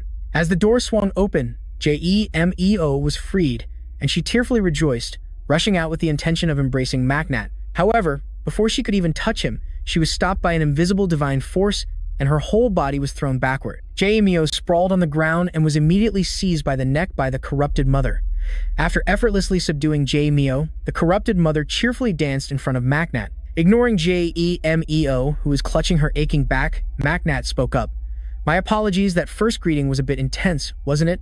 With that, he pointed to the entity beside him and introduced her. This is the corrupted mother, the one whom I serve. Hearing this, Jae-meo exclaimed in astonishment, She's a goddess?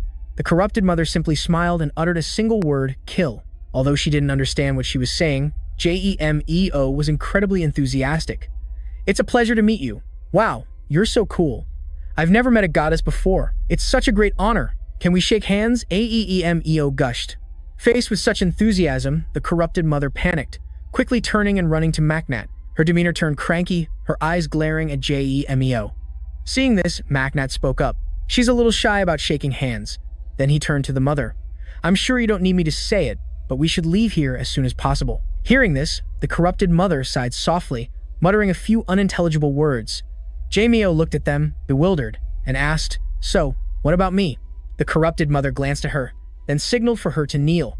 Jae-meo was a little confused, but it seemed an invisible force compelled her to kneel, whether she wanted to or not. Ignoring her confusion, the corrupted mother placed a hand on top of Jae-meo's head. In an instant, a burst of pure divine power erupted into the air. It enveloped the entire surrounding area. Time passed slowly, and after a moment, the divine power finally began to dissipate. Outwardly, Jae-meo appeared unchanged. At that moment, Maknat asked, Are you done?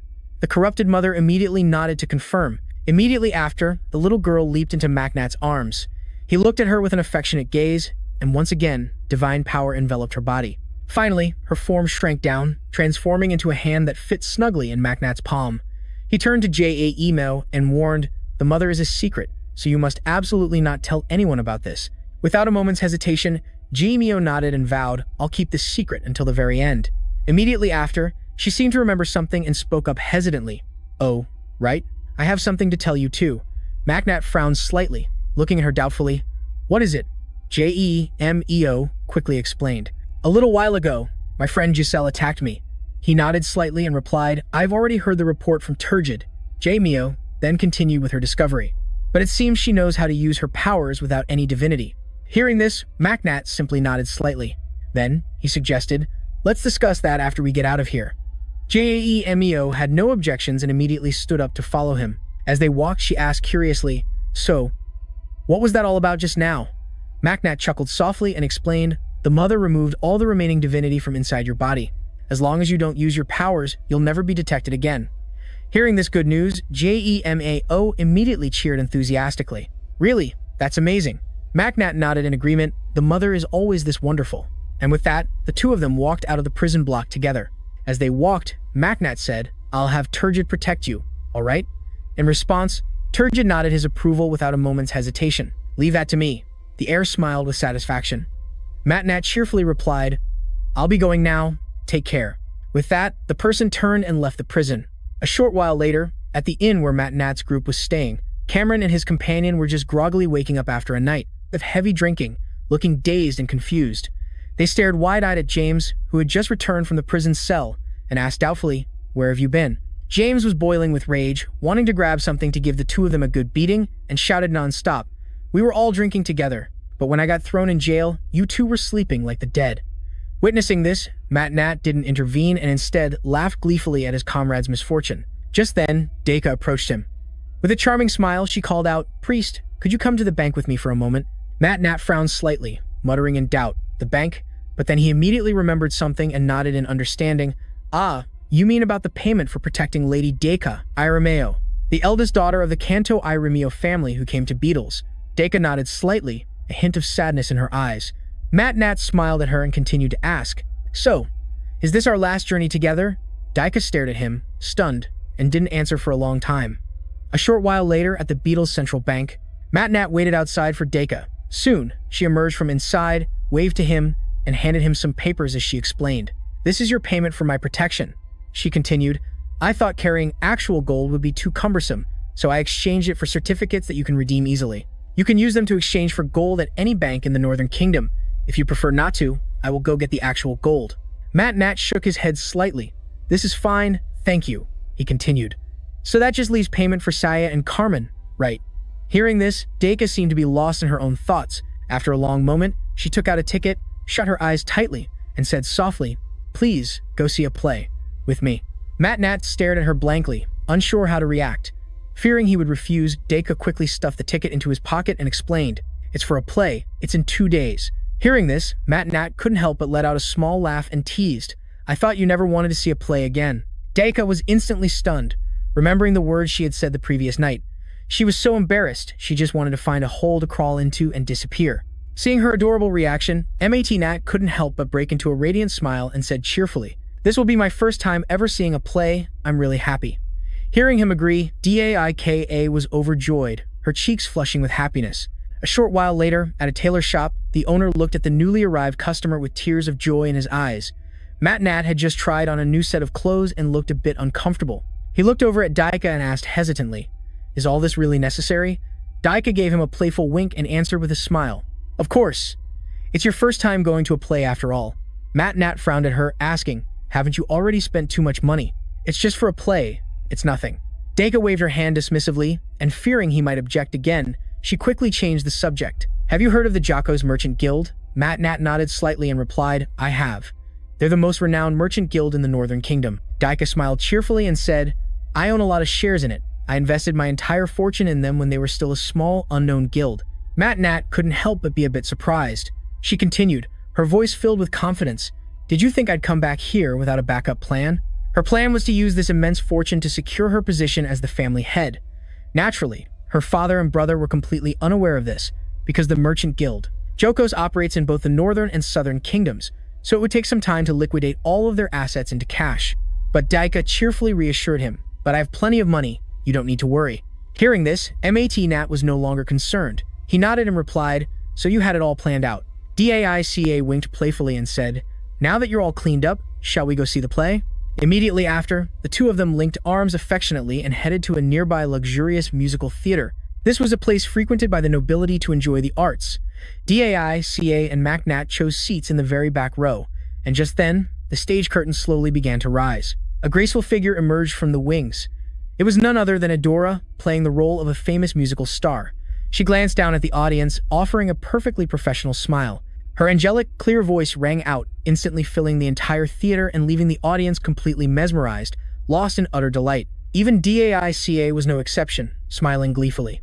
At the same time, Mac Nat secretly glanced at her, an act that was immediately noticed by the Hoa. She couldn't help but speak, prompting Mac Nat to ask himself, "Do you like Daika?" The answer formed crystal clear in his mind. "Of course, I do. Who wouldn't be captivated by a rose as radiant and fragrant as her?" Hearing this, Hoa was somewhat surprised. After a long hesitation, she asked, "So, do you love her?" This question sent Mac Nat into deep thought.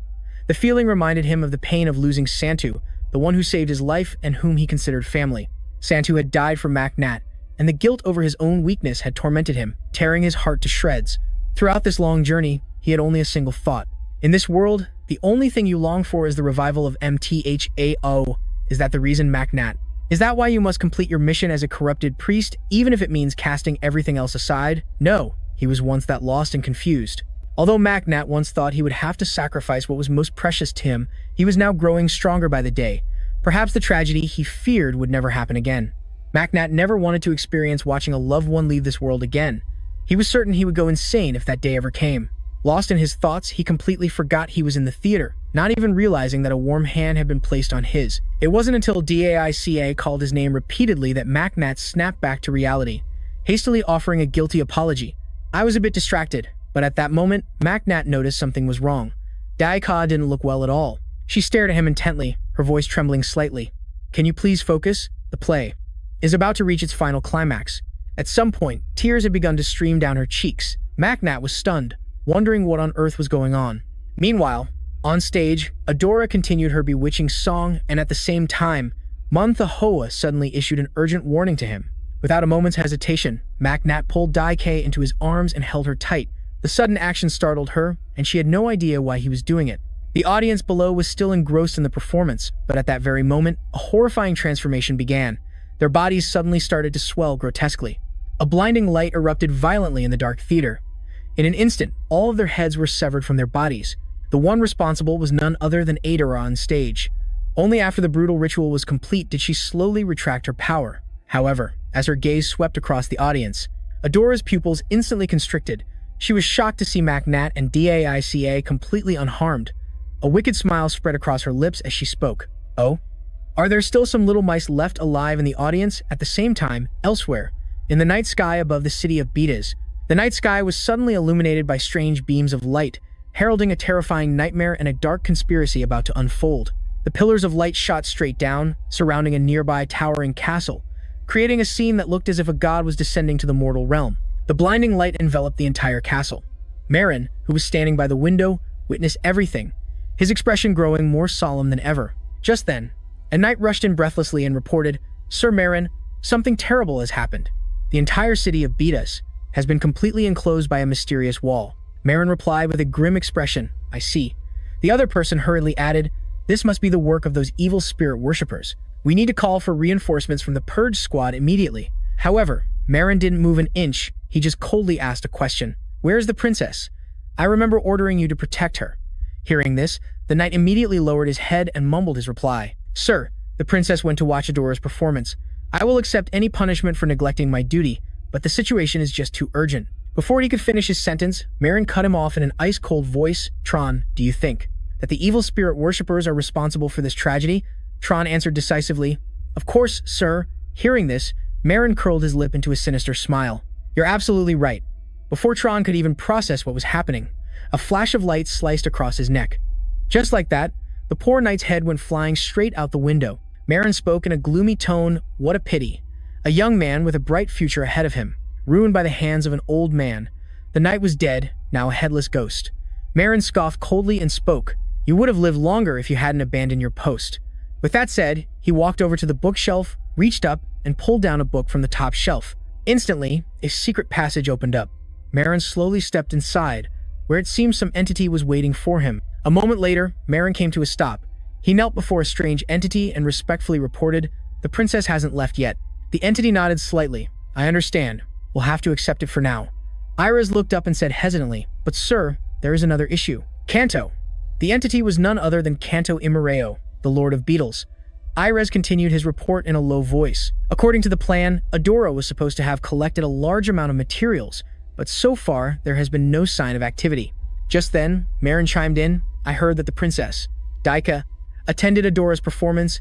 Iris frowned, pondering for a moment before speaking. "If that's the case, that priest Macnat must be there as well. It seems I must go and see Adora myself. Is that acceptable, Lord Kanto?" Kanto had now transformed into a pure white statue. 2 large wings had also sprouted from his back, making it unclear whether he was an angel or a demon. Kanto calmly replied, "Go ahead."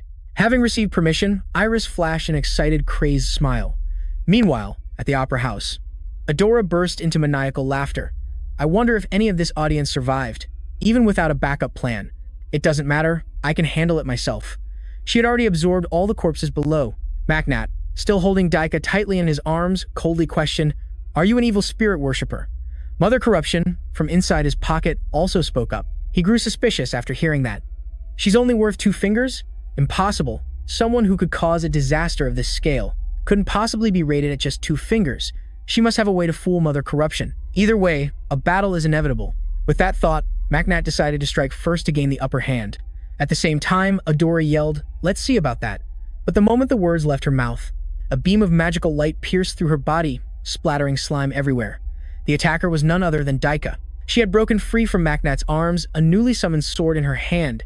She roared with righteous fury. "How dare you slaughter the innocent citizens of Beetles right in front of me, the Princess of Imereo?"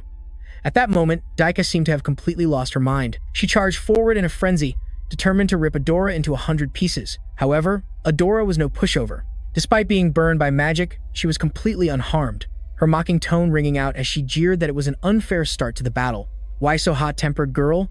Right after the taunt, the two of them clashed. Daica showed no mercy, immediately casting a spell. Instantly, a massive orb of magic shot from her hand. Not only that, Daica seized the opportunity, swinging her sword and charging into attack at the same time. In that very moment, Adora's body suddenly turned into a puddle of disgusting slime, causing Daica's sword to slice through empty air. And then when Adora reappeared, she was right in front of Daica, roaring aggressively, "Try taking this." In a situation hanging by a thread, a hand managed to pull DAICA back by the shoulder. It was Macnat. He had saved her from Adora's fatal blow. He glanced at her and advised, "Calm down. You can't fight her so emotionally." Hearing this, DAIKA frowned, only replying after a long moment, "Perhaps you're right." Adora had now transformed into a grotesque monster, with only her lower body retaining a human form. DAICA narrowed her eyes at her, speaking in a cold voice. "But it doesn't matter now.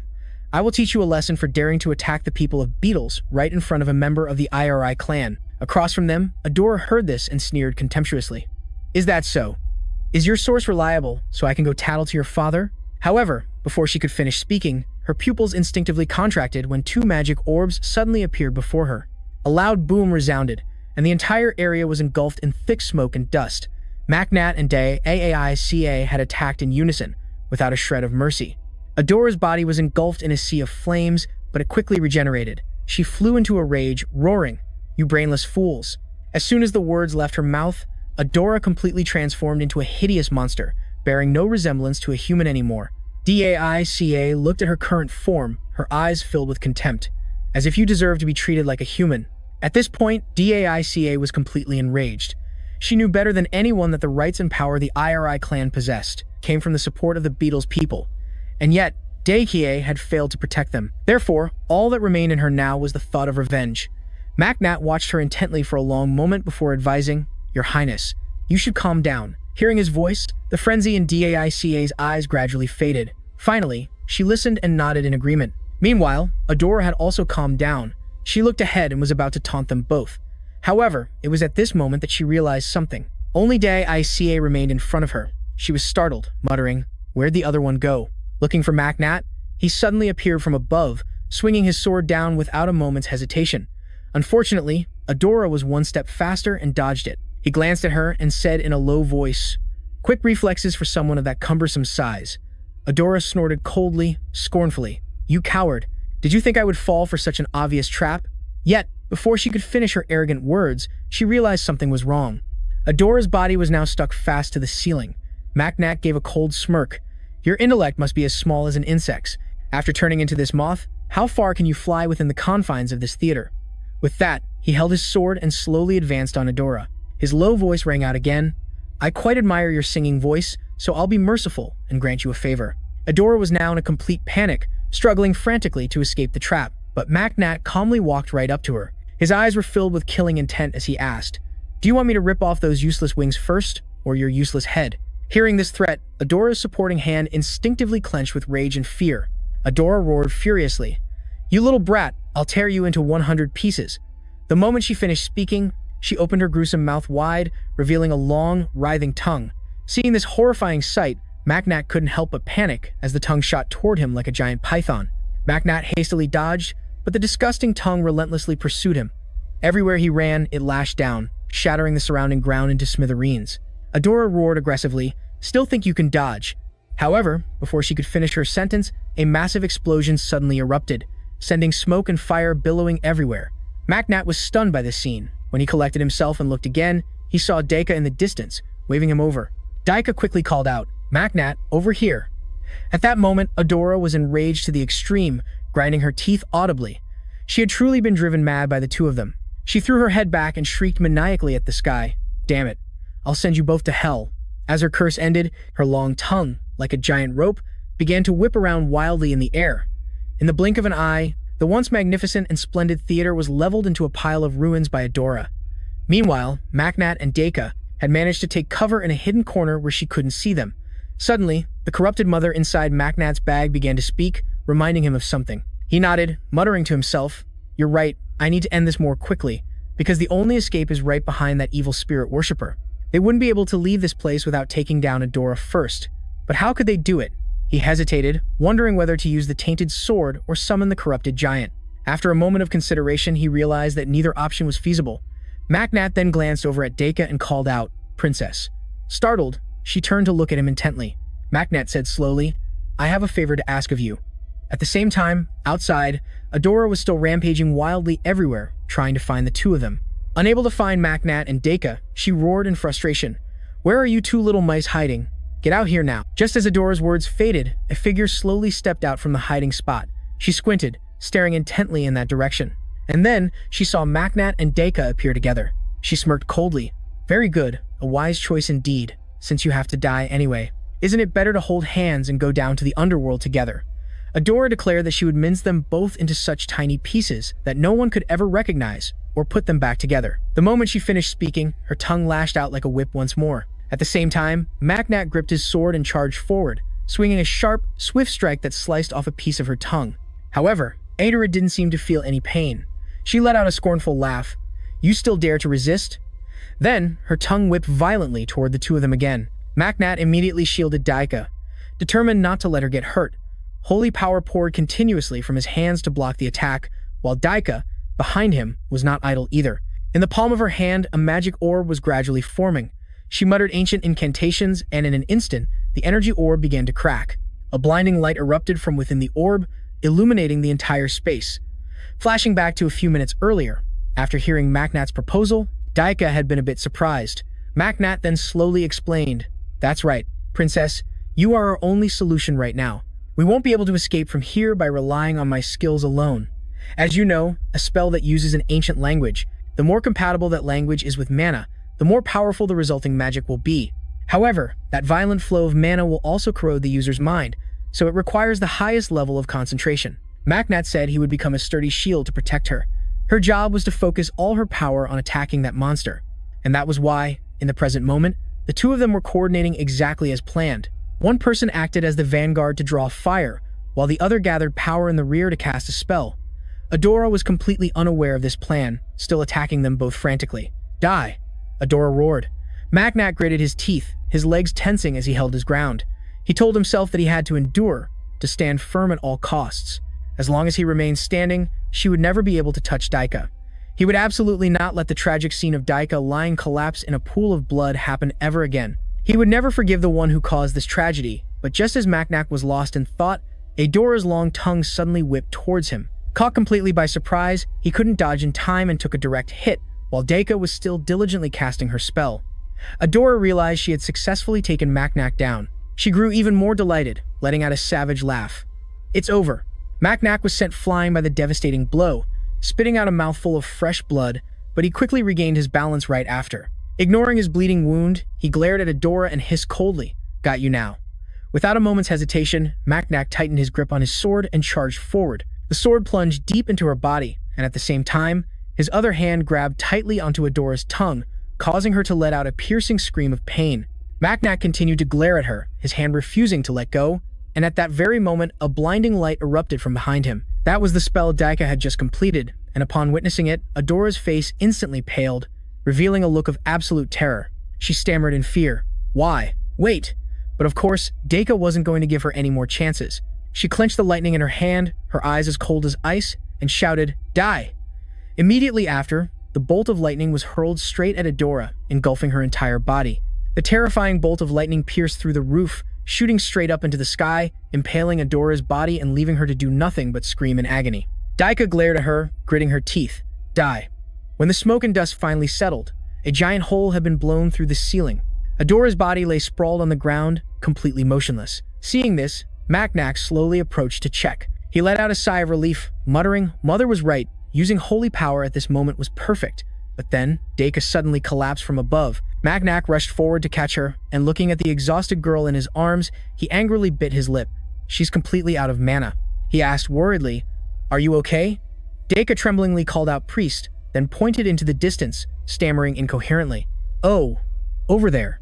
Up there." Maknat followed her gaze and was stunned to see a figure standing tall up high. But in the blink of an eye, that figure appeared right behind him. Maknat jumped in shock and quickly turned around. Adora, who was dying on the ground, trembled as she tried to open her eyes. The newcomer was none other than Irish. She glanced down at the barely breathing Adora on the floor. She pouted and said mockingly, "See, you should have listened when I offered to train you.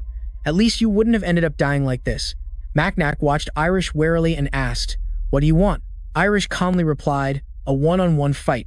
Glaring at her, Maknat coldly retorted, "Why should I agree?" Irish shrugged nonchalantly, her tone condescending, "Because I've already been very merciful to you." She glanced towards Daika. "I mean the one you're protecting. If I wanted, instead of holding her, you'd be picking up her pieces right now." Hearing this threat, Maknat's expression faltered for a moment. He immediately carried Daika backward, gently leaning her against a wall and asking worriedly, "Are you awake?" Daika nodded slightly, slowly opening her eyes despite having exhausted all her mana, but her recovery speed was incredibly fast. Macnac narrowed his eyes at her and whispered, "Just pretend to be unconscious for now. I'll stall for time. If you see a chance, run immediately." While they were plotting, Irish spoke up impatiently, "You're wasting my time.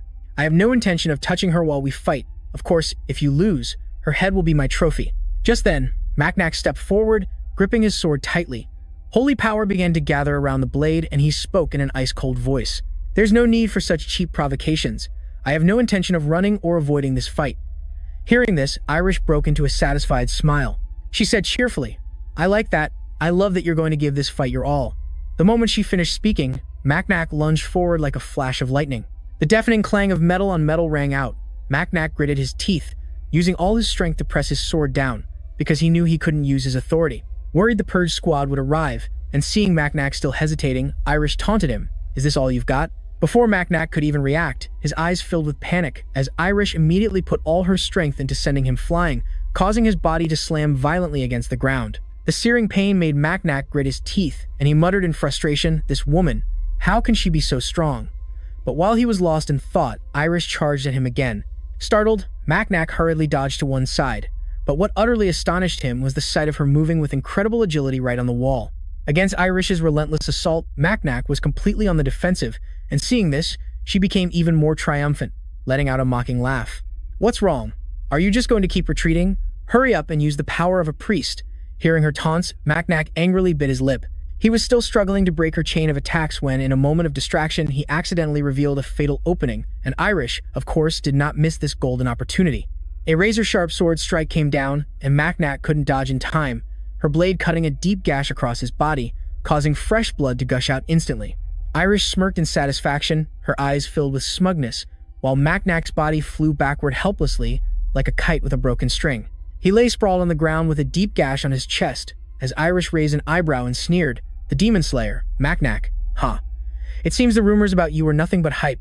However, her smile froze on her face, because Macnac was slowly rising from the ground, his deep, hoarse voice echoing, "You've dirtied my clothes. It seems you're going to pay a hefty price for this." At that moment, a strange change began to take place. The deep wound on his chest was healing at an unbelievable speed with holy power. Witnessing this, Irish was stunned, but her surprise quickly turned into a thrilled smile. "You're not human," Irish exclaimed, to which Macnac just snorted coldly and replied, "I could say the same about you." Irish pointed her sword to the ground, her cold voice ringing out, "Fine, let's have a life-or-death battle then." The moment she spoke, she lunged forward like a wild beast. She smirked and said, "Let's see how this honorable duel will end." Meanwhile, Macnac had no intention of backing down. Macnac swung his sword again, his stance now as firm as a rock, but Irish was just as formidable. She planted her feet firmly, bracing herself against Macnac's attack. Their swords clashed, sending sparks flying as they glared at each other, eyes burning with the will to fight. Just as they were locked in a stalemate, something unexpected happened. A mechanical device suddenly appeared in Macnac's hand, and a massive surge of holy power erupted from it, creating a deafening explosion. The violent explosion of holy power sent Irish flying, her body slamming hard into the wall behind her with a horrific impact. The wall crumbled into a pile of rubble, and having been blown away so suddenly, Irish angrily roared, "You despicable bastard!" But before she could finish her curse, her pupils suddenly constricted in shock, because Macnac was already right in front of her, his sword plunging down without hesitation. With a loud bang, the ground where she had just been standing exploded, sending dirt and rocks flying everywhere. Thick smoke and dust instantly enveloped the entire area, but as the dust began to settle, there was no one to be seen. Because Irish had managed to escape just as Macnac struck, she now stood on the opposite side, glaring at him before speaking coldly. "Why don't you use your real power? I heard you were a priest." In response to her question, Macnac remained silent. He simply replied calmly, "So, it wasn't just at the theater. You've been causing this kind of trouble elsewhere too." Irish was a bit taken aback, unable to follow his sudden change of subject. Ignoring her expression, he continued, "This chaos in the city, you had a hand in it too, didn't you?" Irish shrugged nonchalantly and replied, "I don't deny it, but it wasn't my plan." It seemed the only thing she cared about was an honorable fight. Hearing this, Macnac couldn't help but let out a cold laugh, sneering with contempt. "Honor? The kind of honor built on sending innocent people to their deaths? That must be a pretty cheap kind of honor." However, Irish seemed completely unfazed by his sarcastic remarks. Irene replied coldly, "I have no interest in the misfortune of the weak. I am a warrior, not some saint handing out pity." In her eyes, Those people were nothing more than trash, their existence serving only one purpose: to be trampled on by the strong. This cruel remark successfully enraged Macnat. He narrowed his eyes, his gaze stabbing into Irene like a dagger, and after a terrifying silence, he slowly began to speak. You know, you have absolutely no talent for the martial arts. His words were like a splash of cold water to Irene's face, leaving her stunned and confused about what he was saying. Macnat smirked. I realized that because I know what real talent looks like, and you are not one of them. Irene had absolutely no natural talent, not even a shred. Her movements, reflexes, judgment, everything was terrible. Absolutely nothing. Macnat continued to expose her. I've only been learning swordsmanship for 3 years, but if it weren't for your innate physical advantages, you would have fallen to my blade long ago. He finished with a provocative smile. So is that why you became a priest? Since you didn't have the talent to become a true master, did you choose this cowardly path just to gain power? Macnat's words struck a nerve, causing Irene to completely lose control. She gritted her teeth, growling, You bastard, I'll send you to hell. At that moment, Irene's entire body erupted with a raging, killing intent. So why did Irene have such an extreme reaction? The story goes back to the past, to the fateful day she had a duel with her junior, and as a result, she was utterly defeated by him. From then on, whispers and gossip followed Irene like relentless ghosts. Though she couldn't accept it, Irene had to face the result and silently sheathed her sword. In contrast, her junior cheerfully shouted, That was a great fight. Irene narrowed her eyes at him, her voice as cold as ice. You were just lucky today. All the sweat and effort she had poured in for all those years, all her hard-won experience, along with her desperate desire for victory, had all become meaningless. Just now, she had been humiliatingly defeated by her very own junior. Irene felt completely useless and pathetic. The shock caused her to abandon her training, something she had never skipped for even a single day. Hearing this, her junior was distraught, even blaming himself for what happened. Irene's fellow knights were also deeply concerned, but Irene just locked herself in her room, and everyone's attempts to talk to her were useless. Finally, unable to stand it anymore, they decided to act. The door burst open, and they rushed in to find Irene sitting motionless in a chair. One of the knights couldn't help but speak up immediately. Thank goodness. We were so worried about you. You haven't been to the training grounds for weeks. Are you really going to retire, just because you lost to that kid? Another one asked, stepping up beside her. They tried to comfort Irene, saying that her junior was a rare genius who had defeated everyone, so she shouldn't let it bother her. However, their words of comfort only added fuel to the fire. Irene gritted her teeth and roared, Get out, all of you. The crowd stood, stunned and confused, and she had to snarl the words again. Eventually, they were all driven out by Irene's rage. The room fell back into darkness, leaving her completely alone. In that desperate darkness, Irene came to a bitter realization. Effort was meaningless. No matter how hard she worked, her efforts would just be effortlessly crushed by so-called geniuses, and Irene was not born to be trampled on by others. So, she decided to end everything with her own hands before someone else did it for her. Life was slowly fading from her body. Then one day, in the gloomy room where only a single sliver of light shone through, an uninvited guest appeared. He silently approached her bed, and his sudden presence startled Irene, but she was too weak to sit up. In the silence, the man's grim voice echoed, I've found you. He introduced himself as one of the 6 prophets of the Liberation Army, the one bearing the name Desperation. Desperation looked wearily at the ravaged body on the bed and couldn't help but let out a heavy sigh. What the hell am I supposed to do now? After all the effort I spent searching for you, is this what I get? Someone who's already at death's door? When Irish didn't respond, Desperado leaned down, brought his face close to hers, and said in a deep, hoarse voice, Hey, can you hear what I'm saying? Just then, Irish finally spoke in a faint, weak voice. Who are you? Desperado narrowed his eyes, staring intently at her before muttering. Irish, 37 years old, began training to become a knight at the age of 12. It's been over 25 years since she first picked up a sword. However, Irish's body was so broken down that it was beyond recovery, even though she had already announced her retirement. But it looks like she won't last much longer anyway. Hearing this nonsense, Irish gritted her teeth and growled. I asked you, who the hell are you? Desperado replied nonchalantly. You humans always delude yourselves with hollow phrases like hard work pays off, and all that, but harsh reality will soon slap the untalented and useless in the face. The sweet fruits of all her hard work over the years, she never gets to enjoy them.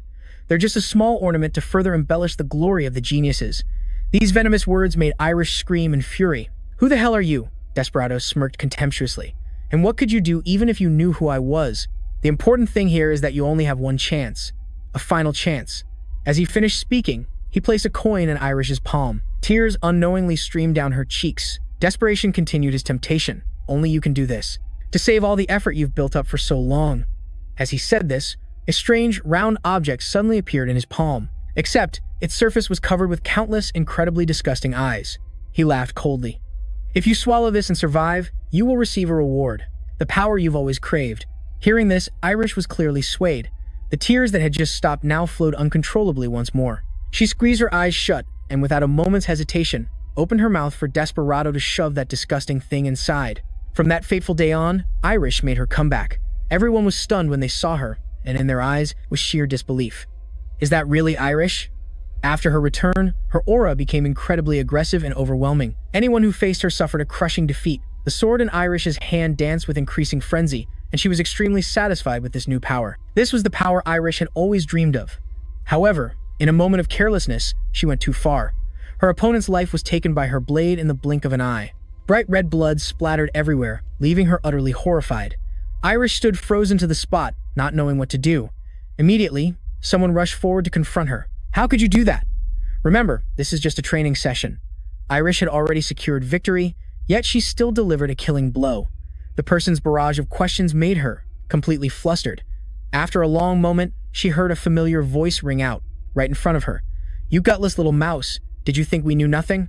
You could never even reach an average level in your entire life, yet you're so confident in your own power? That power you got by cheating. Irish's face grew paler and paler, her forehead drenched in a cold sweat, but the mocking voices continued to torture her mind. But you know what? I don't care how strong you've gotten, the stench of a failure is still thick on you. Finally, unable to bear it any longer, Irish lost all reason. She swung her sword, taking the life of the person who had just spoken, and fresh blood once again splattered everywhere. That unfortunate soul probably never imagined, even in their wildest dreams, that they would fall at the hands of a comrade they had fought alongside for so long. This sudden turn of events left the knights present completely stunned, all of them thinking Irene had completely lost her mind. Indeed, she didn't look sane at all. Immediately, the group drew their swords, pointing them straight at Irene, and one of them spoke up. Irene, calm down. If we report this as just an accident, you won't have to face a punishment that's too severe. However, to Irene, these words of advice sounded like nothing but mockery, just like the tone of a despicable coward who refuses to own up to their actions. Irene gritted her teeth, her eyes blazing with murderous intent. She roared frantically, "Don't you look at me with those disgusting eyes." Back in the present, Irene glared straight at Macnac, her voice as cold as ice. "Why don't you keep dancing?" She growled, "I've worked harder than anyone, so I have every right to do this." Hearing that, Macnac couldn't help but smirk and sneer in response. "Do you even know what a guilty conscience is?" Irene didn't bother arguing anymore and began to slowly advance. Her eyes filled with killing intent, she gritted her teeth. "Let me tear that mouth of yours to shreds and see if you can still run it." Macnac showed no fear. Instead, he continued to taunt her. "Looks like because of what you've done, no one else dares to come near here anymore. The purification squad must be very busy." With a light snort, Irene replied coldly, "That's right, so it's best you don't expect any reinforcements to save you. You're going to die here alone." Hearing this, Macnac couldn't help but laugh. "It seems you still don't get what I'm saying." As he finished, a powerful surge of holy power began to erupt from his body. Irene's pupils contracted in shock as she screamed in a panic. "Wait, don't tell me you're a follower of the evil spirit?" Macnac had already begun to transform, as strange ancient symbols appeared all over his body. He spoke nonchalantly. "You don't need to concern yourself with that." The moment he finished speaking, the powerful holy energy shattered the sword in Irene's hand into countless pieces. She was utterly stunned while Macnac continued to smile, saying, "What you should be paying attention to is that I can wield this power freely as I please." Irene never expected him to change so quickly, and her eyes showed extreme panic. She aggressively bit her lip and charged madly at Macnac. However, he just stood there, letting her punch him right in the face. He didn't even bother to dodge, just smirking as he said, "So you've finally shown your true, filthy nature. And so the advantage is now mine." Irene's eyes suddenly landed on his empty hands, and she exclaimed in alarm, "Where is your sword?" Macnac sneered, no longer bothering with a sword. He smirked, "This makes it fair, doesn't it? Let's continue. The honorable duel you so desperately wanted." Seeing Macnac's fist hurtling towards her, Irene's eyes filled with terror. She barely had time to grit her teeth and mutter, "Damn it, he's too fast. I can't dodge this." And just like that, a devastating punch landed squarely on Irene's face, making her spit out a mouthful of fresh blood. Macnac raised an eyebrow at his opponent and spoke coldly. "How does it feel to have someone else trample all over your honor?" Irene fiercely bit her lip, about to say something, but before she could get the words out, another terrifying wave of pressure descended. Holy power gathered in Macnac's hand once more, and he coldly brought up her boasts about a real battle. But what about now? This isn't even a balanced fight. As he finished speaking, he threw another punch straight at Irene's face. The tremendous force of the punch sent her flying, her body slamming hard into the wall behind her. In an instant, a thick cloud of dust rose up, obscuring the view. At this point, Irene was lying collapsed amidst the rubble, completely motionless. One of her cheeks was swollen up like a hog's. She tried to move her lips to say something, but no sound came out. Macnat glared directly at her, his voice as cold as ice. The price you pay for, aiding in the deaths of innocent people, is this all it amounts to? Everything is already perfectly clear, but let me remind you. Irene, fundamentally, you have no talent like you mistakenly believe. His words were like a spark to a powder keg, enraging her to the point where she began to scream hysterically. Following Irene's piercing scream, a blinding light erupted violently. Witnessing this spectacle, Macnat merely smirked and taunted. You haven't gained a single thing, not even the power you thought was your own. You can't even control it. Your honor is now in tatters. That hideous form of yours only serves to make others despise you more. By now, Irene had completely transformed into a hideous monster. She ground her teeth and snarled, Macnat, I swear I will tear you to pieces. Macnat seemed completely unfazed. He simply clasped his hands before his chest and muttered reverently, O Holy Mother, please grant me more of your divine power. Seeing the pure divine power enveloping Macnat's body, Irene was utterly terrified and screamed, What is this? But Macnat completely ignored her reaction. He began to activate the ritual. An abyss of divine power immediately opened, and right after, a giant foot materialized imposingly before Macnat. The transfigured giant, with its colossal body, had been summoned. Macnat looked up at the magnificent creature, smiled faintly, and said, It's been a while. He explained that he was facing a rather difficult problem, and needed its help to deal with that thing over there.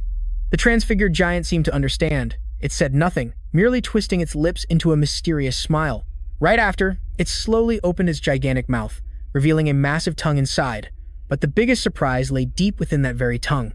A small creature holding a scepter emerged from within. Divine power quickly gathered, enveloping the head of the scepter. Instantly, the strange creature raised the scepter high. An aura of pure holiness suddenly enveloped the entire room. In the blink of an eye, the transfigured giant's massive, iron-clad body seemed to be empowered, becoming mightier than ever before. It tilted its head to the sky and let out a resounding roar. Amidst the brilliant light, eerie blue flames began to materialize and float in the air. From those points of light, dark figures began to rise. Skeletons slowly took form, gradually standing up. Before long, an army of skeletal spirits had assembled before the transfigured giant.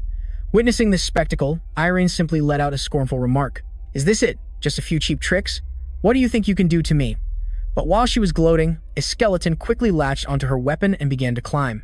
At the same time, a chillingly familiar voice echoed from the skeleton. Did you really think it would be that simple? Irene flinched, staring in horror at that very skeleton. Very quickly, she recognized the familiar face hidden beneath the pile of white bones. Resentful questions began to echo in Irene's ears. Why? Why would you do such a thing? Why we? Irene shook her head frantically, trying to banish the haunting sounds, then roared in fury. What kind of twisted trick are you playing now? She screamed at Macnat, her voice a challenging growl. Get rid of all this nonsense and fight me, one-on-one. Macnat just scoffed and retorted, if you're scared, then by all means, run. But that's only if you can. With that, he slowly turned and walked away, intending to leave Irene to be buried here forever. He was no longer concerned with her. His objective now was to find Deka. He hurriedly looked around, calling out loudly, Princess, where are you? Hearing his call, Deka rushed out from a hidden corner, waving to get his attention. What's the situation with the battle? She asked. Macnat approached her and nodded in reply. The mutated giant is still fighting furiously outside. As soon as he finished speaking, Deka immediately looked off into the distance, and just then, a piercing, terrified scream echoed toward them. Macnat forced a smile and said, It seems this battle is going to be tougher than we thought. However, Deka didn't seem very concerned, as she hesitantly confessed, My body, I still can't move it properly. Before she could even finish her sentence, Macnat understood completely. He reassured her, Don't worry, I'll handle it. With that, he gently swept her up in a princess carry and strode confidently forward. Deka leaned comfortably into him and asked skeptically if he came back because of that moth monster. Without any hesitation, Macnat nodded to confirm. She then asked curiously what his plan was. Macnat answered her nonchalantly. I'll probably let Mother handle the rest, but first, I have to finish off this thing that's pretending to be dead. Hearing these words, Adora, who was playing dead, instantly shot her eyes open in terror. She frantically pleaded, Don't do this. Please spare me. I was only following orders. Macnat scoffed coldly in response. That's what the people you killed said, too. And since you did that, I have no reason to spare you. Adora frantically shook her head, rushing to explain. I didn't actually kill them, but Macnat paid her no mind, stating indifferently, it's useless no matter what you say. Are you finished with your last words? If you are, then. Before Macnat could finish, Adora screamed wildly. It's true. I'll tell you everything. Just please spare me. Hey, girl of the Irameo family, about your father, I'll tell you his true purpose. The sword in Macnat's hand stopped abruptly, just a few millimeters from Adora's forehead. At the same time, Deka also stepped forward from behind him. She muttered suspiciously, my father's purpose? Seeing her chance, Adora nodded her head frantically, continuing to beg. But at that exact moment, a loud explosion suddenly rang out. Immediately after, a sharp blade shot out from the smoke. The monster's bodily fluids splattered everywhere, forcing Macnat and Deka to quickly jump aside. Adora bit her lip in hatred, swallowing the words she was about to say. Macnat narrowed his eyes, his face filled with caution as he looked ahead. However, the newly appeared sword did not stop. It pierced straight through the center of Adora's forehead and was only withdrawn after she had gone completely still. Both Macnat and Deka turned their eyes to the newcomer. Deka's pupils contracted. She couldn't believe that the person who just appeared was none other than her brother, Durso Irameo. He glared at her, his voice cold. I recall telling you to leave. Deka narrowed her eyes back at him, questioning him sternly. What the hell do you think you're doing? All he did was deliver the finishing blow to a monster Macnat had already nearly defeated. And now he's acting as if he took care of everything himself. He wasn't even the one who took it down. Durso frowned at his sister, his voice low. You haven't changed one bit. This stubborn streak of yours. Is that a common trait for mages, or is it simply your own foolish nature? Oh, and I suppose you're so much better in every way? Deka didn't back down either, retorting with a cold scoff that she would leave immediately, even if he begged her to stay. It wouldn't make a difference anyway. Durso watched her intently, a complex look flashing in his eyes, but Deka paid it no mind and continued her rant. I've wanted to tell you this for a very long time, but I never had the chance, so I'll just say it right now. At this, Deka suddenly paused and let out a sharp breath. Finally, she unleashed a fierce tirade, that damned position of family head. You can just have it, you greedy bastard. She growled, do you have any idea how despicable you are? That's why at your age, you still haven't managed to get married. Every woman who sees your true nature leaves in disgust. Macnat, standing nearby, witnessed her screaming like that, and was at a loss for how to react. In contrast, Durso seemed to completely ignore her words. He sneered and said, are you planning to leave? Fine by me. You finally realized your place. With that, he let out another contemptuous sneer, but it seems you've misunderstood something. From the very beginning, you never stood a chance of becoming the head of this family. Hearing this, Deka's body couldn't help but tremble uncontrollably. Durso paid her no mind and continued his taunts. Do you get it now? No one in this entire family wants me here. Deka bit her lip fiercely, retorting resentfully, you talk as if I'm the one who caused all of this. You're the one who made everything this terrible. How can you be so certain that everyone around us is a victim of my magic? You even blame me for Mom's death. I never asked to be born a mage. Do you really think I wanted to harm my own mother? Deka poured out all her pent-up feelings, tears streaming down her face uncontrollably. She gritted her teeth and continued to choke out her resentful words. Your childish hatred for me. I'm sick to death of it. You, terrible brother. Her scream startled Macnat, while Doso's face darkened with anger upon hearing it. He spoke with displeasure. You left only to learn all sorts of bad habits, nothing good at all. With that, Doso threw an object toward Macnat. Stop crying and get out of this town. Macnat quickly caught the object, looking at it in his palm, before asking suspiciously, what is this? Doso slowly explained, you can leave this place if you put that on the barrier. That's Beetles' magic. Use it and get lost. Hearing this, Macnat narrowed his eyes at the older brother and asked seriously, what are you going to do after that? Doso turned to leave, tossing back a cold remark, I don't think I'm obligated to answer that question. Get out of here, and take that crying burden with you. Just then, a terrifying explosion suddenly erupted, sending dirt and rocks flying everywhere. The one who had just burst in was none other than Irish. She shrieked, Adora, are you still alive? However, no sooner had she spoken than trouble was hot on her heels. The corrupted giant was in close pursuit, determined not to let Irish escape easily. As soon as it charged in, it saw Macnat's group of 3 standing on the opposite side, but it didn't seem to care much. The 2 great swords in its hands began to rise high. Holy power erupted violently in the blink of an eye. Witnessing this scene, Irish became even more enraged. She furiously launched a devastating punch at the monster. The tremendous impact caused the ground to shake violently, and debris from the ceiling began to rain down. Seeing the perilous situation, Doso immediately panicked. He rushed forward, shouting in a deep voice, Everyone, get out of here now. The building is about to collapse. Don't ever come back.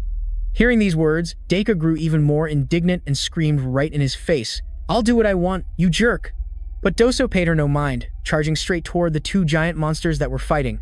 At the same time, the horde of skeletons attacked relentlessly, while the corrupted giant was still determined not to let up, adamantly blocking Irish's path.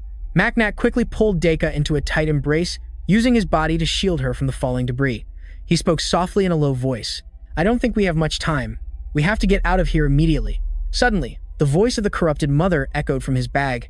He quickly reassured her, "Don't worry, I can handle it."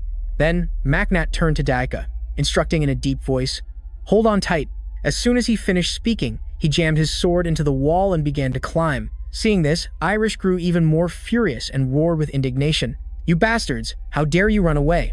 However, Macnat completely ignored her words. He ignored her, coldly stating, "Just as you said, I'll be the one to take Adora's head." Hearing that, Irish bellowed, "I won't let you have your way." The moment she finished speaking, Irish let out a loud cry and hurled the weapon in her hand straight at Macnat. The sudden turn of events left him startled. The attack was too fast and deadly. He definitely couldn't dodge it in time. In that hair-raising moment, a surge of holy power suddenly erupted from his chest. Macnat frowned slightly, as if he had just realized something. Almost instantly, a sturdy protective barrier enveloped his body. At the same time, the ring on his hand was also emitting a brilliant light.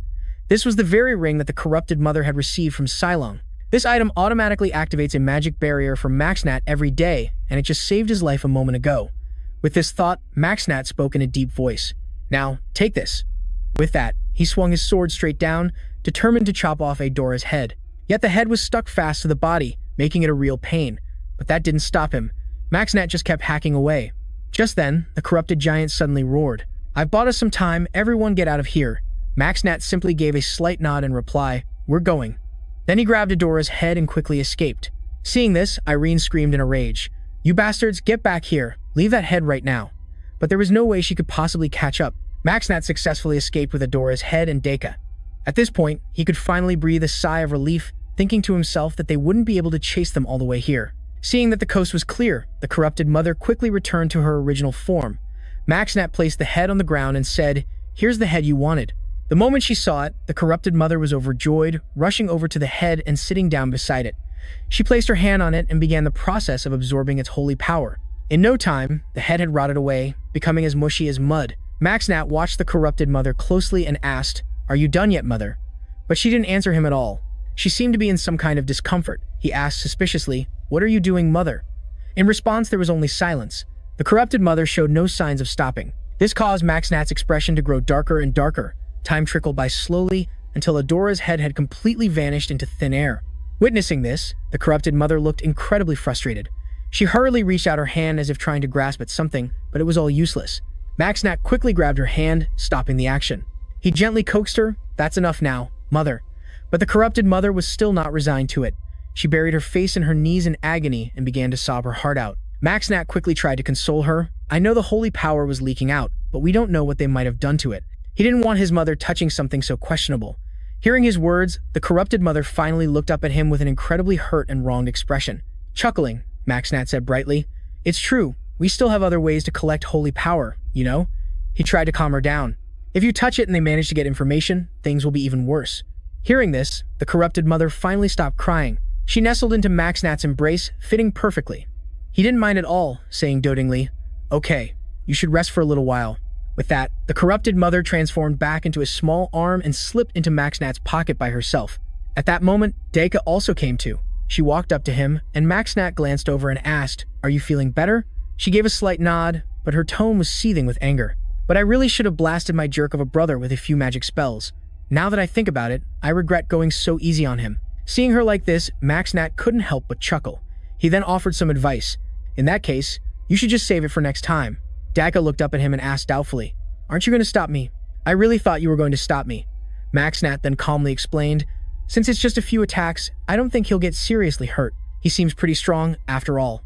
Hearing this, Deka couldn't help but sigh in resignation. "Yeah, well, he's got thick skin. I don't think my attacks could have taken that jerk down easily anyway." After saying this, she stretched and let out a sigh of relief. "I feel so much better after talking trash about him." Macnat glanced at her, then hesitated for a moment before speaking. "I noticed that you only call him your brother when he's not here." Hearing that, Deka pouted and snorted. I can't call him that right to his face. Calling him that to his face would be like admitting I'm less than him. Hearing this, Maxnat was about to say, if that's how you feel, then. Maxnat could only give a helpless smile, but before he could even finish his sentence, he suddenly sensed something was wrong. Noticing his reaction, seeing Maxnat's expression, Daika wondered what was wrong. He just nodded, his voice low, telling her to wait a moment, then narrowed his eyes to focus and sense deep within.